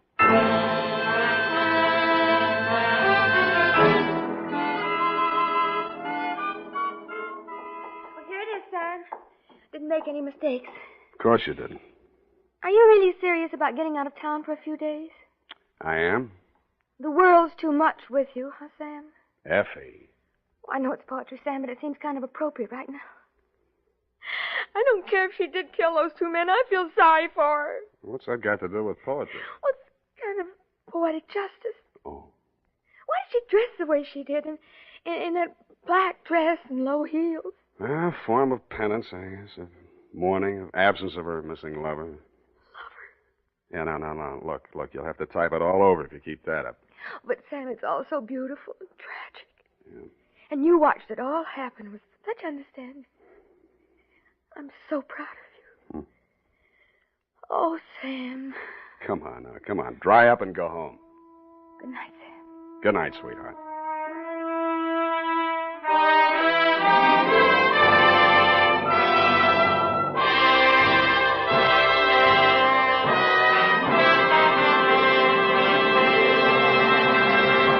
The Adventures of Sam Spade, Dashiell Hammett's famous private detective, are produced and directed by William Spear. Sam Spade is played by Howard Duff. Lorene Tuttle is Effie. Tonight's adventure with Sam Spade was written for radio by E. Jack Newman. Music was directed by Lud Gluskin, with score composed by Renee and Pierre Garrigang. Join us again next Sunday when author Dashiell Hammett and producer William Spear join forces for another adventure with Sam Spade. Brought to you by Wild Root Cream Oil. Again and again, the choice of men and women and children, too. This is Dick Joy reminding you to get Wild Root Cream Oil, Charlie. It keeps your hair in trim.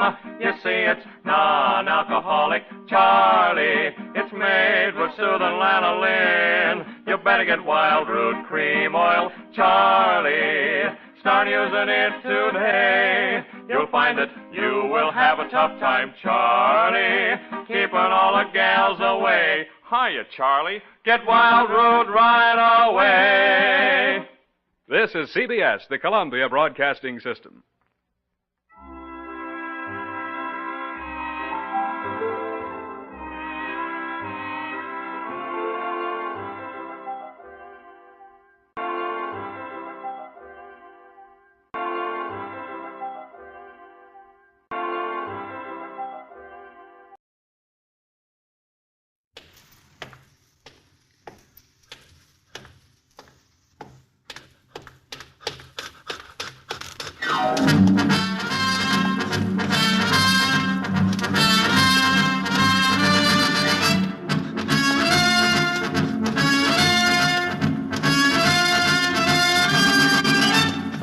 The National Broadcasting Company invites you by transcription to join The Chase.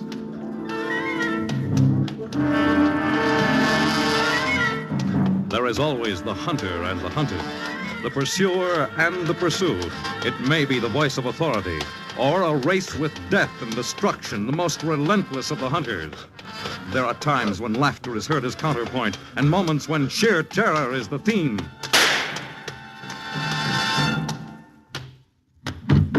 But always there is the chase. And no one joins the chase with more determination than the fortune hunter.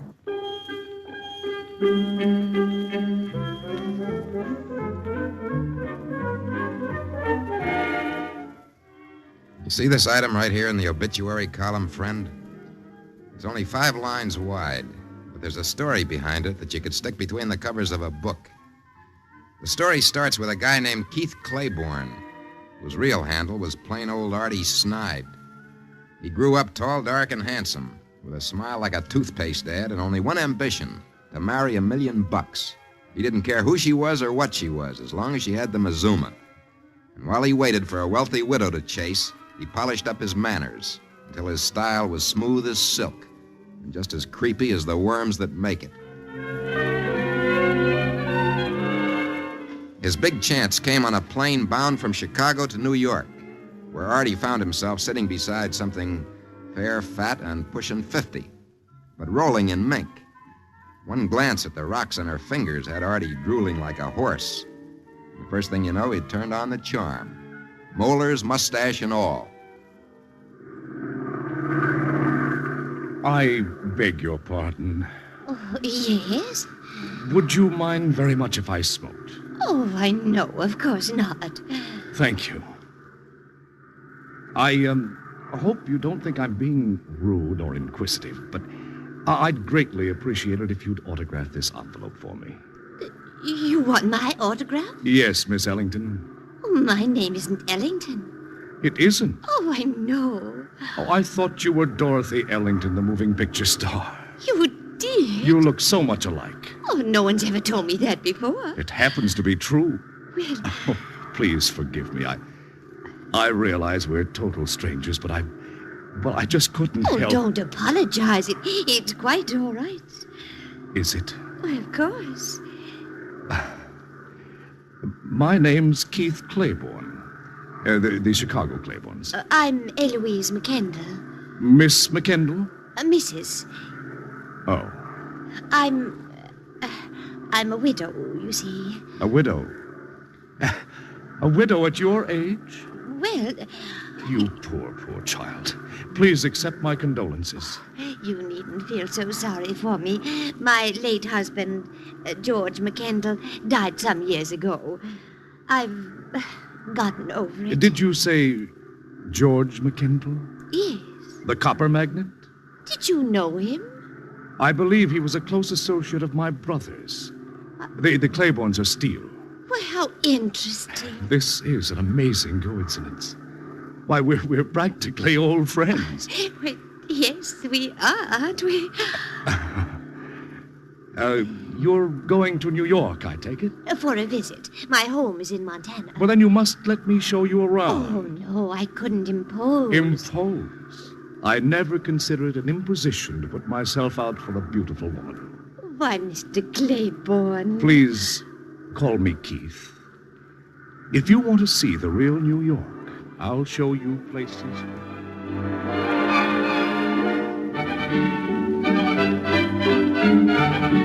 Artie's family was in steel, all right. His father was a riveter. But lying was part of Artie's stock in trade, and he was second to nobody when it came to cooking up a yarn. Well, for the next 2 weeks, he gave Mrs. McKendall a whirl. He put himself into hock to get the dough to show her around. Artie had nickels instead of red blood corpuscles and a cash register for a heart. But it didn't show when he dolled up in his white tie and tails and became the handsomest heel in town.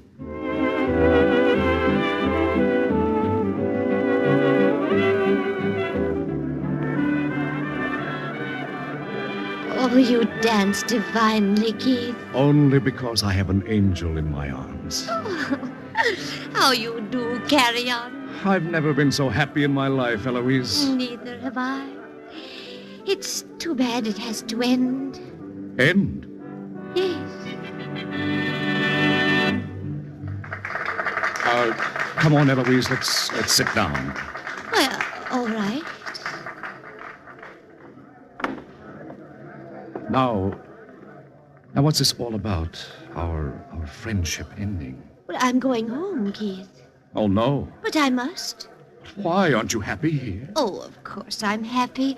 I've never been so happy in my life. But I can't stay on forever. I have my friends back home and the house. The house? Oh, it's so big, Keith, and it worries me. I don't see why I live in a 27-room mansion at all. I guess I do it because I'm sentimental. The house was George's favorite place for so long. 27. Eloise, you can't leave me. But I have to go home sometime. Do you want to ruin my life, my darling? What? Oh, I'm sorry, that just slipped out. But that's how I feel. Oh, Keith, please. We've only known each other 2 weeks, and you act as if we... I can't help myself, Eloise. You're ravishing. My life had been meaningless before I met you. The same old round, the same old pursuit of financial gain on Wall Street. I have everything I need now, all the money in the world. Yes, I have everything. But real happiness, Eloise. Oh, you poor boy. You say that like you mean it. I do. But don't worry. You're bound to find some sweet young girl a lot nearer your age. A lot nearer my age? Well, you're just a child yourself, Eloise. Oh, I'm a lot older than you think. Well, what has age to do with romance? Oh, Keith. Don't turn away from me, my sweet. But... just one kiss, just... No, not here, not... Well... I beg your pardon. My emotions carried me away. Keith, take me home, please. At once. Just as you say, dear Eloise.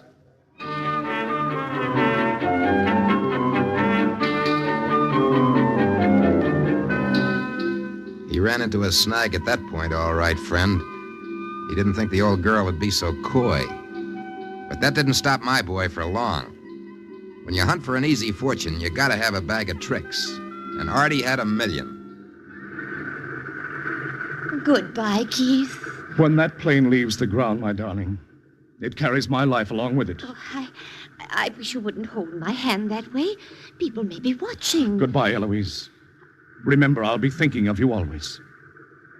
And when you think of me, I only hope you'll shed a little tear for the joy we've known together. Oh, Keith.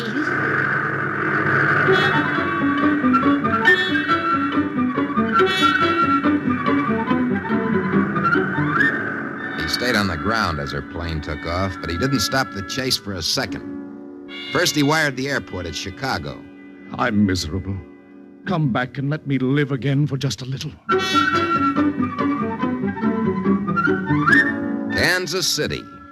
You can't do this to me, Eloise. I'll kill myself, I swear it.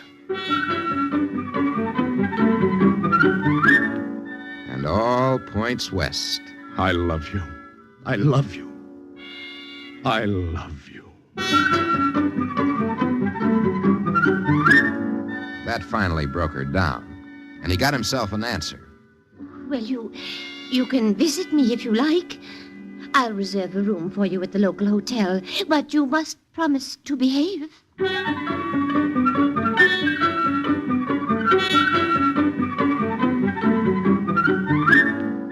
1 hour later, he was heading west on a super constellation. The old campaigner marching back to the wars. Eloise. Oh, Eloise, I've missed you so. Oh, now, Keith, you promised to behave. And I'll keep my promise. Oh, you're so good to me, Eloise. Oh, how you carry on. Your friends on Wall Street would be amazed. Yes, they would be. But they wouldn't laugh. They wouldn't dare. I could wipe out half of them with one snap of my fingers. Are you really that much of a financial power, Keith? The Claibornes have always been wizards when it comes to money. That's why they've always been unlucky in love.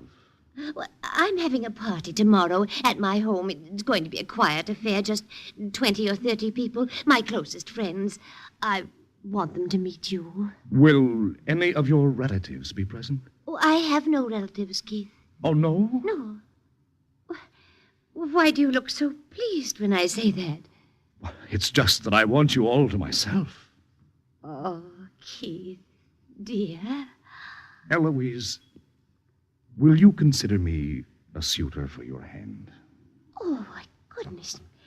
We hardly know each other. I feel I've known you for years, my darling, and I can make you happy. Let me take you away from all this on a cruise to South America. Oh, dear, I don't think all this is very wise. You've got to listen to me. You're alone in this world, and so am I. Keith. Don't give me your answer now. Tomorrow night at the party. But I promise you, if your answer is disappointing, I don't care what will happen to me. Oh, you really love me that much, Keith? That much and more. Until tomorrow night, I'll be waiting. And I know you'll make me the luckiest man alive when you give me your answer and your love.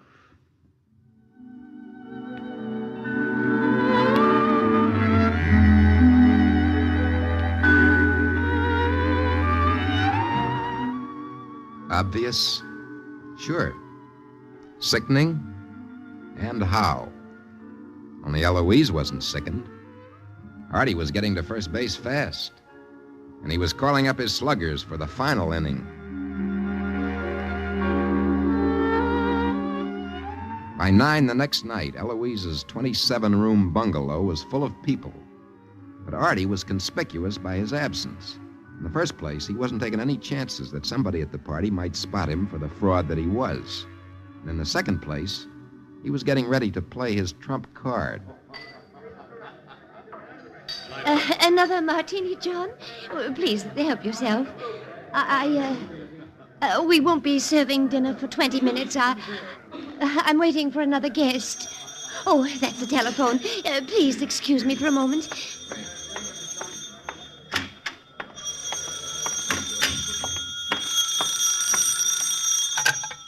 Hello? Eloise? Yes. This is Keith. What's happened, Keith? Why aren't you here? I couldn't face it, Eloise. You couldn't face what? Your refusal. I'm in my hotel room, darling. I just called to say goodbye. Goodbye? We'll never see each other again, my sweet. Oh, Keith, what are you saying? What have you done? Goodbye, my darling. And remember, I loved you to the last. Keith! Oh, Keith!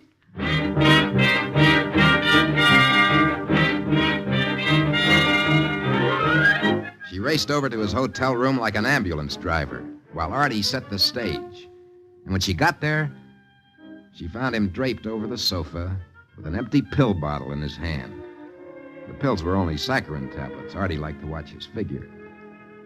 But Eloise thought he had taken arsenic. Oh, how could you, Keith? How could you? Love does strange things to a man, Eloise. Oh, you must let me get a doctor. Oh, no. I'll be all right. Oh, but... Just stay here, like this, with your arm around my shoulder, and promise me something. Oh, anything. Anything at all, my poor boy. Say that you'll marry me as soon as I'm back on my feet. Oh, yes, gladly, Keith. Oh, gladly. I would have said yes to you long ago if it hadn't been Don't talk anymore. You've made me very happy. We'll take out a license in the morning, Eloise, and be married as soon as we can. Oh, yes, Keith. Yes. Eloise, I'll never forget this day as long as I live.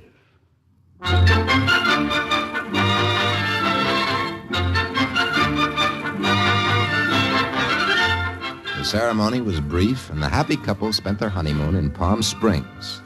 As a wedding present to himself, Artie bought 18 suits, 20 pairs of shoes, and charged them all to his wife's estate. He followed this up with a snappy convertible. But his past caught up with him a few days after the bride and groom came home. Good morning, Pet. Oh, good morning, Keith. Sit down and have some breakfast. You know, we ought to serve this English style. Kippers on the sideboard and so on. The elite should live in elite fashion, don't you think? This mail is yours, Keith. For the mail? Oh, yeah. And what's this, some bills? I think so. Oh, but there's been a mistake. I had these items charged. Charged? To your account. I'm a bit far from home at the moment, dear, and a little short of cash, so I thought you'd take care of it temporarily. Oh, but I can't, darling. I beg your pardon? Well, I said I can't. You can't what? Pay these bills. What are you talking about? Oh, well, dear, I don't have any money. You're joking, of course. Oh, no, I'm not joking at all. But your late husband. Oh, George. Oh, when he died, he was bankrupt. He was what? Oh, don't jump like that, Keith, darling. You'll spill coffee on your necktie. Never mind my necktie. What's all this hogwash about bankruptcy? Oh, I suppose I should have told you before, but you never asked me about money, and besides, I knew you were so rich. Never mind me. What about George McKendall? Well, the copper vein petered out some time before George died. Oh, his partners warned him, but he kept pouring more and more into the mine, and finally he lost it all. Then I've been swindled. What? I've been married under false pretenses. You married me for my money? You don't have any money. Keith, all I have is the house. What? This house? Yes. You own it free and clear?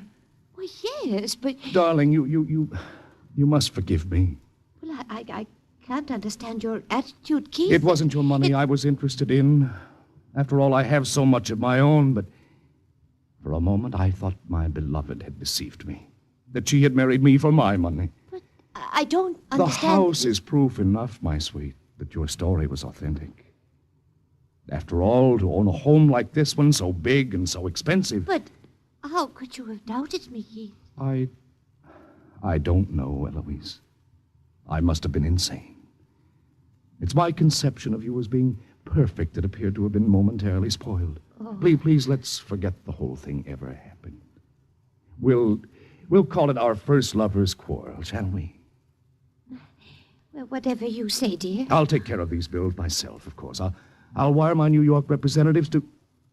Oh, great Scott. What's the trouble, darling? I almost forgot the merger completely. Merger? What merger? American Concentrated Incorporated is merging with United States BB&C, my dear. It's to be the biggest deal since 1885. Oh? I've been offered a chance to buy in. I wired my partners to do so. You did? Every dollar I own is tied up because of it. Oh. I won't be able to put my hands on any ready cash for months. But what will we live on? Well, my beloved, what did you live on before we were married? Well, there was George's insurance. But that's all gone now. My jewels aren't real, so I couldn't sell those. I see.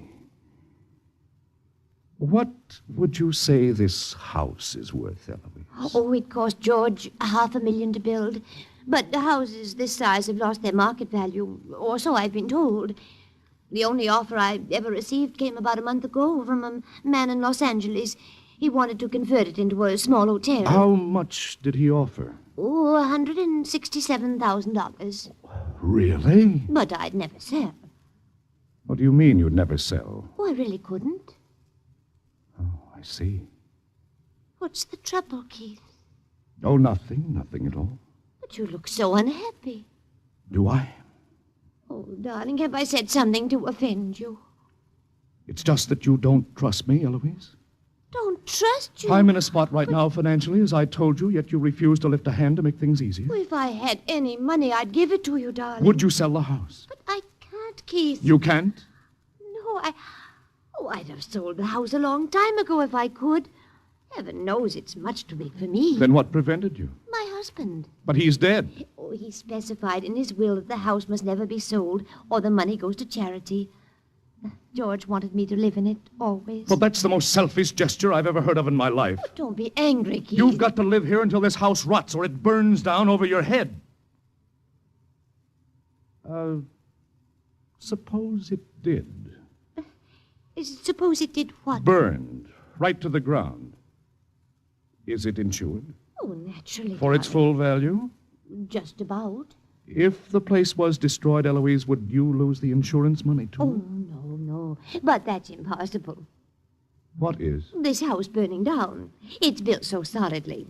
And George installed a lot of fireproof gadgets when he built it. Such as what? Oh, the entire basement and all the servants' quarters have sprinkler systems, for one thing. What else? Oh, the rugs and the drapes have been treated.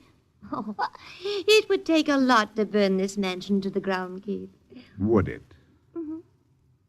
Why are you so interested? Only for your sake, dearest. I want to make sure that you're always protected against harm. Oh, you're so thoughtful, Keith.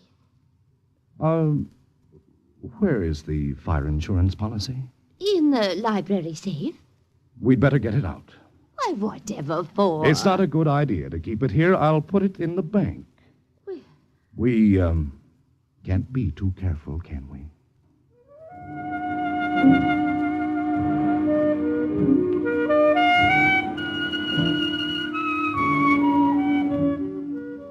Only a dizzy dame with an open heart and a mind like a vacuum tube couldn't see through Artie Snide. And Eloise was just that kind of a dish. While she sat around like a lovesick kitten, Artie was making plans. And one of those plans included a visit to a gin mill on San Francisco's waterfront, and a certain leech-faced character who had been recommended by a mutual friend. Is, your name Fingers? Why? I'm Keith Claiborne. So what? I'm also known as Artie Snide. Again, so what? I'm a friend of Dipper Crowley in New York. You know the Dip? Intimately. He told me where to find you. Here's a letter he sent me, more or less of an introduction. Uh-huh. That letter's okay, so you're okay. What can I do for you, Zaddy? I understand you're a specialist. Could be. At arson. I started a couple of bonfires in my time. I've got another one for you to kindle. Where? In Montana. What's in it for you? Insurance. And me? $10,000 in cash. What kind of setup is it? 27 rooms, no neighbors within half a mile. I'd have done the job myself, but I've heard these insurance inspectors are too smart. Not for me. How's the joint built? I brought a picture. Let me see. Here it is. Mm-hmm. There's a sprinkler system in the cellar and in the servants' quarters. Sprinkler systems are my meat. And the drapes and carpets are treated. I've never seen a treatment yet for phosphorus. Phosphorus? Is that what you use? One of my gadgets. The joint is wood from the first floor up, right? That's right. With a stone base. When do you want it done? As soon as possible. Well, I got an auto job on for Wednesday, a barn gimmick for Thursday night. How's a Saturday? Saturday's fine. The house has got to be empty. I don't mix my trade with homicide. Catch? Naturally, it will be empty. I'll take my wife out while you're at work. You got a key? Here you are. How about the help? We haven't hired any help since our return. The place will be deserted when you get there. Check. That's all. Except, I want a G note on account. But $1,000? Yeah. Well, I don't have it right now. But I'll have all your money for you when I collect the insurance. You better have, mister. Because I can specialize in double crosses, too. If you don't want to look like a candle on a windy night, you'll pay up on time. Don't worry about it. Then I'll expect you on Saturday night. We got a date.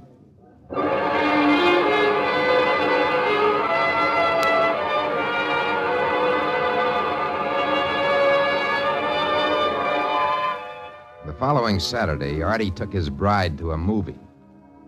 And there was a glow in the sky as they walked homeward after the show. The fire was a dilly. As the engines roared up and the firemen went to work, there was another and warmer glow in Artie Snide's larcenous heart. Get the fire on the right now. Get that hose going. Oh, Keith, it's awful. There goes the second story. But how could it have happened? Everything was fine when we left the house tonight. Accidents will occur, Eloise, my sweet. Are you sure it was an accident? What do you mean? Well, don't you think some vandal may have started it? Some dipsomaniac, maybe? You mean pyromaniac, darling, and I doubt if that's possible. It was probably spontaneous combustion that did it. Oh. Oh, what? Oh. I took the precaution of removing that fire insurance policy to a safe place, Eloise. Wasn't that clever of me? Oh, yes, very dear. We ought to be able to collect on the policy within 2 weeks, just as soon as their inspectors check the incident. Oh, Keith. Keith, someone's coming over here. Oh, where? See him? He's walking our way. Oh, it's a policeman. Are you Mr. Claiborne? Yes, sir? The owner of this house? That's right. You better come with me. Oh, what for? You're under arrest, Mr. Claiborne. Under arrest? On suspicion of arson and a possible involvement in a charge of homicide. Arson? Oh, what does he mean, Keith? There was a firebug trapped inside your house. A man named Fingers who's wanted in 7 states. He was badly burned and he probably won't live, but he's made a statement. You want to know what he said, Claiborne? Keith. Never mind the details. I think I have a pretty good idea. Oh, Don't worry about it, Eloise. It doesn't mean a thing. I'll get myself a lawyer, and I'll be free inside of 24 hours. Wait for me, Eloise. I'll be back.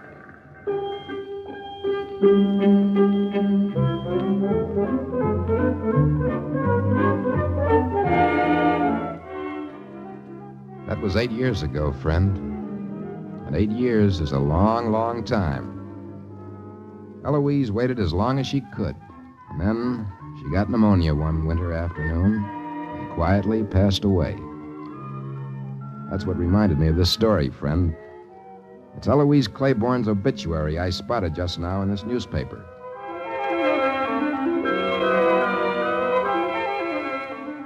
How do I know so much about Eloise and her fortune-hunting hubby? Well, you see, my name is Harry Snide, and I'm Artie's cousin. But there's a topper to this story, friend. Something that Artie probably just found out. Eloise had a $500,000 life insurance policy, and Artie was beneficiary. Happy? Sure, Artie's happy. They gave him 30 years on the arson rap, an extra 20 for contributing to Finger's death. But why shouldn't he be happy? He's got his fortune at last. He'll be the richest man in the state penitentiary for the rest of his life.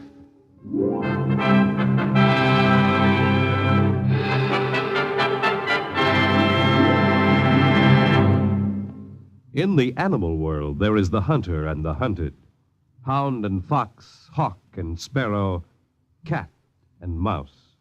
We in the topmost species have also joined the hunt.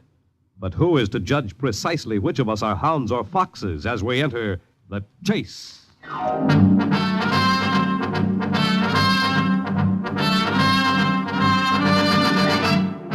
The Chase was created and written for the National Broadcasting Company by Lawrence Klee. Featured in the cast were David Gothard, Arlene Blackburn, and Ralph Bell. The Chase is directed and transcribed by Fred Way. Fred Collins speaking.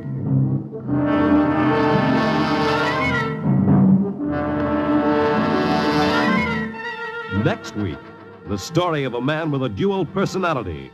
2 people living in one and each fighting for control during the chase.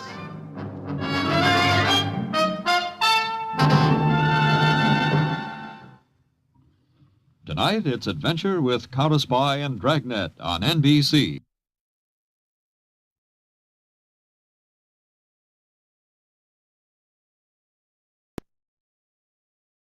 Tired of the everyday routine?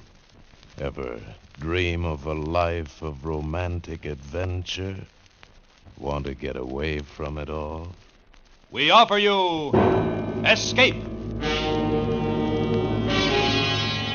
Escape, designed to free you from the 4 walls of today for a half hour of high adventure. Tonight, we escape with the pilot of an experimental jet rocket aircraft, about to be hurled 40 miles out from the Earth's surface into the limitless boundaries of space, where he receives the most terrible warning in the history of man, from which there is no escape, as Graham Dorr tells it in his thrilling and widely discussed story, The Outer Limit, starring Frank Lovejoy.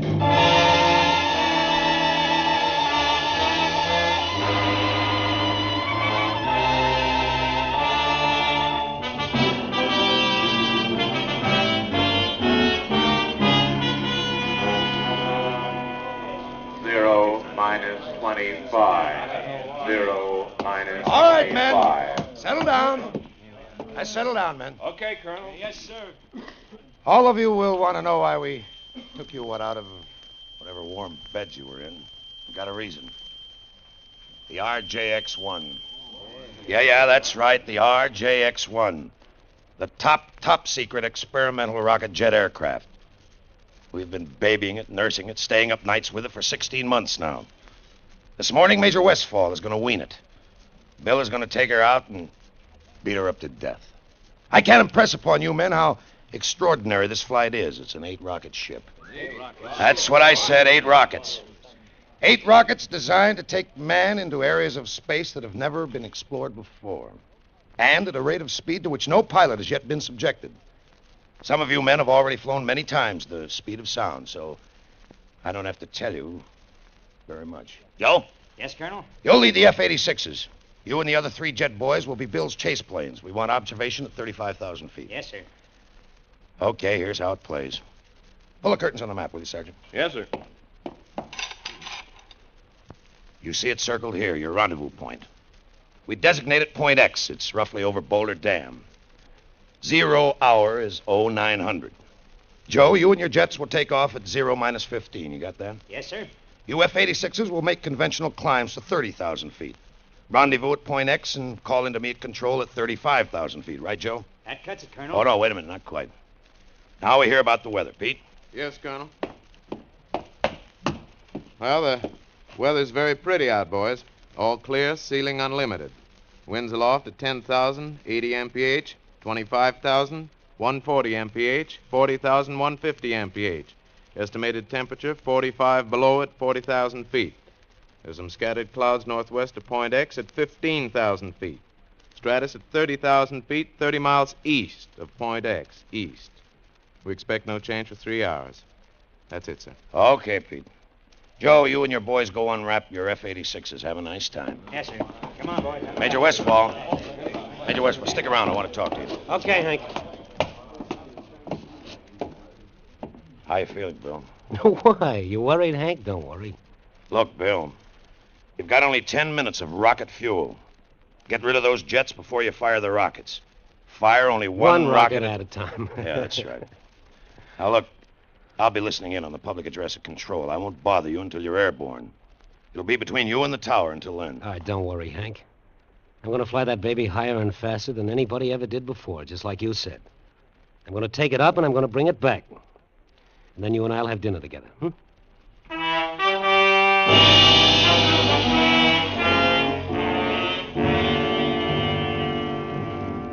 0 minus 3. 0 minus... Good morning, Colonel. Mr. Hargrove, you'll be here at the control with me? It's all right with you, Colonel. I wouldn't have it any other way.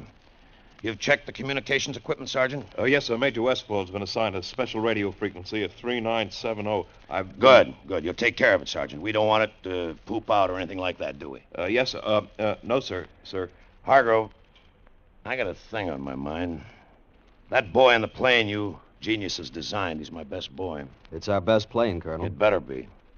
Now it's your turn. What do you got on your mind? Everything's in proper order, Colonel. Recording equipment, the television cameras in the cockpit, everything. Every known scientific device, even some unknown. They've been very We're talking about a man, Hargrove. That's all I really want to get back out of this. What about the man? There may be one difficulty. Tell me about it. I'd like to know. The takeoff, with all that load. The jets, the rockets, all at maximum fuel capacity. It's never been tested that way before. Go on, Mr. Hargrove. Well, it's just that Major Westfall has only 6,000 feet to get his ship airborne. If he accelerates from 0 to 160 miles per hour in 6,000 feet, he should be airborne in 7 seconds. 7 seconds, that makes 0 plus G. Yes, Colonel. Beyond 0 plus G... Well, beyond that, we don't know. We just don't know. Thanks. Thanks for everything, Mr. Hargrove. Sergeant. Yes, sir. Flip your switch on Major Westfall. I hear he's got a swell program. Flip them all, will you, Sergeant? Yes, sir. RJX-1 to tower. Any change in weather? Tower to RJX-1. Barometer reading 29.7. Set your altimeter accordingly. Roger. Wind 15 miles from south. Take off runway 27. Runway 27. Got it. 0 minus 130. 0 RJX-1 to control. Over. Control to RJX-1. Go ahead. This is just for you, Hank. Cabin pressure, okay. Oxygen pressure, okay. All right. Get off the dime, kid. Take a pill, Hank. You'll need it to settle your stomach. 0 minus 1. 0 RJX-1 to crew chief, over. Crew chief to RJX-1. Go ahead. I'm ready to fire. Hold it. Okay, all set to fire. Clear? Clear. Starting right, Jet. Starting left, Jet. 0 minus 30 Tower seconds. to RJX-1, 0 over. minus 30 seconds. RJX-1 to tower, go ahead. Western Airlines Convair reported over Ventura. Got it. Eastbound Constellation at 17,000 over Salt Lake. Roger. Western Airlines DC-4 on Base Lake at 1,000 over Burbank. The rest of the air is yours. Thank you so much. 0 minus 10. RJX-1 to tower. Ready for 8, takeoff. Tower 7, to RJX-1. 6, Clear for takeoff. 5. Good luck, Bill. 4, 3, 2, 1, 0. He's rolling. Zero plus. He's rolling. B, C, D, E, Bill, F, lift it. G, Lift it. H. Lift it, Billy. He made it. Bill made it, Mr. Hargrove.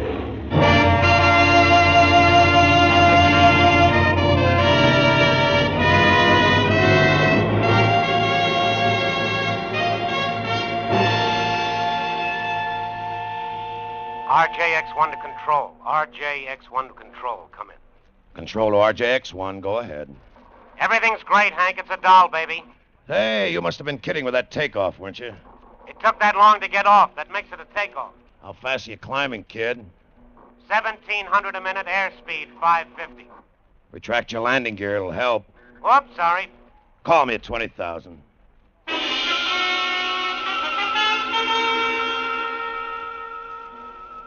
Heading is 87. Everything is real good. Come in, Hank. How do you feel? I like it here. Pressure okay? Okay.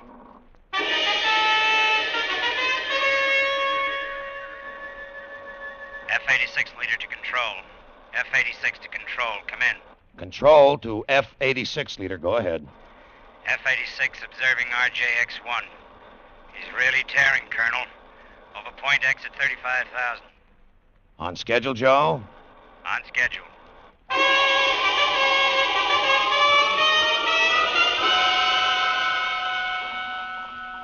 RJX-1 to control.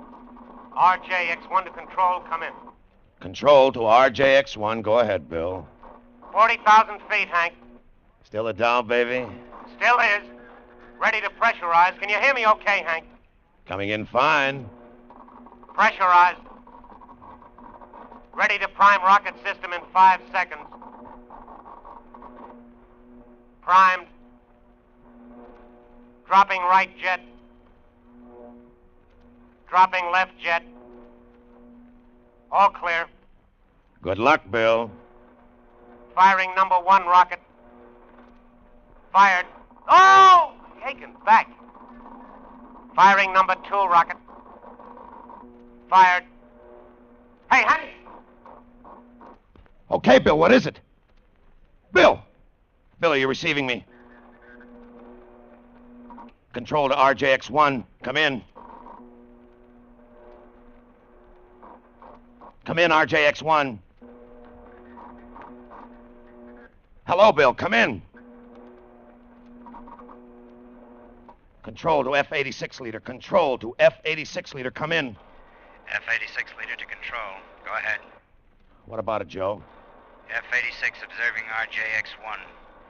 RJX-1 at approximately 60,000 feet, maintaining a heading of north-northwest. I can barely make him, Colonel. Try calling. Okay. F-86 leader to RJX-1. F-86 to RJX-1. Come in. Come in, RJX-1. Come in. Mr. Hargrove. F-86 to RJX-1. Share it with me, Mr. Hargrove. F-86 to Sit here and RJX-1. run your fingers through your hair and Come in, RJX-1. wait and think about it and share it with me.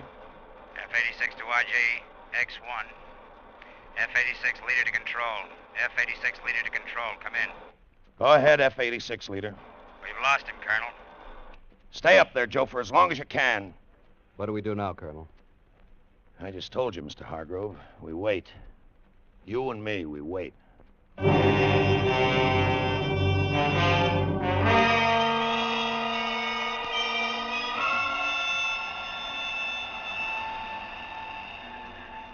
lost him, Colonel. You haven't lost me. I can hear you, Joe. Stay up there, Joe, for as long as you can. Hello? Hello? Hello?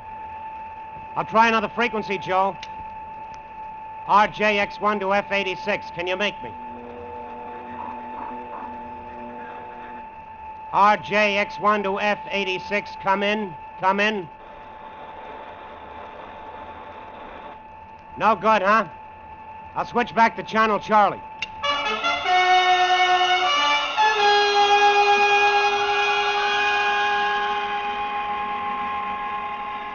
I still can't get you, Joe. I'll keep sending. Firing number 8 rocket. Fired. Oh, Oh, brother. RJX1 to all you ships at sea, to all you people anywhere. This is Bill Westfall approaching 210,000 feet. That's 40 miles straight up in the air, all you people, and that's where I am. You never saw anything like it. No clouds. A color no one ever named before. And silence. 8 rockets roaring at my tail, and I can't hear them. Their sound will never reach me at 1,800 miles an hour. Silence so complete that the ticking of the clock on my instrument panel is a hammer in my brain. Silence. Otherwise, nothing. Nothing except...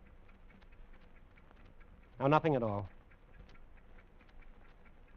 Wait a minute. Yes, there is something all right at 2 o'clock high. Oh, that's really something, brother. Maybe a flying disc, and this is a big one. Spinning like a top, and it's coming toward me. Can you hear me? Can you hear me? Listen. Something has just happened.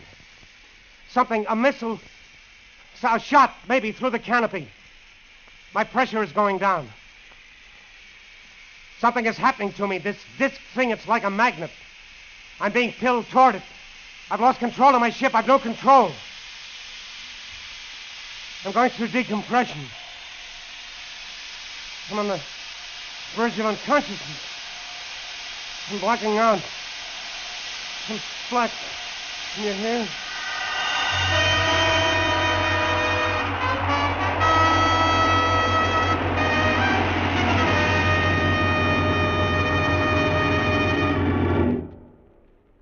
You are listening to The Outer Limits, starring Frank Lovejoy, in another thrilling adventure on Escape.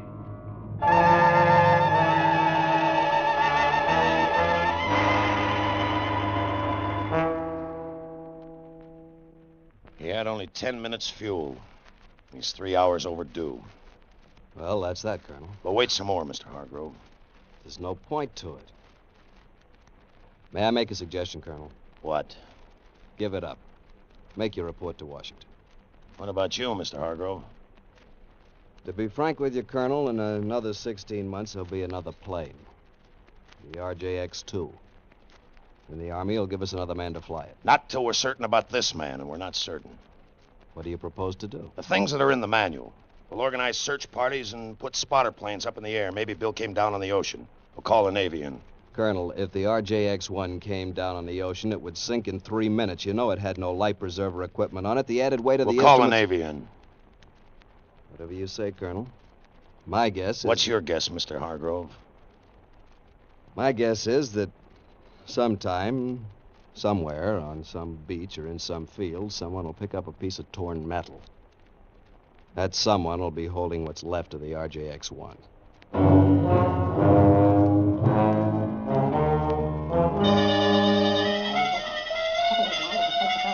J3. You're aboard that ship now. Am I getting through to you? Can you understand me?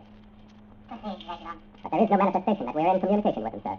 Try again on a different frequency. Yes, sir. I am Zeglan. You're aboard the Space Patrol ship S2J3. Am I in communication with you? Can you understand me? Are we in contact? Can you understand now what I am saying to you?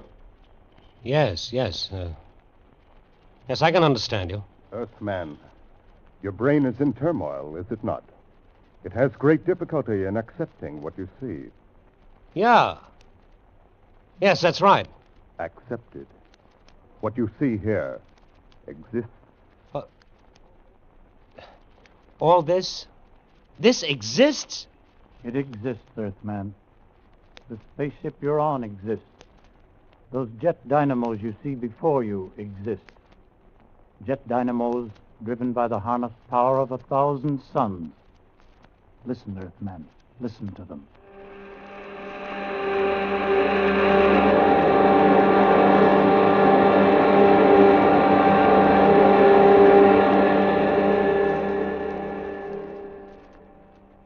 Do you know what happened as you listened, Earthman? We have flung ourselves 10,000 miles into space. What do you say to that, Earthman? Why, I don't know what to say. It's beyond the conception of your Earth brain. Then conceive this. Try to move, Earthman. You're not bound in any way. Try to move. Don't strain. It's impossible for you to move. There's a screen of force aimed at you. Now it's turned off. You may move about, Earthman. Proceed, Zeglan. Yes, Commander. Earthman, I perceive that your intellect now accepts the fact. You are aboard Space Patrol ship S2J3. I am Captain Zeglan of the Galactic Guard. Galactic? Galactic Guard? The guardian of the galaxy. The guardian of the universes. The instrument the Brotherhood of Worlds has set up in defense against such a civilization as yours. What puzzles you, Earthman? Well, I can't see you. I can feel that you're here, but I can't see you. There is no necessity for you to see us. It is sufficient that we communicate with each other. Yes, but talking to you is... Well, it's not like talking. It's, it's as if it were all happening inside my brain. It is. That is how I'm reaching you, by telepathy. Do you remember what happened to you before you blacked out? Yes, I think so. There was a sharp sound, like a bullet hitting the canopy. It was not a bullet. It was a ray. It was necessary to stop your flight. We have so much to tell you. Well, first tell me about my ship. Is it lost? No. It is such a crude little ship. Crude? Easy for us to repair. It will be returned to you. And you will return to Earth. Because you are the Earth's only hope of survival. Hope of survival? What do you mean? I will show you. What you see on this screen before you is a panorama of your own universe, far greater in scope than an Earthman has ever seen before. Observe. Observe where the line is pointing. Planet 3, Star 5, Galaxy C, Sector K. Is that the Earth? No. That dot, that speck you see revolving in the vastness, is your sun. A star whose surface is 12,000 times that of your Earth. Your Earth is not even visible here. What? How did you know we even existed? That was our problem. We first became aware of your planet when we found atomic dust in the upper atmosphere. We traced it to your Earth. It was that important to you? Quite. We determined that you were setting off atomic bombs. That's why the Galactic Council has quarantined you. Quarantined? I don't understand. How? How are we quarantined? We have sealed off your planet from the rest of space. But we have surrounded it with a force screen. When that screen has accumulated enough particles of atomic dust, your Earth will explode. Your civilization, you, all life will disappear forever. Listen to me, Earthman. Listen. We've had our own wars. Wars that almost destroyed our civilization. But we have finally outlawed war throughout space, including Earth. Now listen carefully, Earthmen.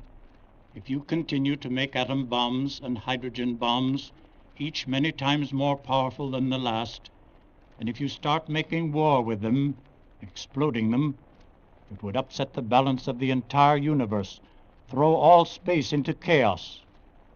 This, of course, we cannot allow. And the force screen with which we have surrounded the Earth will prevent it by exploding the Earth itself. Remember then, Earthmen, if you start an atomic war, the Earth will at once be completely destroyed. Warn them, Earthmen. Release him, Zegdon. Yes, Commander. Earthman, you will rise from your seat and open that door. Descend those stairs, Earthman. You will now enter the chamber to your left. There's your ship. Get into it, Earthman. Are you ready? Yes, I'm ready. While we were communicating, the patrol ship has returned to where we picked you up. And now you will be propelled toward Earth. Close your canopy. Open aperture. Warn them, Earthmen! Warn them! Fire!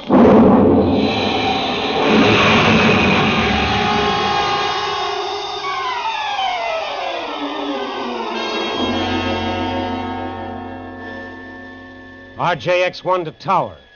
RJX-1 to tower. Come in. RJX-1 to tower. Come in, tower. Tower to Funny Man. You loaded, kid? How did you get in on this frequency? Listen, this is RJX-1. RJX-1 coming in for landing. Give me landing instructions. Tower to Funny Man. Impossible that you're RJX-1. He's 10 hours overdue. Get away from the area. Area cleared for bomber practice approaches. This is Major Westfall and RJX-1. Come on, kid, give me landing instructions. I have no fuel. I'm gliding. What? Hey! Hey, yeah, I see you now, Major. Wait a minute. I'll restrict the area. Okay, RJX-1. Go ahead.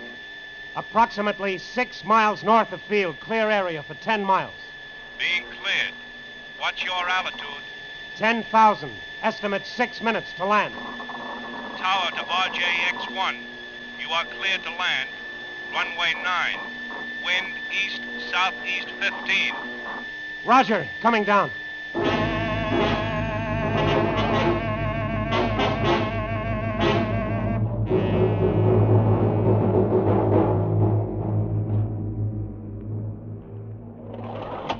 Hi, Hank.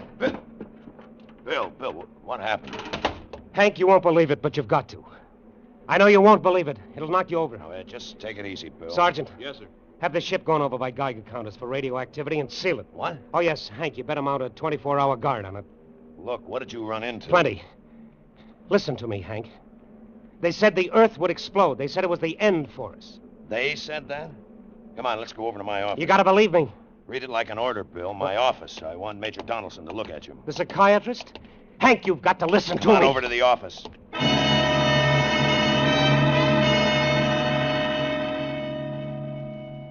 Well, that's the story, Major Donaldson. I see. Well, Hank, you believe it, don't you? Well, Major, what do you think? I'm not sure. Bill, these men from Mars. I didn't say they were from Mars. Did you hear me say anything about men from Mars? No, you didn't. All I'm trying to tell you is this. Whoever those people were, they knew all about us, everything. And they warned me. Our atomic bombs are a danger to the universe. One more, and we're going to be the juiciest galactic 4th of July of all time. Explode, finish, gone. Like that. How do you like it? All right, Bill, roll up your sleeve. Oh, now, forget it, Major. All I need is a couple of drinks. Sorry, Bill. Sorry. Not right now. Let the Major give you a hypo. Now, look, I got a drink coming, a lot of drinks. Later. Come on, Bill, the sleeve. You heard him, Bill. All right, yes, all right, if it's an order. Go ahead. There. You'll be okay in a few hours. I'm okay now. Sure. We'll leave you here, Bill. It's all right if Bill sleeps in here, isn't it, Colonel? Sure. Yeah. Well, maybe you'll believe me tomorrow. You'd better. Come on, Major.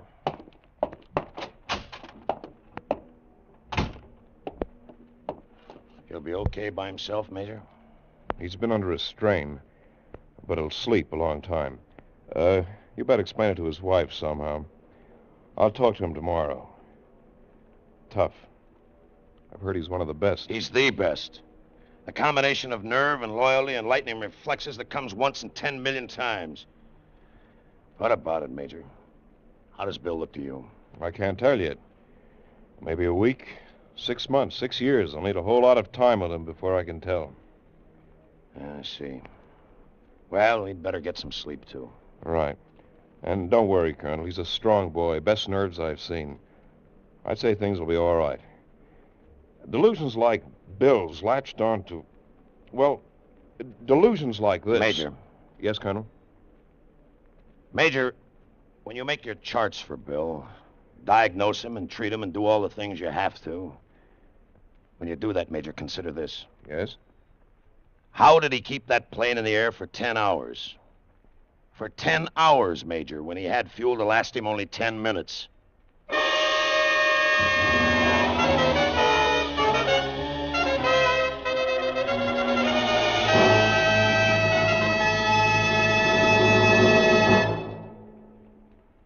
Escape is produced and directed by William N. Robeson, and tonight starred Frank Lovejoy in The Outer Limit by Graham Dorr, adapted for radio by Morton Fine and David Friedkin. Featured in the cast were Charles McGraw as the Colonel, Jeff Corey as Major Donaldson, Stan Waxman as Zeglon, and Ian Wolfe as Zill. Special music was arranged and conducted by Del Castillo.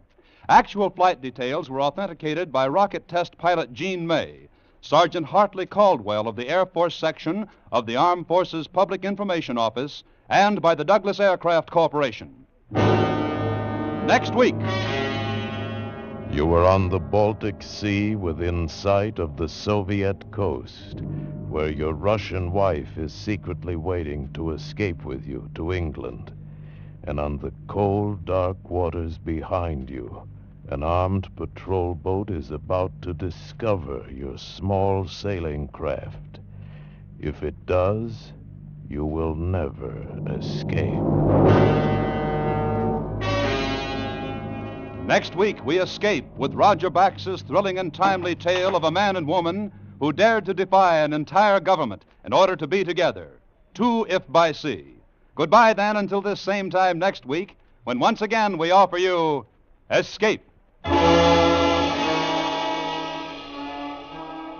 2 all-star bouts are promised on CBS this Wednesday night. Bing Crosby faces Fred Allen across the CBS mic to battle it out on who's funnier, singers or comedians. And in the second attraction, Gracie Allen and a smashed Bender team up against not-so-gorgeous George Burns and a guilty conscience. This Wednesday also...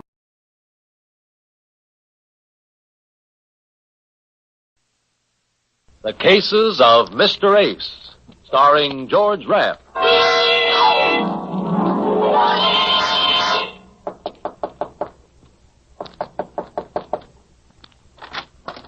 Yes? My name's Eddie Ace. Oh, yes, you're the private detective. Yes. There was a message at my office from a Dr. Gale. Asked me to come right over here. Is he in? I am Dr. Gale. Come in. Please. So, you're Dr. Gale. Shouldn't I be? I didn't expect you to be a woman. Now, what can I do for you? I want to retain you to talk to me. To talk to you? You'll be amply repaid for your time. Well, you don't have to bribe me.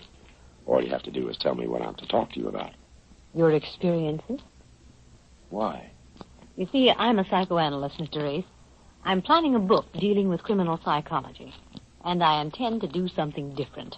And there I need your help. I want the material fresh and unbiased, so to speak. From the point of view of a private detective.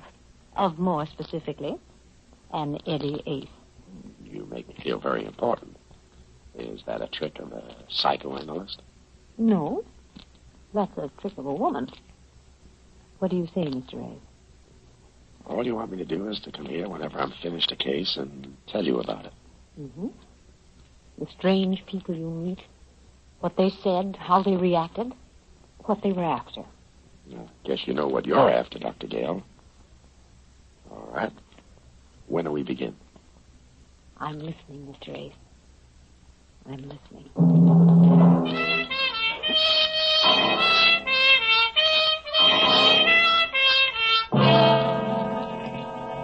The Cases of Mr. Ace, starring George Raft, and produced and directed by Jason James.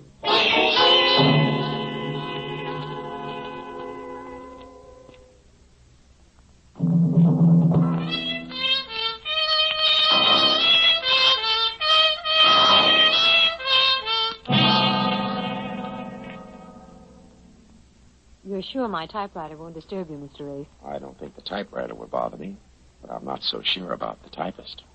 When you arrived, you said you didn't expect me to be a woman. You were right. I'm a psychoanalyst. Shall we begin, Mr. Ace? I see what you mean. Yeah. Well, it all started with a killing that was no business of mine. The murder of Frederick Miller, you know, the corporation lawyer. His body had been found in his apartment, 3 bullets in it. As I say, it was no business of mine until I arrived at my office over on 6th Avenue in the morning after the killing. A man was waiting to see me. He was very small, very dark, very smooth. He smiled and showed me all his teeth. He had a lot of them. I opened my door, and he followed me in. Ah, merci, monsieur. Sit down. You're French. You are very observant, monsieur. What can I do for you? Permit me. My name, monsieur, is Faure, Pierre Faure. I have selected you to perform for me a very important service. Oui, a service. Such as... Oui. Now we come to it. Last night, monsieur, I performed a most impulsive act. I killed a man. I see. You're a big boy now. You must learn to control yourself. You are right. But that is how I am. I killed him, and I do not feel regret. I feel only pleasure when I look into my eyes and see him die again and again.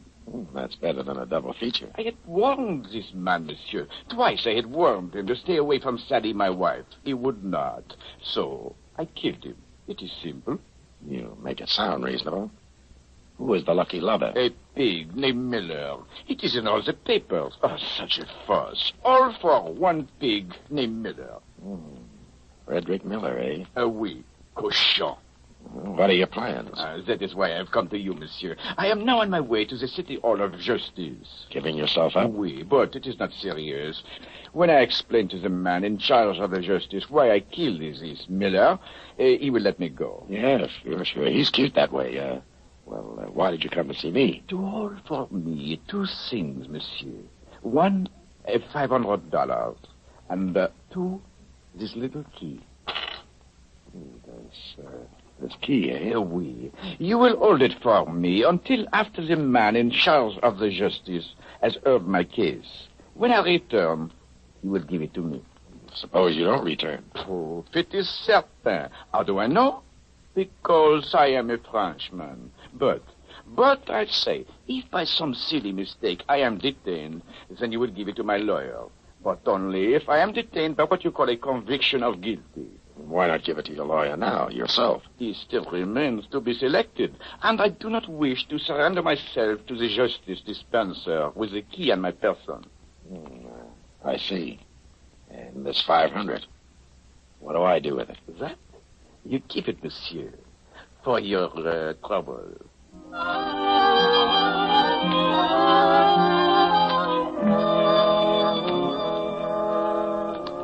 Ray left, and I sat fingering the 500 and the key. It was a small brass key, the kind you use on your trunk. No marks on it except a number, 427. I had Foray doped as a nut. Anyway, Foray confessed to the killing of Miller. And the final editions told how Timothy Hogan, the wild Irish criminal lawyer, came forward with an offer to defend the prisoner. And the next morning, Hogan came into my office. I had a hunch he would. And as sure as I'm sitting here in your office, Mr. Ace, I'm certain that Pierre Foray did not kill Miller. He confessed. Confessed? Ha! So there you have a darling confession. A Frenchman, a crime of passion, and he gives himself up. No, not Foray. Not after talking to the man. And what's your best guess? Think, man, think. Can't you see it? Maybe I'm looking in the wrong direction. And that you are. Ray is covering up for someone he loved. His wife? Aha. That's the thought, Mr. Ace. That's precisely the thought. And that's why the case attracted me. There's no money in it. But it's sentimental and violent. And I'm Irish. Well, it could be. But if he's covering up for his wife, how are you going to get him to sing? I must. If I can get him to recant a confession from his wife, I could get her an acquittal with a twist of the wrist. Good heavens, man. Look at the elements. Self-sacrificing husband, outraged and betrayed wife. She comes forth at the last minute. Why, it's better than Mother McCree. I'll have the jury swimming in their own tears. I like your script. How are you going to get it on the stage? Aha, that is the problem. And there I need your help. I know this much. Yesterday, before he gave himself up, Ray came to you. What did he tell you? Nothing. He gave you something? Nothing. Oh, I don't think you're telling me the gospel truth, Mr. Ray. I'm not. I see. Very well. I tried to persuade Foray to give you his permission to talk to me. That's better. But in the meantime, Mr. Reyes, in the meantime, you might try to sound out the wife for me. Very, very discreetly, understand? But sound her out. You hiring me? Yes. Will you see what you can do? I'm practically there now.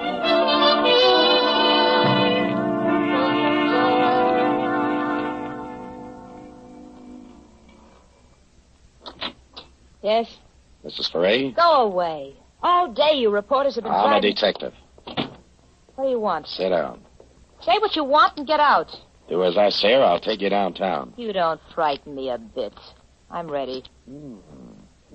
I see what you mean. Okay. I'll level with you, Mrs. Foray. I'm not from the police. I'm a private detective. I'm working for your husband's lawyer on the Miller killing. You knew Miller. Yes. Yes, I knew him. What is there to work on? That rat Pierre killed him. I hope he dies in the chair for it. Pierre says you were seeing Miller. That might save him from the chair. Let him prove that. Just let him prove I ever saw Fred Miller outside of his office on business. When did you see Miller last? None of your business. Get out. Sure. But keep this in mind, Mrs. Foray. Your husband confessed to the murder. But maybe you'll be able to give the jury the impression that he's covering up for someone else. Someone maybe like his ever-loving wife. I said go on. Get out. Oh, by the way, did you ever see this key before? No. Now get out of here. And tell that rat Pierre I'll do my best to get a ringside seat for his execution.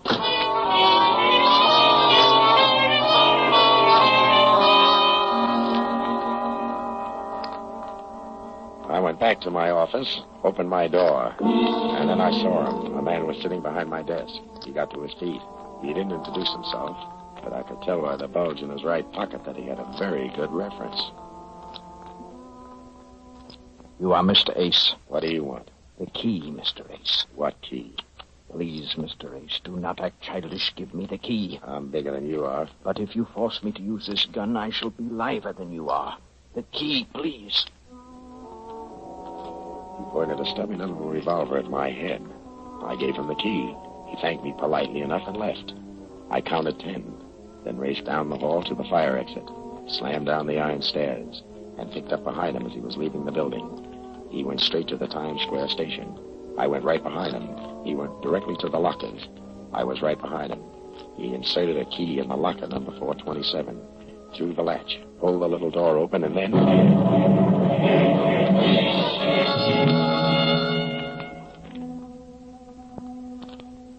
It must have been hours later when I opened my eyes. I was still in the station. Near me and around me were maybe a dozen more. Cops and interns milled around. But bending over me was Detective Lieutenant Walsh. Feeling better, Ace? Yeah, Oh, my head. What happened? Bomb exploded in a locker. Anybody killed? Yeah, the man who opened the booby trap.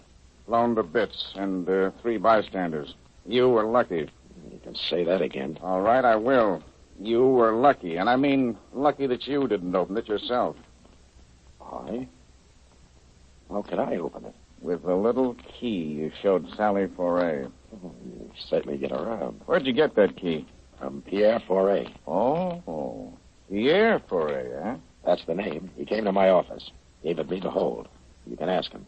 Well, suppose you ask him, Ace. But you better get yourself a good spiritualist. Pierre Foray hanged himself in his cell 2 hours ago.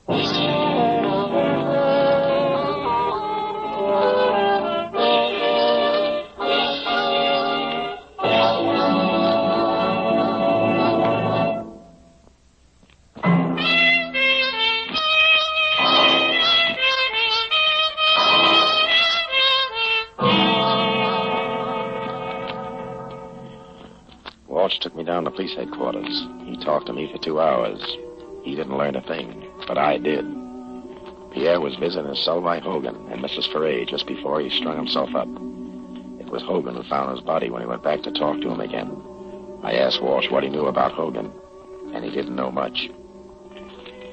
I left police headquarters and went around the corner to Jenny, the bail bond. Jenny had been around New York longer than the city charter and runs the biggest bail bond mill in town. I asked her what she knew about Timothy Hogan. She didn't know much offhand, but promised me a rundown by morning. I said I'd call her and left it at that. Outside, the rain was just beginning to wash the town. A hack pulled up. I opened the door, bent to get in when the butt of the gun came down across my skull, and that was that. It was the cold water that brought me out of it.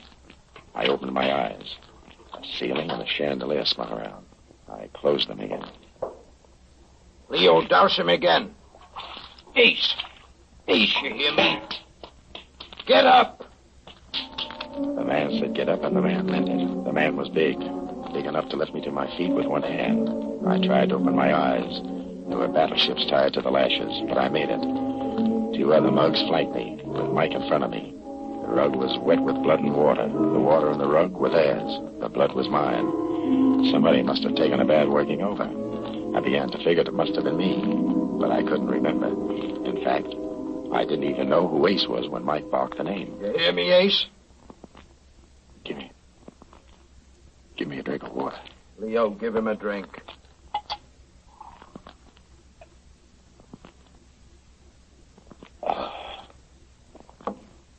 Better. You're making a lot of trouble for us, Ace. It ain't necessary. Now look what you look like. Busted nose, busted lips, busted eyes. You think we like to do things like this? And just look at me old lady's rug. Don't let it break you up. Just look at yourself. And for what? Tell me. For what? Because you get stubborn. You mustn't be impatient. I'm not very bright. What am I stubborn about? All we want to know is where is the envelope Foray gave you? Michael, how much longer will you be? Just a few more minutes, Ma. Oh, well, just look at that rug. I'll have it cleaned. Well, hurry up. The hot kitchen's getting all burned. All right, Ace, I'm through talking nice. Where's the envelope? Foray didn't give me any. Leo, take it. Oh. Michael! For heaven's sake, be careful of the rug.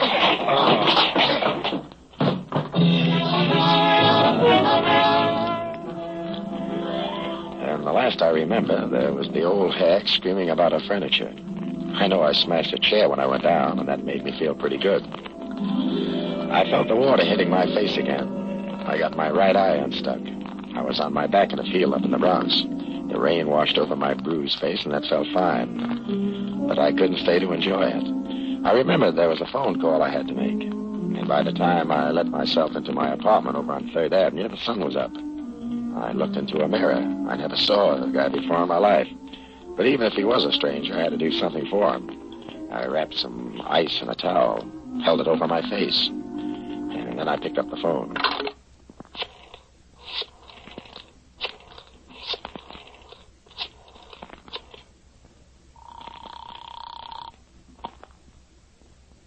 Jenny's bail bonds. You sleep in that ratty office of yours, Jenny? Well, there's citizens being arrested, day and night, Ace. I got that schmear on Hogan for you. How does he shape? Well, he was the mouthpiece for the old Ringo mob. Back in Prohibition, Ringo got pushed over, rest his soul. Hogan fronted for the policy boys in Harlem. And finally, he broke away from the heist guys, went into straight criminal law. Only the very highest types of criminals. Where does he hail from? Why, he's from, here it says, Timothy Hogan, Washington University, class of 28, X. X. What's that mean? X, it says here, it says. I see, he didn't finish at Washington. No record of any other school. I see. All right, thanks, Jenny. Yeah? Anything else I can do for you? Yeah.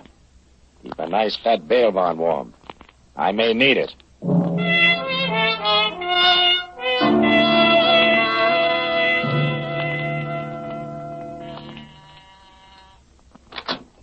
Who is it? What? Oh. Well, don't let the face frighten you, Mrs. Foray. I'm just breaking it in for Boris Karloff. What happened to you? What happened to me shouldn't happen to a private detective. But it did. Sit down. We're going to make with a little talk. Look, I'm in an awful hurry, Mr. Ace. I was just going out. What did you and Hogan tell Pierre in his cell yesterday? Well, I didn't want to go. That lawyer Hogan, he insisted.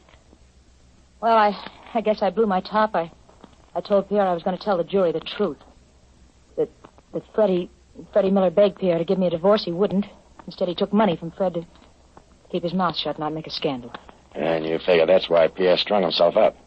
So there was no chance for him. That's the one thing I regret. He didn't go to the chair. You must have had quite a burn for this guy Miller.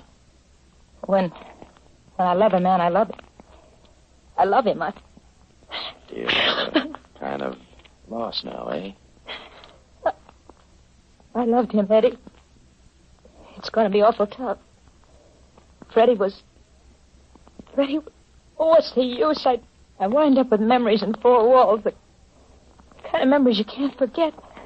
Kind of cut your heart out every time you breathe. Come here. What am I going to do, Eddie? How can I forget it? Easy. You call me Eddie. Just try calling me Freddie. All right. I'll try it. I'll try it.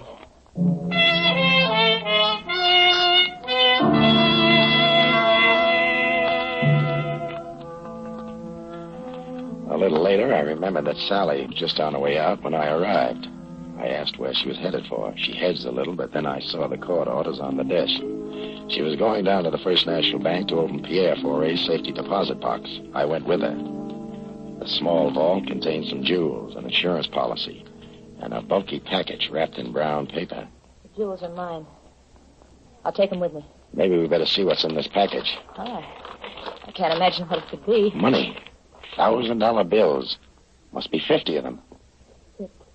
$50,000? Well, where did you get all that? Not in the private eye business. In this envelope. I think we better open it in the presence of a lawyer. Look, I'm going upstairs to see if anybody's around that looks familiar. Here, take this nickel. Yeah? Call police headquarters. Lieutenant Walsh. Tell him to meet me right now at Timothy Hogan's apartment. This is important for both of us, Angel. So don't trip. I'll wait for you outside.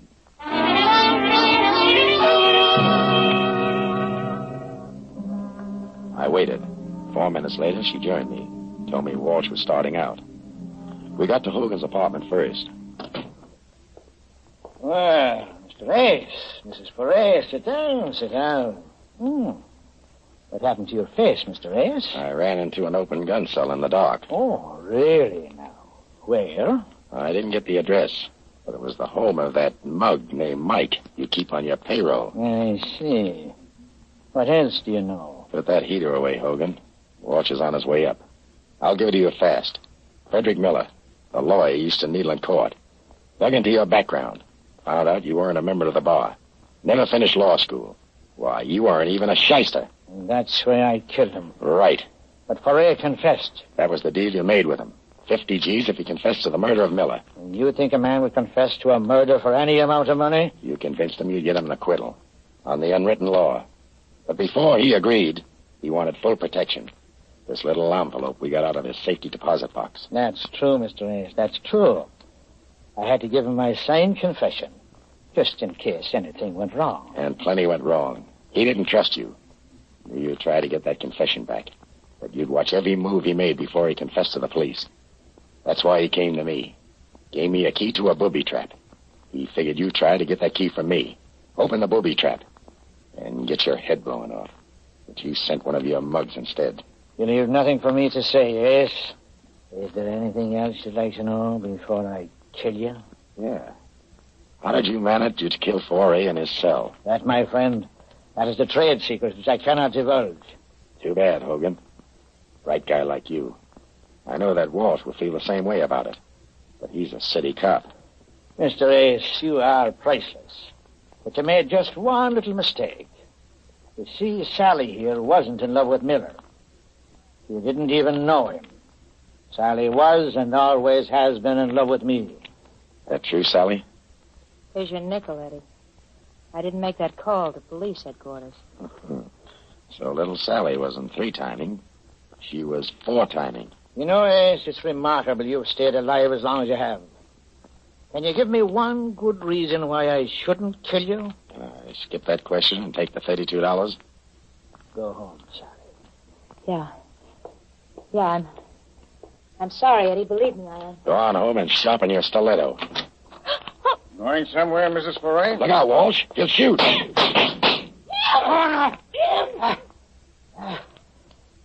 That's a darling break. Tim. Sally, get your double... No. Get your car. No.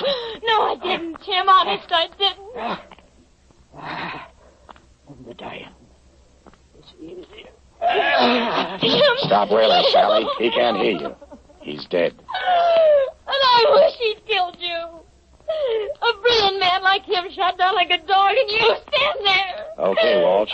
From here on out, it's your party. The confessions in the envelope will give you the score. Sally is right. He was a brilliant man.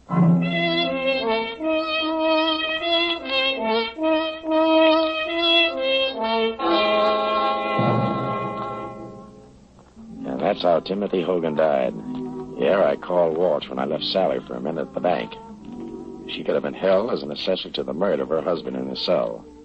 But Walsh never got her down to headquarters. She took a header out of the window. I guess it was better for her like that. Well, that was a gory business, wasn't it? Gory? Oh, I thought I'd give you the mild ones first. Mild? Good heavens. Do you mean that this sort of thing goes on with you all the time? Only when business is good. Well, for my sake, then, I hope business improves. Good night, Mr. Ace. There's something I'd like to say, Dr. Gale. Yes? Well, it's... never mind. Maybe next time. Or maybe the time after that. You're reading my thoughts marked private. Good night, Dr. Gale.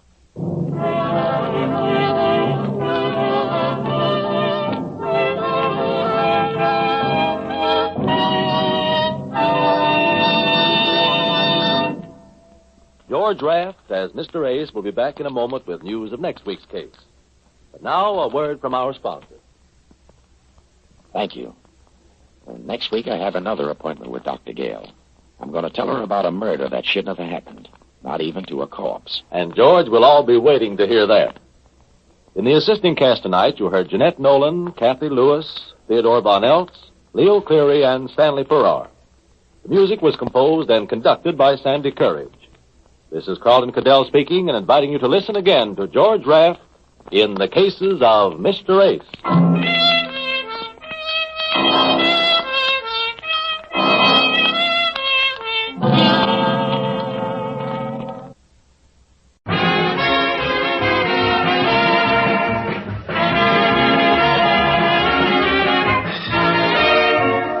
Colgate-Palmolive Feet Company, makers of Halo shampoo to glorify your hair, and Colgate tooth powder for a breath that's sweet and teeth that sparkle, bring you Mr. and Mrs. North, starring Alice Frost and Joseph Curtin.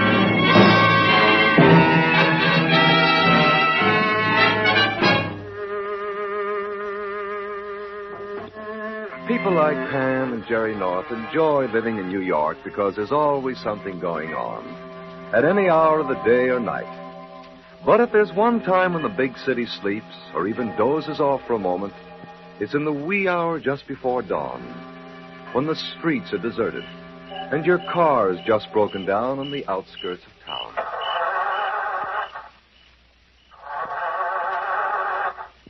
Oh, it's no use, dear. This thing wouldn't start if I gave it a dose of Benzedrine.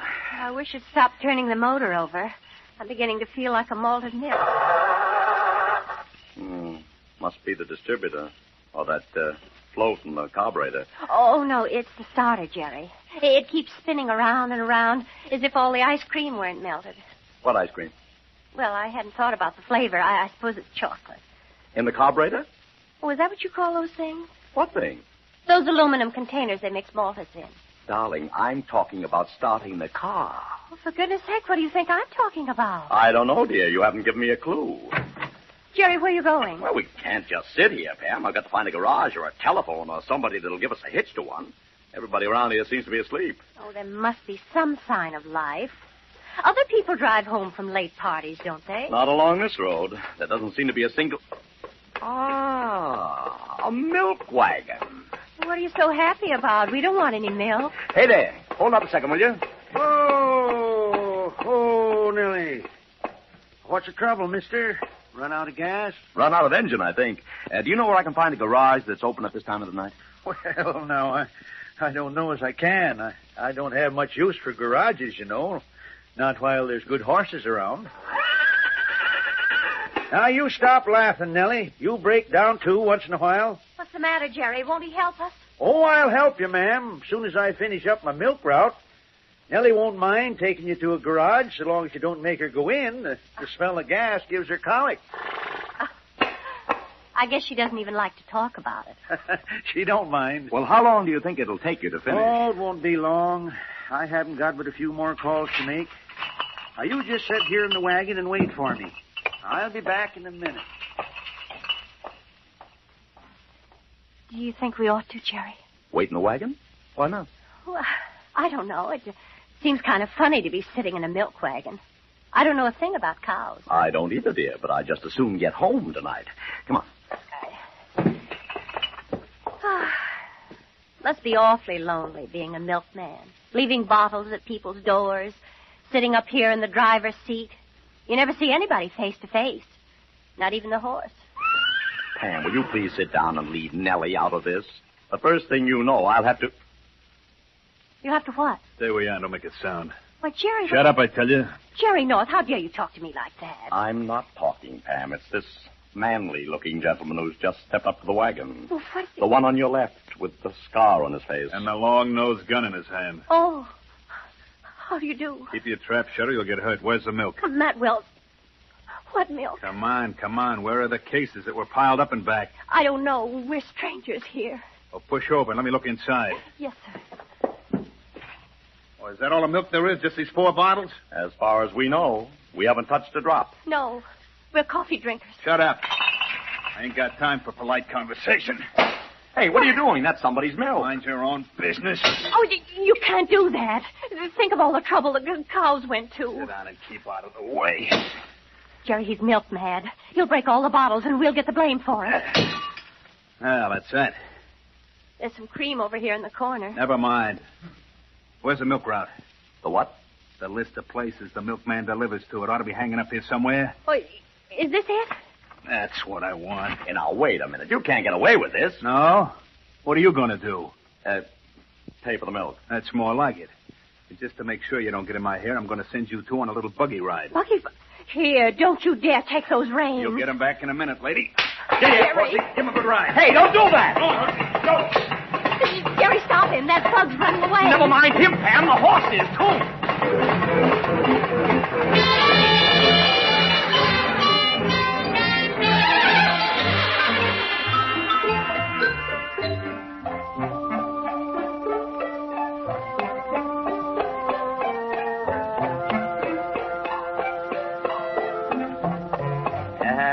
Girl, Nellie, just take it easy and we'll find your master for you. Maybe it'd be better not to, after running away with his horse. The horse ran away with us, dear. And if she hadn't tired on that long hill, we'd have been in Cleveland by now. Oh, golly, she's starting again. Now, don't excite her, Pam. She just sees her master. Where? Waiting right over there on the curb next to our car. Oh. Whoa, Nellie, easy, girl. This is the end of the line. You'd better start talking, Jerry, before the milkman turns sour. A fine thing. A fine thing. If you want to go for a ride, why don't you find a merry-go-round? We can explain everything, driver. Well, you can't explain overheating this horse. She ain't air-cooled, you know. Well? Gosh almighty, you broke my milk, too. Now, Mrs. Snyder won't be able to take her bath. But it wasn't our fault, driver. That horrible man had a scar on his face and a gun in our ribs. Otherwise, the horse wouldn't have run away. Don't you see? I see, all right, but I don't think I'm hearing so good. He broke the bottles, the thug, and he took the milk route, too. Now, why would anybody want to break milk bottles? That's just it. We don't know. Unless he sells cardboard containers. It's a lot more serious than that, Pam. That guy was desperate. I don't believe the whole story. Stick him up. Huh? Stick him up, all of you. You'll get shot. Jerry, it's a girl. Now, what kind of a joke? Shut up. Hand over all the milk you got. Come on, lady, pass it down. But there isn't any more. Will cream do? We have some very thin cream. Don't be funny. Give me the cream. Yes, ma'am. That all there is? Just these two? That's all, lady. Mrs. Foley and Mrs. Rosenblum. Gosh sakes, that's not just cream. That's extra heavy. What happened to all the milk? The man with the scar got it. He got the milk route, too. Man with the scar? That's what they tell me. Get in, driver. How's that? Get in, I said. We're all going for a little ride. Another one? My horse is exhausted. Do like I tell you. You're going to take me back over your milk route.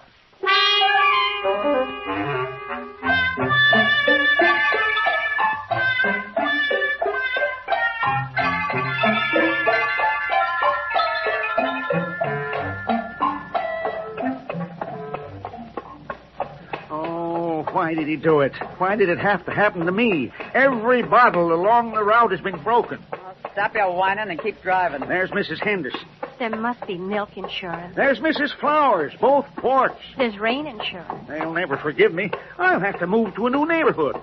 Oh, there's one that isn't broken. Where? I see it. Mrs. Breedham's house. Oh, Nellie. Oh. Take it easy now. No tricks or I'll let you have it. We may get out, may we not? One at a time. And keep in front of me. All of you. Come on, Pam. Watch your step, dear. How can I? With a hot gun breathing down my neck. Go ahead, milkman. Stay with him. I'm staying. Only I wish you would... Keep moving. Oh, yes, ma'am.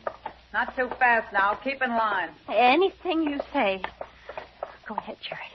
I just can't understand why all the other milk bottles are broken and this one is still whole. Wait a minute. I think I understand it now, Pam. What is it? A man lying across the steps. A dead man. Oh, no. How do you know he's dead? He's been shot through the head. Jerry, that thug did it. The man with the scar on his face, he killed him. No, Pam. That thug didn't kill this man. Why not? Because this man is the one with the scar on his face.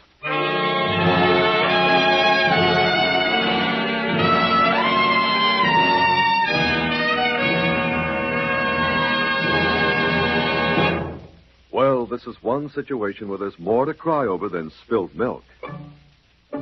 Halo, everybody, halo. Halo is the shampoo that glorifies your hair. So halo, everybody, halo.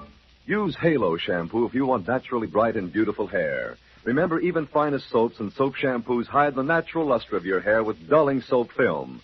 But Halo contains no soap, therefore cannot leave dulling soap film. The first time you use Halo, your hair glistens in all its natural brilliance.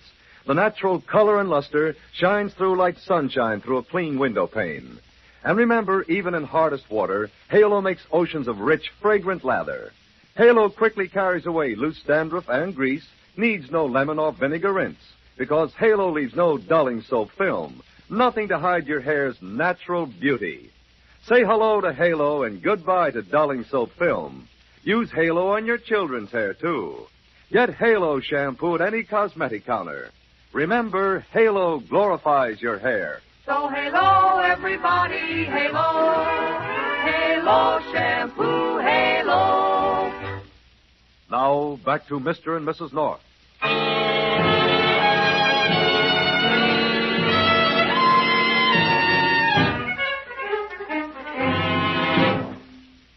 Don't just stand there, Jerry. Get the police. I'd be very happy to, dear, but I doubt if this young lady with the gun will let me. I will in a minute, mister. As soon as I search this guy's pockets. Oh, don't do that. It's against the law to move a dead man. Against the law to do a lot of things. I'll bet you've done them all. Shut up. All I wanted from you was milk. Just the same, you're going to get into a lot of trouble if you don't stop throwing suspicion on yourself. You're mixed up in a murder case, young lady. No, I'm not. I'm just looking for a ring. What kind of a ring? Is that what he was looking for? That's my business. It'll be the police's business, too, when they catch up with you. Don't forget you've got 3 witnesses here who can identify you. Cut it out, will you? I didn't kill this guy. But you do know who he is. He's a skunk, a no-good double-crossing skunk. Oh, I take it you're in love with him. I was until he tried to run out on me. Just swiping somebody's ring. A dirty rat. He said the cops were chasing him down the street. He had to get rid of it. So he just left it in my milk wagon? That's what he told me. Said he cut through the cap of a milk bottle and dropped it inside so he could pick it up later. Only the wagon had moved by then. I guess so. Well, if he was double-crossing you, why don't you put that gun down and let the police take over? Because I don't want to get blamed for stealing that ring. I want to put it back before she finds out it was stolen. Who is she? The woman I work for. She'll think I took her because I'm her maid. Well, who's the woman you work for? I've told you too much already. Now turn around, all of you. What's the idea? Turn around, I said. Keep facing the street. If anybody tries to follow me, I'll shoot. Stay that way, all of you. See which way she's going, Jerry. No, and I'm not going to look either. She's too nervous to be tempted with that gun. I'll see. We should have found out who she works for. The woman who owns the ring is the key to the whole case. We don't even know who she is. I know who owns the ring. Who? Mrs. W.W. Stewart. Says so on the inscription. What inscription? What are you talking about? The ring that was in the milk bottle. You mean you've seen that ring? Seen it. I've got it. I found it while you was out gallivanting with my horse. It's right here in my pocket.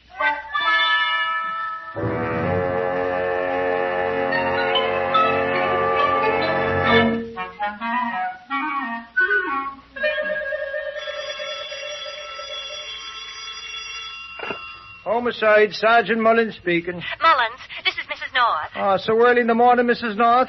Don't tell me you're going to start finding corpses at the break of day. Well, we found this one, Mullins. There may be more later.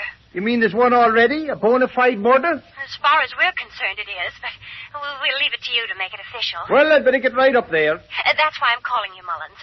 Jerry and I are going to take the diamond ring over to Mrs. Stewart's place, but you'll find the body on Hewlett Street, about 6 feet from Mrs. Breeden's milk bottle. What? Oh, you can't miss it, Mullins. It's homogenized, and the milkman will be waiting there for you with a gray horse. We must have a bad connection. Nothing but gibberish is coming out this end. Well, it's going in clear enough. The corpse is on Hewlett Street, 722. I got you. A milkman is waiting there for you to tell you about the murder. I got you. And Jerry and I have to dash over with the ring because that maid of hers might kill somebody. I lost you.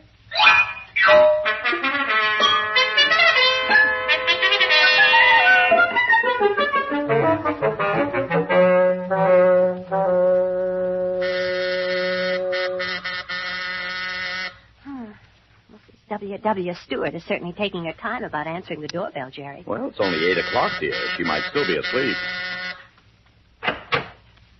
Yes? Mrs. Stewart? Mrs. W.W. Stewart? Yes. I believe you own a diamond ring with a large stone in the center and a circle of emeralds around it. Why, who are you? What do you know about the ring? Well, we don't know very much, except that it was stolen last night. Stolen? From this apartment? Oh, don't be alarmed, Mrs. Stewart. The ring isn't missing anymore, but if you want it back, we'll all have to go to the police. No, I don't want any fuss about that ring. But there is a fuss. There will be if we stand here talking about it. Well, what shall we do? Make signs? No, please, go away, will you? Don't you understand? My husband is a very jealous man. I can't stand here any longer. I really... Who is it, dear? Just some people from down the hall, Ed. Please. Will you go away and come back some other time? Mrs. Stewart, you don't seem to realize there's been a murder. I can't help it. There'll be another one if you get my husband involved in this. But what about your maid? Goodbye.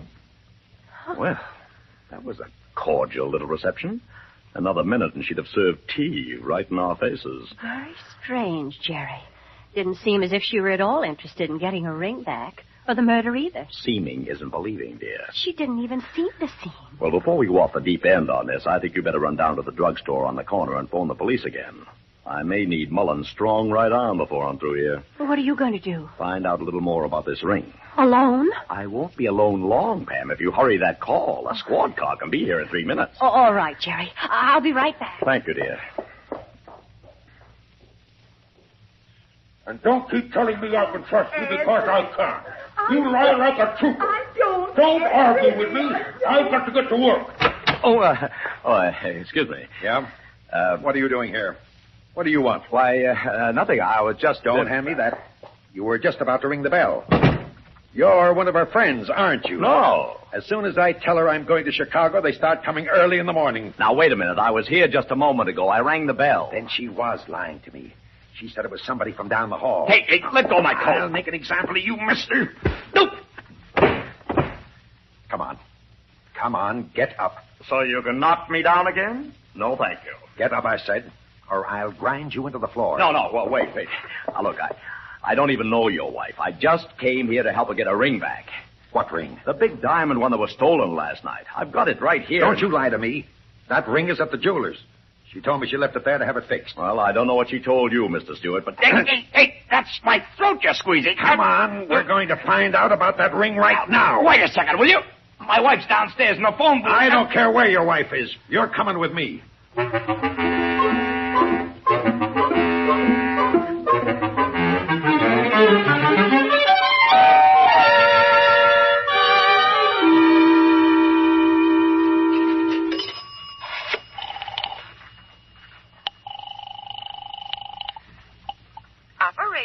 Operator, get me police headquarters right away. Yes, ma'am. Police headquarters.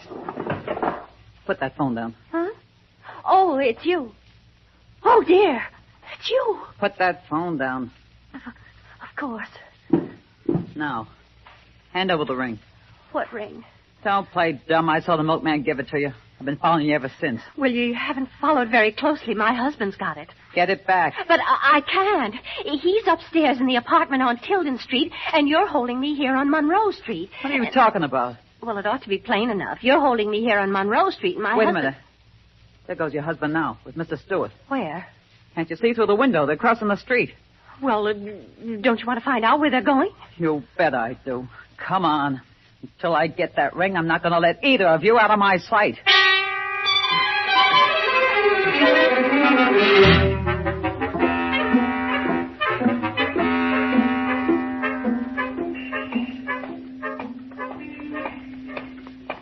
Well, I wish you'd tell me why you're dragging me to a jewelry store, Mr. Stewart. I've got the ring in my pocket. Be quiet. The store's right here. It isn't open yet. Now, we'll wait. There's something awfully fishy about this ring business, and I've got a hunch my wife is behind it. Why? Because she doesn't ever tell the truth until I dig it out of her. Only this time I'm going to dig it out of the jeweler. Hey, say, what was that? Sounded like a shot to me. There's another one. Where are they coming from? I haven't got the faintest idea. Quick, get down. That one was too close for comfort. What the heck is going on here? Don't you know, Mr. Stewart? Somebody's trying to kill us.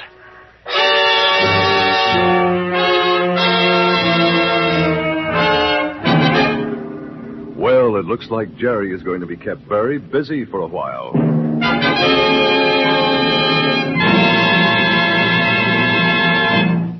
I'd like you to try something tomorrow morning or evening. In return, I promise you a small miracle, and that's not a wild promise. I ask you to brush your teeth with the all-purpose tooth powder, Colgate tooth powder. Just that, and here's the reward I promise you. You'll find that brushing your teeth becomes a really pleasant experience. You actually enjoy the rich, active foam of Colgate tooth powder, and you'll certainly like what it does for you. Not only does it get your teeth sparkling clean, looking their brightest, but at the same moment, it cleans and sweetens your breath, too. Indeed it does. That's proved. Colgate tooth powder with its active foam instantly stops unpleasing breath originating in the mouth in 7 out of 10 cases. Look, you can still get all-purpose Colgate tooth powder tonight and try it in the morning. But at any rate, try it as soon as you can. The sooner the better, for you will learn that Colgate tooth powder sweetens your breath while it cleans your teeth.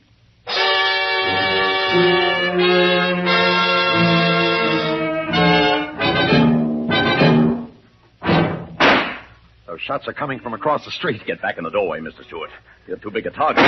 If you are the target. It's me, all right. My wife's firing those shots. See her over there? She's coming this way. You better beat it before she gets the range. Where can I go? She's got us cornered in this doorway. Well, I'd stand in front of you, but the way she looks, I think she'd shoot through me. Come on out of there, Ed. Now, wait a minute, honey. You don't want to kill me. Keep talking. There's a police car coming up. I know we had our little spats, but... Stop shaking, you big bluff. If I hadn't been afraid of you, this would never have happened. But I don't want you Drop to... that gun, lady, and drop it fast. Mullins! It's all right, Mr. North. I've got hold of her now. You got here just in time, officer. She was going to kill me. Don't be a fool. I was just trying to frighten you away from this store. I didn't want you to speak to the jeweler before I did. Why not? Because I lied to you about that ring, Ed. It wasn't being repaired. I pawned it about a month ago, and I didn't want you to know about it. So I had a duplicate made. And that's the one I've got? The one that was stolen? Yes, Mr. North, the stones aren't real. Well, I don't know what you two are talking about, but you're all coming down to headquarters for questioning. I've got a murder to solve. Well, that's a lucky thing you found us, Mullins. How'd you know we were here? Well, didn't your missus get a message through the headquarters? Oh, she pulled a fast one, Mr. North. They believed she was hanging on the phone and left it open all the time. What? That's how we knew that the other girl was holding her. What other girl? What are you talking about, Mullins? Where's Pam now? I don't know, Mr. North, don't you? No. What's that? Oh, there she is across the street. Quick, Mullins. That other girl will kill her. It's all right, Jerry. I've got the gun now. Pam, what happened? You're not hurt. Now, don't get excited, dear. We just had a little argument over the revolver, and I won. Oh, watch your Mullins. Here, I got her. I didn't kill him. I didn't kill him, I tell you. Oh, but you did. You admitted he was running out on you when you called him a skunk. You had every reason to kill him, and you proved it by refusing to give yourself up to the police when we told you to. Oh, no, that wasn't it. I was afraid they'd blame me for stealing the ring. Oh, but you didn't have the ring, so you couldn't have stolen it. You see? The only thing you had to hide from the police was murder.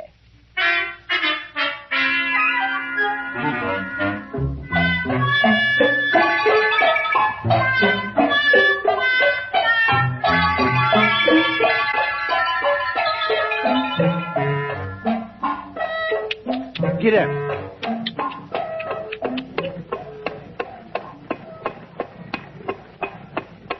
Awfully nice of you to take us home, driver. You sure you don't mind? Oh, it's a pleasure, Mrs. North. I wish I could take you home every morning. Without a murder, of course. Oh, aren't you sweet? You really mean that? Sure do. Why, if I could make my milk route with you, I'd leave an extra bottle of heavy cream at every doorstep. Oh, I think you're pretty swell, too. Say, what is this? A mutual admiration society? Why, Jerry North, you're not jealous, are you? I think it's fun coming home with a milkman. So do I. As long as the milkman doesn't come home with us.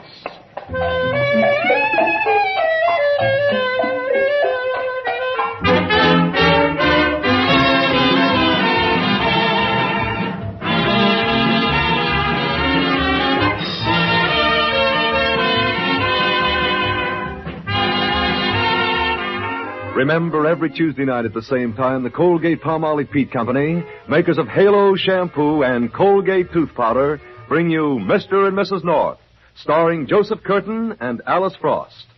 The characters are based on those originally created by Francis and Richard Lockridge. Original music is composed and conducted by Charles Paul. The program is produced and directed by John Lufton. A soap with a fragrance that's delightful and gay is one that is known as Cashmere Bouquet. Like magical gardens with blue skies above, so enchanting and entrancing, the fragrance men love.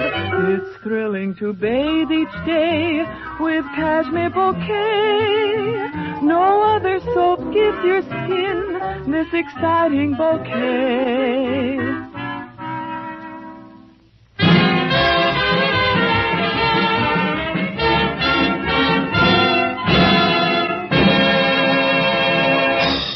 Next Tuesday night, Mr. and Mrs. North find a lawyer, namely to wit as follows herein, murdered, and a murdered man asking for their help. Charles Stark speaking. This is CBS, the Columbia Broadcasting System.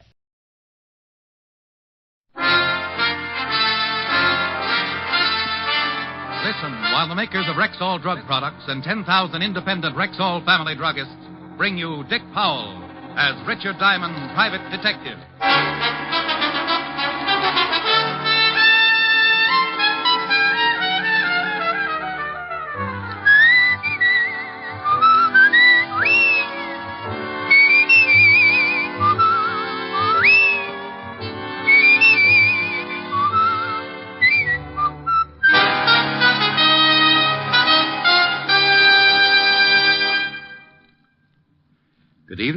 This is your Rexall family druggist with a welcome from the 10,000 independent druggists who have made the word Rexall part of our own store names. We've done that because we recommend and sell the 2,000 or more drug products made by the Rexall Drug Company. Like Rexall Mineral Oil, for example. This is the mineral oil specially refined for extra heavy body. What's more, Rexall Mineral Oil is tasteless, odorless, colorless, non-irritating, and non-habit-forming. Quality like that is what we family druggists are talking about when we tell you you can depend on any drug product that bears the name Rexall. Now, your Rexall family druggist brings you a transcribed half hour with Richard Diamond, private detective, starring Dick Powell.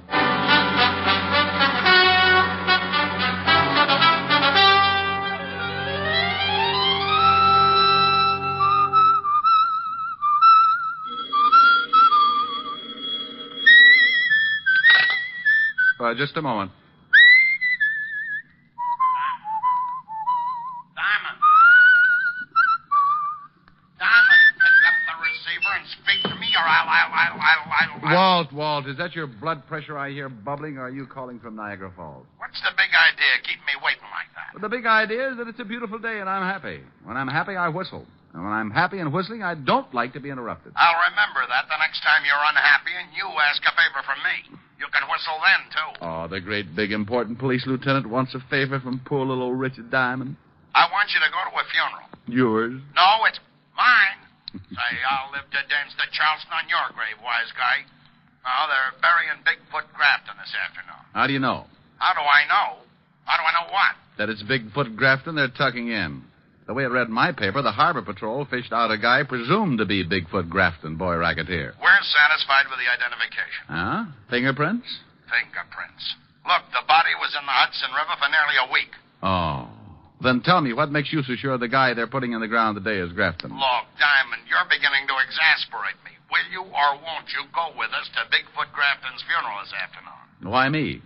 Maybe you can show the boys how to dig the grave. Oh, Walt, that's silly. I don't know a grave from a hole in the ground. So why me? Because you once told me about a little business matter you had with some of Grafton's gang out west. And because some of those same hoods may attend the funeral. And because if any of them do, you'll recognize them. And I can point them out to you. Say, you are a detective. Otis and I'll pick you up in about an hour. Goodbye, Diamond. Goodbye, Bright Eyes.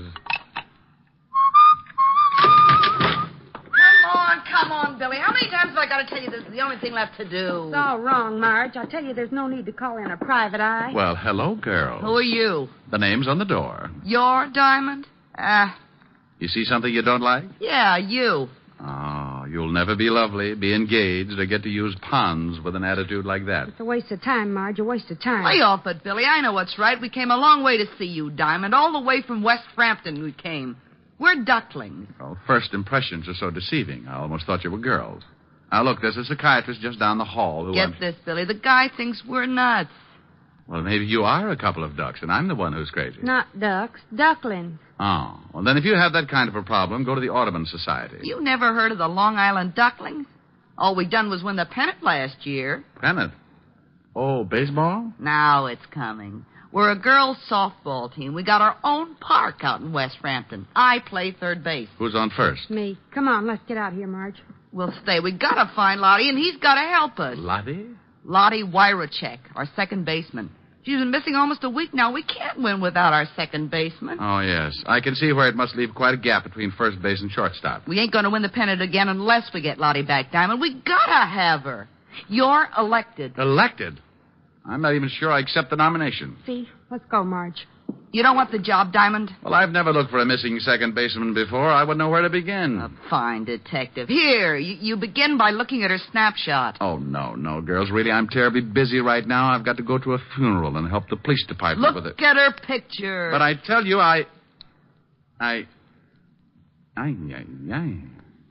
Don't tell me this is... Lottie Wyrachek. You mean a girl who looks like this wastes her nights playing second base? Yeah. Wastes, he says. Diamond, stop drooling. You take the job? Well, I'm tempted. Yes, I'm very tempted. Now let's Let's get some answers first. Ask Billy. She's her roommate. All right, now think back, Billy, to a day or so before she disappeared. She seemed worried about anything? Nervous? Upset? No. Why, she even hit 2 home runs the very last night she played. She did, huh? Oh. I wonder if... Oh, no, that isn't possible. The Dodgers do a lot of things, but they wouldn't kidnap people. You say she's been with the team 2 years? Yeah. Diamond, what sort of questions are these? Please, Lefty. It's my turn at bat. Now, Billy, what did she do before she became a second baseman? Who knows? You'll find her for us? For you? Oh, no. For me. They gave me a pass for the game that night with the Amagansett at Amazons, informed me how to get out to West Frampton the quickest way as the E train flies, then exploded themselves out, leaving me with a snapshot of a second baseman who looked like Jane Russell, only more so.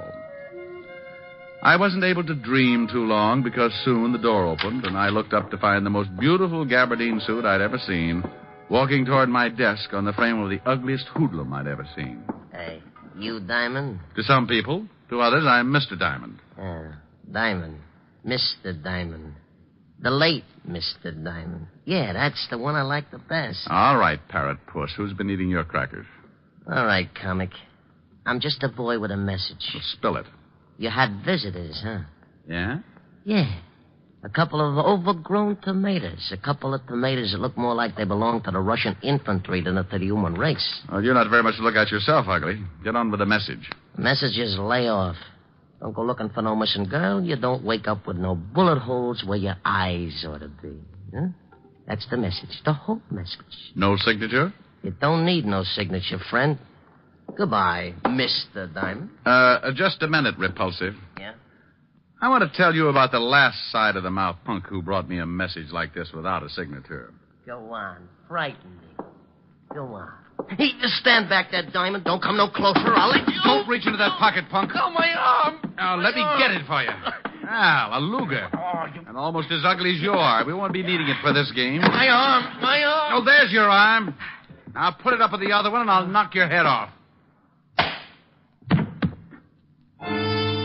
A few seconds later, when I picked myself up off the floor, I looked around for my spar mate, but he'd taken his arms and gone home, leaving me with an eye which for weeks to come would have me lying to people about walking into a door. Yeah, a door wearing gabardine.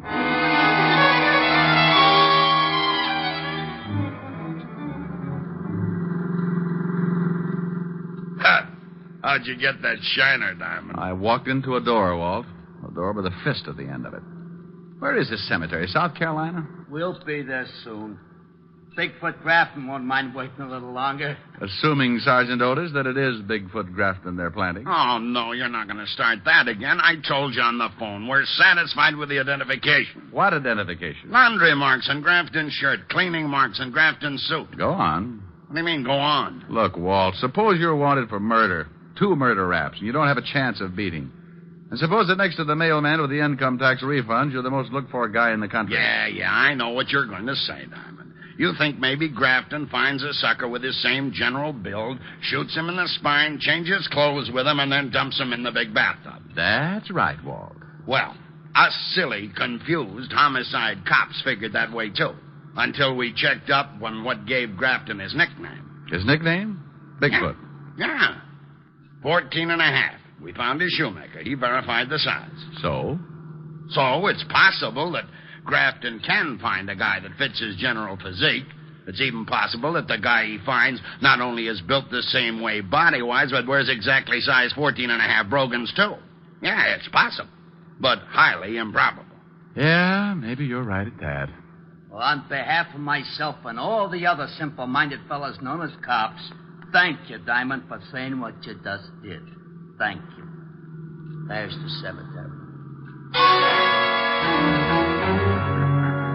It was just a simple little funeral, except that the coffin cost maybe $10,000 more than mine will ever cost, and excluding the fact that there were enough flowers to make a couple of dozen floats for the Turnip of Roses parade.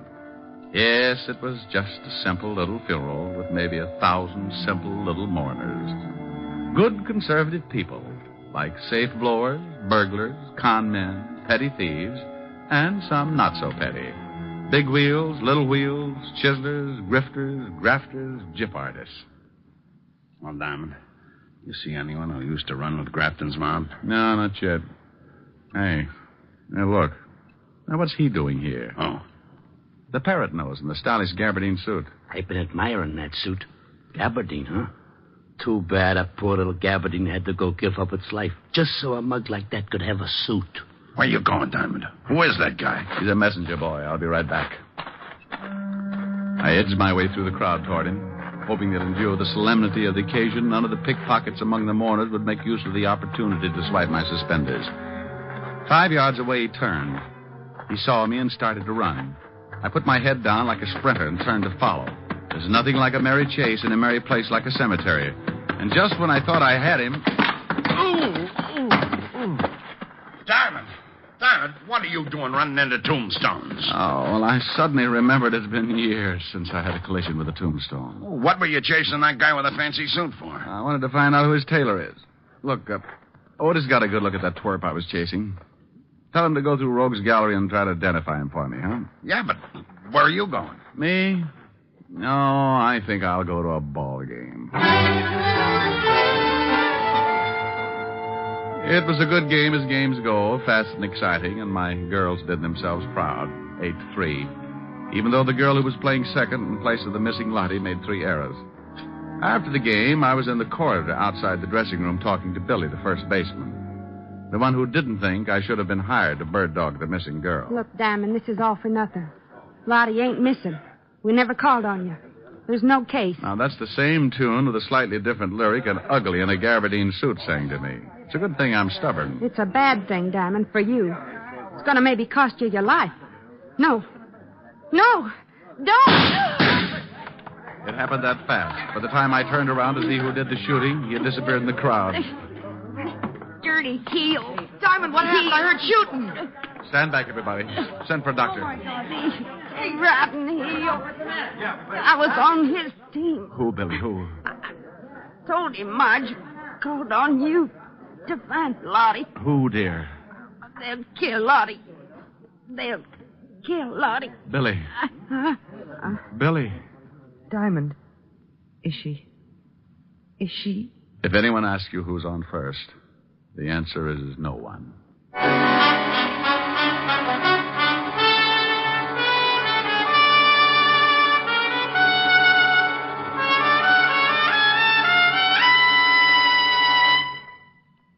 Before we continue with the adventures of Richard Diamond, private detective, here's your Rexall family druggist. I've discovered lately that a lot of people think they don't need to take any precautions against vitamin deficiency during the summer months. But the truth is, we're just as apt to be low on vitamins during the summer as any other season. Then you think people should continue right through the summer taking a vitamin supplement? Indeed I do, ma'am. And the one I recommend is Rexall Plenamins. Why exactly? Well, just 2 Plenamon capsules a day give you more than your minimum daily requirement of every vitamin for which such requirements have been established, plus valuable liver concentrate and iron, plus other beneficial factors of the vitamin B complex. Say, with all that, they must be expensive. On the contrary, Plenamons cost you only pennies per day.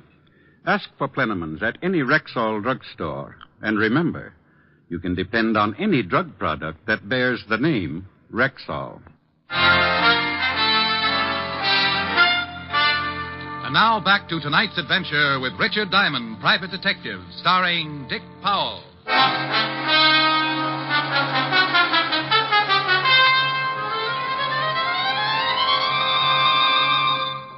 Diamond, this department isn't in operation so that you can find girls. I don't care how she looks in her baseball uniform. Oh, but this is business, Walt.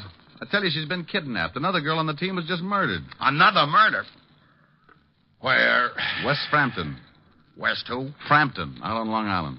City limits? No. That's the quickest case I ever marked closed. What do you want to waste my time with imported homicides for? Don't I have enough to do right here? Oh, but Walt... Don't butt me.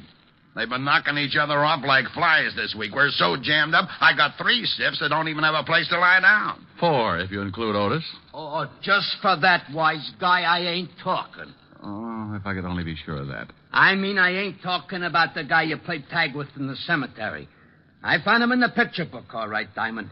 It took me 2 hours. And just for making cracks at me, I ain't telling you his name. Whose name? Joe Gabardine's, that's whose. And I ain't telling you what else I found out about him in the picture book either. Why not?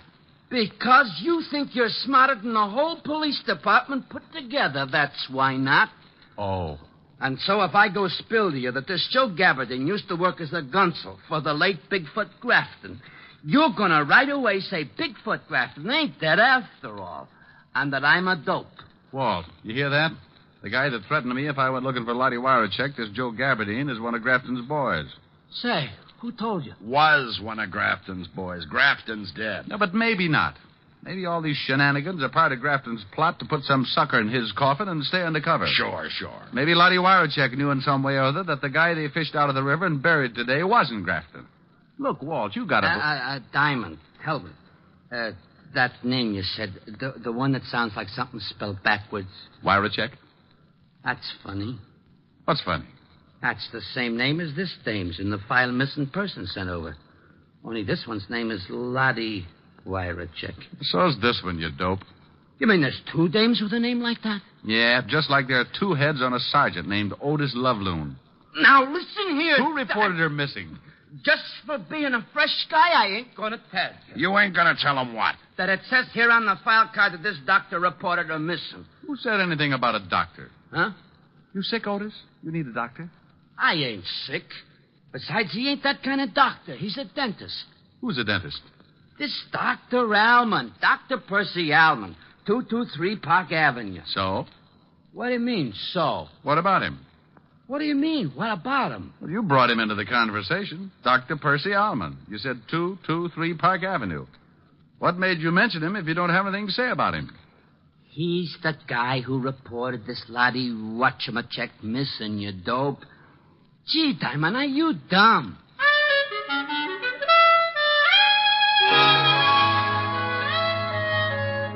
Dr. Percy Alman's home for decrepit teeth at 223 Park Avenue was a fancy schmancy establishment where bad little molars and bicuspids went in for punishment.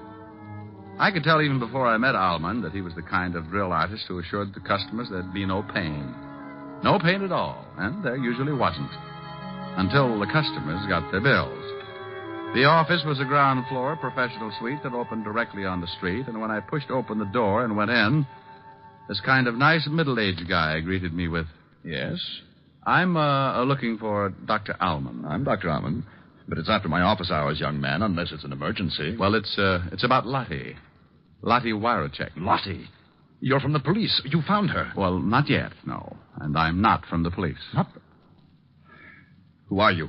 My name is Diamond. I'm a private investigator. Oh. You gave me quite a turn for a moment. Well, I'm sorry. Doctor, I'd like you to tell me a few things. What sort of things? Lottie Warachek. What's she to you? Oh, presently just a friend. Formerly the best dental assistant I ever had. An extremely nice girl. Yes, I saw her snapshot. A dental assistant, huh? Yeah, lovely girl. I hated to lose her. But this baseball thing had been burning in her for a long time. Look, Diamond, just how much do you know about all this? Well, I know that Lottie's missing. Maybe in trouble. Well, I do need help. Perhaps I'd better tell you everything. I'm game. But I think I should warn you. The information I'm going to give you is dangerous. It may mean your life. Well, I'm still game. Maybe not as much as a few seconds ago, but... Very well. A year or so ago, I had a patient, a man who called himself Dunn, George Dunn. And then you found out that Dunn wasn't Dunn at all. That he had very big feet and he was a racketeer named Grafton. Yes. You're very clever, Diamond. It was the dental chart he wanted. He threatened me. I felt that if I ever gave it to him, he'd feel the necessity for killing me. So I gave the chart to Lottie to keep... It happened so fast, I barely had time to leap behind a chair. 1 second, the doctor and I were talking. The next, everything was bedlam and confusion. And blood and death and anger. My anger. The doctor had caught one smack between the eyes. And I got mad, shooting mad. I charged out of that office maybe 10 seconds behind the killer, just in time to see him get into a car and melt away into the traffic. He headed east, then south, and east again. Then stopped at a crummy-looking building and went in. And that's when smart, shrewd, clever private detective Diamond climbed a drain pipe, tore his pants, looked inside a second-floor window, saw a girl tied to a chair, and, like Lochinvar, broke in to rescue the fair second baseman in distress. Lottie? Look out! Oh, this was getting monotonous. The billy caught me on the back of the neck, and while it didn't knock me out, it didn't make me feel like dancing either. The first thing I was aware of when I oriented myself to my new condition was the biggest pair of feet I'd ever seen. And the next thing I saw was the gabardine suit containing in its bright, clean folds the filthiest little murder artist I'd ever seen. So I made like a possum and pretended I was asleep. Say, Grafton, I told you the shamus followed me. I want him. He's all yours, Joe, I promise, but later. Why later? Why wait? Because I gotta get that dental chart, that's why. Now that you've rubbed off the dentist and that goofy Billy the ball player, that chart's the only thing in the world that can prove Bigfoot Grafton's still alive. So why does that have to hold up Diamond's execution? Because maybe he knows where the dental chart's hid. I'm giving up on the dame here. She'd have told us long ago if she knew. If Diamond knows, he'll talk. Even if he don't know, he'll talk. And scream, too. Later, Joe. And put that pig sticker back in your pocket. I don't hear you, Grafton. This Diamond made me unhappy, and I don't like to wait. I said put that knife away, Joe. I still don't hear you. All right, Joe. I knew this was the only chance I'd get. They were too busy showing each other their fangs to give me their undivided attention. And so the possum stopped playing possum and made a stab at playing tiger. The act started with a well-aimed kick to what the fight reporters call the midsection. And the gabardine suit folded limply and sagged to the floor like it didn't even have a man inside it. And that's when Grafton pulled the gun, and that's when I made a grab for his knees. And you guessed it, there was a shot. And then there was a punch that made a mess out of a jawbone. And I'm happy to report that this time it wasn't mine. Oh, you're wonderful. What's your name? Well, honey, my name's Diamond. Diamond? Yes, dear, and believe me, a diamond is a girl's best friend.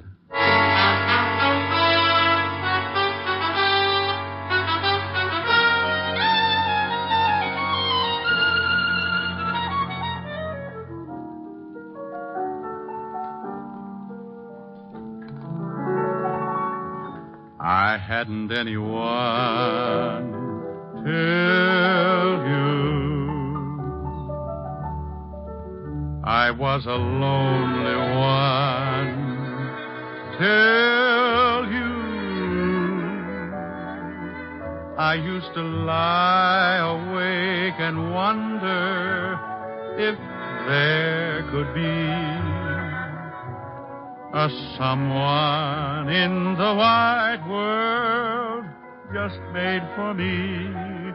Now I see I had to save my love for you. I never gave my love till you. And through my lonely heart demanding it, Cupid took a hand in it.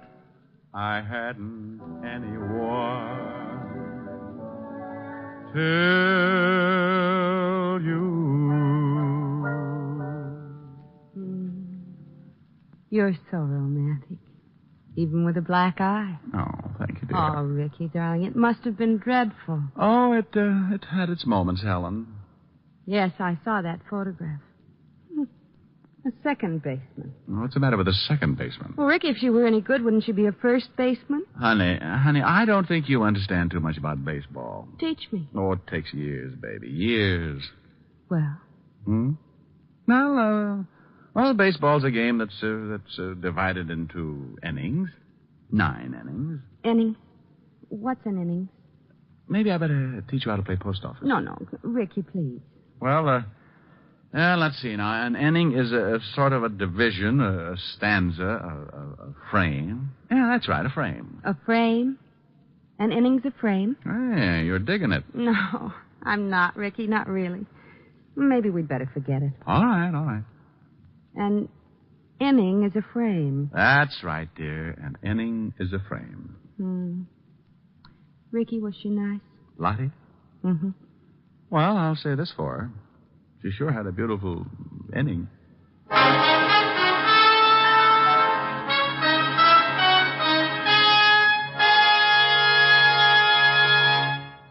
Again, here's your Rexall family druggist.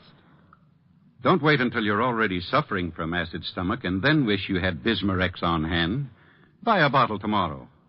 This famous Rexall antacid often neutralizes excess acidity within 1 minute.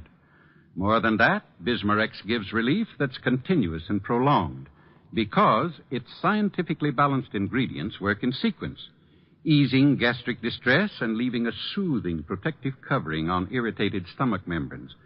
Ask your Rexall druggist for Bismarex. He'll tell you you can depend on any drug product that bears the name Rexall.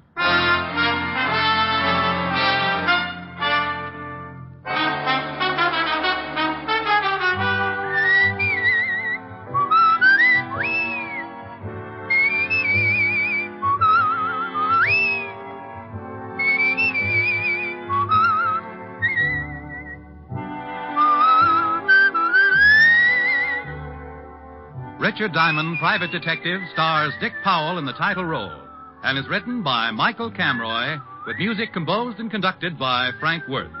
Featured in tonight's cast were Ted DeCorsia, Wilms Herbert, John Daner, Bill Conrad, Virginia Gregg, Gloria Blondell, and Sidney Miller. Richard Diamond, Private Detective, was transcribed in Hollywood by Jaime Del Valle.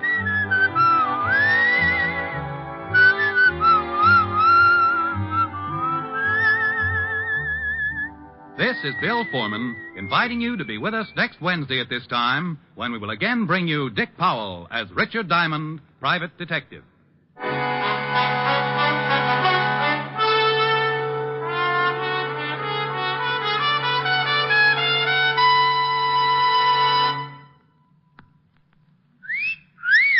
Hiya, beautiful. Get lost, Bristlepuss. You need a shave. But I have shaved. What else do you want me to do? Silly boy, she wants you to go Stag. Go Stag?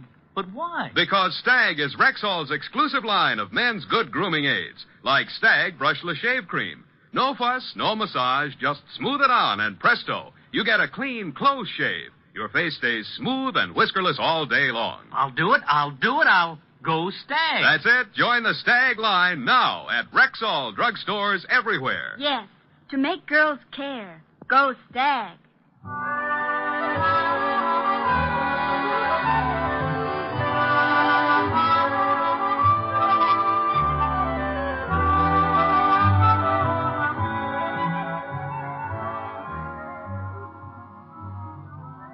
Three chimes mean good times on NBC.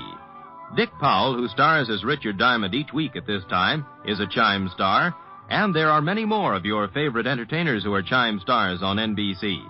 Listen for the familiar NBC chimes. They're your invitation to fine radio entertainment.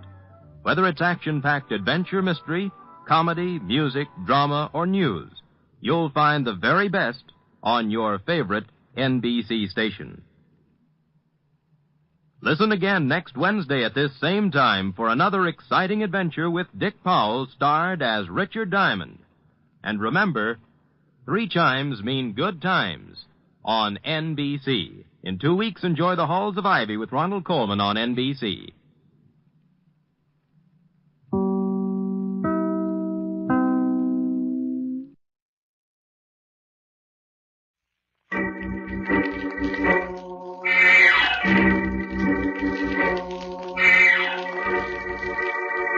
The Avenger.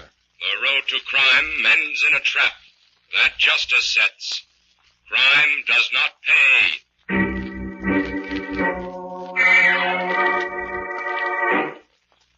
The Avenger, sworn enemy of evil, is actually Jim Brandon, a famous biochemist.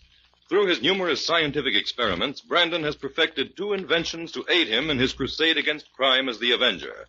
The telepathic indicator by which he is able to pick up thought flashes, and the secret diffusion capsule, which cloaks him in the black light of invisibility.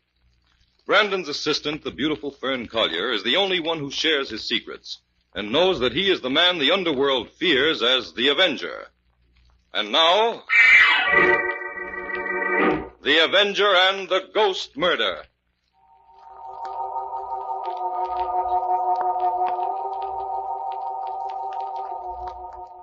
the end of a long table in her darkened seance room, Princess Stella, the renowned mystic, sits motionless. Opposite her, a man leans forward, nervous and expectant. Suddenly, out of nowhere, a swirling spiral of white mist appears, takes shape, and from it comes a ghostly voice. I am the spirit of Martha, your wife. Horace, do not sell our house. We were so happy there. It holds many memories still dear to me. Keep the house, Horace. Keep it. Now I must leave you, but I will come again. I will return. I will return. Martha! Martha, don't leave me. Come back. Martha! She's gone. Princess Stella, call her back. Call Martha back. Princess Stella, wake up. Wake up. Help. Help. What's the matter? What's the matter? What happened? Well, it's the princess. I can't wake her. Don't be alarmed. I'll turn up the lights. She must have had a manifestation. It always affects her this way. Yes, she brought my wife back. Princess, wake up. Princess Stella. She'll come out of it in a minute. Princess, wake up. What? Oh, what is it? Oh, it's you, Mr. Jordan. Yes. Are you all right, Princess? You frightened your client. Oh, I'm so sorry. Was the seance a success? Yes. You recalled another spirit for a lonely soul. Princess, I saw my wife. She spoke to me. I'm glad. I think we'd better leave the princess alone now. She must rest. Of course. This way.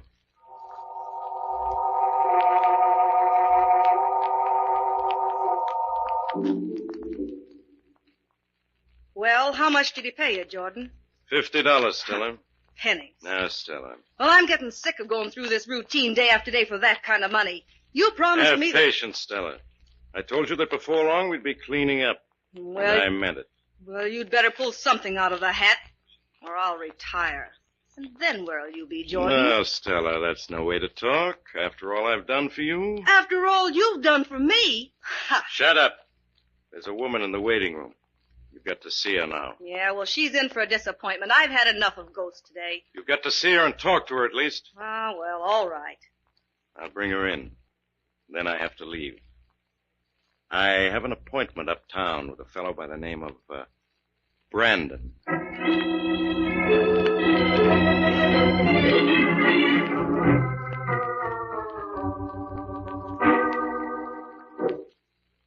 Mr. Jordan, what can I do for you? Well, Mr. Brandon, I represent Princess Stella, the mystic.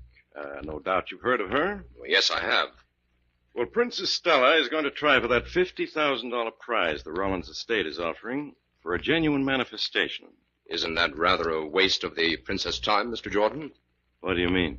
Well, so far, every medium who has tried for that prize has failed completely.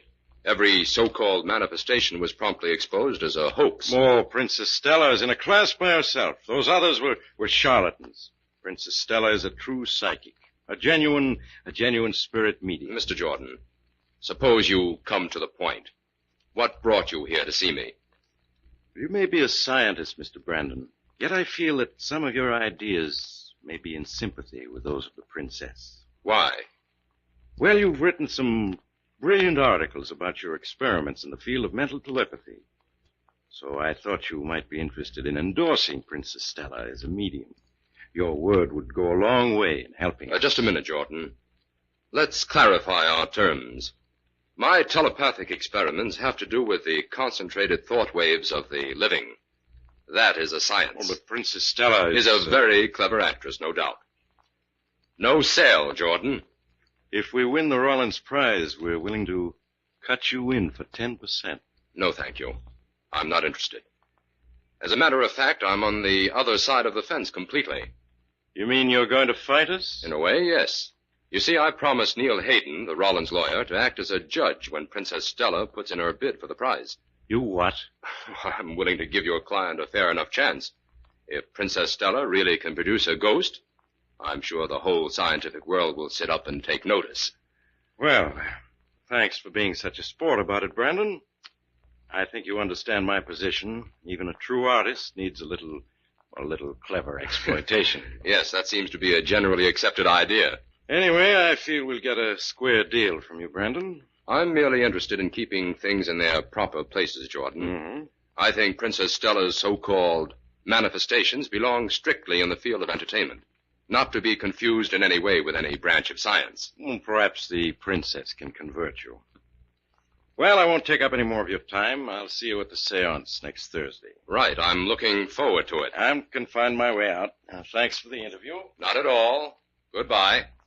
Well, of all the nerve. Trying to offer you a bribe, Jim. That's the limit. I don't see how you kept your temper. Fern, Jordan is playing for big stakes, and he's not the sort to leave any stone unturned. Well, I don't trust a man like that. He's not only too glib, but too well dressed. He's a dandy, all right. Did you notice the spats? How could I miss them? Jim, I didn't know you'd been asked to be a judge at this thing. Yes. Princess Stella is by far the cleverest medium to try for the prize, and Neil Hayden isn't going to take any chances of being duped in carrying out the extraordinary terms of the Rollins will. Who are the other judges, Jim? You've met them both, Professor Gans and Dr. Strong. Princess Stella isn't going to have an easy time of it. No. Even though Gans and Strong are constantly at odds, they'll probably agree this once that Princess Stella is a colossal fake. Jim, can you arrange for me to go to the seance? I don't believe in ghosts, but I would. But you'd like to see one, huh? Well, yes, I'd like to see what passes for a ghost. All right, Fern. But in the meantime, we have a great deal of research to do. What kind of research, Jim? We're going to look into all the tricks that mediums use, all the accoutrements that the earthly ghost is heir to.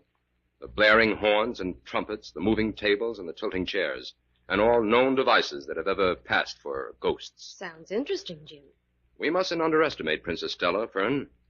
This seance will be a kind of challenge, and we can't let science take a back seat.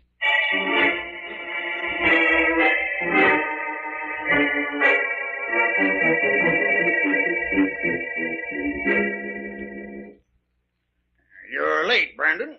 Strong and I have finished with that side of the room. Nothing unusual there. You don't mind if Fern and I have a look, Professor Gans? Well, if you're not willing to take our word for it. Go ahead, Brandon. There's plenty of time. Thanks, Strong. This way, Fern. So this is what a seance room looks like. I always thought they were done in black velvet. This one's completely in white. Yes, the princess knows the value of contrast. She's a showman, all right. Now for the inventory. White painted walls. White rug that completely covers the floor. 8 straight-back white chairs. Help me examine them, Fern. Right, Jim. They're all metal. No false bottoms. Nothing could be hidden in these chairs. Let's take the table next. That's all metal, too. Examine the legs, Fern. They're single strips of metal, Jim. Nothing there. Nothing under the rug. Jim, there's no place to hide any ghosts in this room. Certainly doesn't look that way. No windows. In fact, there's only one thing about this entire room that strikes me as a little odd. What's that, Jim? There are 4 radiators, 2 at each end. Well, this is a very large room. In cold weather, I imagine all 4 of them are needed. They're all cold today. Are you ready, Brandon? Yes, Strong, I think so. Oh, just one other thing. Did you and Gans go over the room for hidden wires? Yes, we covered the walls and floor with a detector. Guess that takes care of everything, then. I'll tell Jordan we're ready to begin the seance.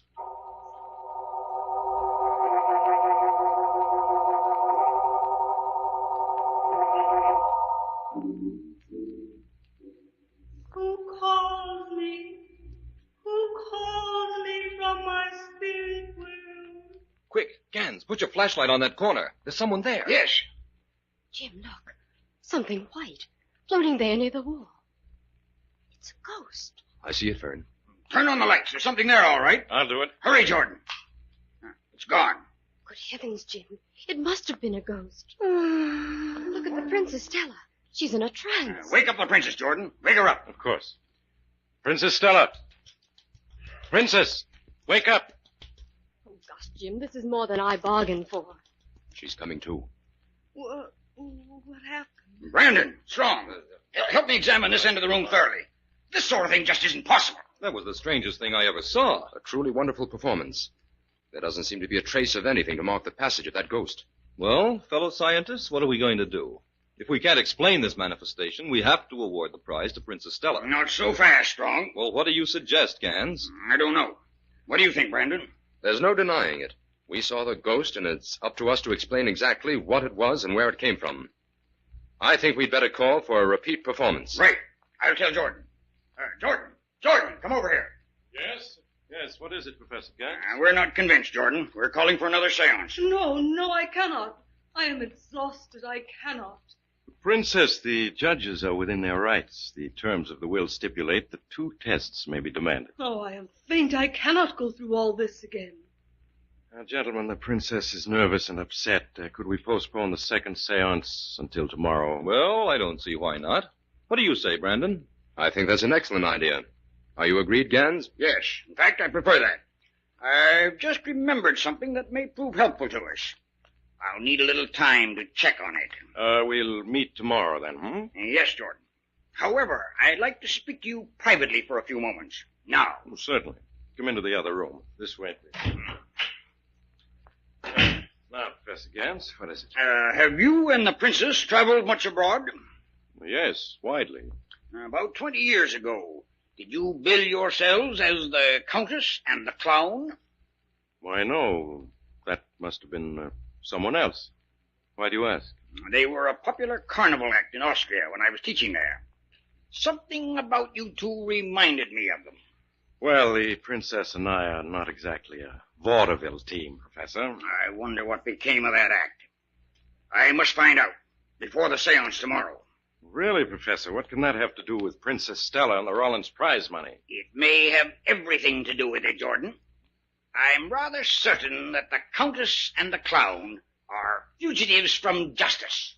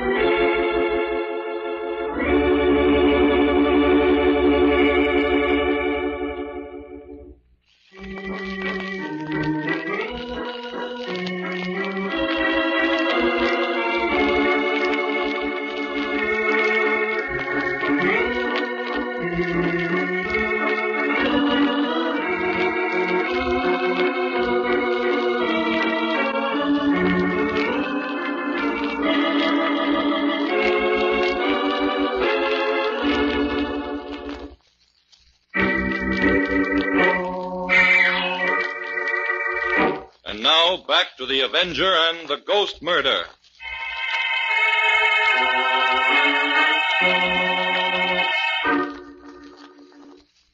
Fern, we can't let Princess Stella get away with this ghost business. There's got to be an answer here in the seance room. Examine that radiator, Fern. I'll take this one. This one's cold, Jim. That's strange. This one is warm. Turn the valve, Fern. Maybe the heat's turned off. Okay. I'll see about the other radiators. Right, Jim. Fern, one of these radiators is warm and one is cold. What do you make of it, Jim? Don't know yet. I turned the heat on. We'll give them a chance to warm up. Even though we never held the same ideas, Gans, I never thought you'd deliberately oppose me in a thing like this. I had it on good authority that your vote was the only one against me. I admit it, Strong. I don't think you're fitted to be head of a research foundation. Such a position requires an older man, wide experience. Like yourself, I suppose? So that was the reason for it. You want the position yourself. Now listen here, Strong. Mind your tongue. Gentlemen, what's the trouble? Brandon, Professor Gans blackballed me.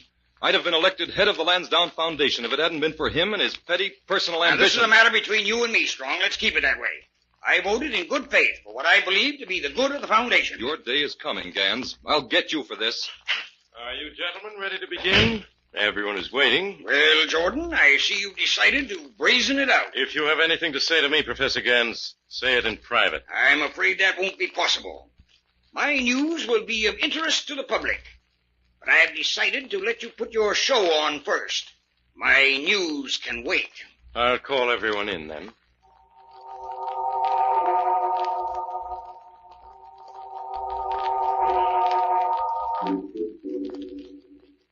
Just a moment, Princess Stella.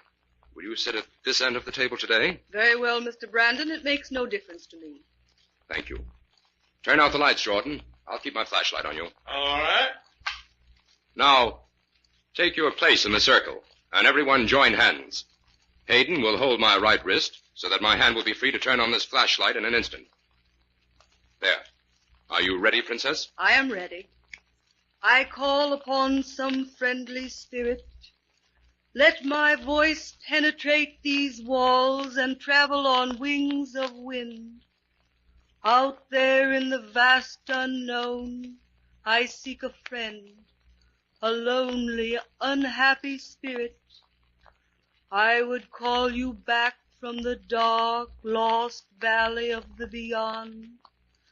Come, spirit, manifest thyself. The veil is lifting. The boundary between the living and the dead is not a barrier. It is but a frail cloud of mortal man's uncertainty. Come, kind spirit, appear, appear. The spirit approaches. Who calls? Who calls me? There it is, in the corner. A ghost. It's there, all right. Keep your hands joined, everyone. I'll turn on the lights. Hurry, Brandon. It's already disappearing. Oh, it's gone. Jim, look. Professor Gans, he must have fainted. Help me, Brandon. We'll get him out of here. Don't touch him strong. Why not? Look closely. There's a small dagger below his heart. What? Professor Gans is dead.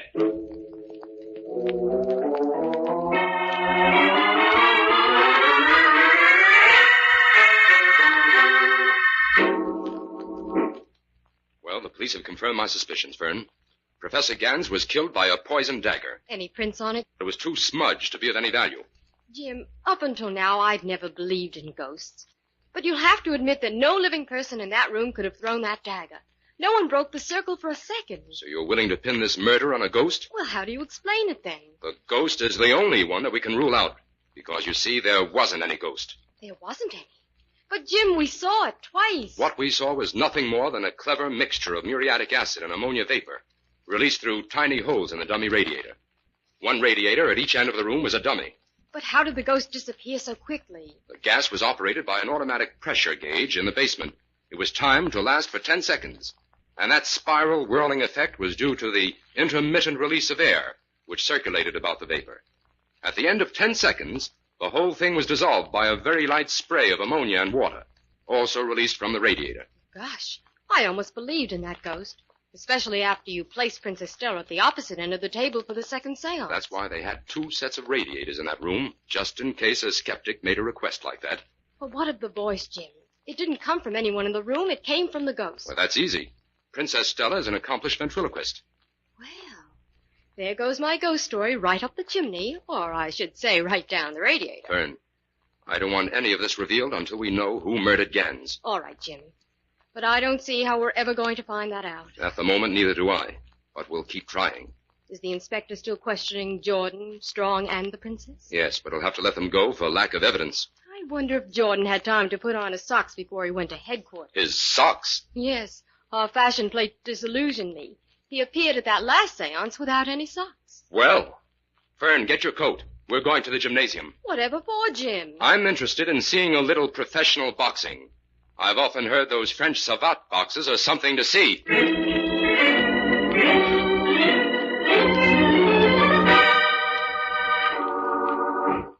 Stella, what are you doing? I'm packing, Jordan. I'm going to pull out. Don't be a fool, Stella. We're under bond.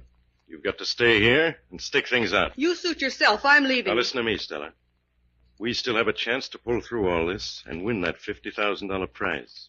You've got to go through with that seance today. If we stay here, we'll wind up in jail no matter how the seance turns out. What are you getting at? The police have no evidence against us. Strong was the only one with a motive for killing Gans. We're in the clear. You're wrong, Jordan. Jim Brandon knows we had a motive for killing Gans. Brandon?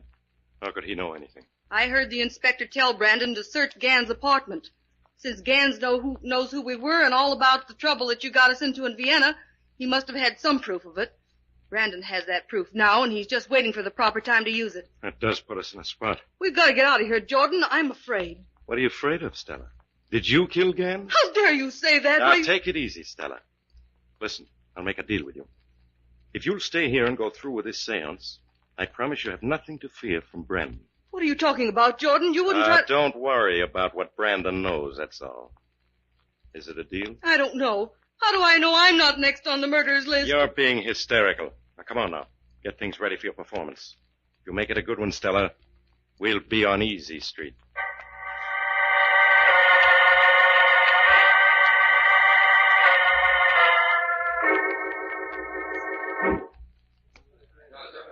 Oh, Mr. Jordan, may I speak with you a moment? Of course, Miss Collier. What is it? Well, Mr. Brandon is busy at police headquarters and won't be able to get here for the seance. But he must. This is the final test for the prize. You're to go on with the seance as usual. It is understood that if you convince Strong and Hayden that Princess Stella has brought about a genuine manifestation, the prize is hers. All right. I'll call the princess.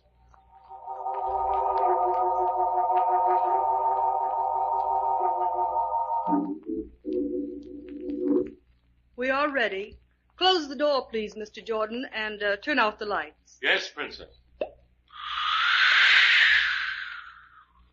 Jordan, wait a moment. What was that noise? I don't know. It seemed to come from just outside the door. But there's no one there. Well, close the door then, and let's get started. Join the circle, Jordan. Let me warn you all. Do not break the circle, no matter what happens. Let silence reign a moment. Spirit of another world, come to us. Manifest thyself to those who do not believe. Show thyself within this room. Come, Spirit, appear, appear and speak. Who calls? Who disturbs this spirit? I am the spirit of Alvin Gans. Something is wrong. Turn on the lights. Stay where you are, all of you, and hear me out. The ghosts of the murdered have a right to speak. Turn your flashlight on him, Dr. Strong. There's no one there. I'm here, but you can't see me. It cannot be a ghost. It cannot be. You admit before witnesses, Princess Stella, that you have no power to produce a ghost? Yes, but tell me who you are. I am the Avenger, Stella. I am here to accuse Claude Jordan of the murder of Professor Gans. It's a lie. That's a lie. This is some sort of trick you're playing on me, Stella. It's no trick, Jordan. I'll turn on the lights and produce the evidence. It's a frame-up. Stella! Strong and Hayden, search Jordan. Jordan. Examine his left leg. You'll find something interesting there. Let me go. Why, there's a small bow and arrow attached to his leg. And fastened underneath it is a small dagger like the one used to kill Gans. Yes, that's right. Strong, call Inspector White. Tell him Jordan is ready to give him an exhibition of some amazing footwork.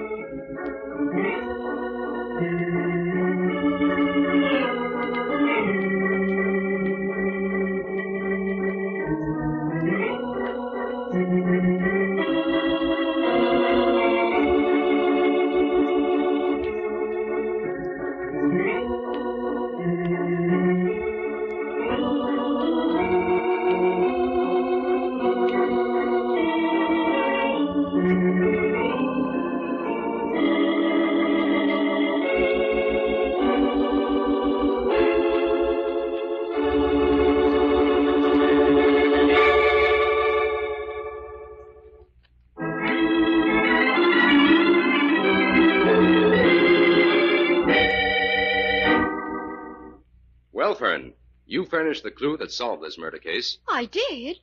What, Jim? You noticed that Jordan wasn't wearing socks at the seance when Gans was killed. Well, how was that a clue? The thing that had us stumped until then was the certain knowledge that no one at that seance could have used his hands to drive that dagger into Gans' heart. That's right. But what if a person were just as dexterous with his feet as with his hands? You mean he could have thrown the dagger with his feet? Hardly thrown it, but he could have aimed it with his feet. Oh, I see. That little bow and arrow fastened to Jordan's leg could be set, aimed, and released by his other foot. That's right. After I'd figured that out, I realized that the smudged print on the dagger could have been a toe print. Oh, so that's why we went to the gymnasium to see those savate boxers who boxed with their feet. Yes. One of those boxes demonstrated my theory of how the crime was committed, without moving the upper part of his body at all. Jim, just what was it that Professor Gans knew about Princess Stella and Jordan? The motive for the murder? Jordan was mixed up in a killing in Vienna about 20 years ago that Gans happened to remember. He intended to expose Jordan after the seance that day, and Jordan knew it. There seems to be no limit to the methods of murder. They don't give us detectives a chance to grow complacent. No.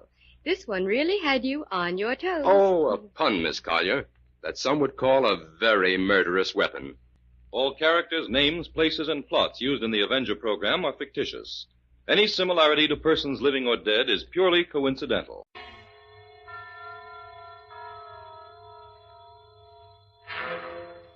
Appointment with Fear. This is your storyteller, the man in black. Here again to bring you another placid evening in our Far Side series, Appointment with Fear.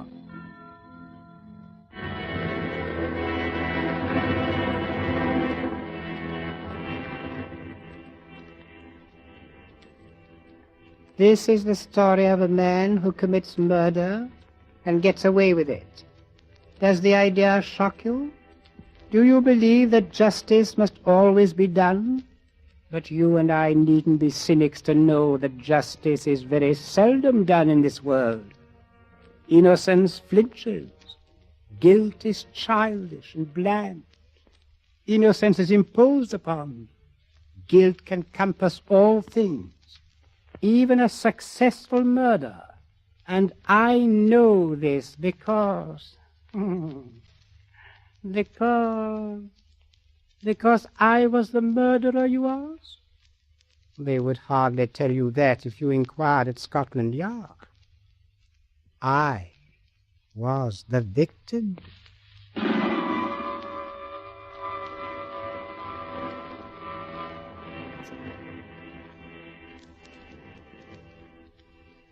In Bond Street, not far from Piccadilly, there used to be an establishment, which in a less fashionable part of town would have been called a shop.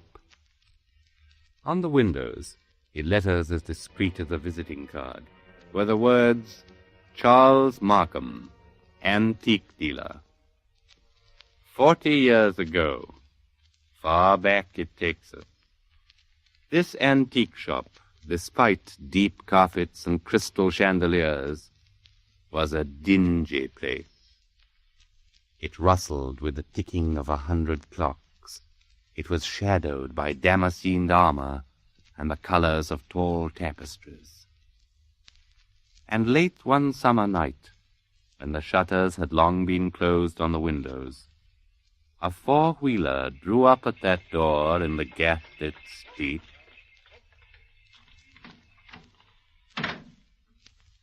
That's all, cabby. You needn't wait. Very good, miss. Good night. Good night.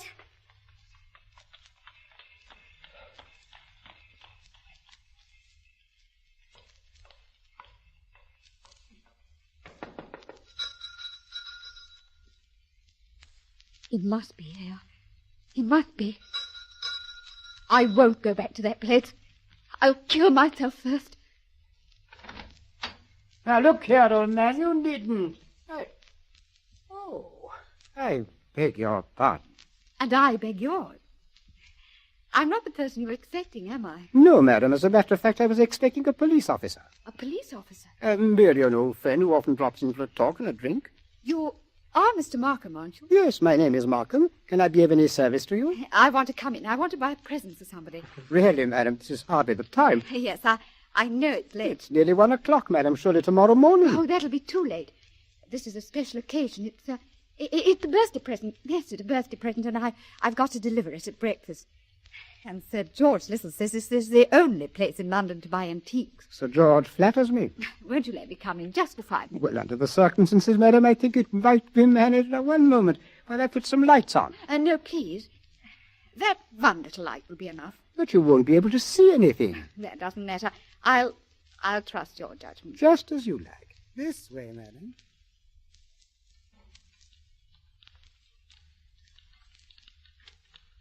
What's that? That noise? Noise? Oh, you mean the clocks, madam.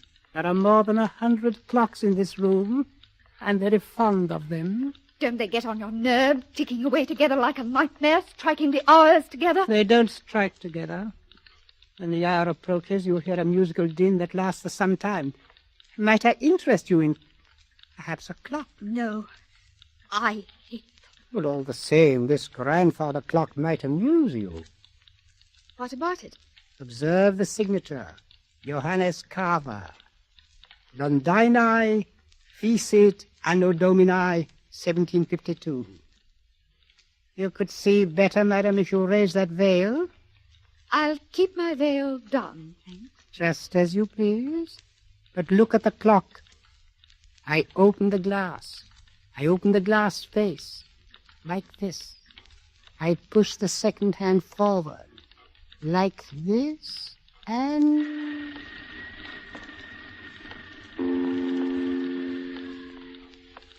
1 o'clock. And all well. What was that voice? Only the clock, madam. Nothing more. The clock spoke? Clever, isn't it? A device of old John Carver, anticipating Mr. Edison's gramophone by more than 100 years. But you don't like clocks. No. May I ask whether the present is for a lady or for a gentleman? It's, for a man. Has he some knowledge of antiques? No, yes, I mean he... Oh. Furniture, perhaps. Porcelain, bronzes, tapestries, weapons. He might be very much interested in weapons, yes. Then I imagine his name is Mr. Ronald Gilbert. Will you tell me, Miss Ray, why you really came here tonight? So you know who I am. Naturally. You're Miss Judith Ray. Why did you come here? I wanted to see what sort of man you actually were. Have you found out? No. But I won't go back to prison. I won't. Since this is to be a business conference, Miss Ray, and I imagine it is... Yes? Then suppose we go into my office here at the back of the shop. Will you precede me? Thank you. You must excuse the dust covers I put on the chairs here. I'm leaving for holiday tomorrow, and the shop will be closed. When I return next week, Miss Ray, I shall expect the amount requested. In cash, of course. But I can't raise £2,000. You ought to know that. Your fiancé could raise the money, I imagine. Ron? Do you think I'd have Ron know where I've been and what I've been? It's better than having his father know, surely. Sit down, Miss Ray. I'd rather stand, thank you. No, that's a very foolish gesture, but the ladies will do it. They think it gives them dignity and shows their disdain of the poor blackmailer. Oh, you see, I make no bones. I am a blackmailer. You seem rather proud of yourself. Why not? I'm the one person in England, perhaps in the world, who has made it a large-scale business. Congratulations. After all, what is life but blackmail? The child says, if you don't give me that, I'll scream. The grown woman says, if you go on behaving like this, I'll leave you. Your sex, Miss Ray, are blackmailers from the cradle. You know Charles Markham. Well? I wonder if anybody has ever hurt you, Ben. Hurt me? What do you mean? When you talk about the world and people in general, your face goes white under the eyes. You pick up that letter opener from the desk. Oh, not a letter opener, Miss Ray. A Medici dagger, 16th century work. It isn't the money that really interests you, is it? You hate the world. You want to torture people as you think you've been tortured. Isn't that so? This is a very sharp dagger, Miss Ray. If I throw it down on the desk, it sticks. Like that. Isn't it so, Charles Markham? My motives, Miss Ray, aren't in question. I wonder. Whereas your motives are. Now, let me see. 10 years ago, in 1894, a certain girl called Letty Wilson, your real name, I believe, fell in love with a rather contemptible underworld character named Arthur Aker. Please. No humiliation was too great for her. She worked for him, lied for him, stole I was only for him. 18. I didn't know what I was doing. This girl, for a very shabby theft, was sentenced to 3 years penal servitude at Holloway Prison. 5 months later, she escapes from prison and disappears. All these years afterwards, she appears in the West End as Judith Ray, fashionable millionaire. Haven't I made up for it? Haven't I? No. For one mistake after 10 years? That's the way of the world, my dear. I didn't create it. But, I'm forgetting the best part of the comedy. This paragon of virtue next falls in love with Mr. Ronald Gilbert, son of Major General Sir Edmund Gilbert. Such a respectable family, too. Then, shall we say £2,000? Suppose I did raise the money. I don't know how, but suppose I did raise it. Well, what guarantee would I have you wouldn't ask for still more money? I probably shall ask for more money, Miss Ray. That's my privilege as a blackmailer. Then I'm never going to be free of you. That's it? Frankly, that's it. Unless I kill you, of course. What if I did kill you? People have threatened that before, but they haven't meant it. Maybe I mean it. Well, we can easily test you out. There's a sharp knife stuck in the desk in front of you. I'm going to get up and deliberately turn my back on you like this. Be careful, Charles Markham. As a student of human nature, I'm curious. How much will you risk to keep this secret? Have you the courage to kill and risk hanging? Yes, I think I have. Look out, you fool! What was that? Aren't you glad? Aren't you glad you held back at the last moment, Miss Ray? I did. What was that? That, my dear, was the front door bell. Probably my friend, Inspector Ross from Wigmore Street Police Station. Come on in, old man. The front door isn't locked. You wanted me to attack you, didn't you? No, I was merely curious. And in any case, Miss Ray, it would be useless to kill me. Useless? Why? Because I shouldn't die. Oh, don't talk rot. It's quite true.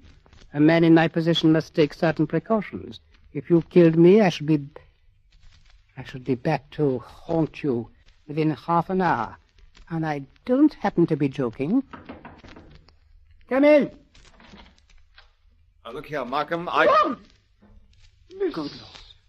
Mr. Ronald Gilbert, as I live. Ron, what are you doing here? He hasn't got anything against you, has he? Speak up, Mr. Gilbert. Have I? Well, the fact is, Judith, I... Look at him, this Ray. See how he changes color and clenches his hands and altogether resembles a boy caught at the jam cupboard. The perfect picture of a gentleman being a gentleman. Now, look here, Markham. I'm not very clever. You can always make a fool of me when you start talking. Let's stop talking. I've brought the money. What money? Mary might be for keeping quiet about you. So you went to Ron, too. You told him about it. Naturally. If possible, always sell your wares in 2 markets. How much money? Never mind, Judith. I hoped I could keep you out of this without your knowing. How much money? 3,000. It's all I could raise. Has he told you who I am and what I've been? Listen, Judith, I don't care who you are or what you've been. I happen to be in love with you.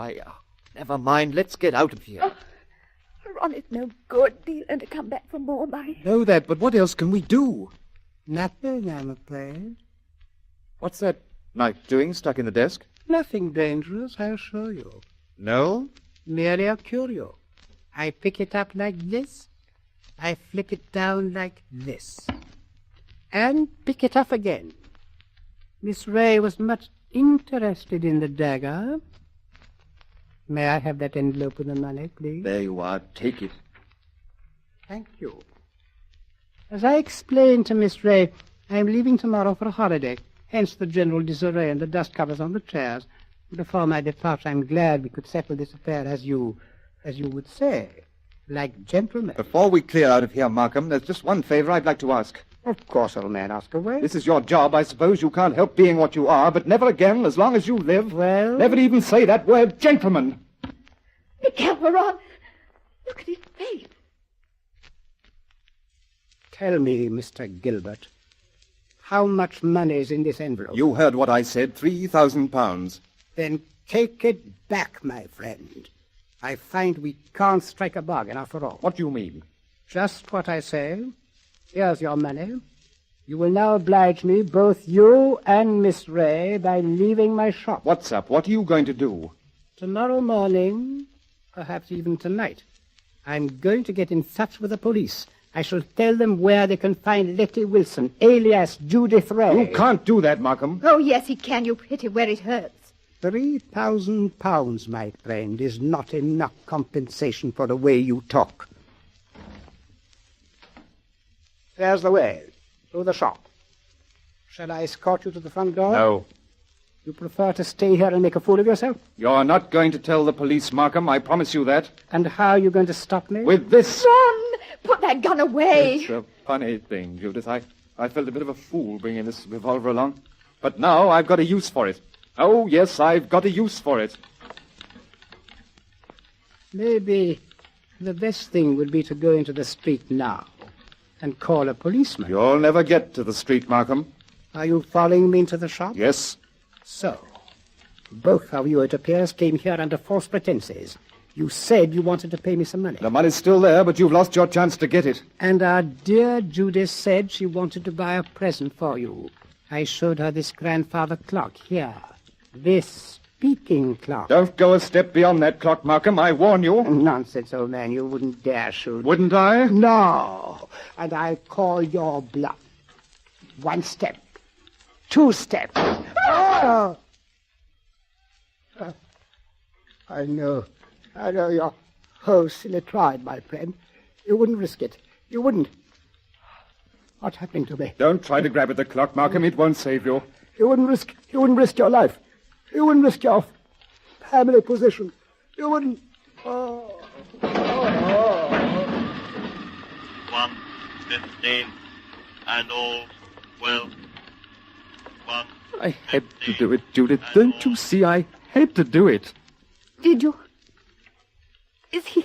Yes, he's done for.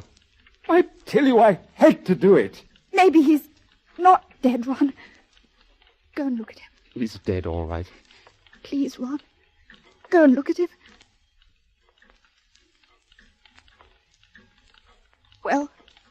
Shot through the heart. The bullet went clean through him and smashed the face of the grandfather clock. That's all I can see in this dim light. This isn't happening to us. It can't be happening. Wait a minute. He said he was going for a holiday. That gives us time. It means his absence won't be noticed. The shop will be closed. Nobody will come here for days, and certainly nobody will come here tonight. And what's that? The police officer. I forgot the police officer. What police officer? A friend of Markham's. Inspector somebody or other from Wigmore Street. He's expected here tonight. Oh, then we're finished. No, Ron, we're not finished. You can't see anything out there. The shutters are up and the door's covered. Could you pick up Markham and carry him? Yes, I can manage that. Why? There must be a back way out of the shop. Probably in the office. Siobhan, hurry. He's as heavy as a sack of meal. He seems to be looking straight at me. No. Did you see the expression in his eyes just before you... No.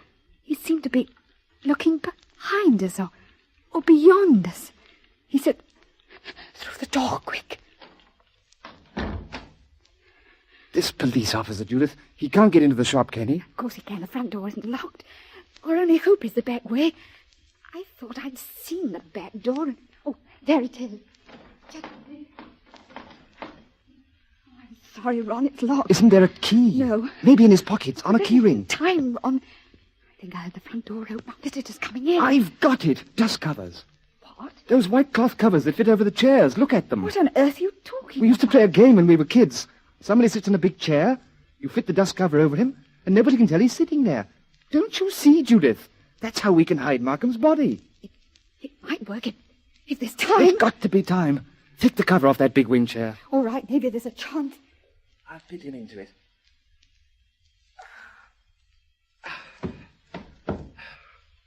Arms along the chair arms. Feet push back. Now put the cover back again and pull it down round his feet. Don't let it touch his chest. Blood will show through. There. That's got it. You can't see anything now, can you? No. But, Ron. Well? What did you do with the gun? The what? The revolver, the gun you shot Markham with. Oh, the fact is, Judith, I put it down on the floor when I picked up his body. Out in that other room? Yes, I'm afraid so. Oh, it's too late now, old girl. The police are here. What are we going to say? I don't know. Trust your wits and try to brazen it out. Yes? Come in. Good evening, Miss Ray. Good evening, Mr. Gilbert.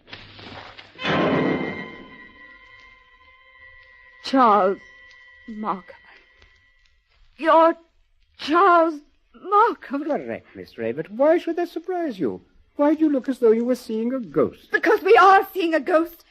If you're Charles Markham, whose body... Oh, Judith, be careful. Body? Miss Ray, did you say body? Oh, Miss Ray is upset. She doesn't know what she's talking about.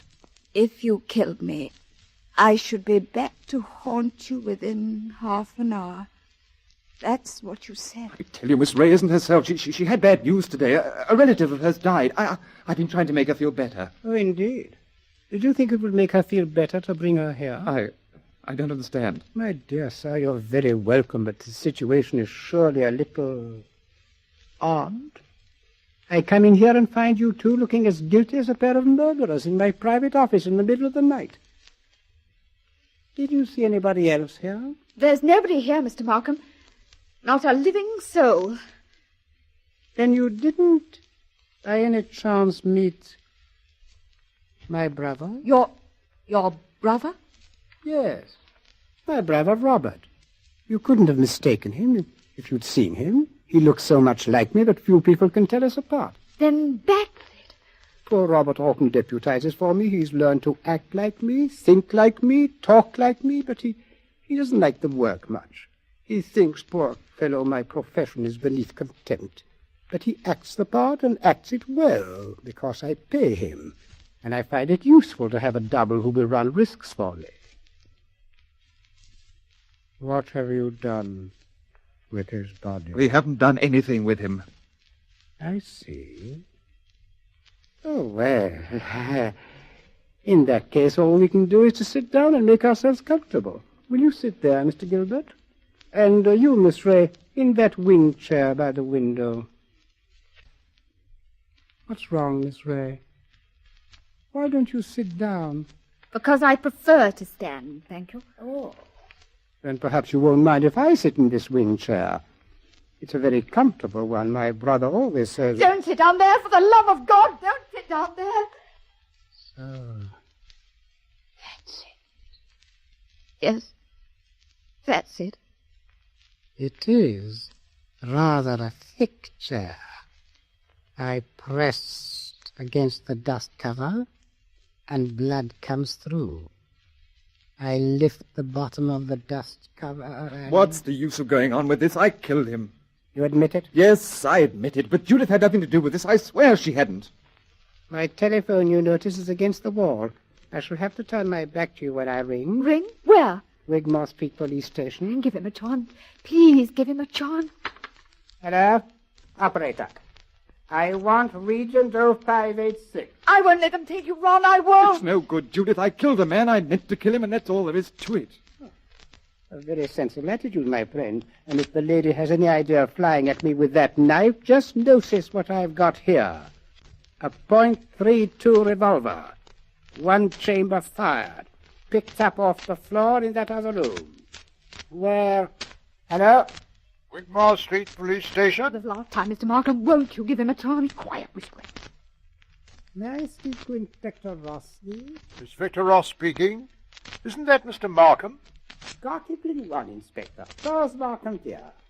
I understood you were going to drop in and see me tonight. I intended to, Mr. Markham, but I'm afraid I can't make it. Oh, why not? Anything wrong? Only a robbery in Davis Street, but it's likely to be a long job. Sorry I can't get there. Oh, that's perfectly all right, Inspector. Actually, I rang up to say to make sure you wouldn't come here tonight. I've got a lot of work to do, and I'm leaving for Eastbourne early tomorrow morning. Oh, let's make it some other time, shall we? Glad to, Mr. Markham. No crimes being committed up your way, I suppose? No, Inspector. It was quiet as the grave. Goodbye. What are you saying? Why did you do that? Please don't excite yourself, Miss Ray. Didn't you hear what I told the inspector? You're not doing this without a reason. Naturally not. Has it occurred to you, either of you, that I might not want my business dealings revealed in court? Stop a bit, what? Has it also occurred to you that a man's double who looks exactly like him and shares all his secrets may become a danger rather than an asset? He knows too much, he wants too much, and... I think I understand. You're glad he's dead. Oh, no.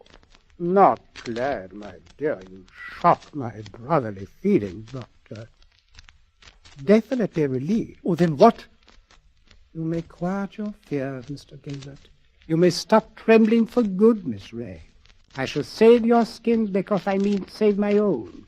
And now, while we're all in the mood, shall I show you how we can dispose of my brother's body?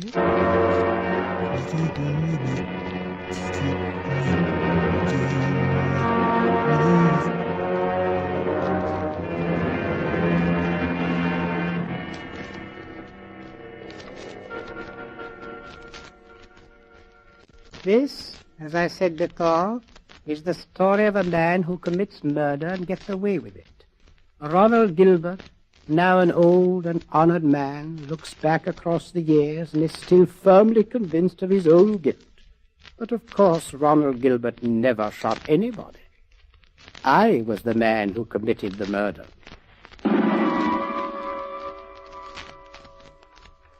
Don't you remember? The bullet that killed my brother is supposed to have passed through his body and smashed the face of the grandfather clock. But that's an impossibility.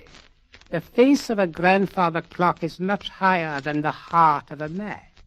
You see, 2 shots were fired at the very same instant. Ronald Gilbert missed and smashed the clock face. I fired from the door of the office at the rear and did not miss. That was why my brother looked past those 2. I went out by the back door, locked it, and reappeared at the front afterwards. It was not Robert Markham who died. I am Robert Markham. It was Charles who died that night, and I killed him to stop his blackmailing business forever. His records I destroyed. His correspondence I burnt. I have assumed his name and identity ever since.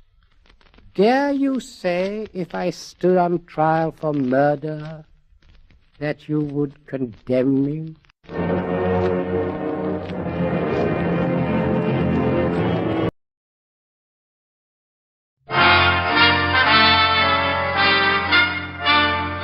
Listen while the makers of Rexall drug products and 10,000 independent Rexall family druggists bring you Dick Powell as Richard Diamond, private detective.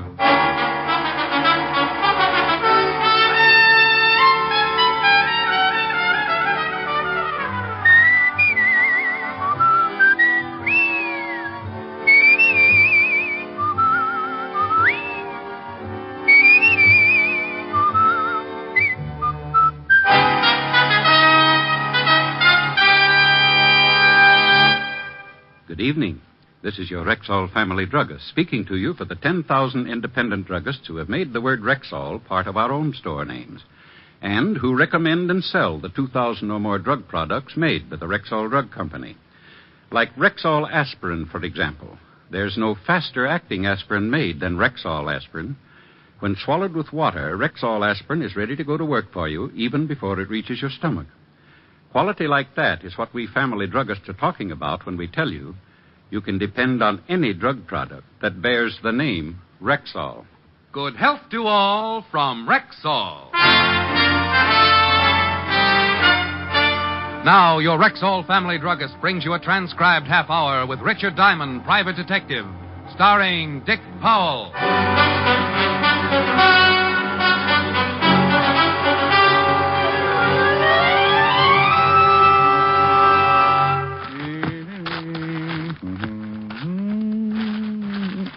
Oh, no. Oh. Yeah? Well, what's the matter with you?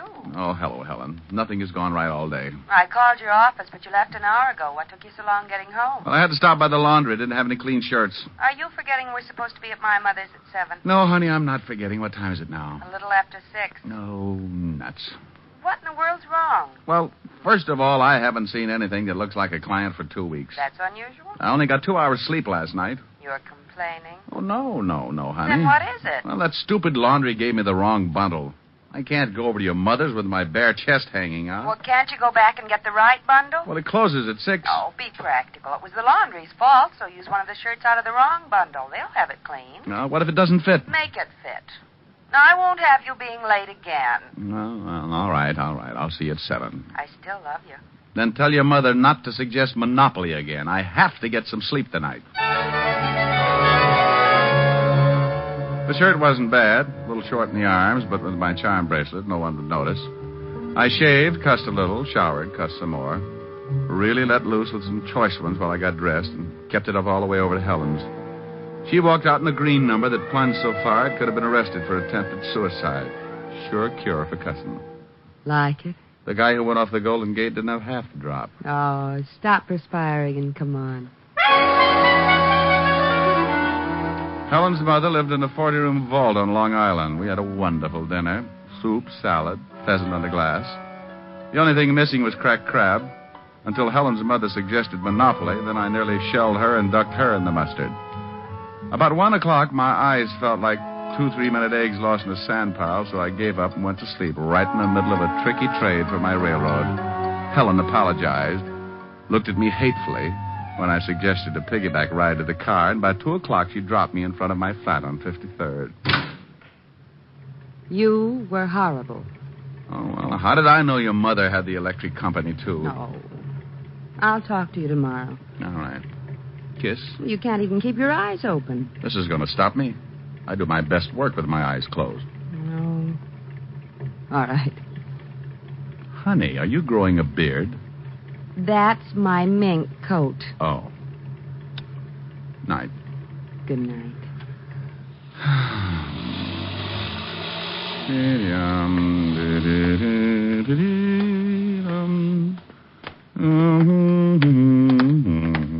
Evening, friend.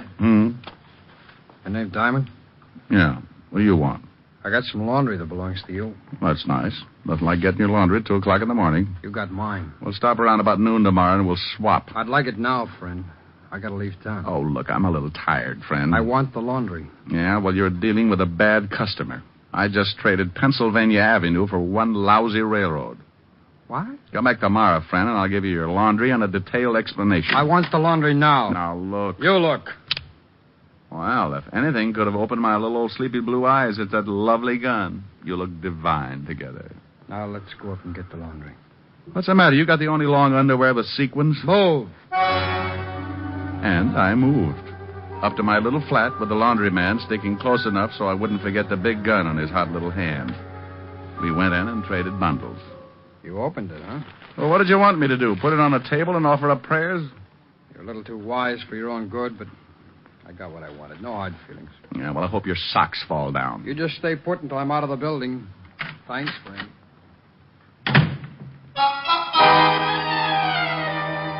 Well, any other time, I might have done something ridiculous, like chasing the guy or calling Walt up and complaining about the inadequacy of ye old police department. But this wasn't any other time. It was after 2 in the morning, and I was tired. Sure, it was unusual to trade laundry at that hour, but I was in no condition to try and figure it out. So I brushed my teeth, left my clothes in a neat pile in the corner, and stumbled into bed.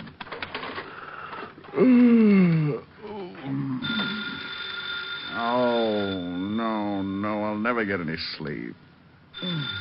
I'm coming. Yeah? Mr. Diamond? Yeah, who is it? This is Mr. Green, Mr. Diamond. Swell, thanks for calling, Mr. Green. Good night. Oh, wait, please wait, Mr. Diamond. This is Mr. Green, the man who owns the Bluebell Laundry. Well, how's business? Can you come over to my apartment right away? Why? Someone's going to try and kill me. What time is it? 3 o'clock. Look, can't you hide in a closet or something until noon? I tell you, someone's going to kill me. Oh, get in the closet and close the door. If anyone opens it, take a bite out of the nearest coat and head for the closest bright light. This is serious, Mr. Diamond. I haven't got much time. Well, if you don't think you can look like a moth, maybe I'd better drop around. What's your address? Savoy Arms, apartment C. And hurry, I'm desperate. Well, if you're just half as desperate as I am sleepy, you're really in trouble. I'll be right over.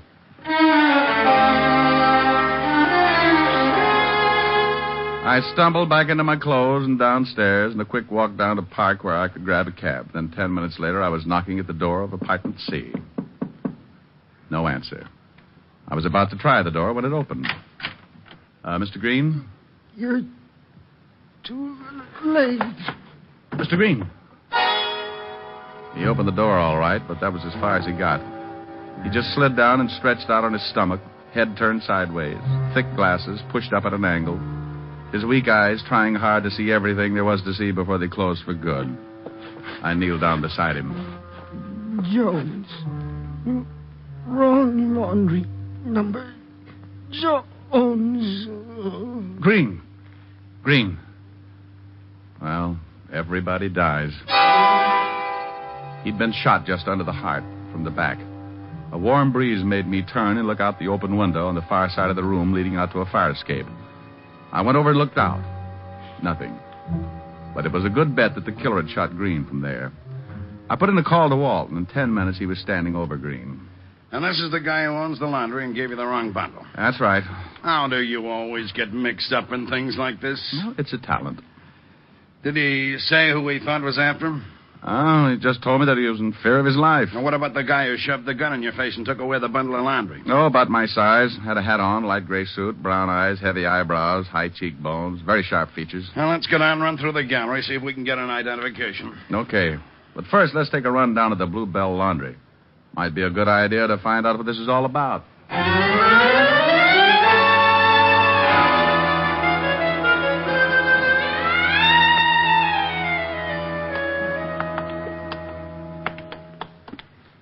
Here it is, Lieutenant. Bluebell Laundry. Oh, he read the sign. If a guy with fangs and a long black cape answers, drive a stake through his heart.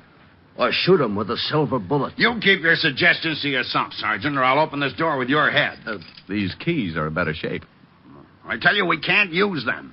If no one answers, then we got to get a search warrant. Why? Because that's the law. What is? That we got to get a warrant to search the laundry. Well, what do you want to search the laundry for? What do I want to search it for? Because a man's just been killed. Okay, so what? What's that got to do with the laundry? The guy who was killed was the guy who owned the laundry. You told me yourself it had something to do with getting the bundles mixed up and that guy who stuck you up tonight. Okay, but you can't just go busting into a laundry just because of a stupid little old hunch. What do you mean, stupid? You could be wrong, you know. Just because you think you might solve this case, that's no reason for you to go busting into a laundry. Well, why not? The answer to this whole thing might just be in that laundry. Well, you've certainly been right in the past. No, not always. Oh, most of the time, Walt. Well, just lucky. Well, if you think it's best, here are the keys.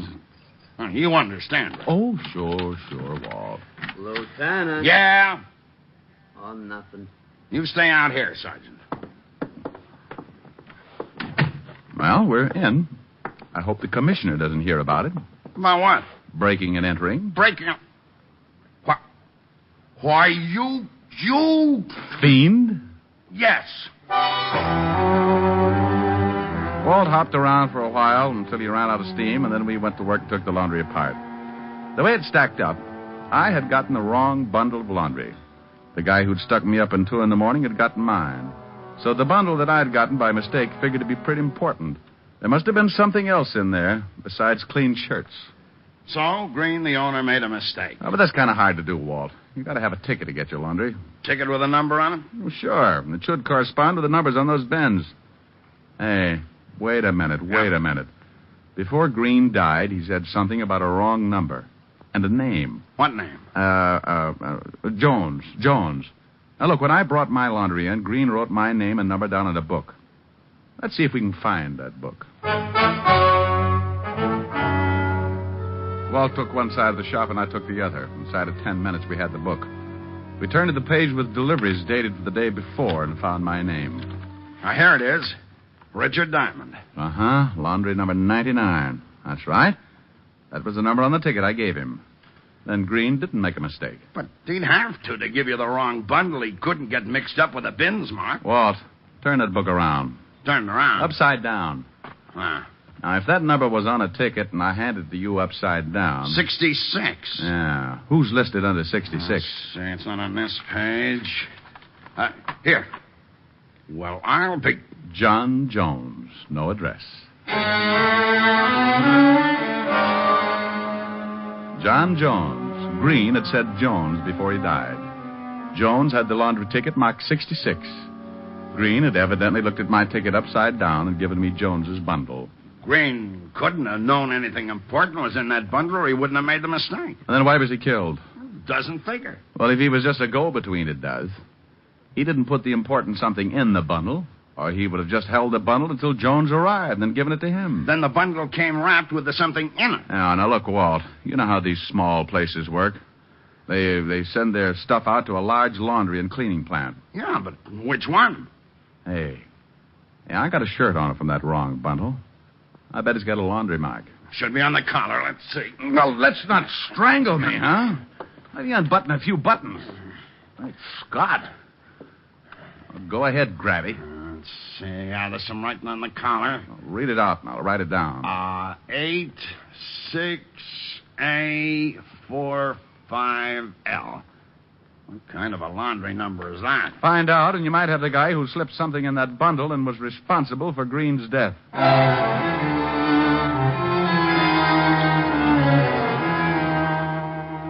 We went through the rest of the place, but found no evidence to show us what big plant Green sent his laundry to. I bowed out as gracefully as possible and went home to get some sleep.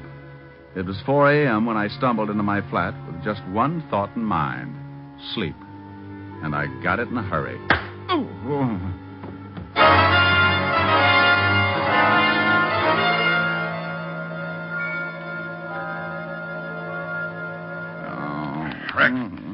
Rick, come on now. Snap out of it. No. Come on, sit up. No, leave me alone. Somebody sapped you. No, I don't care if you split my head in sections. I went to sleep, didn't I? What happened to your shirt? My shirt? All right. Oh, so that's it. What's it? The shirt. That's what the guy was really after. Suppose it was Jones? Well, sure it was. Walt, when he traded bundles with me, he didn't have any way of knowing that I'd taken a shirt out of it. That shirt was what made that bundle important. Those numbers on the collar. I checked. They weren't a laundry mark. You still got them? Yeah. Well, they sure mean something. Let's see if we can figure out just what.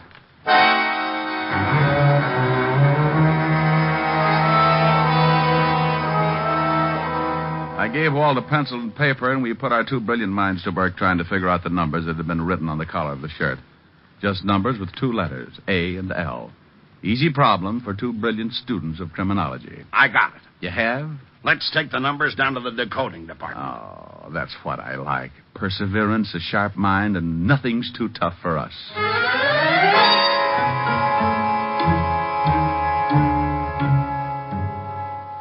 Well, come on, Art. You've been working on those numbers for nearly 5 minutes. Well, I've been sick. Could this be a code for some kind of a pickup? Guess it could be. Well, let's use times and dates. First number is 8. Well, today's the 8th day. Well, the letter A could stand for A.M. 6A, 6 a.m. Could 88, 6 a.m. Then 46L could be the where. 46th in any street beginning with L. Out of the way corner. 46th in Lexington, and that's not out of the way. Oh, I'm sure glad you broke that code, Walt. Experience and a little common sense. Come on. You and me are going over to 46th and Lexington. You and I, Walt. I could stand for idiot. That's another code, Arch. Fourth letter in Levinson. Oh, come on. We haven't got all morning.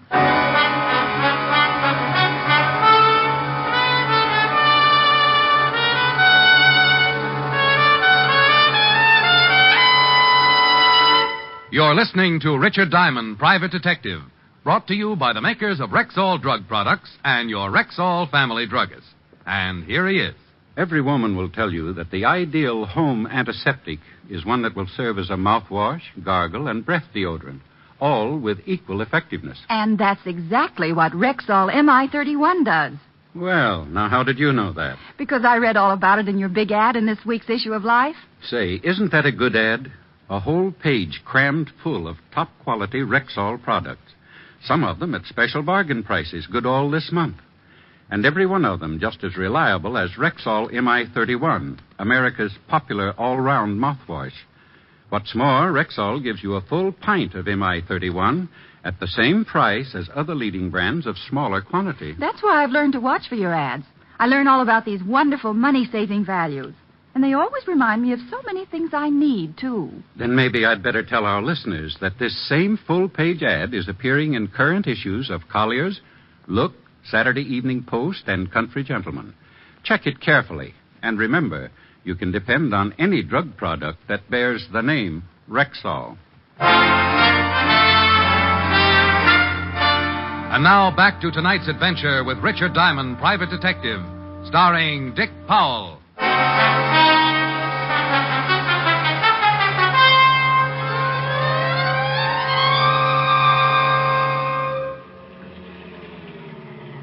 Yeah, this is a good spot. No one on the corner of 46th and Lexington yet. What time is it? 5 minutes to 6. Yeah, well, I hope we figured this out right. Car 86, car 86. Yeah, that's us. Car 86, Levinson, go ahead. Sergeant Otis wants to speak with you, Lieutenant. Go ahead. Lieutenant, I checked and found out where the Bluebell Laundry sends its cleaning. 2 companies, Monarch and the Superior Cleaning and Dyeing Works. Mr. Ralph Collins owns Monarch, and Mr. Arthur Levin owns Superior. Find out the addresses of the plants and the home addresses of the owners, and then put a stake out at the homes of the owners. Don't pick them up, but stop them if they try to leave. Wilco, Roger, and out. Oh, I'm surprised he didn't get tired of Roger and use McGillicuddy just to be different. Hey, Walt, there's our boy. Huh, Jones? Yeah, across the street on the corner. Same guy who got the bundle from me. Let's go. No one else yet. He's waiting for something. It's about 2 minutes to 6. Yeah. Car pulling up. Jones is going over to it. Get going. Guy in the car gave Jones a package. They spotted us. You get the car, I'll take Jones. Stop! Stop that car! Stop, Jones! Jones! Okay.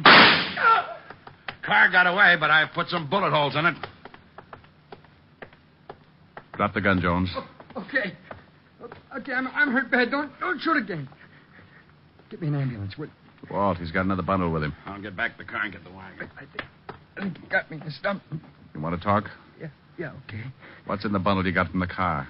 Junk. 100,000 in morphine. How did Green figure? Just a go-between. He worked for the big boy.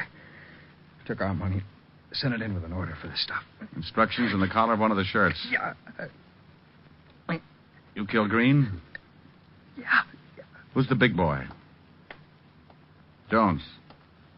Jones. The wagon's on its way. He's dead. What was he picking up? Narcotics. Well, Walt, we know the code was put in the laundry bundles at one of the cleaning works. Well, go to both of them and check. Yeah, and you can never tell what else might turn up. We waited until the wagon pulled up and carted Jones off, then we headed across town toward the first of 2 stops, the Superior Cleaning and Dyeing Works. 7:30 when we pulled up in front and let ourselves in with one of my pass keys. This is the only one we can check quietly. They open at 8, don't they? Yeah. Got a half an hour to make a noose for a pretty big operator.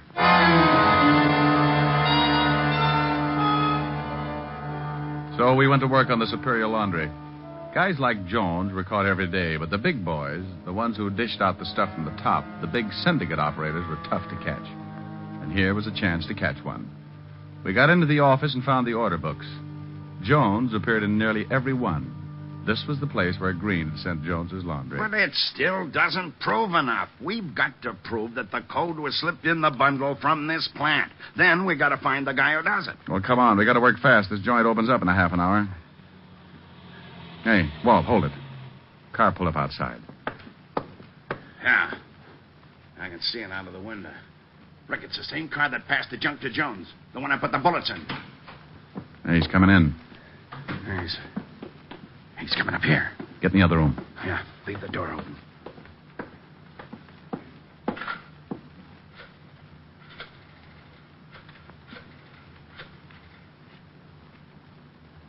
Hello, Mr. Levin? Yeah, Charlie. There was some trouble. Cops were waiting. Yeah. I'm down at the place. I got away clean.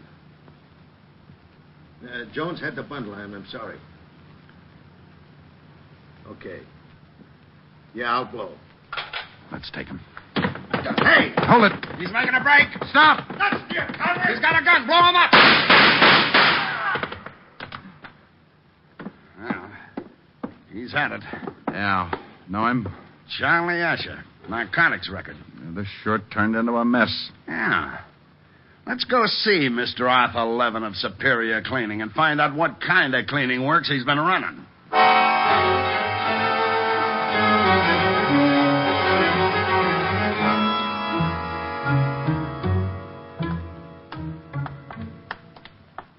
Hi, Lieutenant. We got the whole place surrounded. Levin hasn't tried to leave. He's been out of the house once, went to the garage. Have anything with him? Well, now, when he came out, went in with a big box. All right, let's take him. You better get out of sight, Otis. You'll see that uniform and get jumpy. Get down there in the end of the porch. All right.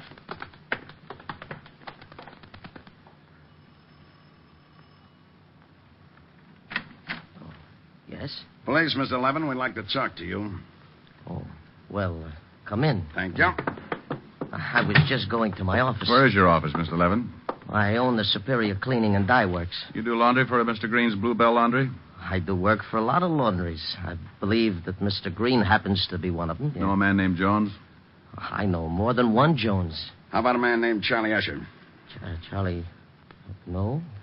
No, I don't know him. He called you 20 minutes ago. No, he didn't call me. You're very much mistaken. Now, would you mind telling me what this is all about? How many workers do you have at Superior, Mr. Levin? Well, about 40. Any of them have police records? No, not to my knowledge. And you don't know Charlie Usher?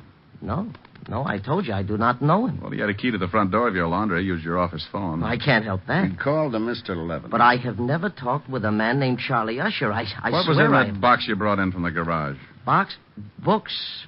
I brought some books in. Where are the books, Mr. Levin? Well, I put them in the shelves in the library. What did you do with the box? I burned it. I don't like dirty boxes lying around the house. You went outside and burned it? Yes, in the incinerator. My men said you only came out of the house once, Mr. Levin. Then your men are mistaken. I went out twice, once to get the books, and the second time to burn the box. Look, what right have you got to hide outside my house and watch it like a bunch of burglars? I know my rights. I want to call my lawyer. Oh, sure, Mr. Levin. You go right ahead and call your lawyer. In the meantime, we'll see if anything was burned in the incinerator. It would be burned out by now. That was 20 minutes ago. About the time Charlie Usher called you. He did not call me. I don't even know him. Well, even if you did burn the box 20 minutes ago, Mr. Levin, there'd still be some smoking ashes. And if it wasn't burned in the incinerator, Mr. Levin, we'll take this house apart piece by piece until we find it. I'll go take a look. Wait a minute. Yes, Mr. Levin? Look, I'm not sure. I burned the box. Then you didn't go outside the second time? I don't know. I don't remember. I'm all mixed up. Look, you got to give me time to think. Well, if you didn't go out the second time, the box is still in the house. Look, please do this. Give me time. What's in the box, Mr. Levin? Books, I told you, books. Where is it? I don't know. Leave me alone now. Now, will you leave me alone? I know my rights. Start taking the house apart. No, please. Where's the box? Please. The box, Mr. Levin, the box. Yeah, where's the box? Under the sink. Where under the sink? There's a sliding panel under the kitchen sink. Narcotics, Mr. Levin? Yes. Oh, I'm ruined. You marked the shirt collars and sent Charlie Usher to deliver the stuff. That's right. I had 10 laundries working for me. Green was one of them. I'm ruined. Oh, relax, Mr. Levin. You can be happy about one thing. Jones and Usher didn't cooperate like you did. And they're both dead.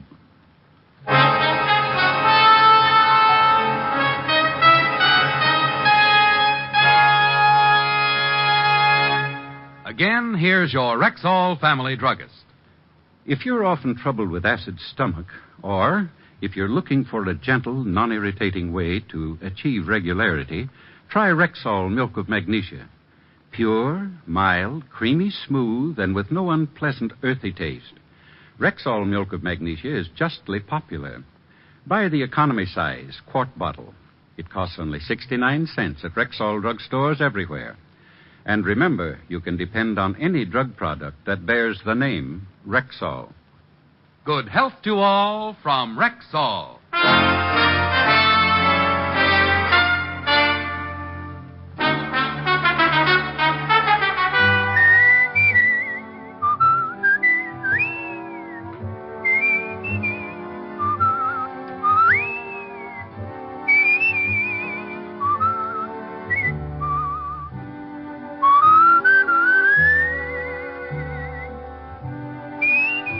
Richard Diamond, Private Detective, stars Dick Powell in the title role and is written by Blake Edwards, with music composed and conducted by Frank Worth. Featured in tonight's cast were Ted DeCorsia, Wilms Herbert, Clayton Post, Sidney Miller, Virginia Gregg, and Stacey Harris. Richard Diamond, Private Detective, was transcribed in Hollywood by Jaime Del Valle.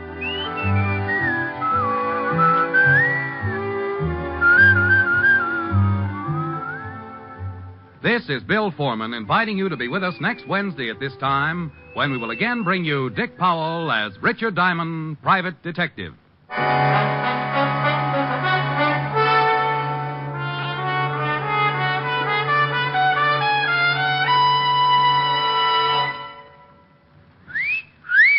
Hiya, beautiful. Get lost, Bristlepuss. You need a shave. But I have shaved.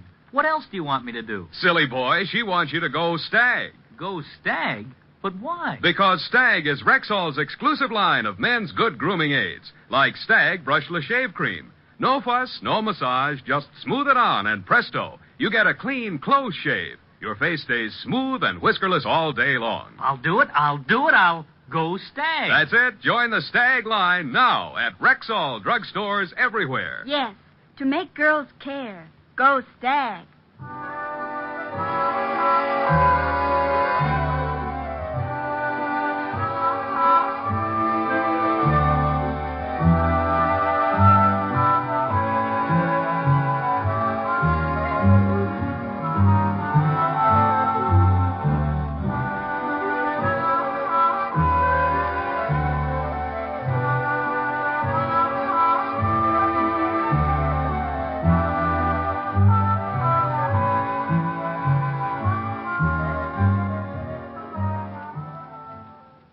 Three chimes mean good times on NBC. There's entertainment in store for you every Wednesday night on NBC. In addition to the action-packed adventures of Richard Diamond, beginning next Wednesday, listen to Mr. and Mrs. Ronald Coleman returning over most of these stations with their delightful series, The Halls of Ivy. In 4 weeks, laugh with Groucho Marx and You Bet Your Life on NBC.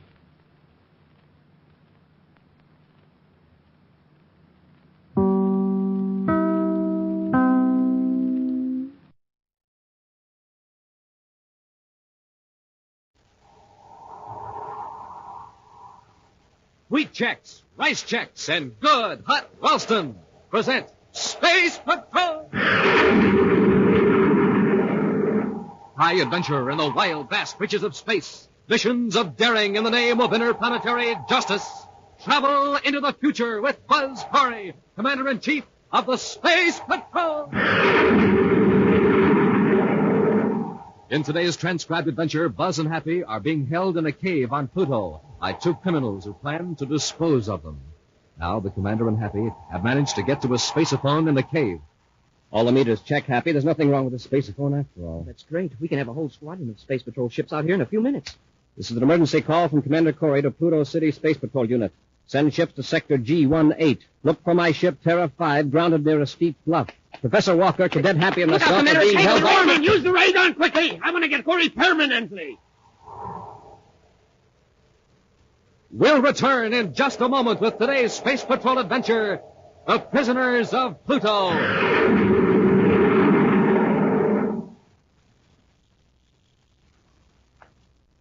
Hiya, gang. This is Captain Dick Tufeld speaking. I'm just having myself a stroll down the street before I turn in for the night.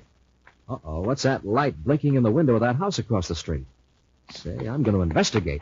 That light's a signal, and it's a Space Patrol code system. It says, be sure to tell the boys and girls how to get a Space Patrol pocket projectoscope. Hey, that's a real projectoscope that boy's signaling with. Gang, I'm going to get him to tell you all about his projectoscope because you can have one, too. I thought that'd bring you running, Captain Tufeld. Come on in. Boy, am I glad I sent for this projectoscope. It's really something. Tell the gang all about it, Space Patroller. Well, kids, it's not only a keen signal light. You can use it as a film projector in a dark room. Watch me flash pictures with it on the wall, Captain. There. See that picture? That's a picture from a Space Patrol adventure called Mighty Meteor. And it comes with your projectoscope on a strip of film with 3 other swell stories called Space Pirates, Men from Mars, and Robot Invasion. And Buzz Corey and Cadet Happy are in them, too. And, gang, on this one film, there are 24 different pictures. The projectoscope's a real flashlight, too.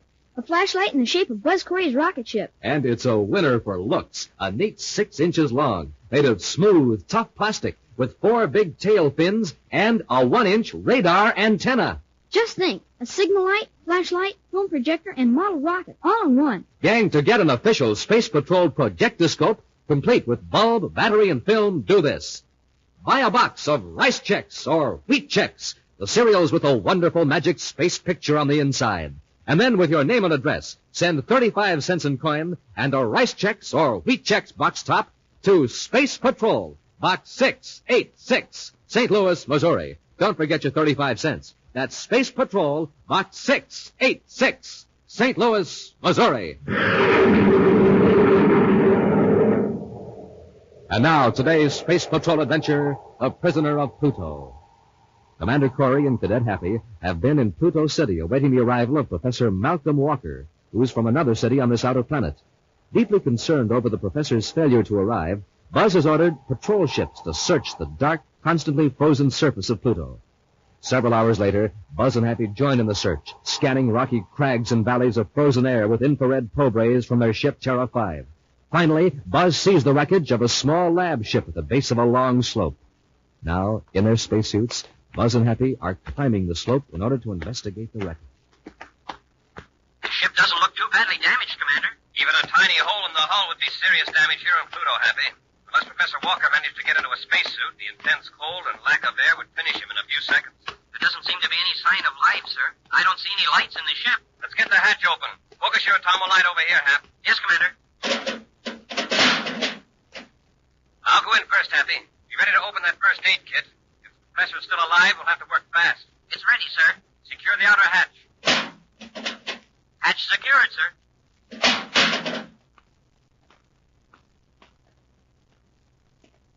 Well, he's not in the control section. Want me to check the aft compartment, sir? All right. He may have sealed himself in after the crash. Hey, wait.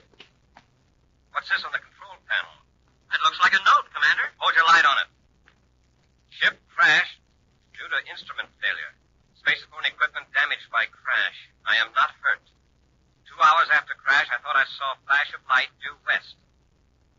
Since rescue at this position is unlikely, I've gone to investigate source of light. I shall appreciate finder of this note relaying this information to Commander Corey of the Space Patrol, who is now in Pluto City. I'm carrying a projectoscope and an atomo light.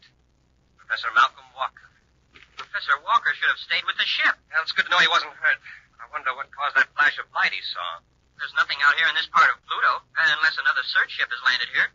The light was probably a reflection in the frozen air that covers the ground. A reflection from a ship far above this planet. Well, if Professor Walker took an atomo light with him, it shouldn't be too hard to find. Let's get back to our ship, Happy. We can head due west, low altitude, and see if we can locate him. Right, sir. First, just to prevent any further wild chases all over Pluto, I'll add to this note in the event he returns here. I'll ask him to remain. Just a minute. There he is on the sled, just like I told you on the space phone. Found him unconscious, almost tripped over him in the dark. All right. Let's lift him out of this airlock. Say, didn't you chop any more frozen air, Orman? Oh, that first load will hold us until we find out who this guy is. Just set him down here. Well, anyway, he isn't with the Space Patrol. His suit says United Planets Research Foundation. What kind of a research would he be doing out here? His eyes are open now, Hagel. Open his face, please. We'll find out who he is. Wait, Orman. Chances are he's just lost. If we don't arouse his suspicion, we can keep him here until our supply ship arrives next week without any trouble. Well, then what? Then we will turn him over to the boys. They can get rid of him out in space. Okay. All right. Open the face piece, and I'll do the talking. Just take it easy, my friend. We'll have you out of that spacesuit in a moment. Thank you. My heating unit went out. Guess I'm lucky you found me. You certainly are. How do you happen to be on this part of Pluto? My lab ship crashed a mile or two from here. I'm Professor Malcolm Walker with the United Planets Research Foundation. Mr. Hagel. I'm a geologist. See? I wonder if you would let me use your spaceophone to contact a friend of mine in Pluto City. He's probably worried about me. Well, as a matter of fact, we're having a little trouble with our spaceophone transmitter. As soon as my partner can repair it, we'll be glad to let you send a message. Thank you. Of course, it may take several days. Several days? Yes. You see, we don't have much spare equipment here, but our regular supply and relief ship should be here in about a week. You will be able to go back with them. It's rather inconvenient. What am I complaining about?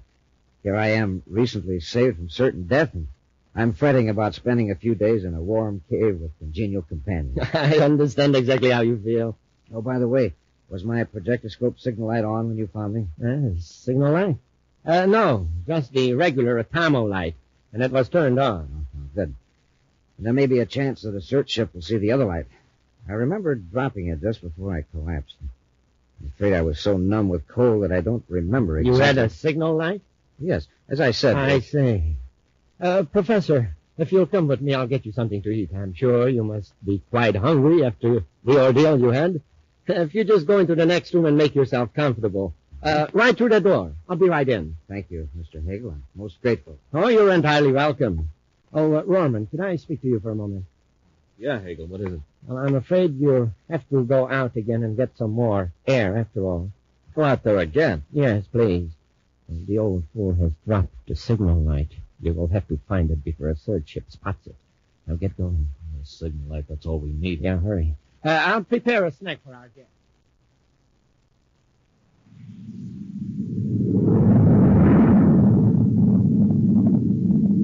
Well, there's not a sign of anybody down there, sir. Keep your eye on the viewscope, Happy. The professor couldn't have gone much farther than this on foot. Just circle back and cover the area again. He may not have headed due west after all, sir. Couldn't the infrared beam have picked him up by now? Unless he's fallen into a crevice. Yeah.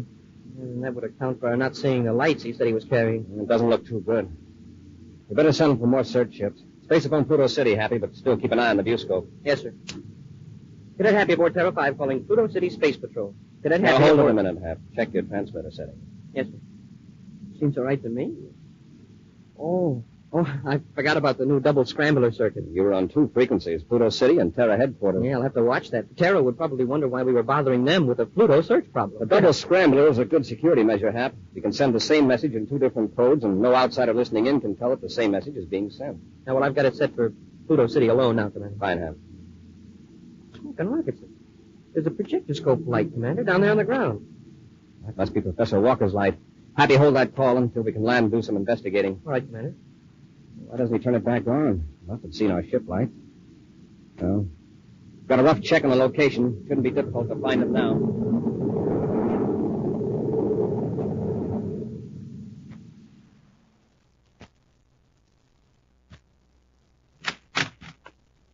Well, that didn't take you long. Any luck, Roman? There's a professor. He's in the next room eating. I found the light. It's fallen into a narrow fissure in the rocks. Was it down? Yeah. It's pointing downward. I doubt if it could have been seen from his ship.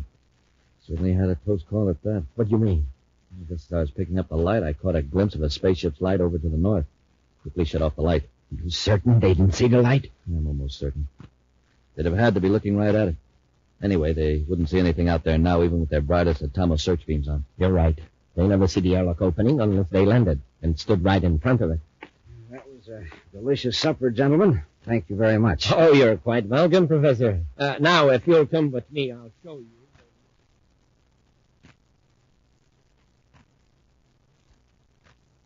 Well, You won't give us any trouble for a few hours.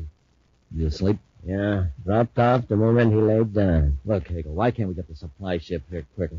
We can space phone him tonight. That would be pretty stupid, Rorman. With search ships flying around this area. In a week, they'll have given up the search. Then it will be safe for the supply ship to land. I'm sick of hiding out in this cave. We've been here 10 months.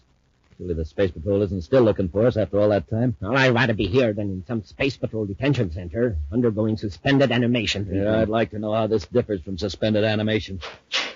Listen, hear that? Sounded like somebody in the airlock. Hagel. Look. Sorry if we startled you. I'm Commander Corey of the Space Patrol. Yes, Commander. We were startled. You see, we weren't expecting company. We're looking for Professor Walker. Professor Walker? Why, there is no one here but my partner and myself. Professor Walker's lab ship crashed near here. Yeah, we found a note that it was headed in this general direction. Oh, and he probably went right on past our airlock. We often miss it ourselves. I don't imagine he's very far away. You're sure you haven't seen him? No, we haven't seen anyone. Have we, Mr. Evans? No, of course not. Well, in case you hear anything about him, would you please notify the United Planets Research Foundation? The United Planets Research Foundation? I see. If you forget the name, you'll find it engraved on this projectoscope you have here on the table. Projectoscope? This one, Mr. Hagel. Hagel? I don't believe I told you my name. You didn't.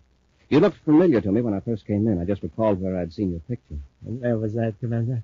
We have a method of remembering faces we see in the Space Patrol wanted file.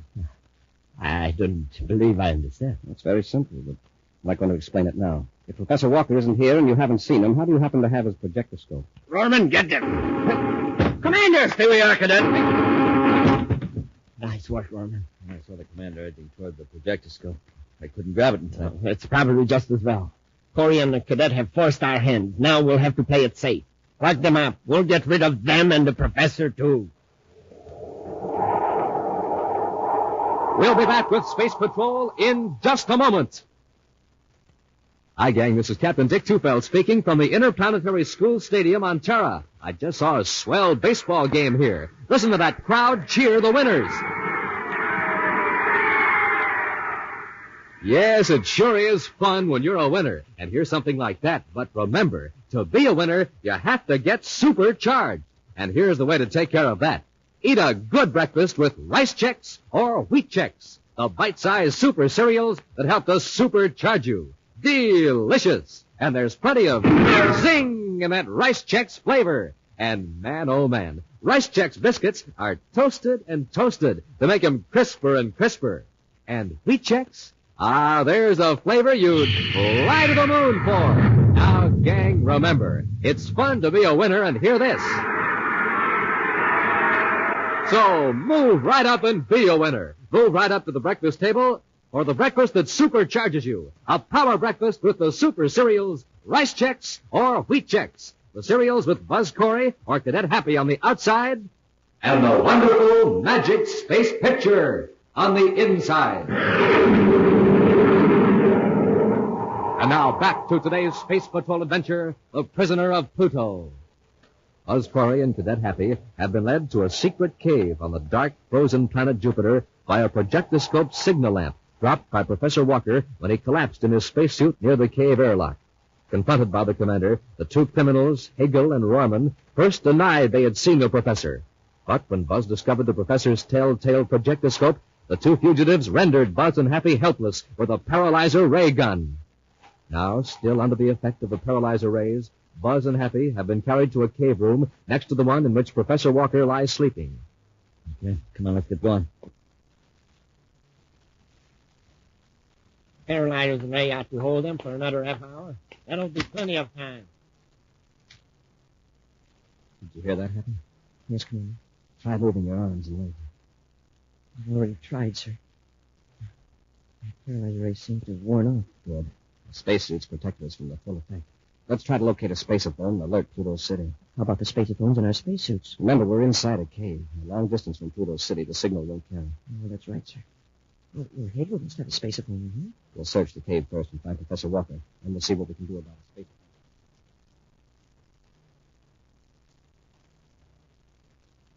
Professor? Professor Walker. Wake up, Professor. What? What's going on? Who are you? I'm Commander Corey of the Space Patrol. Of course. Commander, am I still in the cave? Yes, Professor, you are. Yeah, that's a relief. I'm afraid I owe Mr. Hagel and Mr. Rorman an apology. You do? Yes. For a brief moment a while ago, I suspected them of trying to keep my presence here a secret. Isn't that ridiculous? I suppose it was due to my fatigue and fear after cracking up. Now, listen, Professor, there isn't much time. Your suspicions were correct. Hegel and Rorman are criminals. What? The Space Patrol has been searching for them for months. We happened to stumble on their hideout. Then you captured them? Not yet, but we will. We'll need your help. Where's the spaceophone? Spaceophone? They told me it was out of commission. Well, I'll bet they've got a spaceophone around here somewhere. And in good working order, too. Well, we'll check. Professor, better get your spacesuit on. Be ready to move out of here in a hurry. I certainly will, Commander. If we're unhappy, we'll try to locate Hegel.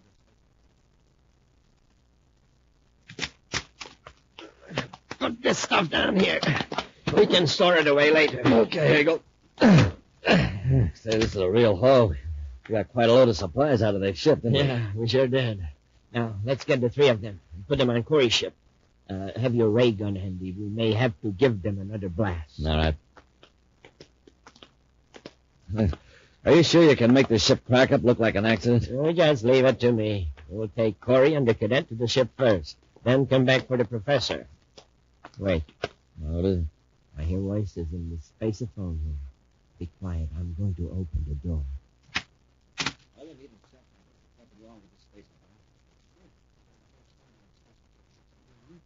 Here we go. Emergency from Commander Corey to Pluto City Space Patrol. Send a patrol unit to Sector G18. Look for my ship, Terra 5, grounded near Steep Bluff. Professor Walker, Cadet Happy, and myself are being held captive. Rorman, bust them with the ray gun, quickly! That takes care of them. Switch off the spaceophone.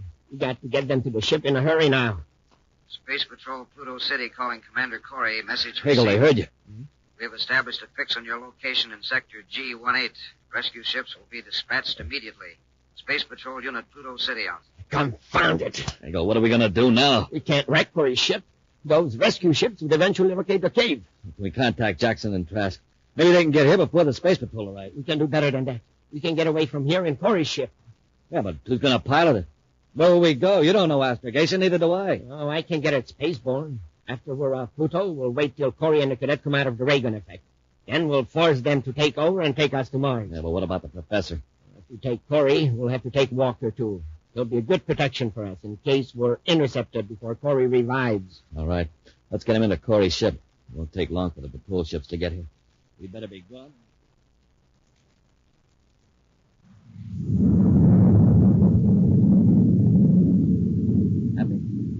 Happy, are you awake? Huh? Yeah, yes, sir. Where are we? Aboard Terra 5. Commander, you got us off Pluto. Well, the last thing I remember was having Hegel and Rorman surprise us when we were using the spaceophone. How did you manage to get us away? I'm afraid I didn't. Hegel and his partner put all three of us aboard our ship. Oh, Commander. Yes, Professor? I don't suppose you know where they're taking us? No, I don't. You? To Mars. They were talking after they used the ray gun on you and the cadet. To Mars? Why would they risk discovery by blasting off in my ship? Well, you see, the Pluto City Space Patrol unit replied that they had established a fix on the cave and were going to send rescue ships immediately. What? I don't see how that's possible. Hegel and Rorman got us before we established contact with Pluto City. Besides, they couldn't have plotted to fix that fast. It was my voice they heard. Your voice, Professor? Yes, sir. I saw them watching you, and I knew they'd never let you complete the call. So I used the transmitter in my spacesuit to make them think you'd succeeded. Perhaps it wasn't such a good idea. I'm not so sure.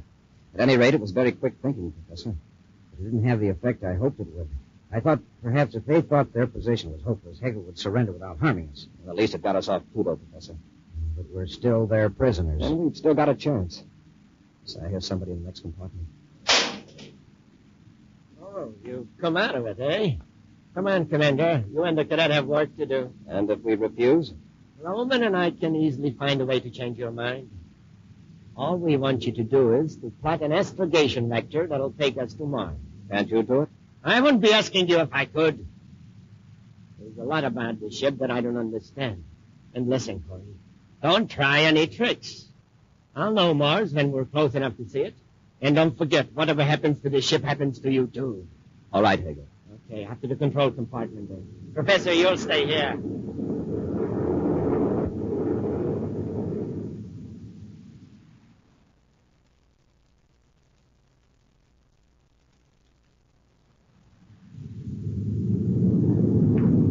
All right, Hagel, there you are. We're on automatic control now. You ought to reach Mars at about 2300 Universal Star Time. And you swear that the vector you set keeps us off the regular space lane? I said it did, didn't I? I'm going to watch the view scope, Corey. And if another ship appears following us, you'll regret it. Well, can we help it if somebody sees us accidentally? It'll be up to both of you to avoid that accident. Yeah. Now look, Corey. I want my men to meet us on the Martian plane and pick us up there. Turn on that spaceophone so that I can contact them. No fix on this either. I don't know how this thing works, but I do know when the scrambler circle is set to the right combination. And which one is that? Scrambler code 31567. Now set it. All right. That's it. Now cut on the transmitter. This is Hagel calling Jet Trask at Saturn City. Hagel calling Jet Trask at Saturn City. I hope he and Jackson are near the receiver. Hagel, spaceborne out of Pluto, calling Jet Trask at Saturn City. Maybe Corey's trying something. Spacephone's on, don't worry. Hagel to Trask. Trask here. Go ahead, boss. Trask, listen carefully. I got a job for you. How did you get off Pluto? I thought Just you were... listen. I want you to take a ship and meet me on the Martian plane, Sector 5G. We'll be there at about 2300 Universal Star Time. Got it. I'll be there. I'll be aboard Commander Corey's space battle cruiser, the Terra 5. What? Hey, listen, are you making a deal with Corey? Don't be a fool, Trask. If I were double-crossing you, would I use Corey's ship? I've got Corey and his cadet and Professor Walker here at the raid gun point. Okay, Hagel. I'll pick you up at Sector 5G, Martian plane at 2300 hours Universal Star Time. All right, Trask. Hagel out. Cut it off, Corey. Roman, take Corey and the cadet back to the compartment. Won't bring them out again when it's time to land on Mars.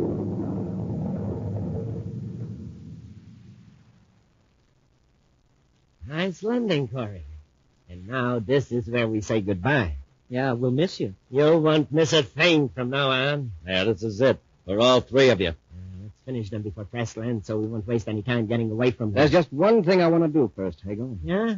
What is it? This! Get them happy while they're off balance. Well, I guess that takes care of our friends, sir. Get their weapons happy. Foreman, why didn't you watch Corey? How did I know he was going to jolt the ship with a rocket blast? Anyway, maybe Trask can help us. That's right, Corey. The alert you gave the ship will tip him off that something's wrong. He'll get us out of this. I think you'll find that Trask is having troubles of his own. Have a look in the viewscope. Space Patrol ships. That's right. Where did they come from? You told them where to find us, Hagel. I did? Yes. When you were talking to Trask on one scramble frequency, the same message was being sent out on the regular Space Patrol emergency frequency. Happy, take them back out and lock them up. And ask the professor if he cares to join us. Right, sir. All right. Come on, you two. Be our guests for a change. An action preview of next week's exciting Space Patrol adventure in just a moment. And now, gang, here's Cadet Happy to tell you how you can have fun 10 different ways with that swell new Space Patrol projectoscope shaped like a rocket ship. Number 1. Show pictures on the wall with it. 2. Use it as a flashlight. 3. Give signals with it at night. 4. Hide secret messages inside of it. 5. Play Space Patrol with it. 6. Light it in a dark room. Looks like a rocket flying at night. 7. Wire it on your bike for a new and different kind of ornament. 8. Keep it to dress up your room. Stand straight up on its tail fins. 9. Keep it by your bed at night. Comes in mighty handy. And 10. Take the bulb and battery out and use it as a roomy pocket case for marbles, jacks, money. Yes, sir, gang. The projectoscope is lots of fun. And it comes to you complete with bulb, battery, and film for showing pictures on the wall. To get a projectoscope, do this. Buy a box of rice checks or wheat checks. Then, with your name and address, send 35 cents in coin and a rice checks or wheat checks box top to Space Patrol, Box 686, St. Louis, Missouri. This offer good only in the USA and may be withdrawn at any time. That's Space Patrol, Box 686, St. Louis, Missouri. And now, a preview of next week's exciting Space Patrol adventure. Buzz and Happy are investigating a space factory revolving in an orbit around the planet Venus. Suddenly, they find themselves locked in a freight-handling chamber room, floating in the middle of the room. Trowbridge has cut the artificial gravity field. We're completely weightless. Well, how are we going to get down to the floor? Oh, my head. Smoking rockets, Commander. We fell up. Up to the ceiling. There's the floor down there below us. Trowbridge reversed the gravity field. The pull in this room is toward the ceiling. Now how are we going to get down to the floor? We'll get down to it all right. The hard way, I'm afraid. Trowbridge will reverse the gravity field from floor to ceiling till he breaks every bone in our bodies. Be sure to listen next Saturday for the exciting story, The Venus Space Factory, when wheat checks, rice checks, and good hot Ralston again bring you Space Patrol! Special bulletin for boys and girls in Springfield, Illinois, Terre Haute, Indiana, and Washington, D.C. Buzz Corey's own space battle cruiser, the Ralston Rocket, will be in your area next week. Don't miss it. The Ralston Rocket. Boys and girls, this is your commander speaking. Help science help you. Give every nickel and dime you can to the American Cancer Society. Space Patrol, an original Mike Moser production starring Ed Kemmer as Commander Corey and Lynn Osborne as Cadet Happy, was written by Lou Houston and directed by Larry Robertson. Other players were Ken Mayer, Norman Jolly, Bela Kovach, and Stephen Robertson. Dick Tufel speaking. Now, don't forget to tune in next Saturday and every Saturday when wheat checks, rice checks, and good hot Ralston again present the new exciting Space Patrol. And be sure to see another exciting Space Patrol program on your local ABC TV station. Consult your local paper for time and channel. Space Patrol came to you transcribed from Hollywood. This is ABC Radio Network. This is ABC Radio Network. This is ABC Radio Network. This is ABC Radio Network. From Hollywood, it's time now for... Johnny Dollar. Providence, Rhode Island calling. Mr. Dollar? Yes. One moment, please. Go ahead. Hello? Hello, Mr. Dollar? Yes? This is Dick Porter. I'd like to hire you. Porter? Dick Porter. I'm an insurance broker here. Bert Masterson at United Adjustment Bureau suggested I contact you. Oh, what's the trouble, Mr. Porter? Darned if I know exactly. I just have a client who's taking out all the insurance he can get. I may be wrong, but it looks to me like he's getting ready to die. Oh. Can you help me out? I can try, Mr. Porter.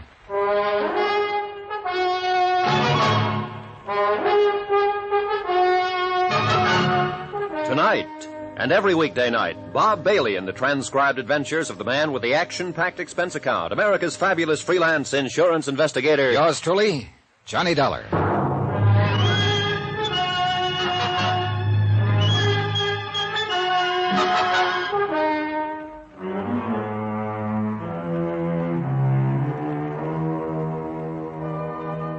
Expense account submitted by Special Investigator Johnny Dollar.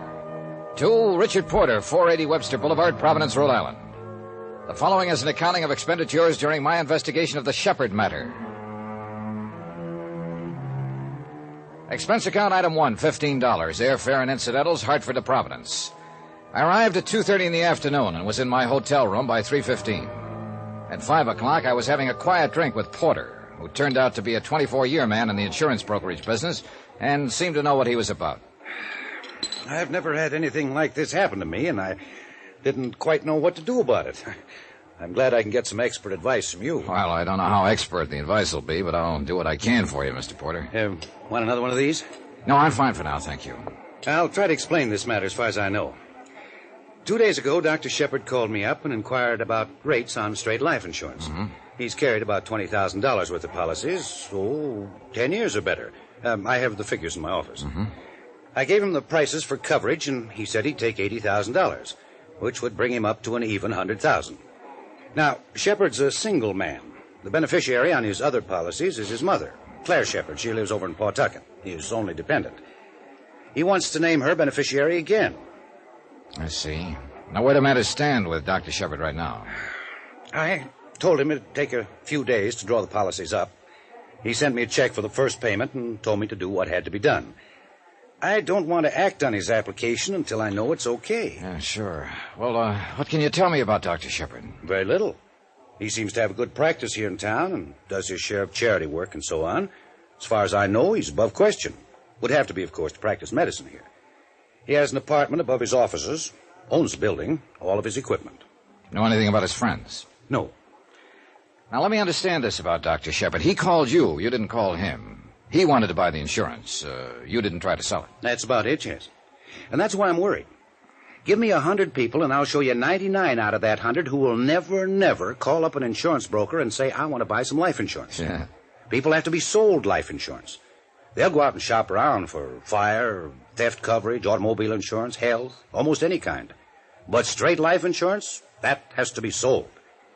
On the other hand, suppose Shepard is that 1 in 100. Yeah, it may be a perfectly legitimate situation. Yeah, Shepard may have looked into his mirror one night and said to himself, I gotta have $100,000 worth of insurance or I won't sleep a wink. Oh, yeah, it could have happened that way, Mr. Porter. But I have to think of those 99 people in that 100. Sure, so do I. Well, here's to caution. Cheers. Expense account item 2, $25. Deposit on a rented car, which I use the following day, driving from place to place, collecting data on Dr. Charles Shepard, M.D. At his bank, I was able to learn that he enjoyed what might be called a lucrative practice, and that, like most people, he spent slightly more than he made. He belonged to a golf club where he was seldom seen. He belonged to a tennis club which he managed to make 3 or 4 times a week. Questioning the pharmacist who had the prescription counter a half block from Dr. Shepard's building and the manager of a cafeteria across the street from same, I was unable to learn who Dr. Shepard's steady companions were or gain any information that would justify his puzzling application for life insurance. Hello?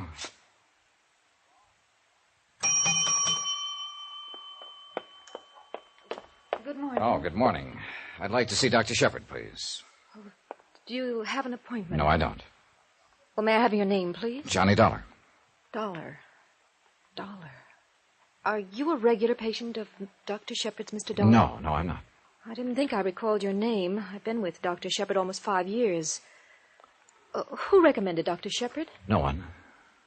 Well, Mr. Dollar, I'm afraid Doctor's out now and won't be back until late this afternoon. Well, now, that's funny. I was standing out in front of here 3 minutes ago, and I thought I saw Dr. Shepard walk in. Please, Mr. Dollar, he is not in to anyone. What's your name? Why, I'm Miss Streeter. Miss Streeter. Well, yes, but I'd like to see Dr. Shepard, Miss Streeter. Here. Oh. Insurance investigator? Yes. Will you tell the doctor that?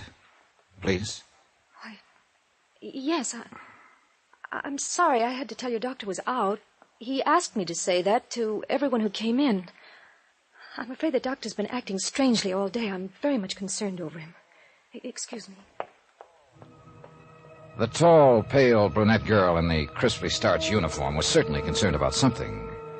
She bit her lip, forced on a wan, unprofessional smile, and looked like she wanted to cry just before she disappeared beyond the reception room to seek out Dr. Shepard. I pretended not to notice that part. 1 minute passed, 2 minutes, 3 minutes. No one reappeared. So I pushed the door open, and I looked down the corridor leading to the examination rooms and laboratory. I had to notice Dr. Charles Shepard standing at the end of the corridor. Most of his costume was medically correct. White coat, stethoscope in one hand. But in the other hand, he brandished a .32 automatic.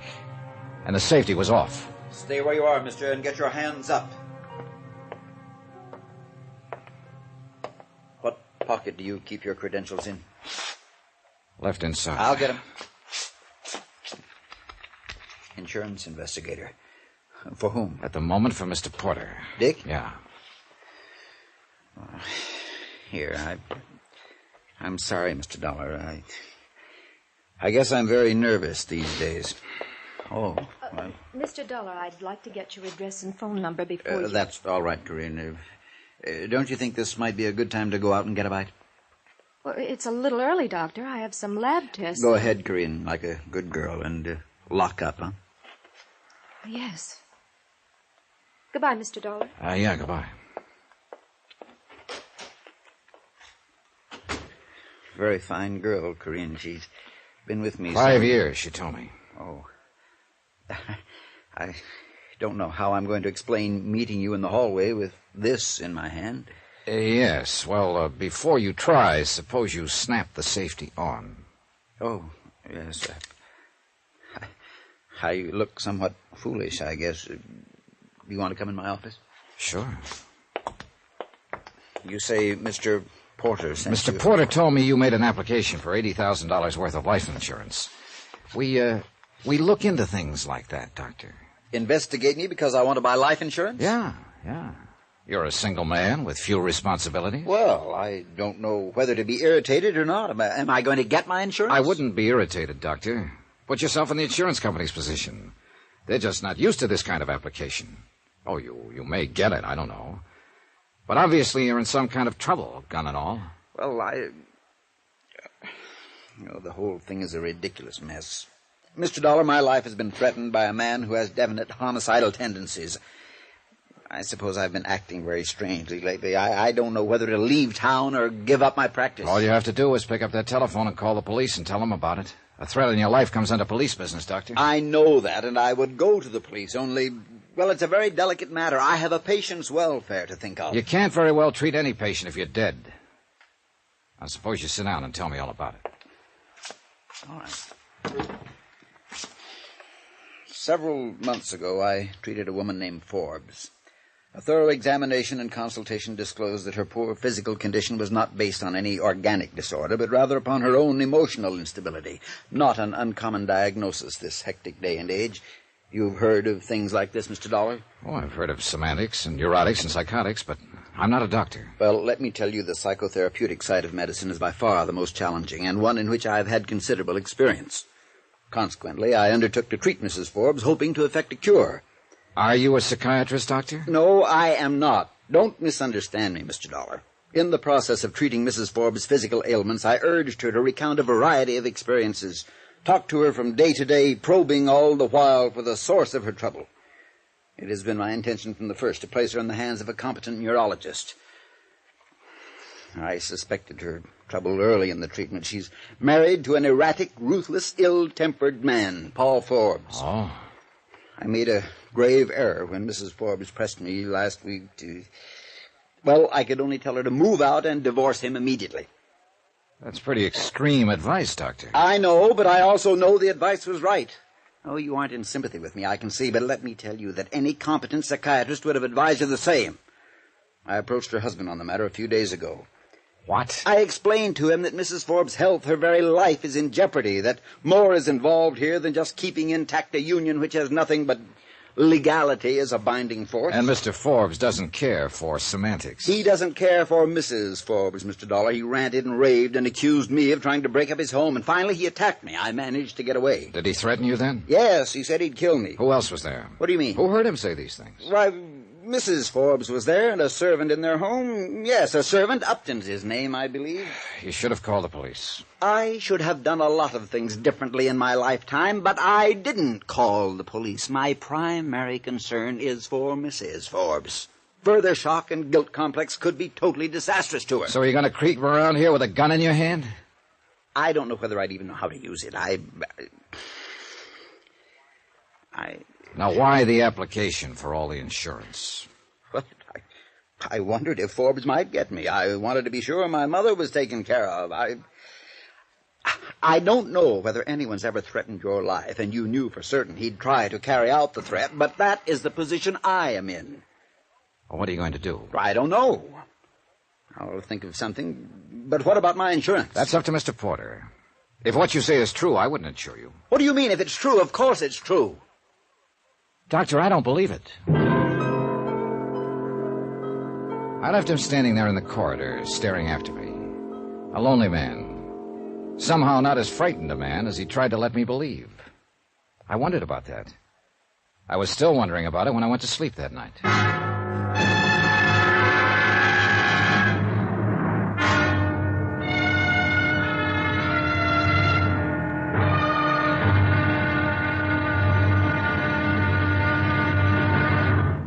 Now, here's our star to tell you about tomorrow's intriguing episode of this week's story. Tomorrow, the Shepherd matter becomes a matter even the police can't handle. Join us, won't you? Yours truly, Johnny Dollar.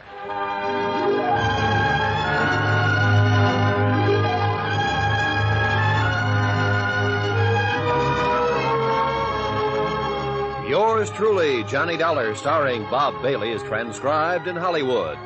Written by John Dawson, it is produced and directed by Jack Johnstone. Be sure to join us tomorrow night, same time and station, for the next exciting episode of Yours truly, Johnny Dollar. Roy Rowan speaking.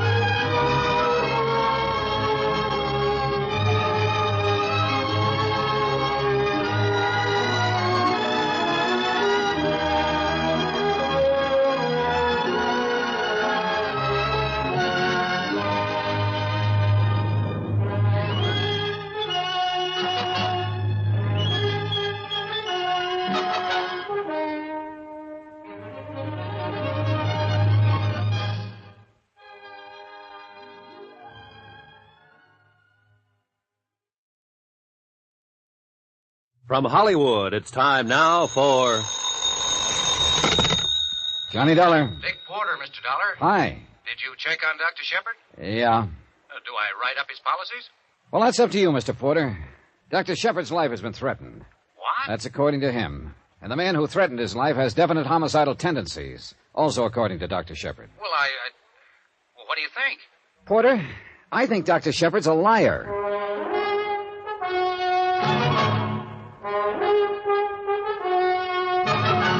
Tonight and every weekday night, Bob Bailey in the transcribed adventures of the man with the action-packed expense account, America's fabulous freelance insurance investigator. Yours truly, Johnny Dollar.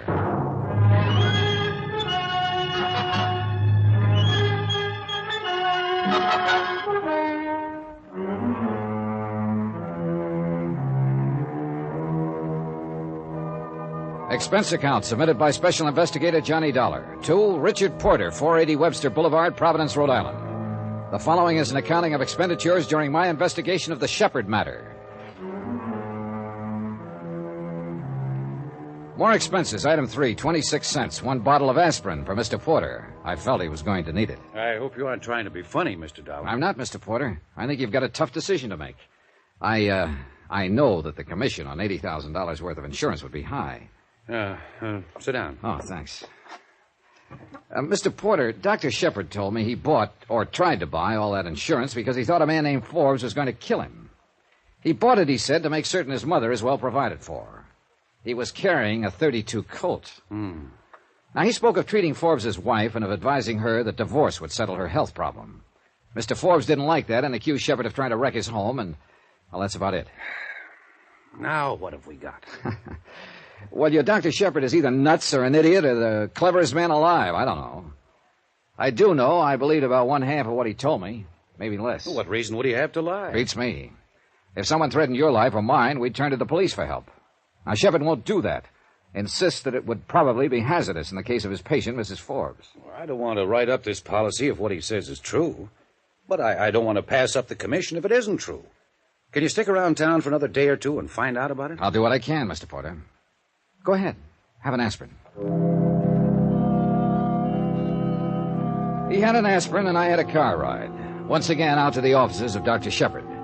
The same things were more or less going on in the same way. His nurse, Miss Streeter, appeared as distraught as ever when she recognized me. There was a quick dabbing at the eyes, a straightening of the hair before she spoke. Good morning, Mr. Dollar. Hello. Like to see the doctor again. He was calling Mr. Porter's office trying to locate you. I'll buzz him. Mr. Dollar, do you have anything to do with why Doctor's been carrying a gun? No. That's his business. In other words, I should mind my business. Well, I'm being honest. I've advised him what to do on the matter. What matter? He'll have to explain that to you, Miss Streeter. It doesn't make much sense to me. You can go back now. Okay, thanks. Hello, Mr. Dollar. Hello, Doctor. You were pretty insulting yesterday. I'm sorry about that, but we both have a problem to solve. And I get paid sometimes for deliberately insulting people. You're a strange one. Do you want to change your story about all this? I wish I could change it. It's still a mess, a bad mess. I thought it all out last night, and I still must hold to my original thinking. I have to place my concern for my patient, Mrs. Forbes, before anything else. In other words, you won't call the police and tell them your life's been threatened. No, and you're very stubborn about that part. I don't think you comprehend the situation at all. Look, wait a minute. Let's understand each other, Doctor. If this man Forbes is all you say he is, and you say you're the expert on homicidal tendencies, then the best thing for you to do is to prefer charges against him for threatening your life and have him locked up. Now, you could do that, according to what you've told me about Mrs. Forbes and a servant in their home witnessing his threats. I will try to explain again. I can't do that for Mrs. Forbes' sake. I just can't. She's been through a shattering ordeal. I must attempt to resolve this quietly. Now, true, I can generally anticipate a man's actions inside my office under clinical conditions, but Well, Forbes is different.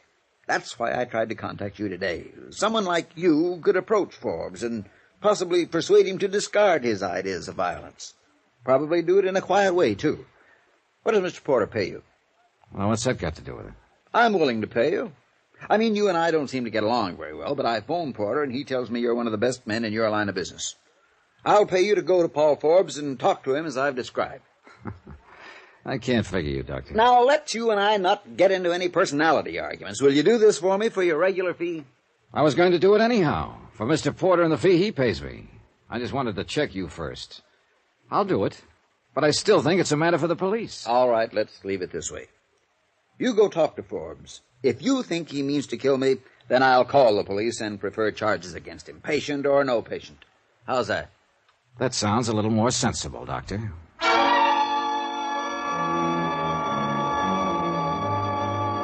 I took down the home address of Paul Forbes and climbed to my rented car and drove over to his home in the gilded edge of the city. A story-and-a-half colonial with all the trimmings. Lawns, trees, Plymouth convertible, a push-button station wagon in the garage. It was a nice warm spring day, and some flowers were blooming and smelling up the area in a very nice way. Flies buzzed, bees droned, birds sang. And I went up and pressed the doorbell. I should have gone butterfly catching or taken a plane to Spokane. Yeah? I'm looking for Paul Forbes. Does he live here? Yeah, he sure does. I'm Forbes. Mr. Forbes, my name is Johnny Dollar. Dollar? Yeah, and I came over to talk to you. You get out of my way! The flat of his gun slapped against the side of my head, and I went down to my knees. A door slammed somewhere, and someone ran away. I twisted around, trying to see what it was all about. And then I managed to get to my feet in time to see Paul Forbes plunging the Plymouth out the driveway and heading I don't know where. Goodness, my goodness.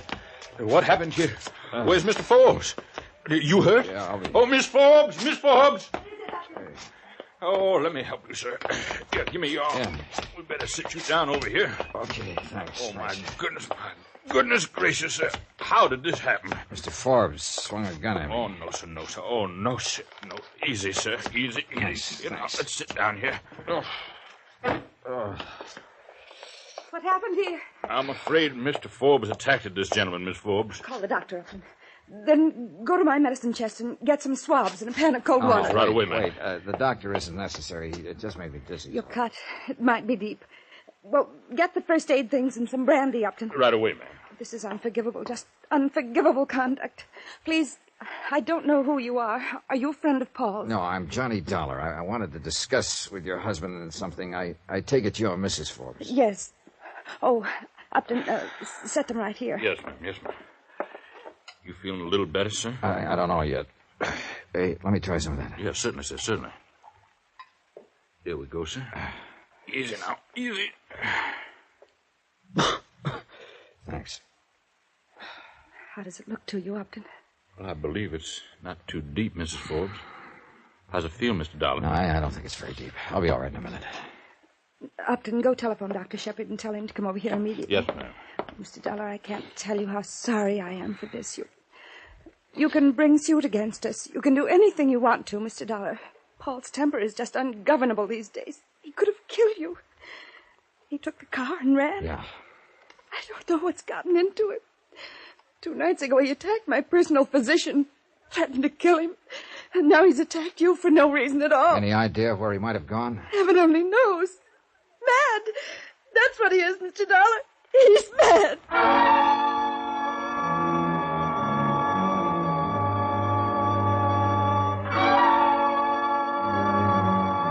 Pauline Forbes had a right to be scared from what I'd seen of her and from what I'd seen of her husband. He was an angry man with a gun in his hand, slugging at anyone in sight. She was a distraught woman with a darkening spot underneath her right eye, and it wasn't mascara. I began to wonder who needed more looking after, Dr. Shepard, Mrs. Forbes, or Johnny Dollar. Now, you just lie still now, sir. Why? I guess you kind of fainted a little bit. Is there anything I can get you, sir? No. Just tell me about Mr. Forbes. I beg your pardon, sir? Look, I'm an insurance investigator. I came here today to talk to Mr. Forbes about threatening Dr. Shepard's life. Oh, well, I wouldn't want to talk out of turn, sir. You better discuss that with Miss Forbes. Now, just one question. Did Mr. Forbes threaten Dr. Shepard's life? Yes, sir. You heard him? I did, sir. He attacked Dr. Shepard here 2 nights ago. Did he also attack Mrs. Forbes? Mr. Dollar, this is an unhappy house. Things have gone all wrong here these last few months. Mr. Forbes changed. Miss Forbes, I don't know. But please don't ask me to speak up against anyone. I'm just trying to find out the best thing to do for everybody concerned. What can you do, sir? Well, I didn't think anything like this had happened. Terrible, Doctor. Terrible. This about settles it. Now, I want you to go up to your room and lie down. There's no sense in your getting any more excited. I want to see about Mr. Dollar first. Oh, good morning, Doctor. Hello, Upton. Let's have a look at this, Dollar.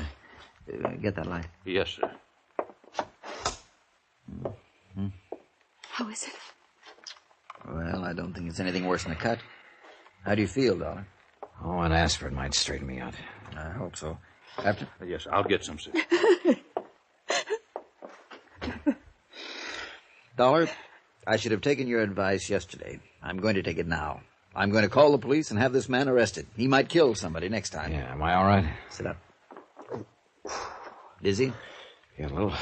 That'll wear off. What will they do to Paul? Well, they'll take him into custody and probably talk some sense to him. Oh, this is awful. You go up to your room now, Mrs. Forbes. We'll handle this.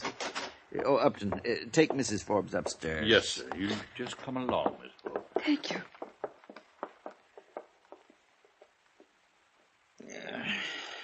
She is not a well woman. She looks all right to me. I wish she were.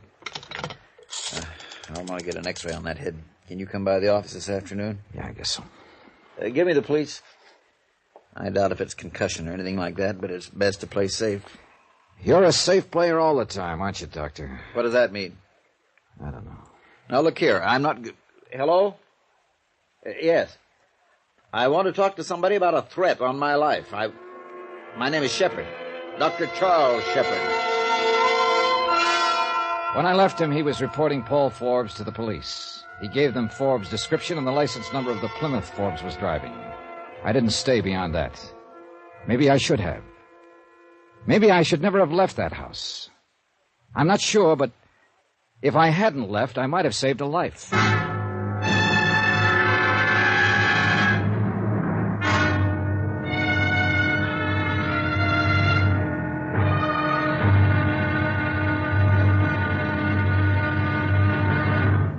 Now, here's our star to tell you about tomorrow's intriguing episode of this week's story. Tomorrow, well, the big lie is as true as little green apples.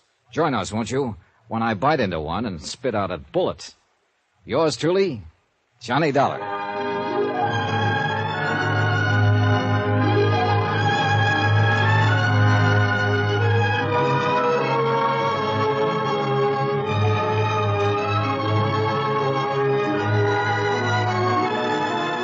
Yours truly, Johnny Dollar, starring Bob Bailey, is transcribed in Hollywood.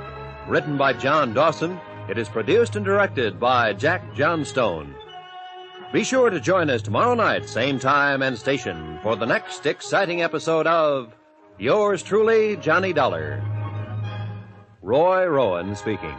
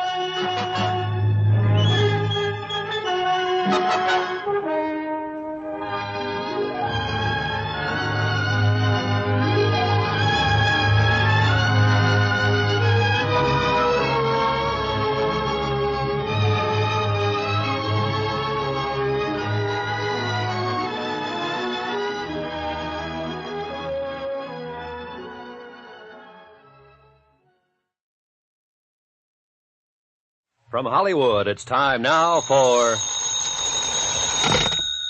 Johnny Dollar. This is Miss Streeter at Dr. Shepard's office. Yes? Dr. Shepard gave me your hotel number. He said you were to come in for a head x-ray. Let me talk to the doctor about that. Well, he's out on house calls right now, Mr. Dollar. He'll be back late this afternoon. He seemed very concerned over He ought to be. A friend of his banged me on the head with a gun this morning. That's why the x-ray. Well, could you possibly come in and have it made? Doctor was most insistent. All right, Miss Streeter, I'll be right over.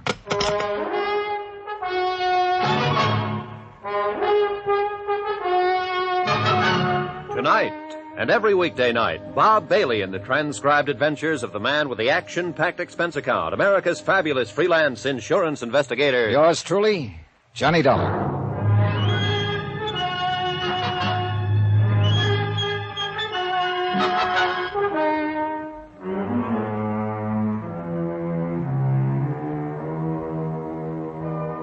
Expense account submitted by Special Investigator Johnny Dollar to Richard Porter, 480 Webster Boulevard, Providence, Rhode Island. The following is an accounting of expenditures during my investigation of the Shepard matter.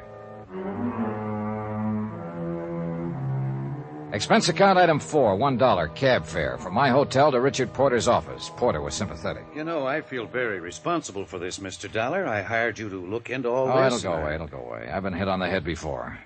Hey, do you have anything to drink in here? Oh, sure. You never can tell when a snake will come up and bite you. Yeah, here you are. Mm-hmm. Thanks. I suppose you came in to give me your expense sheet now that it's all settled. Not exactly, Mr. Porter. It isn't settled for me. Well, certainly you know I'll assume any medical expenses involved here. No, I'm not talking about that, Mr. Porter. Sit down. Now, look, there's something going on here, and we might as well have it out. You hired me to investigate a client who wanted to buy $80,000 worth of straight life insurance, right? Yes. Now, that client explained why he called for that insurance. Not to my satisfaction, but he explained it. He said a man named Paul Forbes had threatened his life. Threatened it because Dr. Shepard had advised Forbes' wife to get a divorce. I know you didn't believe this, but the facts now seem to bear it out. I went over to see Forbes this morning to talk to him about his threats. I managed to get my name out, and Forbes attacked me, so I got this. Then Forbes ran out. Mrs. Forbes and a servant in the house gave me first aid. All the time they were doing it, they were apologizing for Forbes and his violence. Finally, Dr. Shepard came in, called the police, and told them to pick up Forbes. And the police will pick him up if they haven't already, and Dr. Shepard will prefer charges. And that won't be that, Mr. Porter. Not as far as I'm concerned. Dr. Shepard's story is still leaky. I'm sorry, but I think it has more credence than ever in view of what's happened.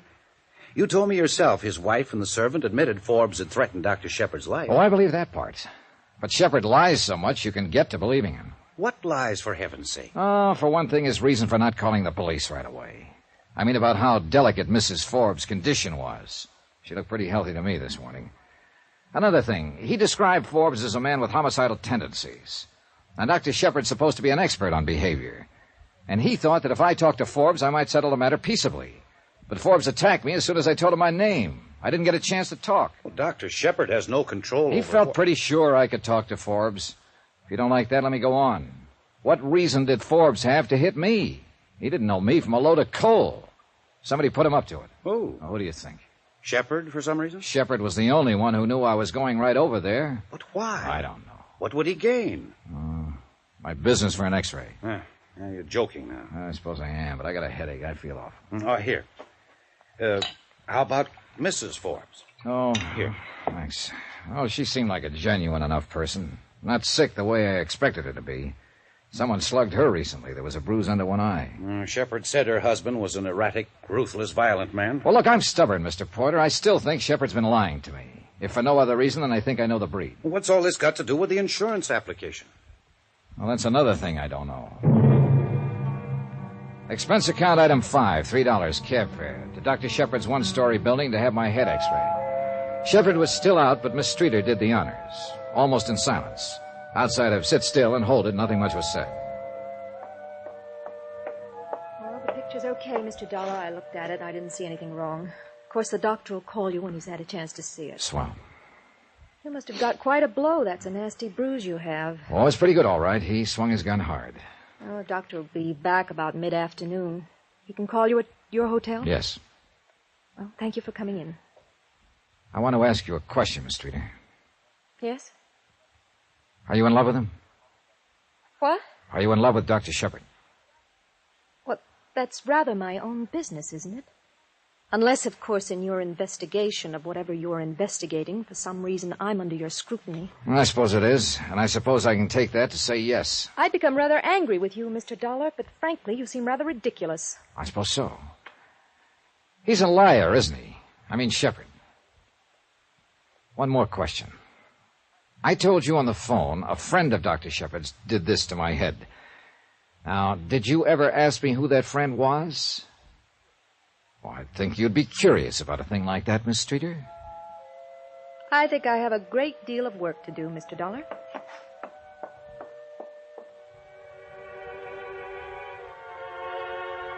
Expense account item 6, another $3, some more cab fare. This time back to my hotel where I picked up my rented car, filled it with gasoline, item 7, $5.30, and drove out to Pawtucket.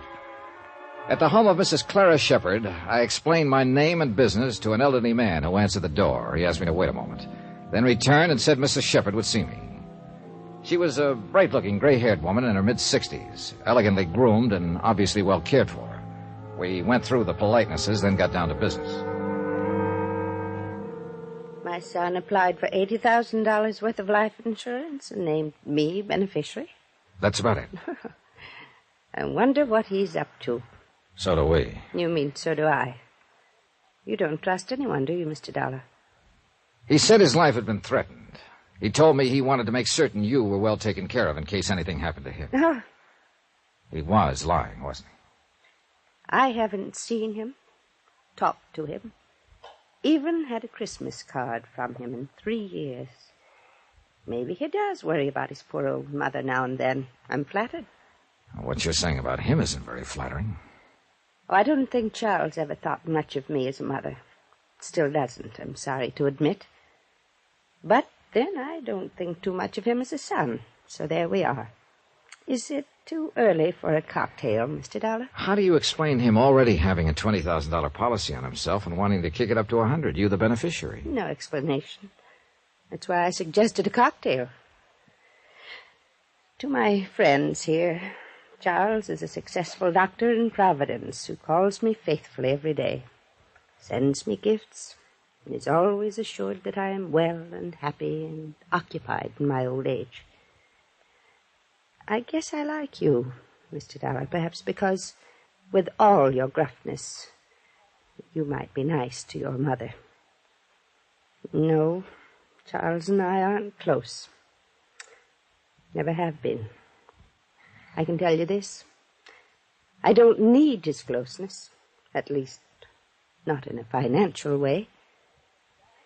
If Charles were to die and I received $100,000, it would mean a rather difficult tax problem. If he were to die, part of me would die too. I'd like you to have just one martini with me. And then you may go, Mr. Dollar.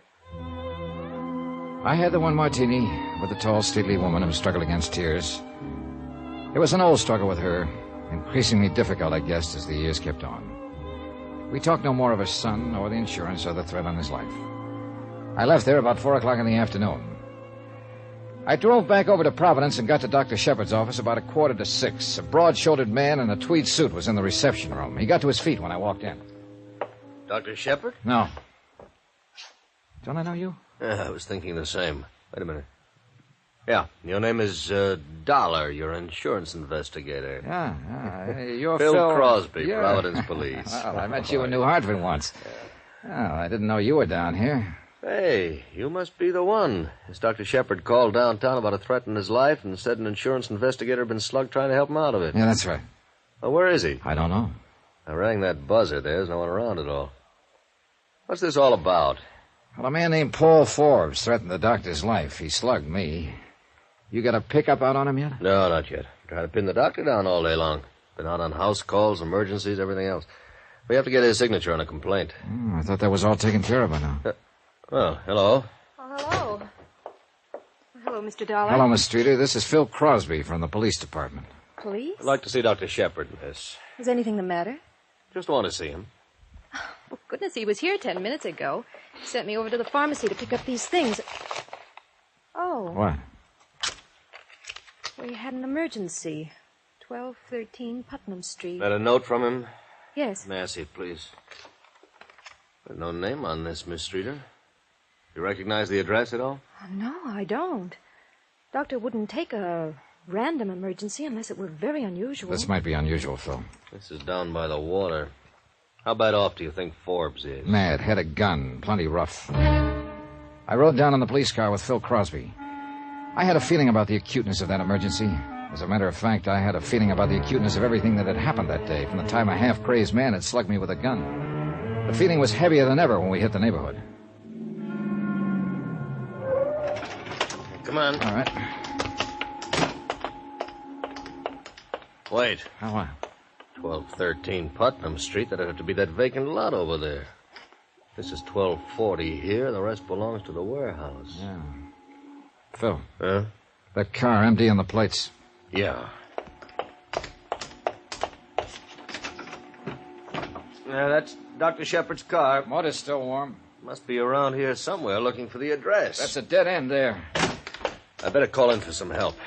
Fog's coming in if he's wandering around here. Yeah. Phil Crosby went off to find a telephone and request help. I stood by Dr. Shepard's car, waiting and listening and smoking. Nothing happened. No one cried out. No guns went off. Then Crosby drove up in the police car. Come on, reports in.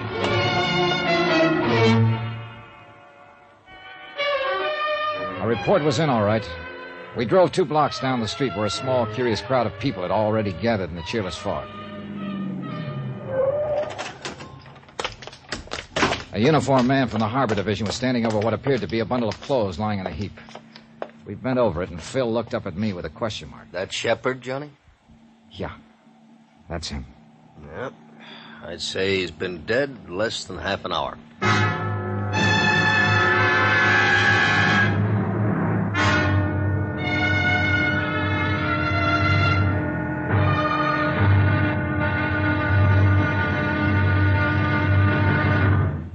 Now, here's our star to tell you about tomorrow's intriguing episode of this week's story. Tomorrow, a liar's still lying, even though he's dead.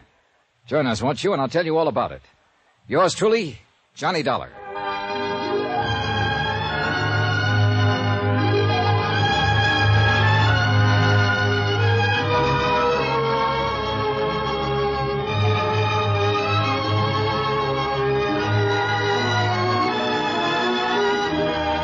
Yours truly, Johnny Dollar, starring Bob Bailey, is transcribed in Hollywood.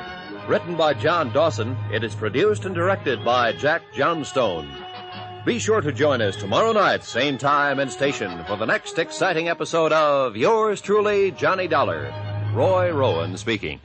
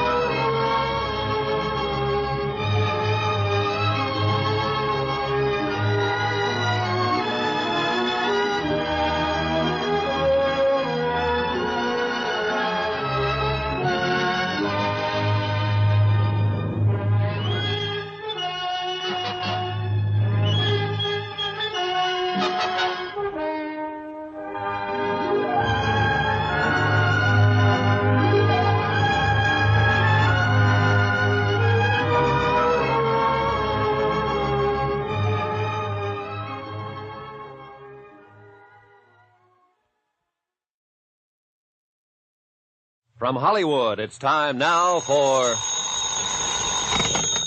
Johnny Dollar. Bill Crosby, Dollar. Were you in bed? No. Good. Put on your coat and come on downtown.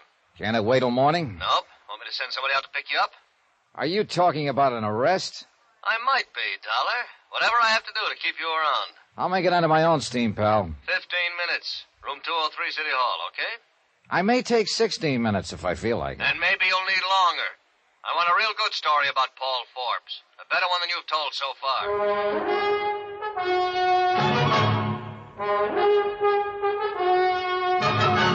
Tonight, and every weekday night, Bob Bailey in the transcribed adventures of the man with the action-packed expense account, America's fabulous freelance insurance investigator. Yours truly, Johnny Dollar.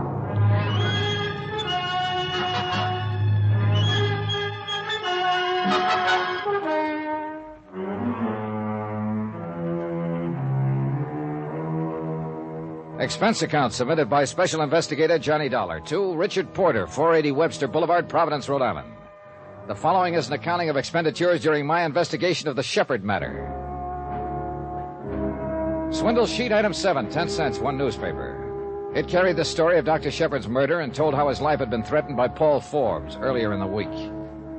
Obviously, Dr. Charles Shepard had been lured to his death by Forbes, who had telephoned him, pretended to need a physician, waited until the victim appeared, and then shot him down. The police had an APB out for Paul Forbes. All parties concerned were notified. The deceased was survived by his mother, Mrs. Clara Shepard of Pawtucket. Amen.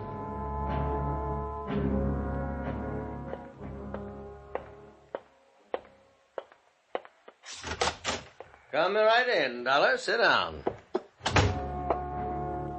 There were about 6 people in Crosby's office, among them Richard Porter, who had hired me to investigate Shepard because of a suspicious insurance application, a uniformed officer from the Harbor Patrol who had discovered Shepard's body, and 2 other men from Crosby's staff.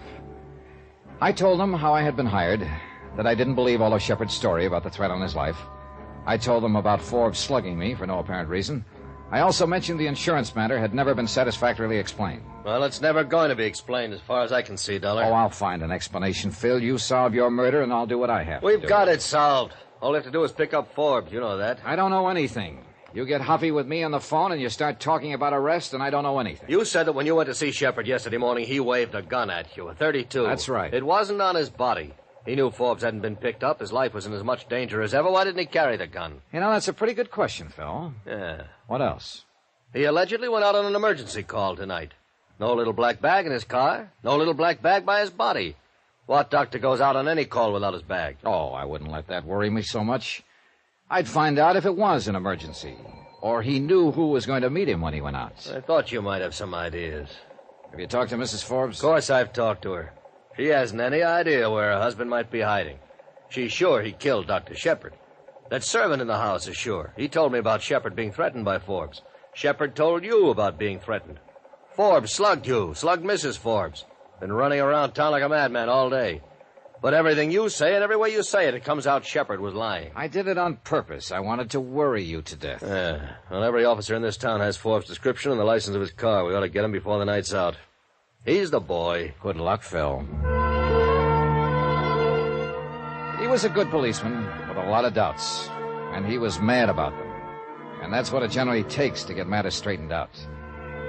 I found Corinne Streeter at the morgue, standing beside the marble slab on which her late employer had been laid. She looked pale and wan in her stiff white uniform and blue nurse's cape. Her eyes were red with tears, but no sound escaped her. Then she looked up at me once, sighed, and started out of the place. Wait. What now? Well, I'd like to help you. Can you help him? No. No, you can't. No one can. I tried. Who did it? Well, the police say Paul Forbes shot him. It looks that way from all they can gather. Over Mrs. Forbes? Yes. Oh. They're looking for him, I suppose. Yes. Well, you're something of a policeman, Mr. Dollar. Why aren't you out helping them or something? Please, Miss Streeter, I know we've had words. I'll answer that question you asked me earlier today. What? You asked me if I loved Dr. Shepard. Yes, Mr. Dollar, I loved him. I loved him more than my whole life. When she said that, and for some reason I don't know, I had a feeling that I was hearing the first bit of unembroidered truth I'd heard in 2 days. It didn't make me feel any better, but it did clear up something that had been in the back of my mind working its way to the front. Expense account item 8, $6.70. A steak, 3 martinis, and an order of sliced tomatoes. I finished eating at 2:30 in the morning. I really didn't want it, but I did want to sit down and do some thinking. After that, I climbed into my rented car and drove out to Dr. Shepard's office building. Expense account item 9, $5 even. Bribe for watchman. I shouldn't be doing this, you know. Might lose my job over it. But since you're from the insurance company, I guess you're all right. I sure appreciate it. Too bad about Dr. Shepard. Nice fella. Yeah, very nice. What is it you think you'll find? Police been here till almost an hour ago, poking around. Do you know if they found anything? Oh, sure. Doctor's emergency kit. Heard him say he didn't take it with him when he went out in that last emergency. Uh-huh. Well, I won't be long. Oh, I'm going to come right in and watch you. Shepard had been a thorough man, and from all evidence, he and Miss Streeter kept and operated an efficient file system in the office. However, he had kept no medical history of his prime patient, Pauline Forbes. As a matter of fact, in checking over both the patient's files and the card files, there was no evidence to indicate that Mrs. Forbes had ever been a patient of Shepard's, which seemed strange in view of the fact that he told me he treated her for 14 months or better and ended the treatment by advising her to divorce her husband. What's more, he had never mentioned that Paul Forbes had been one of his patients. But an entry dated some 2 years before disclosed the fact that Dr. Shepard had examined, treated, and discharged Paul Forbes as a patient. These 2 developments supplied me with all of the curiosity I'd need for a while. Nurse Corinne Streeter's home address was duly noted on Dr. Shepard's phone book. Oakdale House, surprisingly enough, on Oakdale Street. Special rates for nurses. Room 205.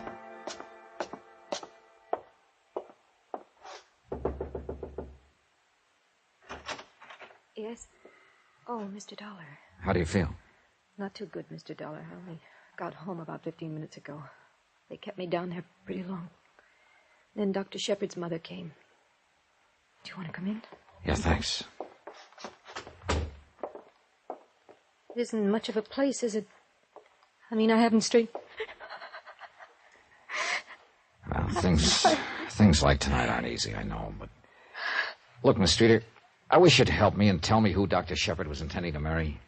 Mary? Why, I had no idea. I was in the office a half an hour ago. He'd already made arrangements for a honeymoon, reservations on the Ile de France for next June. Any ideas? Please go. I can't. Look, I'm not here to hurt you. I'm here to help. I mean, was it Mrs. Forbes? What? Look, Miss Streeter, things are all wrong about your doctor's death, about what happened before it. It'll all come out sooner or later. Oh, I suppose it will. It's awful to say this, Mr. Dollar, but Mrs. Forbes was the only person doctors saw socially this last year. And she, of course, is married. How'd they meet? When her husband was Dr. Shepard's patient? Yes, that's right. They became quite friendly. Mrs. Forbes was never a patient, but Mr. Forbes was. Now, what can you tell me about Mr. Forbes? Well, he came to see Dr. Shepard a year or 2 ago, then stopped coming in. I believe he requested a copy of his medical history to be sent to another doctor in Baltimore, I think it was. Uh-huh. But Dr. Shepard kept right on seeing Mrs. Forbes. Yes. Huh? All right. Do you have any idea why I was called in by the insurance broker? At first I didn't. But I don't understand what you're trying to do. The police want Mr. Forbes. What does it all mean? It'll sicken you, Miss Streeter. Oh, tell me if you know. Tell me, please. It means the wrong man was killed tonight.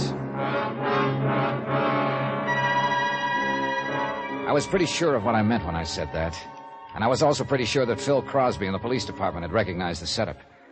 It so happened I had a head start in the way of information. And though it was 6 o'clock in the morning by that time, I decided to use it.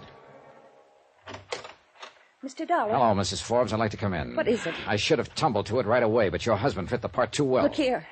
I've been through quite enough today with the police and all out looking for Paul and Dr. Shepard being killed. Stop looking pained and tired. I'm the guy that's tired. I'm the one who was going to be the star witness when the state tried Shepard for killing your husband. What? Why not get a star witness for free? Why not make a suspicious insurance move so an investigator'd be called in? An investigator who'd back up a self-defense plea for your doctor and get him off on justifiable homicide. Get out of here. Get out of here. I'll call the police. And you and the doctor sail to France in June and live happily ever after? What's the matter? Would your husband give you a divorce? Go ahead. If you say it's that way, Mr. Dollar, and you know everything, then it must have been that way. Only it got fouled up. Your husband did shoot your boyfriend after all, just as he threatened to. Get out of here! You can't prove any of it, not one word of it. Oh, you're right about that, Mrs. Forbes. I can't prove anything, not a thing. Shepard's dead, and they want your husband for it. He threatened Shepard, and they'll get him for it, and that's that. But you have something to live with for the rest of your life. Your doctor's gone. He'll never come back. Or maybe you can just have a cup of coffee and forget all about it. Get out! Get out! Leave me alone! Leave me alone!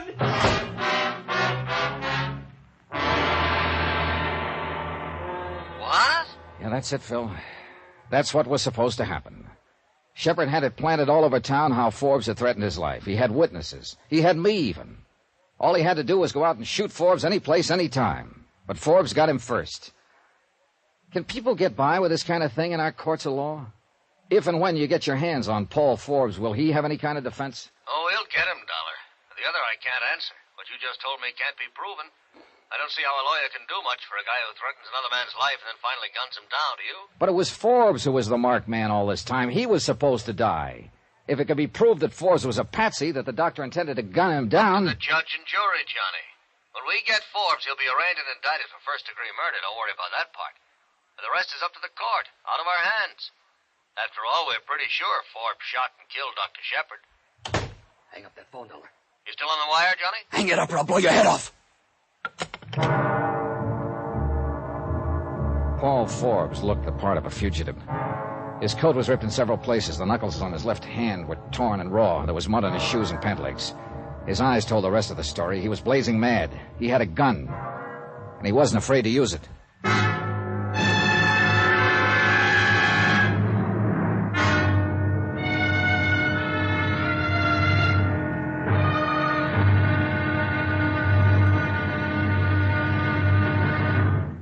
Now, here's our star to tell you about tomorrow's intriguing episode of this week's story. Tomorrow I find out how hard it is to kill a lie. Sometimes you have to kill it twice. Join us, won't you? Yours truly, Johnny Dollar.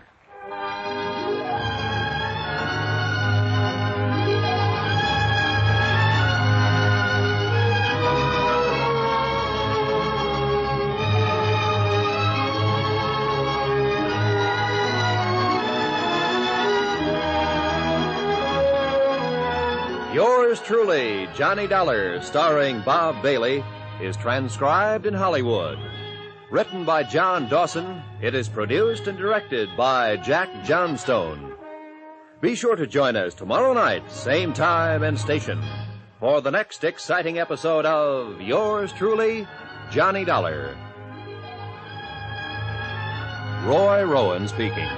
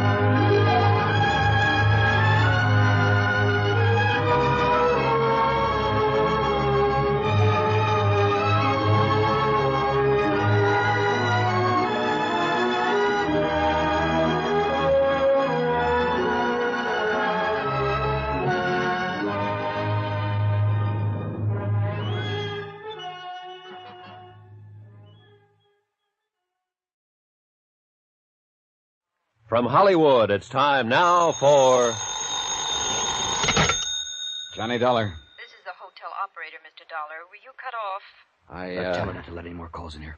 Come on. I was cut off, but I'd rather get some sleep now. Anybody phones, just take a message. All right, Mr. Dollar. Over there. Sit down. Put your hands on your knees. Now, just so as you and I understand each other, you make one move. Wiggle a finger, I'll empty this gun right in your stomach. You understand me? I understand you, Forbes. You're crazy.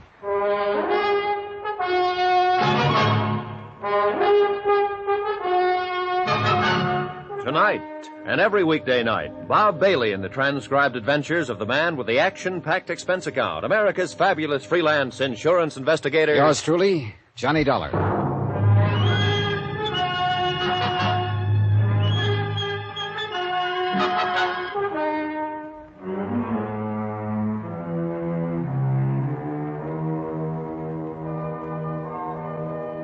Expense account submitted by Special Investigator Johnny Dollar. To Richard Porter, 480 Webster Boulevard, Providence, Rhode Island. The following is an accounting of expenditures during my investigation of the Shepard matter.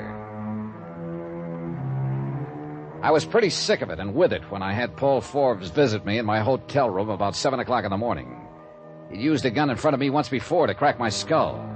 I decided I'd try to avoid that again. So I sat down and I played good. It didn't seem to please him a bit. You were out to my house about an hour ago, weren't you? Yeah, I went out to talk to your wife. Yeah, I saw you. I was across the street watching. I followed you here. Fixing up another deal, huh? I don't know what you're talking about, Forbes. I followed you here so we could have a little talk. And we're going to have it, you and I. You ought to put that gun away and let them take you, Forbes. Where do you live? In Hartford, Connecticut. I mean, where do you live in town, here in Providence? I don't. I live in Hartford. Where do you practice? Practice what? Are you trying to get funny with me? I don't practice anything here in Providence. I don't live here. I'm just here for a few days. Doing what? Working on an insurance matter. Insurance matter?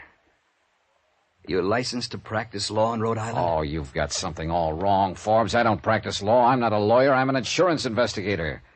I tried to tell you that yesterday morning when you cracked me with that gun. I was called in by Dr. Shepard. He said you threatened his life. You're lying to me. Shepard called me yesterday morning and said a lawyer named Dollar was on his way over to talk to me about giving Pauline a divorce. You're a lawyer. I'm what I say I am. If you hadn't started swinging that gun butt around, I'd have told you why I was there yesterday. You got a billfold or something? My coat pocket inside on the back of that chair there. I think I know why Shepard called you and told you I was a lawyer. I think he wanted you to attack me and make me Shut up! You and Shepard are trying to pull something to take my wife away from me. I know that much. And now you're trying to pull something to get out of this jam. You're wrong, Forbes. I don't know anything about trying to take your wife away from you. You know I didn't kill Shepard. How do I know you didn't kill him? You threatened him. Half a dozen people have attested to that. I know you had a reason to kill him. I know every time I've seen you, you had a gun in your hands and you've been swinging it at somebody, particularly me. You know who did it. You're in on it somewhere. You know who killed Shepard, and you're going to clear me. You're going to tell me, Dollar. I'm going to whip it out of you. You're going to crazy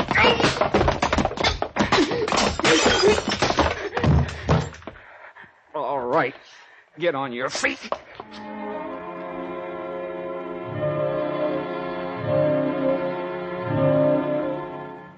He sat in the chair just the way I propped him there. His eyes looked dull and lifeless, as though he were already dead. I couldn't think of anything brilliant to say or do, so I rummaged around my suitcase and pulled out a bottle. Then I found a pair of glasses in the bathroom and poured a couple of drinks. When I came on out, he hadn't moved from the chair. He looked crumpled, like a worn-out suit of clothes. He made no effort to look at me when I tucked the glass in his hand. Here, try this. Go on, drink it.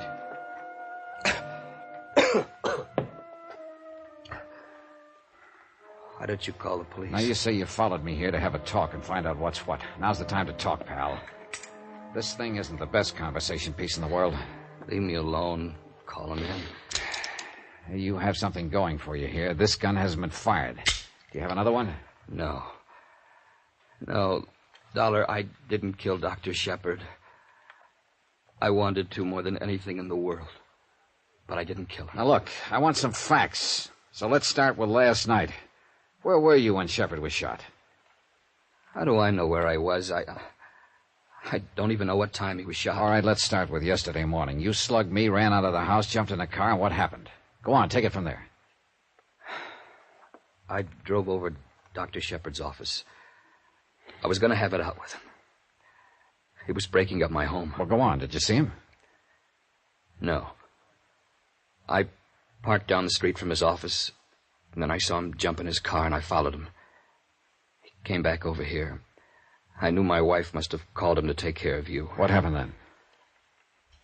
I went over to the park and sat and tried to figure things out. You don't know what I've been through this past year. All right, go on. Then I went to a bar. I was hungry. I hadn't eaten all day. I got a couple of sandwiches, and then I had some drinks. I don't know how many. Anyhow, the more I drank, the more hopeless everything looked. Did you call Shepard? Yeah. Yeah, I called him from the bar. Any idea what time it was? Must have been around 5 or 6. What difference does it all make? I'm cooked, and you know it. Go on, will you? You called Shepard. Then what did you do? I told him I wanted to talk to him about everything that had happened. I told him where to meet me. You mean you wanted Dr. Shepard to come down and meet you so you could kill him? Maybe I did have that in my mind. I don't know. On the phone, he sounded so calm and said we could talk it out and straighten it out like gentlemen. Did you talk to him? No. I didn't see him at all. I waited an hour and he never showed up. I called his office back and the answering service said everyone had gone out for the day and I didn't know what to do. I got back in my car and turned on the radio, and that's where I heard I was wanted for murder. Dollar, I didn't do it. I swear I didn't. I had reason enough, but I didn't. I knew all about the others, but this was serious. Wait a minute. What others? Pauline's always had other friends. Friends. I guess... I don't know. I don't guess I love her anymore. I don't know. I don't think she ever loved me. But I needed her. I needed her more than anything this last year or so. And at times I did love her the way it once was. And I found out what was going on between her and Shepard. She wanted a divorce. I wouldn't give her a divorce. If I had let her and Shepard get away with it, it would have been too much to take, to ask. Oh, this doesn't make sense. Even though you didn't love her and she didn't love you, you wouldn't stand still for a divorce action? It sounds stupid. I just told you. I needed her so much this last year or so. So much. Still doesn't make any sense, Forbes. Why didn't you let her go? She knew she didn't have to divorce me. She knew it wouldn't be too long. What? Shepard gave me a year. Another doctor in Baltimore, 18 months. Leukemia. Don't you see? She would have been free. They could have waited until I was dead at least. Just that, until I was dead. Couldn't they? Well, couldn't they?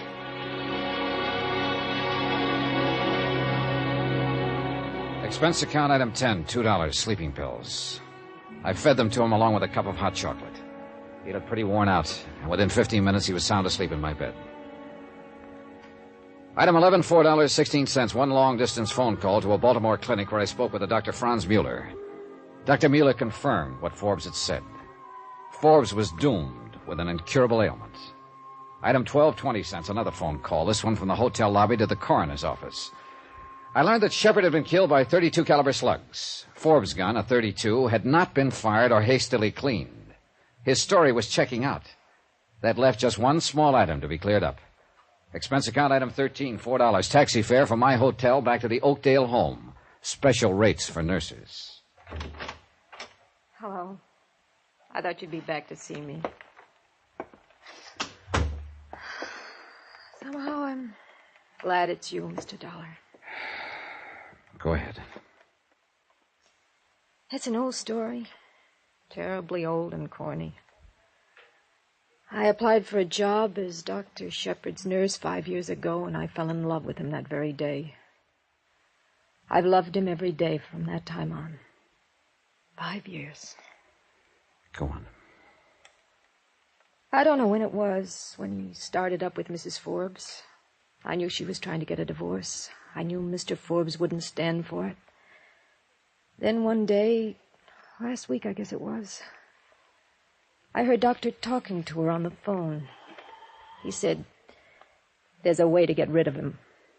I knew he was talking about getting rid of Mr. Forbes. Did they discuss the part about Shepard getting Forbes to threaten his life in front of witnesses so he could shoot him down when the time came? No, I didn't know that until yesterday morning. So long ago, it seems. You came to see Doctor, and then you left. I overheard him on the phone again. He called up Mr. Forbes and said Mr. Dollar was coming over to talk about the divorce action. And he knew Forbes would be upset enough to attack me. Doctor was very good about anticipating what people would do in given situations.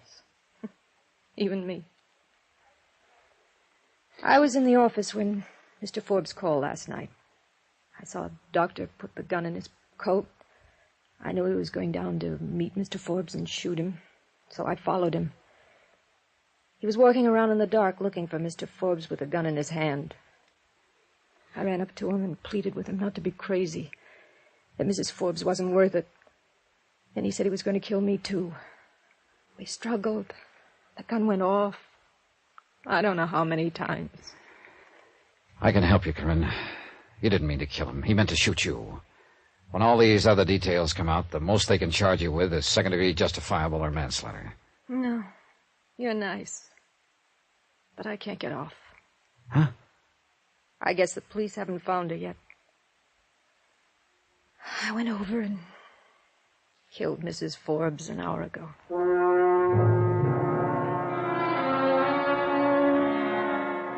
Expense account item 14, same as item 1, transportation back to Hartford. The next time you have a doubtful insurance application, Mr. Porter, settle it yourself or call someone else. Don't call me. As far as I can add up, and I'm not going to recheck the figures, expense account total is $485. Yours truly, Johnny Dollar.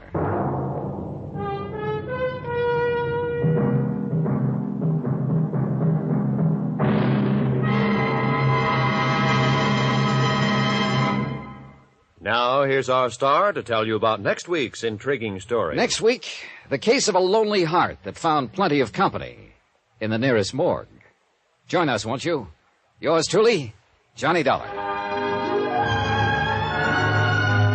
Yours truly, Johnny Dollar, starring Bob Bailey, is transcribed in Hollywood. Written by John Dawson, it is produced and directed by Jack Johnstone. Heard in this week's cast were Gene Bates, Virginia Gregg, Russell Thorson, Parley Bear, Herb Ellis, Barney Phillips, and Lawrence Dobkin. Musical supervision by Amerigo Marino. Be sure to join us on Monday night, same time and station, for another exciting story of yours truly, Johnny Dollar. Roy Rowan speaking.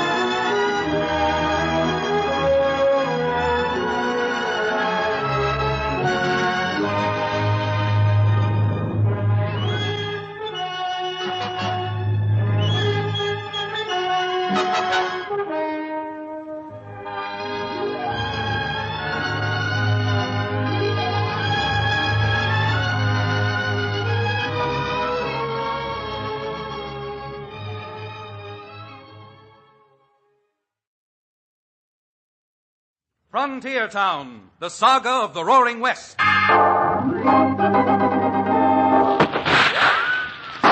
Frontier Town. El Paso, Cheyenne, Calgary, Tombstone. Frontier Town.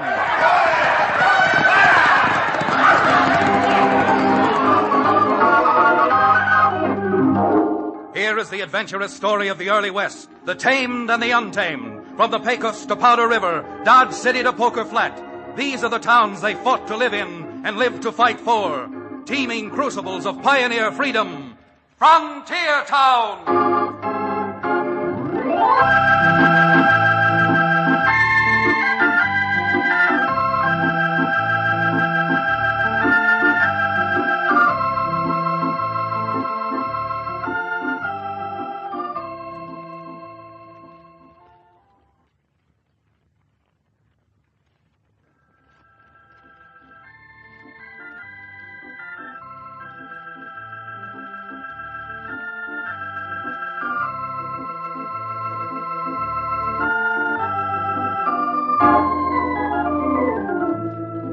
Howdy.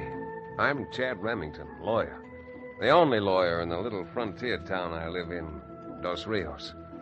It's not much of a town as towns go, but situated between the Red River and the White River, our part of the country is mighty rich. Now, if that sounds good to you, just stop and think about it. Because out on the frontier, a country that's rich means a country with money, or at least it presents the opportunity of making money. And easy money means trouble. Take a case I handled just a short while back. Now, I rent my office from an ex-medicine man, Cherokee O'Bannon, who runs the Dos Rios livery stable.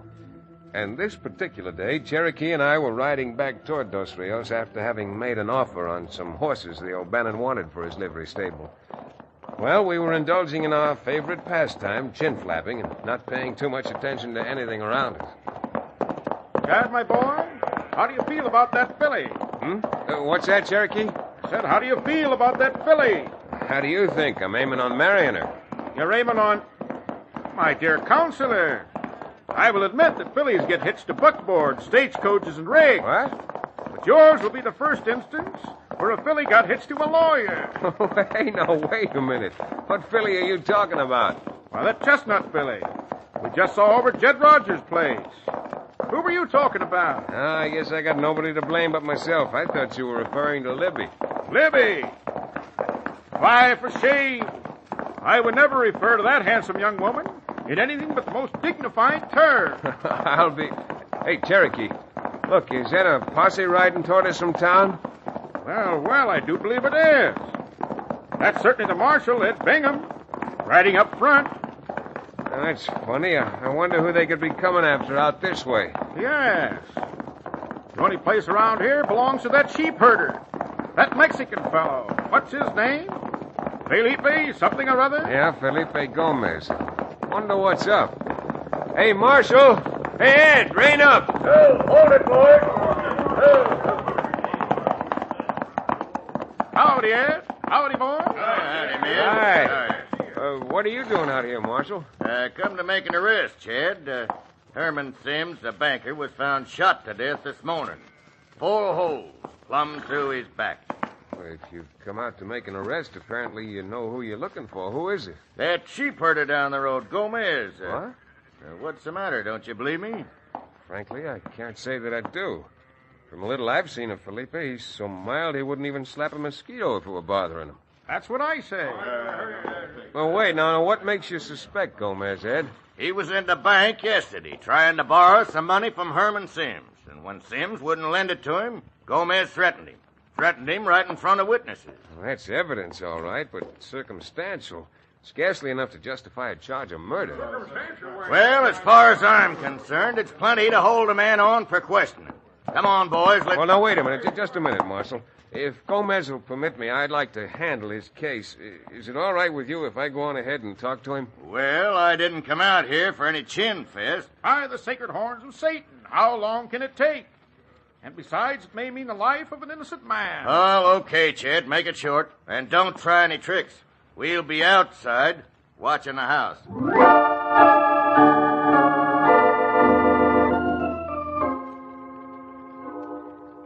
A frontier town lawyer gets pretty case-hardened.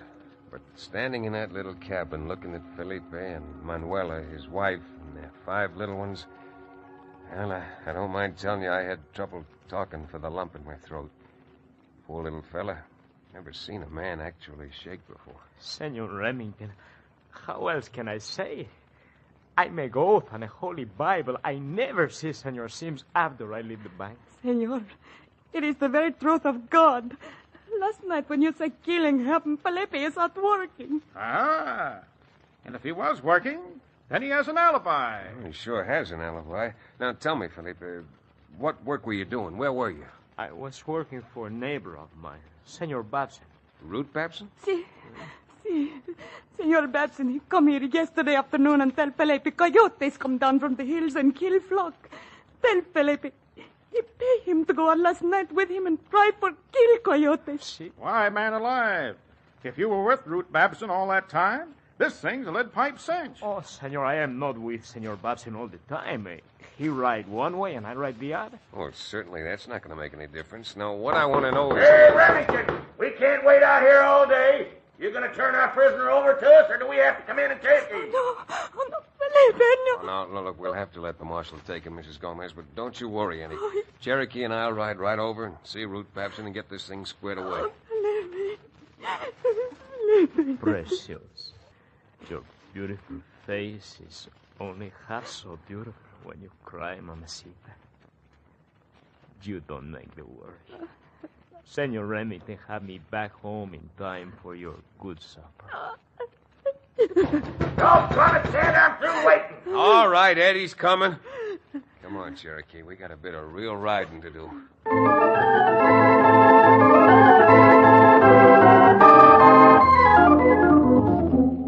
We left the Gomez's cabin and headed straight for Ruth Babson's place. I didn't know Babson any too well, except that he'd settled in our valley a few years earlier and had been successful with a small herd of cattle and a good-sized flock of sheep. The fact that he was successful was attested to by his liberal contributions to almost every worthy cause in the county. And as we rode up toward his ranch for the first time, we could see from that other signs of his success. Everything about the place was well tended. This man must have money, eh, Chad? New paint every place. That fence alone must have set him back at least a couple of $1,000. Whoa! Hey, boy. Not wanting to waste time, we walked up to the porch, knocked on the door, and pretty soon I was explaining our visit to Ruth Babson. Remington, as much as I'd like to help out you and your client, Gomez's story is the most flagrant piece of exaggeration I've ever heard of. Why, anybody that knows me would tell you I never hire Mexicans for anything. The whole kit and caboodle of them is too shiftless and lazy. Well, fortunately, Babson, my experiences with him have been quite the opposite. But are you repudiating Mrs. Gomez's story that you went over to their place yesterday and talked to her husband? Why should I, when it's true? But I didn't go there to hire him. I went there because he owed me some money. Loaned it to him over a year ago. Chad, maybe that explains why Phillippe went to that bank yesterday. In light of what Babson says, it's quite possible. If Babson pressed him for the money, he might have gone to the bank to see if he could raise it there. Well, I must say Gomez's chances look very dim, but thanks anyway, Babson. Oh, not at all, Chad. I'm sorry there wasn't more I could do. But, you know how emotional these Mexicans are. Gomez probably took it all out on poor Herman Sims. Yeah, I do know how those Mexicans are. Come on, Cherokee. I'm going down to jail and tell Felipe I'm resigning his case.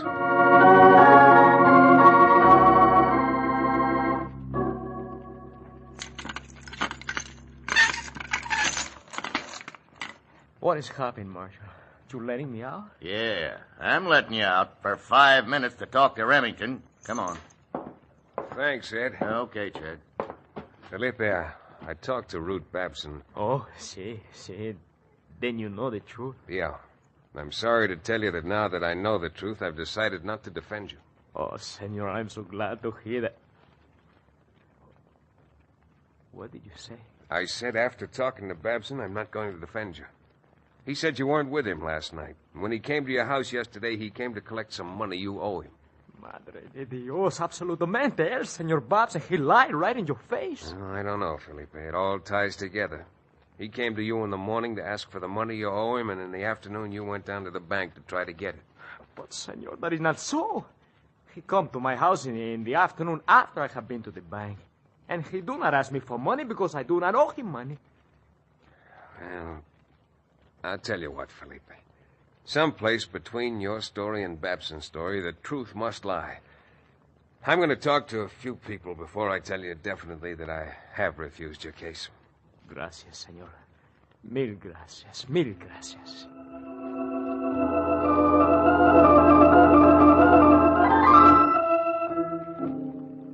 Oh, by the way, Mrs. Gomez, what time yesterday morning did Mr. Babson come over to talk to your husband? Oh, he did not come in the morning, Senor Remington. He came late yesterday afternoon, maybe around 5 o'clock. Thanks, Mrs. Gomez. Now you get back to your children and don't worry. Any worrying done about Felipe from now on, I'm afraid I'm going to have to do. Remington, are you in your right senses? How can a man of your reputation possibly defend a murdering Mexican who lies right and left? There's nothing particular in the Bible, Babson, about Mexicans. But it does say something about the truth shall set them free. And believe me, I'm going to get the truth.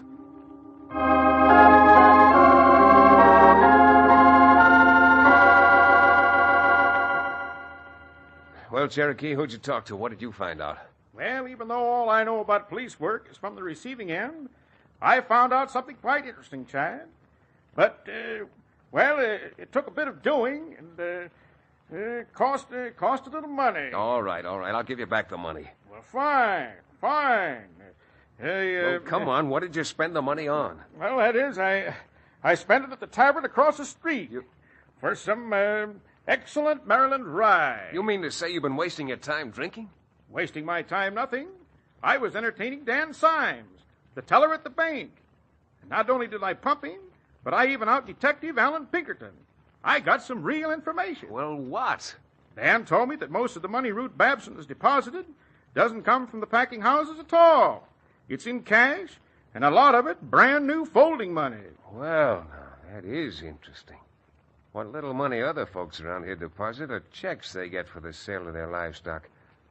Mr. Babson must have another source of income, apparently. Apparently. That information's worth the price of the drinks now, isn't it? Yes, Cherokee, it certainly is. I apologize. And you know what? We're going to get some horses and ride around to a few other towns and ask a few more questions. Questions that may put Ruth Babson behind bars. Did I understand you to say bars? Iron bars. Iron bars like in a pokey, eh? Iron bars like in a state penitentiary, Cherokee. And if we're lucky enough, maybe Babson will stay there for life.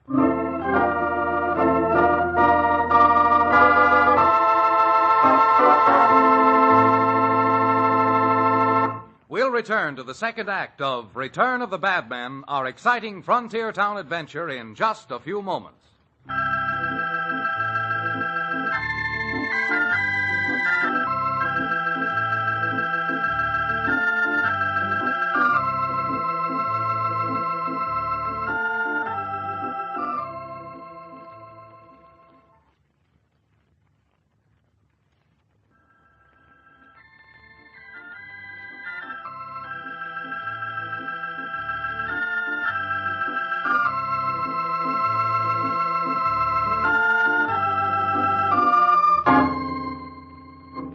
And now, Frontier Town.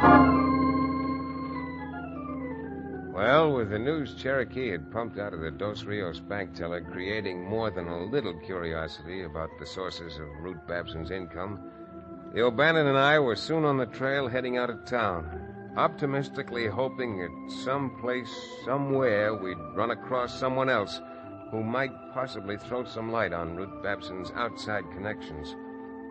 Sure, it was like looking for the conventional needle, but in the unconventional haystack. And certainly no way for a young lawyer thinking of marriage to go about making a living. Matter of fact, you may think it was a waste of time, because this was just a routine frontier killing. And the only excitement connected with it was poor Manuela's tears. And even if I had agreed with you when we were a scant 10 miles outside of Dos Rios, I would have been forced to change my mind. Cherokee and I were riding about as fast as we dared for such a long trip, and for a change, we weren't flapping our jaws about Ruth Babson's part in this mystery. We were just riding along and looking, and I realize now it's a good thing I was looking. Hey, Chad, what's gotten through you? What are you staring at? Slow down a little, mister. We're about to have some visitors. Visitors? Are you out of your... Stop that horse. Whoa, hold it. Chad, who are those four men? I don't know. They've been following us ever since we crossed the pass. Just a bit ago, they scampered up over that rimrock so they could cut us off. Slip your 6-gun under your coat and keep it handy. You gentlemen want something? We sure do, Remington. Slow down, boys. I saw you, trailing us. You really ought to be more careful. You're the one who should be careful, Remington. And if I were you, I'd take a nice friendly hint and change my mind about leaving Dos Rios. Well, now, good thing you aren't me. Because being a lawyer, when I give advice, I charge for it. Yes, indeed he does. And speaking for myself, I've found the kind of advice you get for nothing is worth just that much. Well, the advice I just give you is worth almost nothing, not much more. Because all it's really worth is your life. You change your mind about going to Corte Vista? Corte Vista? Yeah, we'll go where we like. You see, there may be only two of us, but if I can, I'm hauling you out of that saddle and showing you what I think of your so-called advice. You don't fight. You mealy-mouthed. If that doesn't make my answer clear to him, maybe you three can explain it to him when he wakes up. I'd keep him covered, Cherokee, while I get mounted again. Because we're going wherever we want to, come ebb tide or high water.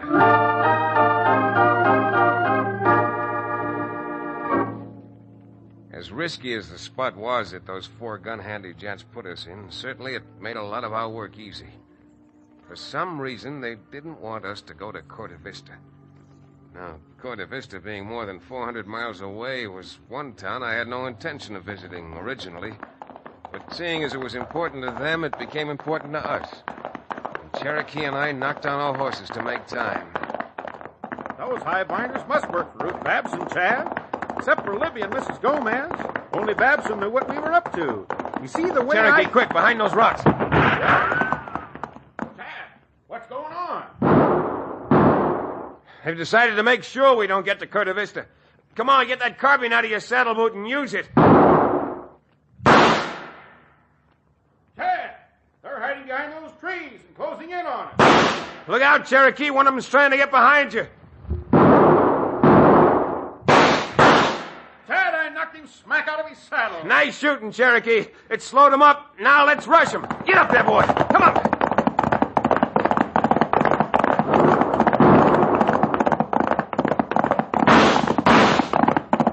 We got him on the run, Chad. Surprised him. All right, hold it, Cherokee. Hold it.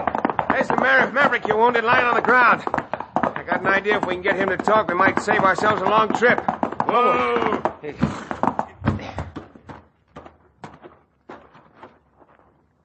Oh, we won't learn anything from this gent. You mean he's shuffled off this mortal coil? Yep, for good. I feel sick. I've never killed a man in all my dishonorable life. This is terrible. Oh, you didn't kill him. Look, your slug just went through his arm. When he fell off the horse, he must have hit his head on that log. That did it. Well, I feel better. But he isn't going to be much help to us, is he?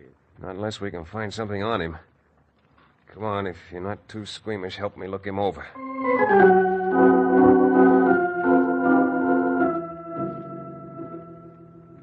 Well, we found something.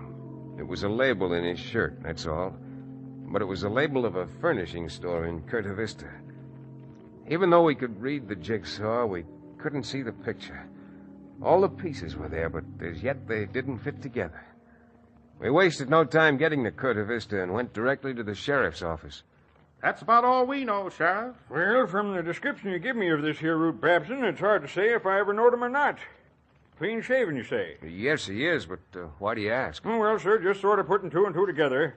That fellow you killed on your way here now, he used to be tied up with a bank bandit down this part of the country. Yeah? And except that he had blonde hair and wore a mustache, this here Ruth Babson might be Andy Sly. Well, for goodness sakes. I can make you a hair dye in 5 minutes that'll change blonde hair to black. Changing his name from Sly to Babson takes no time at all. Yeah, it could be, couldn't it?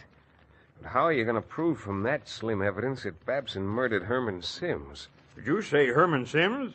Yes, did you know Herman? Oh, gosh almighty, Herman used to run a bank down here. It was Herman himself who identified Andy Sly as having robbed his bank. That's when Sly escaped. Plumb vanished from these parts. Well. It is a small world after all. Huh? You mean this fits together? Up to a point, almost up to the exact point. Now, if Sly and Babson are one and the same, then I'm guessing that Herman Sims finally recognized him up in Dos Rios, even with his mustache off and his hair dyed, and that's why Babson put him out of the way. Well, it's a mighty slick theory you got there, son. But how are you going to prove it? Well, I don't know yet, Sheriff.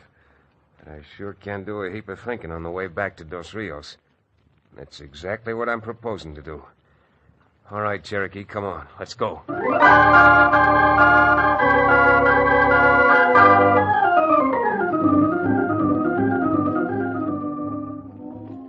wild chance? You bet it was.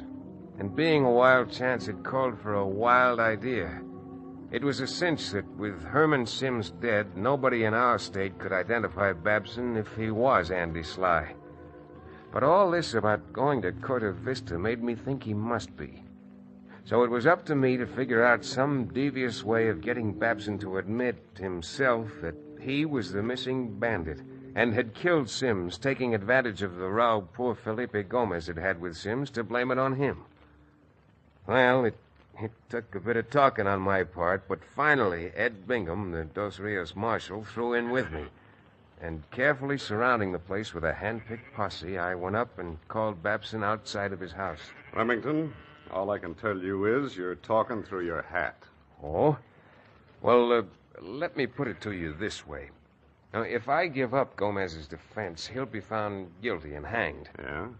If they hang him, the case will be closed. Nobody will do any further investigating about Herman Sims' death. So? So, since it just might be embarrassing to you if the investigation were prolonged, and since I'm getting no fee at all from Gomez, why don't you pay me a fee to drop his case? How much do you want, Remington? $2,000 now and $500 a year as retainer. You're crazy. Am I? You know, it wouldn't be too hard to have that sheriff in Corte Vista come up here and identify Andy Sly. What are you talking about? This is an entirely different state. Sure. But even though Sly might legally stop his own extradition, it wouldn't be too hard a job to have that Corte Vista sheriff come up here voluntarily as a witness. You're pretty slick, Remington. Slick enough. You really think I'm Andy Sly, don't you? Right now, yeah. But if you were my client, I'd be convinced you were Root Babson. Oh, and I don't want to check. You're real slick. All right. Here. Here's $500 in account. Oh, thanks. And all brand new bills, too, aren't they? Just as if they'd come fresh out of a bank. They did. Might even have been the bank that was stuck up over at Comanche Springs a few months ago. Yeah, it sure might. Well, that's what I thought. Hey, Marshal, did you hear that? Marshal? Why, you double dealer! Come on, he knocked Chad down. All right, now. The first man that takes a step is going to get plugged. Now, I mean it. I'll kill anybody that moves. Come on, Marshal. Let's get him.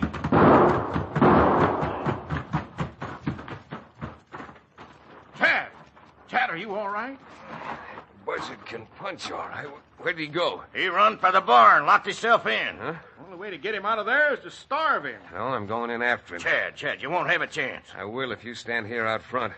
It'll keep his attention this way while I go around through the back. All right, now, look alive and keep your eyes open. Marshal, that's pure suicide. Well, I certainly don't. Hey, look. Chad must have got in. Billy Blue Blazes, those shots. Babson must have seen Chad. Doggone it, I wish Chad hadn't. Wait a minute. The barn doors are opening. They sure are. Who's coming out? Hey, flatten out, men. If it's Babson, we'll have to... Look, it is Babson, but Chad's behind him with a gun stuck right in his back. That's the way to do it.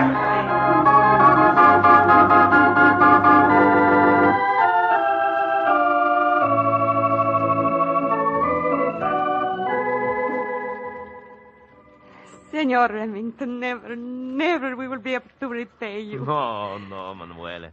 We pay Senor Remington's lawyer fee, even if we pay him a little bit every month. Oh, no, you don't, Felipe. If you hadn't needed money, you wouldn't have been in that scrape in the first place. And I tell you what we do. We kill sheep and give you a big fiesta. Barbecue. Well, Mrs. Gomez, that I might accept. Hey, Cherokee? Might accept? Man, haven't you ever attended a fiesta? Besides food, they have the two most wonderful things in the world. Oh, see? And what are those things, Senor O'Bannon? The two most wonderful things in the world. They have weak senoritas and strong liquor. And that's for me.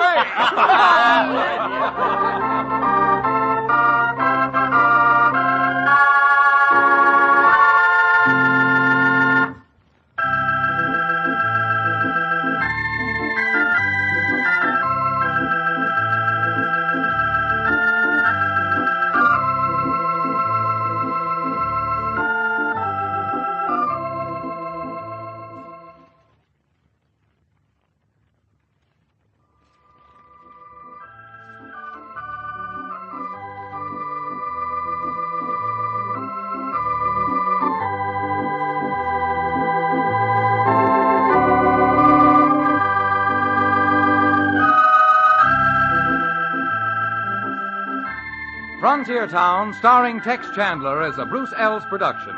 Story and supervision by Joel Murcott. Direction by Paul Franklin. Music written and played by Ivan Ditmars. Be sure to be with us again same time next week for another fine action-adventure story with your favorite young Western star, Tex Chandler. And now this is Bill Foreman telling you that Frontier Town came to you from Hollywood.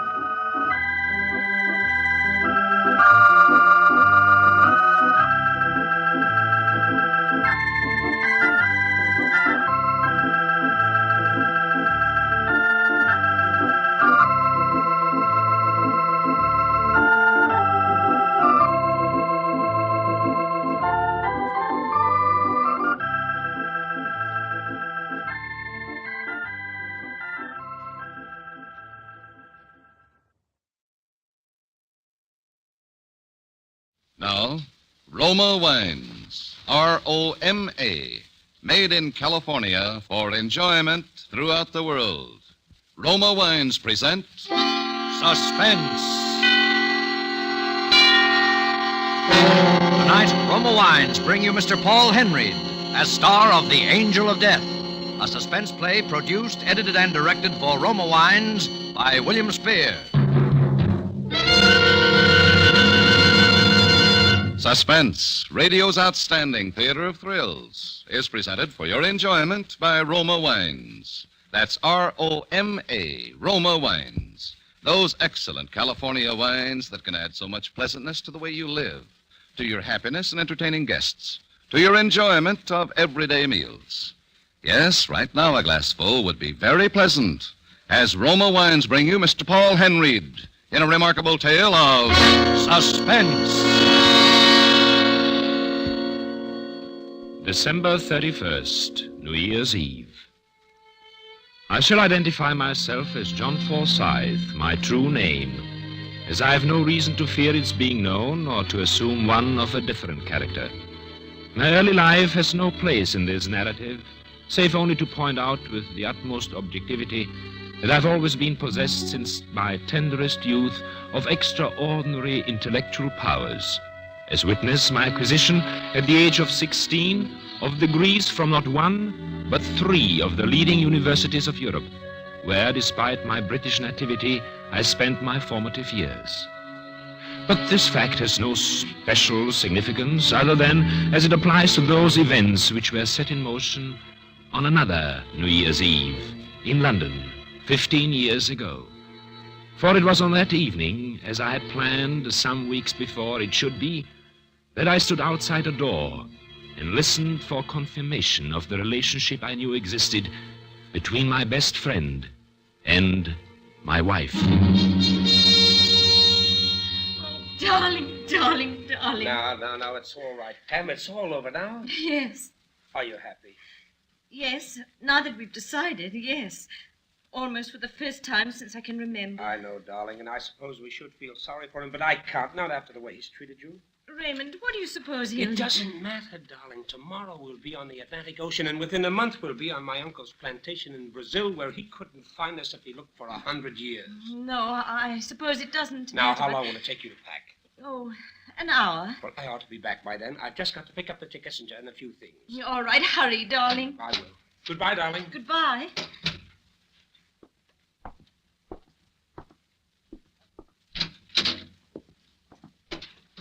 Good evening, my dear.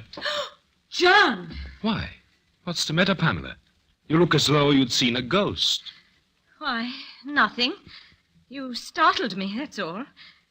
You said you were going out of town for the holidays, and you don't usually come in by the back door. You needn't be alarmed. I shall be only a moment. I forgot something. Can I get it for you? Your anxiety for my every wish is touching. But no, thank you. By the way, Pamela, have you any last words? Any what? We may not see each other for a while, you know. What are you talking about, John? What's the matter with you? Oh, my dear, sometimes I wonder if I married you out of infatuation for your beauty or pity for your stupidity. Oh, John, please. Pamela, where do you suppose we shall all be, say, within the month? Oh, Does it really matter so much? No. I suppose it does not. Within the month, I was on trial for their murder.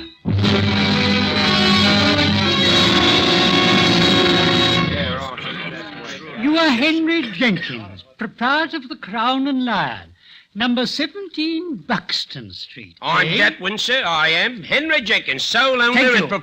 Now, will you kindly repeat the words spoken by the prisoner in the dock while in your place of business several weeks ago? Yes, sir.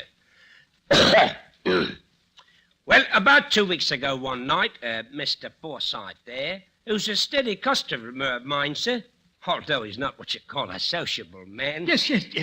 Well, sir, all me other customers had gone home, and I was asking Mr. Forsyth to leave also, just so I could close up my shutters, you know. When all of a sudden he looks up at me and he whispers, kind of hoarse-like, you know, "Jenkins, I did it. I finally did it." Well, not knowing what he did, I naturally asked him what he did. And what did the prisoner tell you, Mr. Jenkins? He said, sir, warning me to keep it quiet. I found them together, and I killed them. And then he laughs in a crazy way and adds, "And Jenkins, I hid the bodies where no one will ever find them." That's what he said, sir. So help me it is.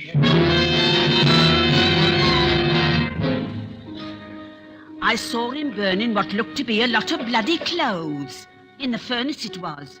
And he didn't try to hide 'em either. Just stared at me kind of odd-like and went right on as brazen as you please, he did. He told me he wasn't worried at all. He said the two of them won't never get away together, except if they are dead. I heard him say it on the stair landing one night and several other times in their rooms.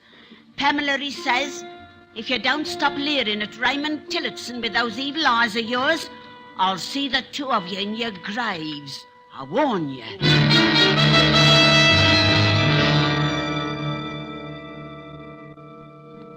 The court feels that it is its duty at this time again to remind the prisoner that he has so far made nor allowed to be made by counsel in his defense no cross-examination of witnesses nor rebuttal to the charges made by the prosecution of any kind, and that this attitude can only result adversely to his cause. The prisoner is therefore once more given opportunity at this time to make such rebuttal. Does the prisoner wish to do so? No, Your Lordship, I do not. Does the prisoner wish to make any statement of any nature whatsoever in his defense? I should merely like to ask the prosecution one question, Your Lordship. Yes, well, what is it? Has the prosecution found the bodies? Well, the prisoner wishes to know if the prosecution has yet produced the bodies of the alleged victims of the crime for which he is on trial. Well, no, Your Lordship, we have not. That is all.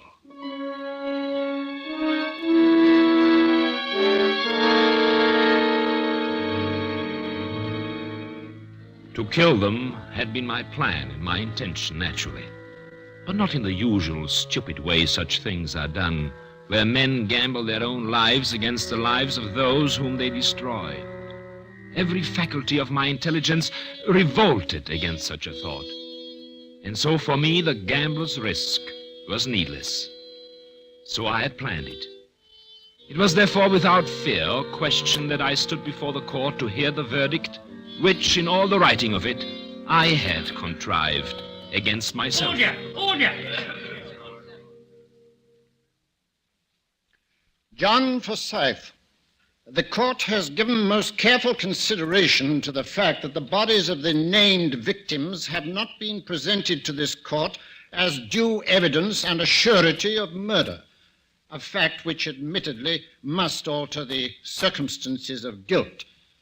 But this Crown Court, no matter how deeply it desires to aid you, cannot but recognize the fact that you have allowed every shred of evidence and element to point to you as a cold-blooded killer. Under such circumstances, questionable though they may be, I can do only as the King's law directs me to do, tempered with the mercy of His Majesty's court. I hereby sentence you to no more than 20 and no less than 10 years at hard labor for the suspected and willful murders of your wife, one Pamela Felice Forsyth, and one Raymond Elton Tillotson, and may God protect the Crown and the jurisprudence of this court of His Royal Majesty.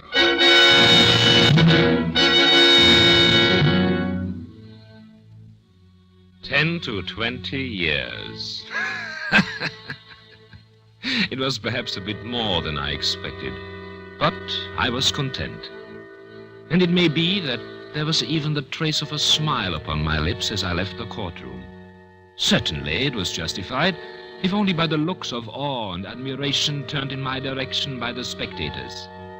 Clearly they recognized my genius, and I knew they were thinking of the countless lesser men who had failed in their efforts to hide even one dead body, whereas I, apparently without effort, had successfully hidden 2.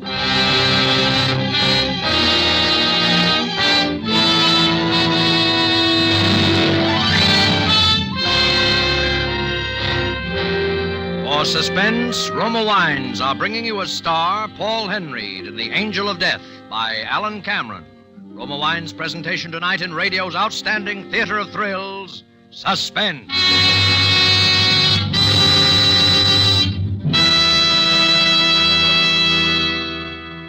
Between the acts of Suspense, this is Truman Bradley for Roma Wines.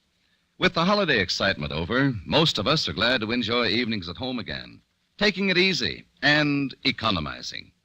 What a perfect time to serve Roma California sherry. Yes, glorious golden amber Roma sherry adds so much to happy hours at home, yet costs so very little. More Americans every day make Roma sherry first call for dinner. You'll find Roma sherry ideal for entertaining, too, delicious anytime. For Roma sherry is a happy, mellow wine with tempting fragrance, satisfying natural sweetness, and superb nut-like taste. Roma sherry, like all Roma wine, is a true wine, unvaryingly good always.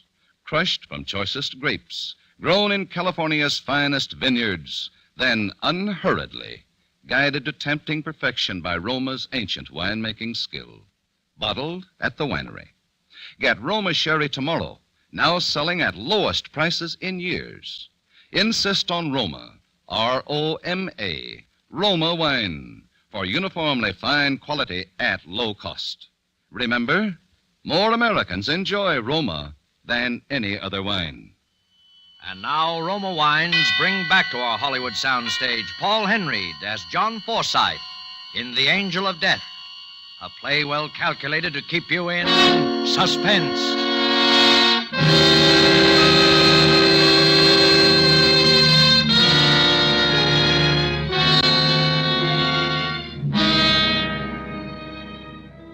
It was thus that I began my prison term, and my association with William Waters, a sallow-faced, ill-favored little man who was to be my chief source of amusement and mental exercise for a long time to come, and to illustrate still further the inevitable triumph of the higher intellect over all obstacles and surroundings. So, you're the great John Forsythe, eh? You have heard of me, then? Not half I haven't. The luckiest beggar that ever cheated the hangman. Luck? There is no such thing as luck. No? Then how is it you're sitting here safe and sound, and out as free as air in 15 or 20 years, instead of stretching your neck at the end of a rope, eh? I'm here because I choose to be here. That is all. Because you choose to be?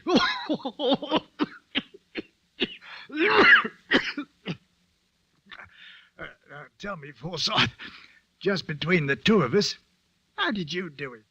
By using my brains. And there's many another tried that before and been caught up with. Well, simply because they did not really have any brains to start with. No, it's luck, I tell you. Bad luck, like mine.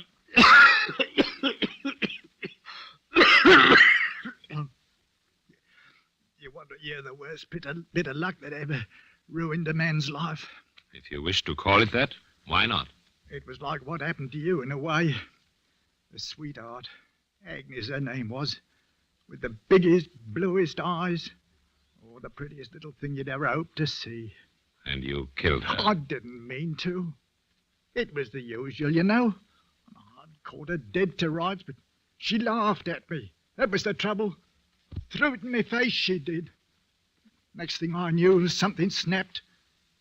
When my head cleared, there I was sitting on the floor beside her, crying like a baby, and her lying there with her pretty blue eyes staring out of her head, and her pretty mouth all twisted, red marks there on her throat. The marks of the two very hands where I'd strangled the life out of her. You weren't unlucky. You were stupid. Oh. You killed her without planning it. And what did you do with the body? Cemented her into the wall of the cellar. And the bloke next door had a gas heater. Exploded and blew out the old ruddy wall between us, it did. The time I got home, there was firemen and bobbies all over the place. And there was Agnes, what was left of her, lying right out in the middle of the cellar floor for all the world to see. The truly intelligent man foresees every possibility and guards against it. Who could? Who could foresee a thing like that? I could. You could. I stand before you as the living proof of it. In 10 or 15 years, I shall be free because I'm intelligent, whereas you will rot and die here because you are stupid. Oh, pretty clever, ain't you? Know just about everything there is to know, don't you? No. Not everything. But quite a lot of things. For instance, I know something about that cough of yours. Oh, what about it? The color of your skin, the look about your eyes, the way you breathe. I hope you're not afraid to die, Waters. Rubbish. What you talking about? Have you ever heard of retribution, Waters? What? The inevitable fate that pursues and at last destroys the criminal mind. Vengeance, you might call it. Ah, rot. You don't think anything's going to happen to you or me, do you? Not to me, Waters, for the intelligent man foresees and prevents even that. But to you, Waters, most certainly to you. Oh, indeed?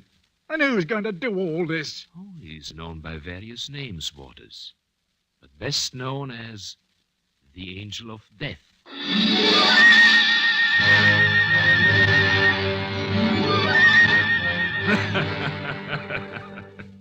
Retribution, the Angel of Death. Absurd, wasn't it? But a most purposeful absurdity.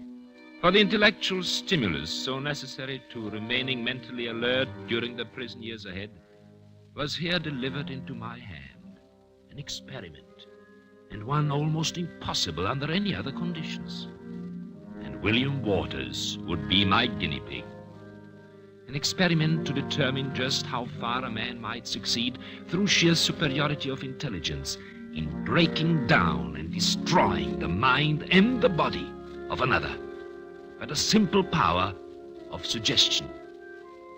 I suggested nothing directly, merely a word here, a glance there, drops of water wearing away the stone.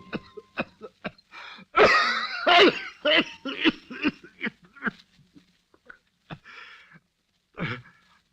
got a fever again tonight, haven't I, John? No. A touch, perhaps, but that is all. My head feels hot. Oh, does that blasted cough, what does it? No. You mustn't worry about it. It's very, very bad for people with your condition to worry. What condition? What condition, John? Oh, why, nothing. People with a cough like yours, people who feel, indisposed, that's all. Oh. What's that book you're reading lately? Just a book, a scientific book, that I got from the prison library. What sort of a scientific book? General book on medicine, things like that. Well, let me see it. No. Yeah, give it You here. wouldn't understand. Give it here. No, please, give it back to me. You wouldn't be interested. Oh. You had it open in this place here, didn't you? This is what you was reading, ain't it? Well, yes, among other things, but... Tuberculosis. Is that what I got, John? Tuberculosis? Oh, don't be silly. There's nothing seriously wrong with John, you. you got to tell me. You got to... No, I don't want to die. you're not going to die. If you take care of yourself. Oh, but why should it come to me? I've always been healthy. I'm not old yet. Of course you are not. You're just imagining things. Imagining things? You're worrying too much, that's all. Oh, what makes you think I'm worried? Oh, I don't know. Sometimes, you know, when you're asleep. Tell me, do you ever have dreams? What sort of dreams? Oh, about the past or... Oh, you mean about... Yes. Do you ever dream you see her lying there on the floor with her eyes bulging out of her head and her mouth all twisted and her tongue all black and swollen? Oh, John, don't and your stop it. fingers digging into her throat? Stop it! Stop it! What's the matter here, He seems somewhat disturbed in his mind this evening, guard. Oh, his mind, eh? Oh, that reminds me. Doctor said we was to try to prevail on him to get out of his bunk tomorrow and get outside, get a little exercise and fresh air. Oh. You tell him, eh? Yes. What was you two muttering about? Oh, he was just telling me what the doctor said about you. What? Well, he wants you to stay in your bunk and get plenty of rest.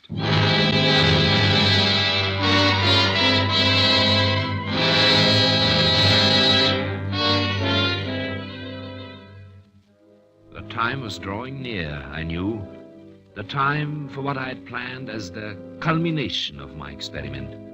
Waters was having periods of definite delirium. But I waited. I waited for them to become more pronounced. And then, one night, when I'd listened to him tossing and muttering for hours in his bunk, I crossed over in the darkness. No. Wait. No, it ain't time yet. I don't have to go yet. No. William Waters. I've come for you, William Waters. What? She sent me, William. She sent me. With her eyes staring out of her head, with her black, swollen tongue. I'm the angel of death. I'll kill you! Take your hands off my throat! Take your hands off death! I'll kill you! What's going on in here, I said we'll quiet you. I had to hit him. The man is out of his mind. He thinks I'm some angel of death or something. There you... Come on now. Up on your feet. Come on now then, Waters. Now, what's the matter with you, eh? Forsyth, you. It's you what's done this to me. I told you. It's He you. was out of his head. It's you what's done it to me. I see it now. Come on, you're coming with me. Get it up, Forsyth. I'll get out of here for this. If it takes 100 years, I'll kill you. I'll kill you.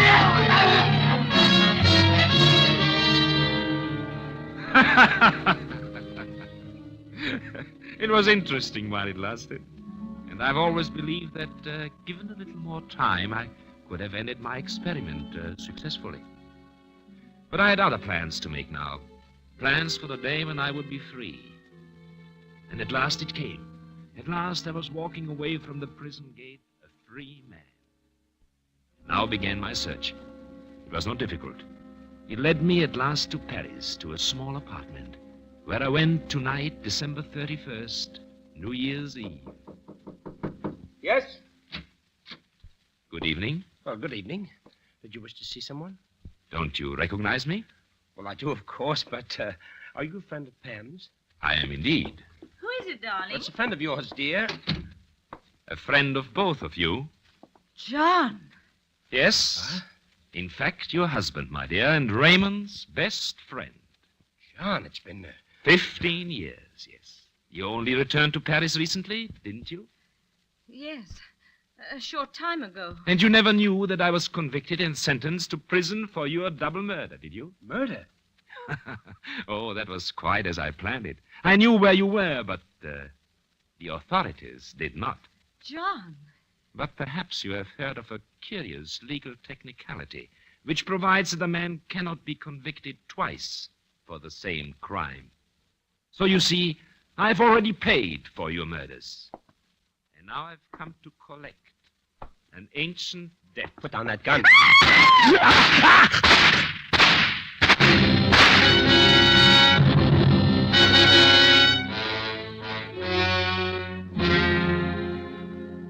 I then walked calmly from their rooms. I made no effort to hide my face, my trail, or my identity. I can now defy every element in life and in law. After 15 years, I've committed the crimes for which I have already paid my debt to society. I shall mail this letter to the police, who may give it to the newspapers, whoever wants it. Although it is now a matter of indifference to me if the world remarks upon my cleverness or my patience. For my life is complete.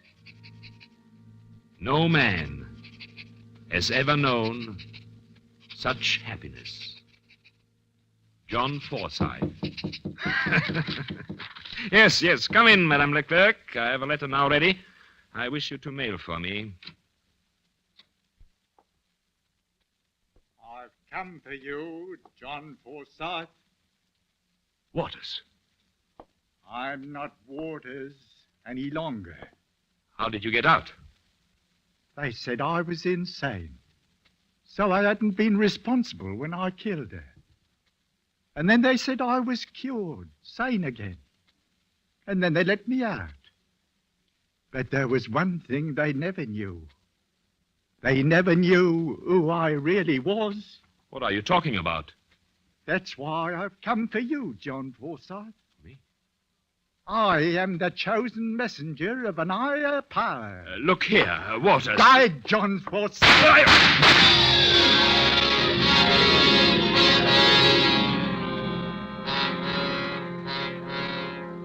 And the story ends with a newspaper clipping. Let me read it to you. Paris, January 1st. This gay metropolis spent one of its quietest New Year's Eves in recent years. In all Greater Paris, there were only 2 recorded deaths by violence, both of which, by a strange coincidence, occurred within a few yards of each other. The first was the fatal shooting by an unknown assailant of an Englishman, John Forsyth. The second victim, unidentified, had apparently leaped from a window or roof of the same dwelling occupied by Forsyth. Police were at a loss to explain a weird black silk robe and cape worn by the man. Geneviève Leclerc, concierge of the building, alleges to have heard a voice repeating an English phrase, "I am the angel of death," just before the suicidal leap.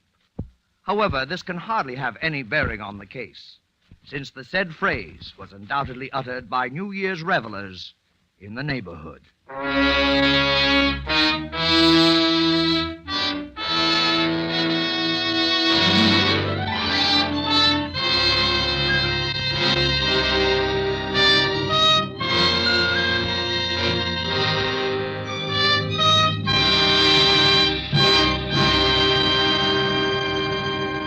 Suspense. Presented by Roma Wines, R-O-M-A. Made in California for enjoyment throughout the world. How much more pleasureful any meal becomes when Roma wine is served. Yes, a fine table wine such as Roma California Burgundy makes any food taste better, brings out all the flavor, lends romance and friendly companionship to the meal. America's famed hostess, Elsa Maxwell, says, "My simple secret for gracious and enjoyable dining is to serve my guests Roma Burgundy. It's so easy to make your meals more delicious, more exciting, as Elsa Maxwell does. Because Roma wine costs so little, anyone can serve it often. Complement your next dinner with the fruity fragrance and appetizing piquant taste of red, robust Roma Burgundy. Get Roma Burgundy tomorrow, now selling at the lowest prices in years. And you get extra saving when you buy Roma in the half-gallon and gallon size. No wine but Roma offers you so much for so little. Insist on Roma, R-O-M-A, Roma wine, made in California for enjoyment throughout the world. Paul Henreid appeared through the courtesy of Warner Brothers Studios and will soon be seen in their production, Devotion. Next Thursday, same time, Roma Wines will bring you Mr. Phil Terry as star of Suspense, radio's outstanding theater of thrills. Produced by William Spear for the Roma Wine Company of Fresno, California. This is CBS, the Columbia Broadcasting System.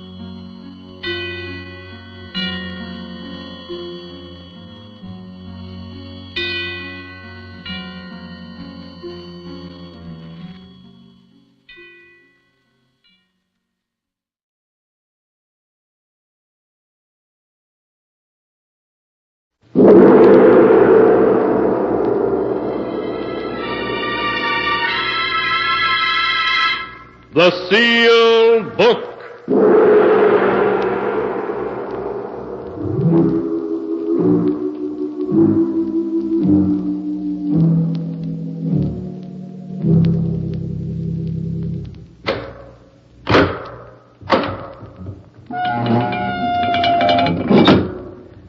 Once again, the keeper of the book has opened the ponderous door to the secret vault, wherein is kept a great sealed book, in which is recorded all the secrets and mysteries of mankind through the ages. Here are tales of every kind, tales of murder, of madness, of dark deeds strange and terrible beyond all belief. Keeper of the book, I would know what tale we tell this time. Open the great book and let us read. Slowly, the great book opens. One by one, the keeper of the book turns the pages and stops. Ah, the strange story of a man who committed the perfect murder, only to discover that every murder must be paid for. A tale titled Death Laughs Last.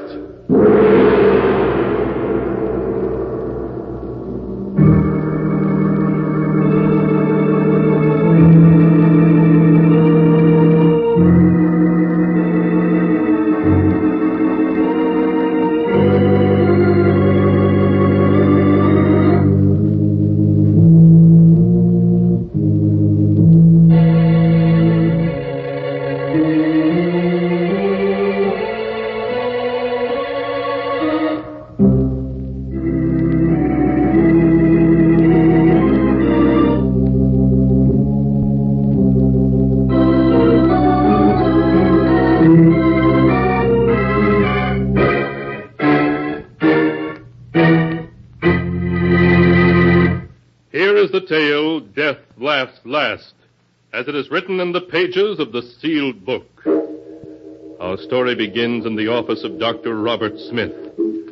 There is a worried look on the doctor's face as he speaks to Edward Harrison. Sit down, won't you, Mr. Harrison? All right, thanks. Now, what is it, Doc? I can see by your face you want to tell me something about Mary, don't you? Mr. Harrison, your wife is dangerously ill. Does that mean she's going to die? I must be frank with you. It does.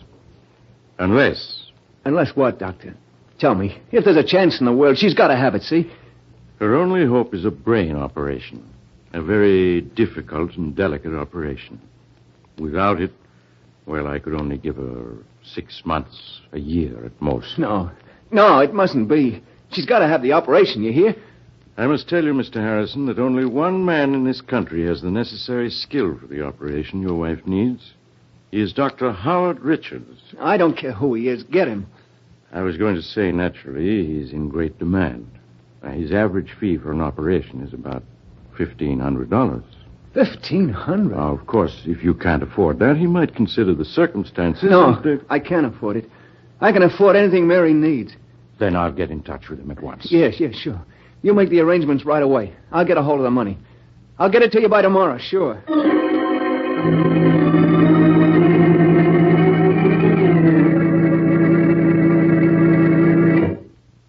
Mr. Danvers, I'm Ed Harrison. Oh, yes, Mr. Harrison. Please sit down. Thanks. They told me you have to pass on all the real estate loans here at the bank. Have you looked over my application yet? I have it here. I see that you want to borrow $1,500 from us. That's right, and it's urgent. I gotta have the money right away. Unfortunately, the security you offer, your home... What's wrong with it? It's a swell little house, good section, all in good repair. Well, that's true, but you already have a first and second mortgage on it, totaling $4,000, and... Well, I'm afraid we can't make any further loans on it. But I've got to have the money, Mr. Danvers. I've just got to. I'm sorry to hear that, because there's nothing we can do to help you. Nothing we can do.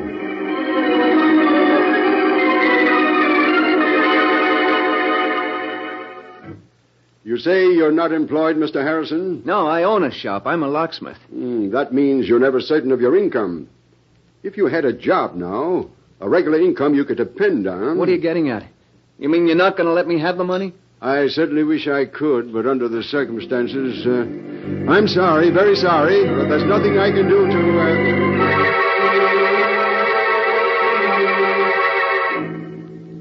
I'm afraid the collateral you suggest isn't satisfactory, Mr. Harrison. We'd lend you the money if we could, but we just can't. Sorry.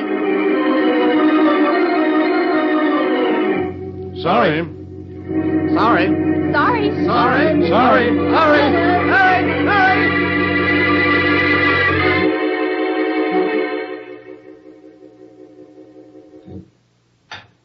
Edward, you aren't eating, and you're so quiet. Is anything wrong? What? Oh, no, of course not. You're worrying about me, aren't you? Well, no, Mary. I just think about making some changes at the shop and... Darling, please, you don't have to lie to me. I know that I'm not well, but I'm going to get better. Really, I am. I promise it. Of course you are. Dr. Smith said so. You're going to be well in no time. Of course I am, dear. No, I got to go out. I have an appointment over the other side of the city with Horace Latimer. We grew up together. He wants to see me about something important.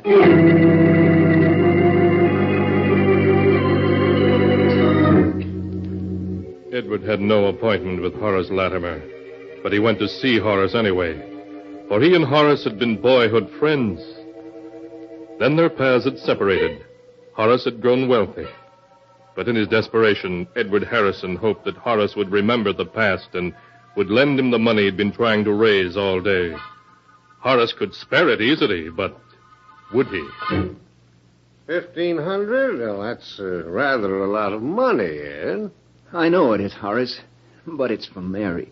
For an operation. I've got to have it. Well, why didn't you try the bank? You have a house, a business? I tried the bank and all the personal loan companies in town. They all turned me down.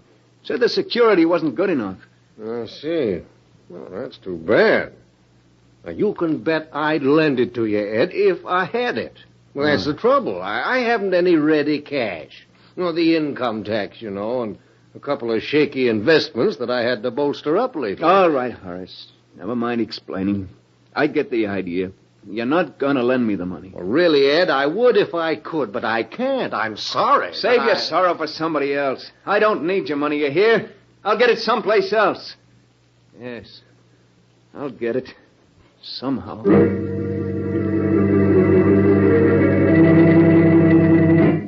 After he had slammed out of Horace Latimer's expensive home, Edward stood for a moment on the dark street corner, staring back with bitterness in his face. Sorry. Yeah, you're sorry. In a pig's eye, you're sorry. Oh, what a sap I was to think you were a pal of mine. What's that, buddy? Huh? Was you speaking to me? Oh, no, sorry. I guess I was thinking out loud. That's okay. We all do it sometimes. Hey, you got a match? Match? Well, yeah, sure. Yeah. Thanks. Okay, just hold it like that. Make a move and I plug you. Gun? Well, you're... Yeah, this is a stick-up. Hand over your dough and make it fast, see? My dough? That's a hot one. I'm out trying to raise money myself. Now we're both out of luck. I've only got $1 on me. Take it if you want it. Anyway, it's more than I could raise. Don't try to kid me. Anybody who lives in this ritzy suburb has dough on him.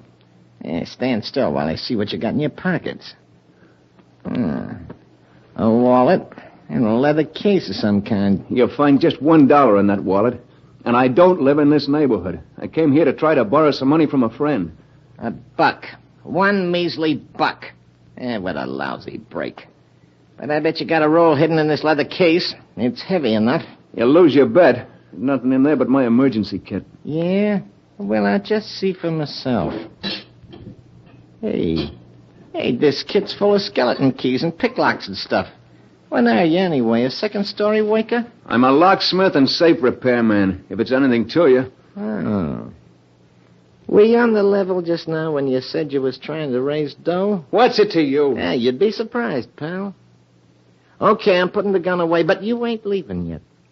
Me and you, we're gonna talk business. Because I got a plan that'll get us both all the dough we need.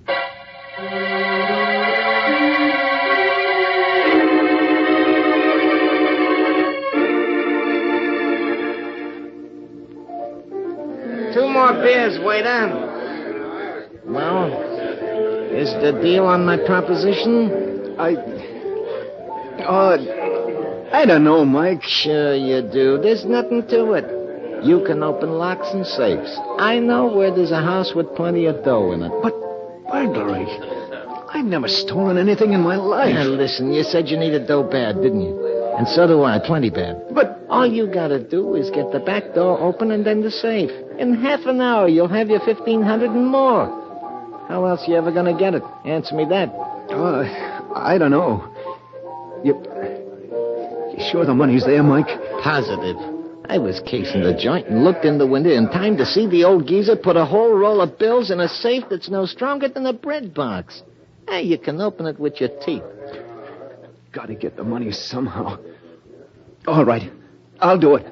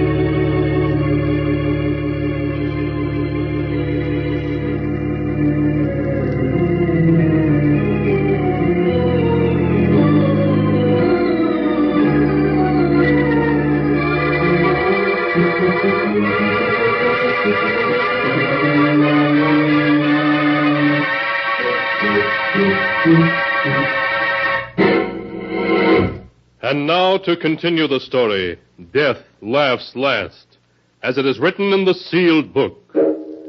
A few minutes later, Edward Harrison and Mike arrived at the large mansion and quietly made their way toward the back door.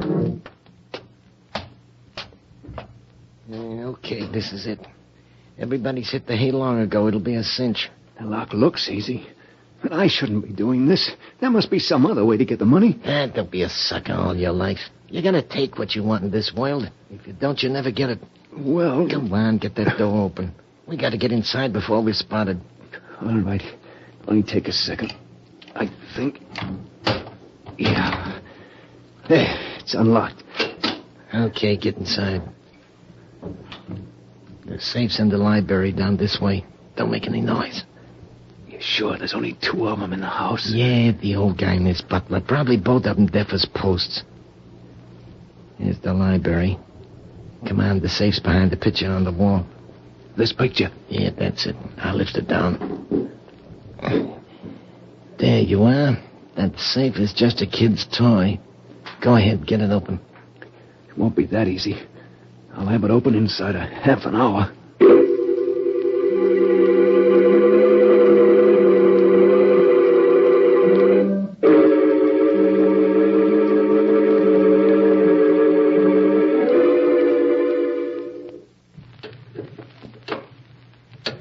Hurry it up. You've been 40 minutes on that thing. It's coming now. There. The safe's open. About time, too. Now, let's see what's in it. Here's the cash box. When'll I open it? There, look. Dough, cash, Mazuma. What'd I tell you? There must be thousands there. Easy. Come on, we'll count it and divvy it up. No, never mind. Just give me 1,500. That's all I want. You can keep the rest. Are you kidding? No, that's all I want. Just the 1,500 that I need. Okay, it's your funeral. Here you are. 10, 11, 12, 13, 14, $1,500 bills. $1,500? Yeah, for just an hour's work. Easy money, huh? What do you say we crack a couple of more cribs tonight, huh? No. I just want to get out of here now. Someone's coming. Someone's coming. Yeah, here, get behind this door. I'll take care of this. Who's there? Jenkins, is that you? Oh, where's that light switch? Ah. Burglars! Jenkins! Jenkins, call the police, quick! Nobody's calling any cops tonight, chum. Help, police! Help! Oh! Maybe that'll convince you. You hit him. What'd you expect me to do, shake his hand? You killed him. That's murder. Yeah, and you're in just as deep as me. Don't forget that. Yeah, I'm an accessory to murder. Cut the guff and let's get out of here. Or do you want to get caught? No, of course not. Then let's get going. Douse that light. I don't hear nothing. Come on, we'll get out the way we come in. But suppose we are caught. Murder. They'll hang us. Hey, we ain't gonna get caught. We haven't left a clue, not even a fingerprint. Stand still, both of you. I have a gun and I have you covered. The butler. If you move, I'll shoot. I can see you perfectly. Standing on the stairs, he's got a gun. We're caught. Not yet. We ain't not by an old scarecrow with a rusty horse pistol. Put up your hands. I'm going to call the police. You've done something to the master. I heard him call. Okay. We'll put up our hands like this. Mike, you shot him. Come on. We gotta get out of here in a hurry. Them shots will bring the cops, but fast.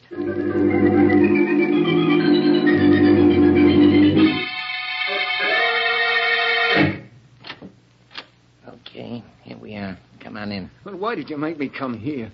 Why can't I go home? You heard me. Come on in. What? That's better. Now, take off your hat and stay a while. Why did you make me come here to your room? 2 reasons. The first is I want to make sure you know what it'll mean if you let anything slip. It'll mean a rope around your neck. Get me? Yeah, I know. You don't have to tell me. I won't let anything slip. If I thought you might, I'd slit your gullet right now. I won't.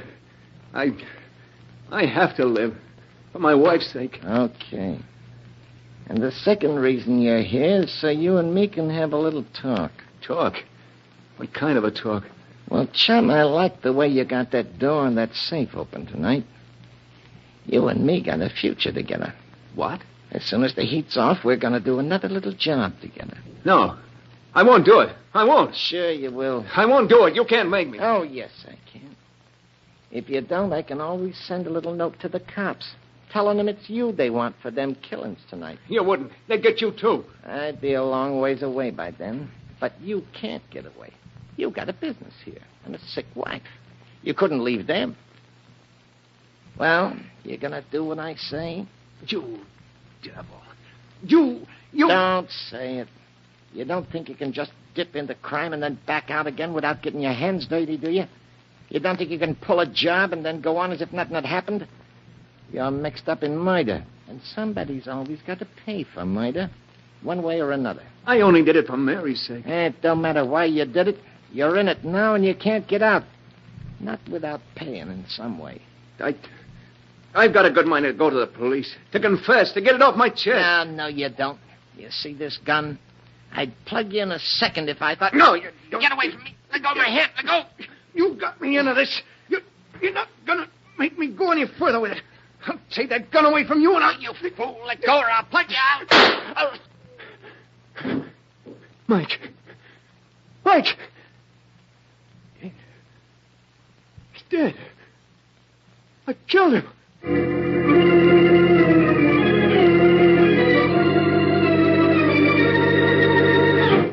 In a daze of horror, Edward Harrison found his hat and made his way to the street.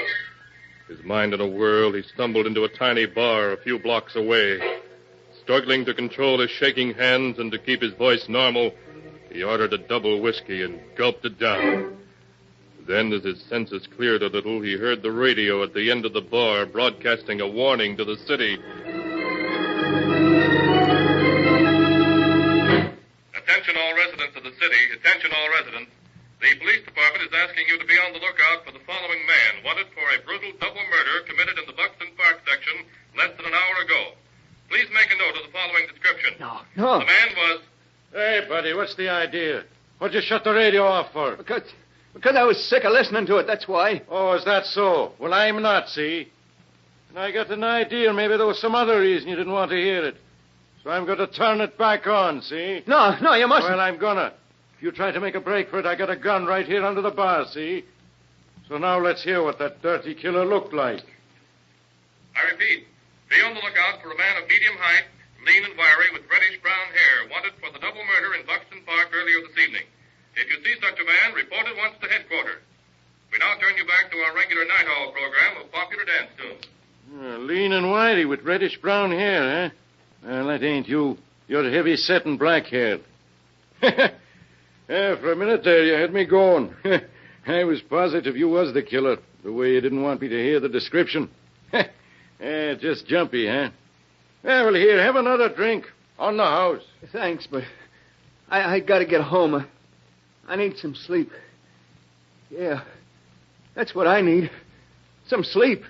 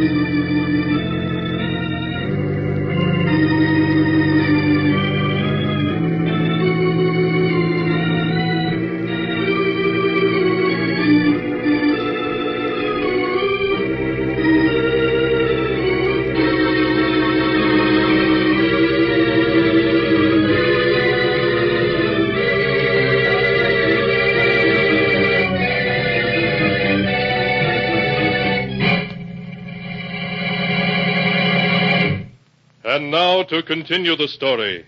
Death laughs last, as it is written in the sealed book.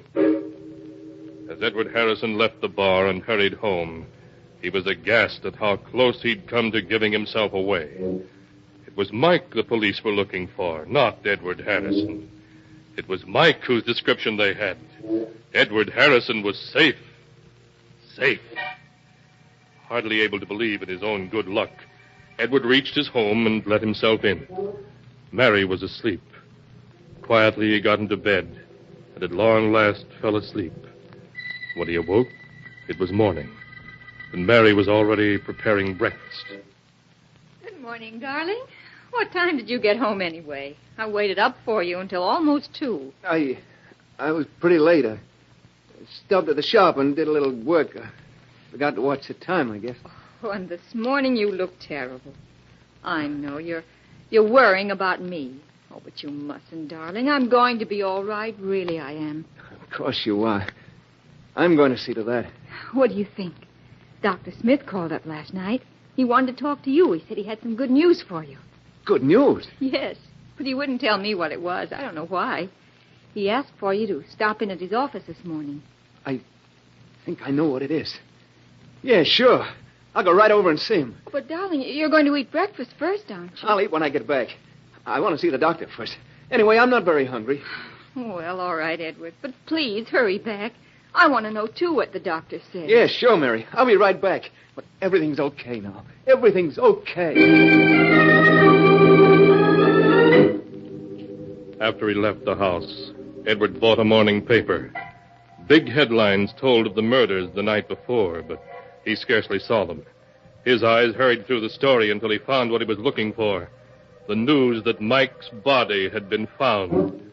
The butler Mike had shot had given the police Mike's description and then died before he could tell them there was anyone with Mike. So the police had listed Mike's death as a suicide or as an accident and closed the case. Edward Harrison was safe. Perfectly safe. Safe. I'm safe. I've got the money. Mary's going to be all right, and the cops aren't looking for me. Mike was wrong. Sometimes you can get away with murder and not have to pay anything, if you're lucky. And I've been lucky. I've been lucky.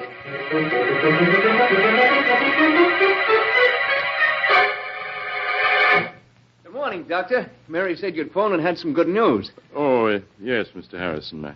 I called you last night after I got in touch with Dr. Richards. I wanted to tell you that he had agreed to operate on your wife. Well, that's swell, Doctor. I got the money right here in my pocket. The money, yes.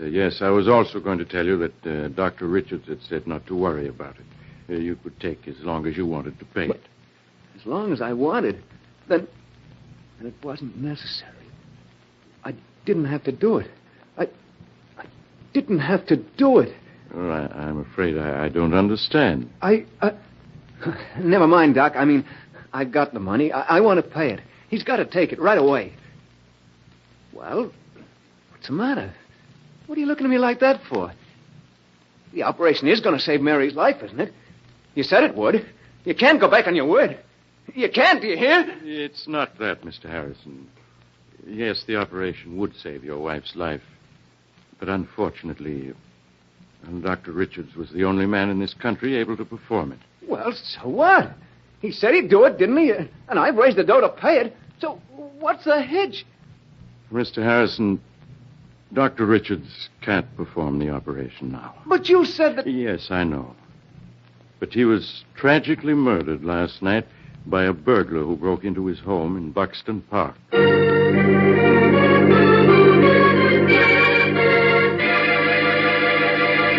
And so ends the tale.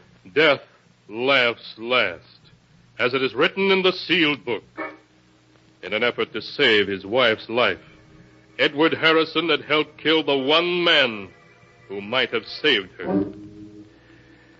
Twisted indeed are the strands of fate in which destiny entangles mere mortals.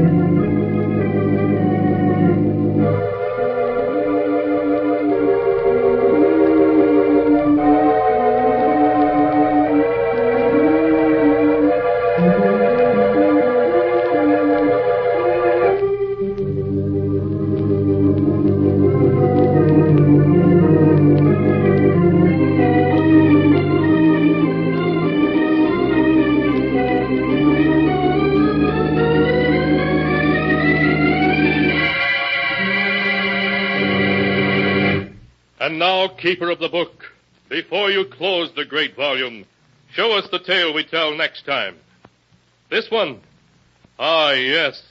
The tale of a man who was murdered by his wife and her brother, and the strange way he rose from a watery grave to accuse them of his death. The tale is titled, You Only Die Once.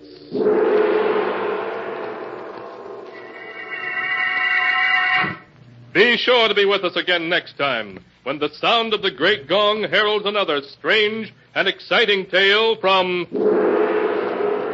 The Sealed Book.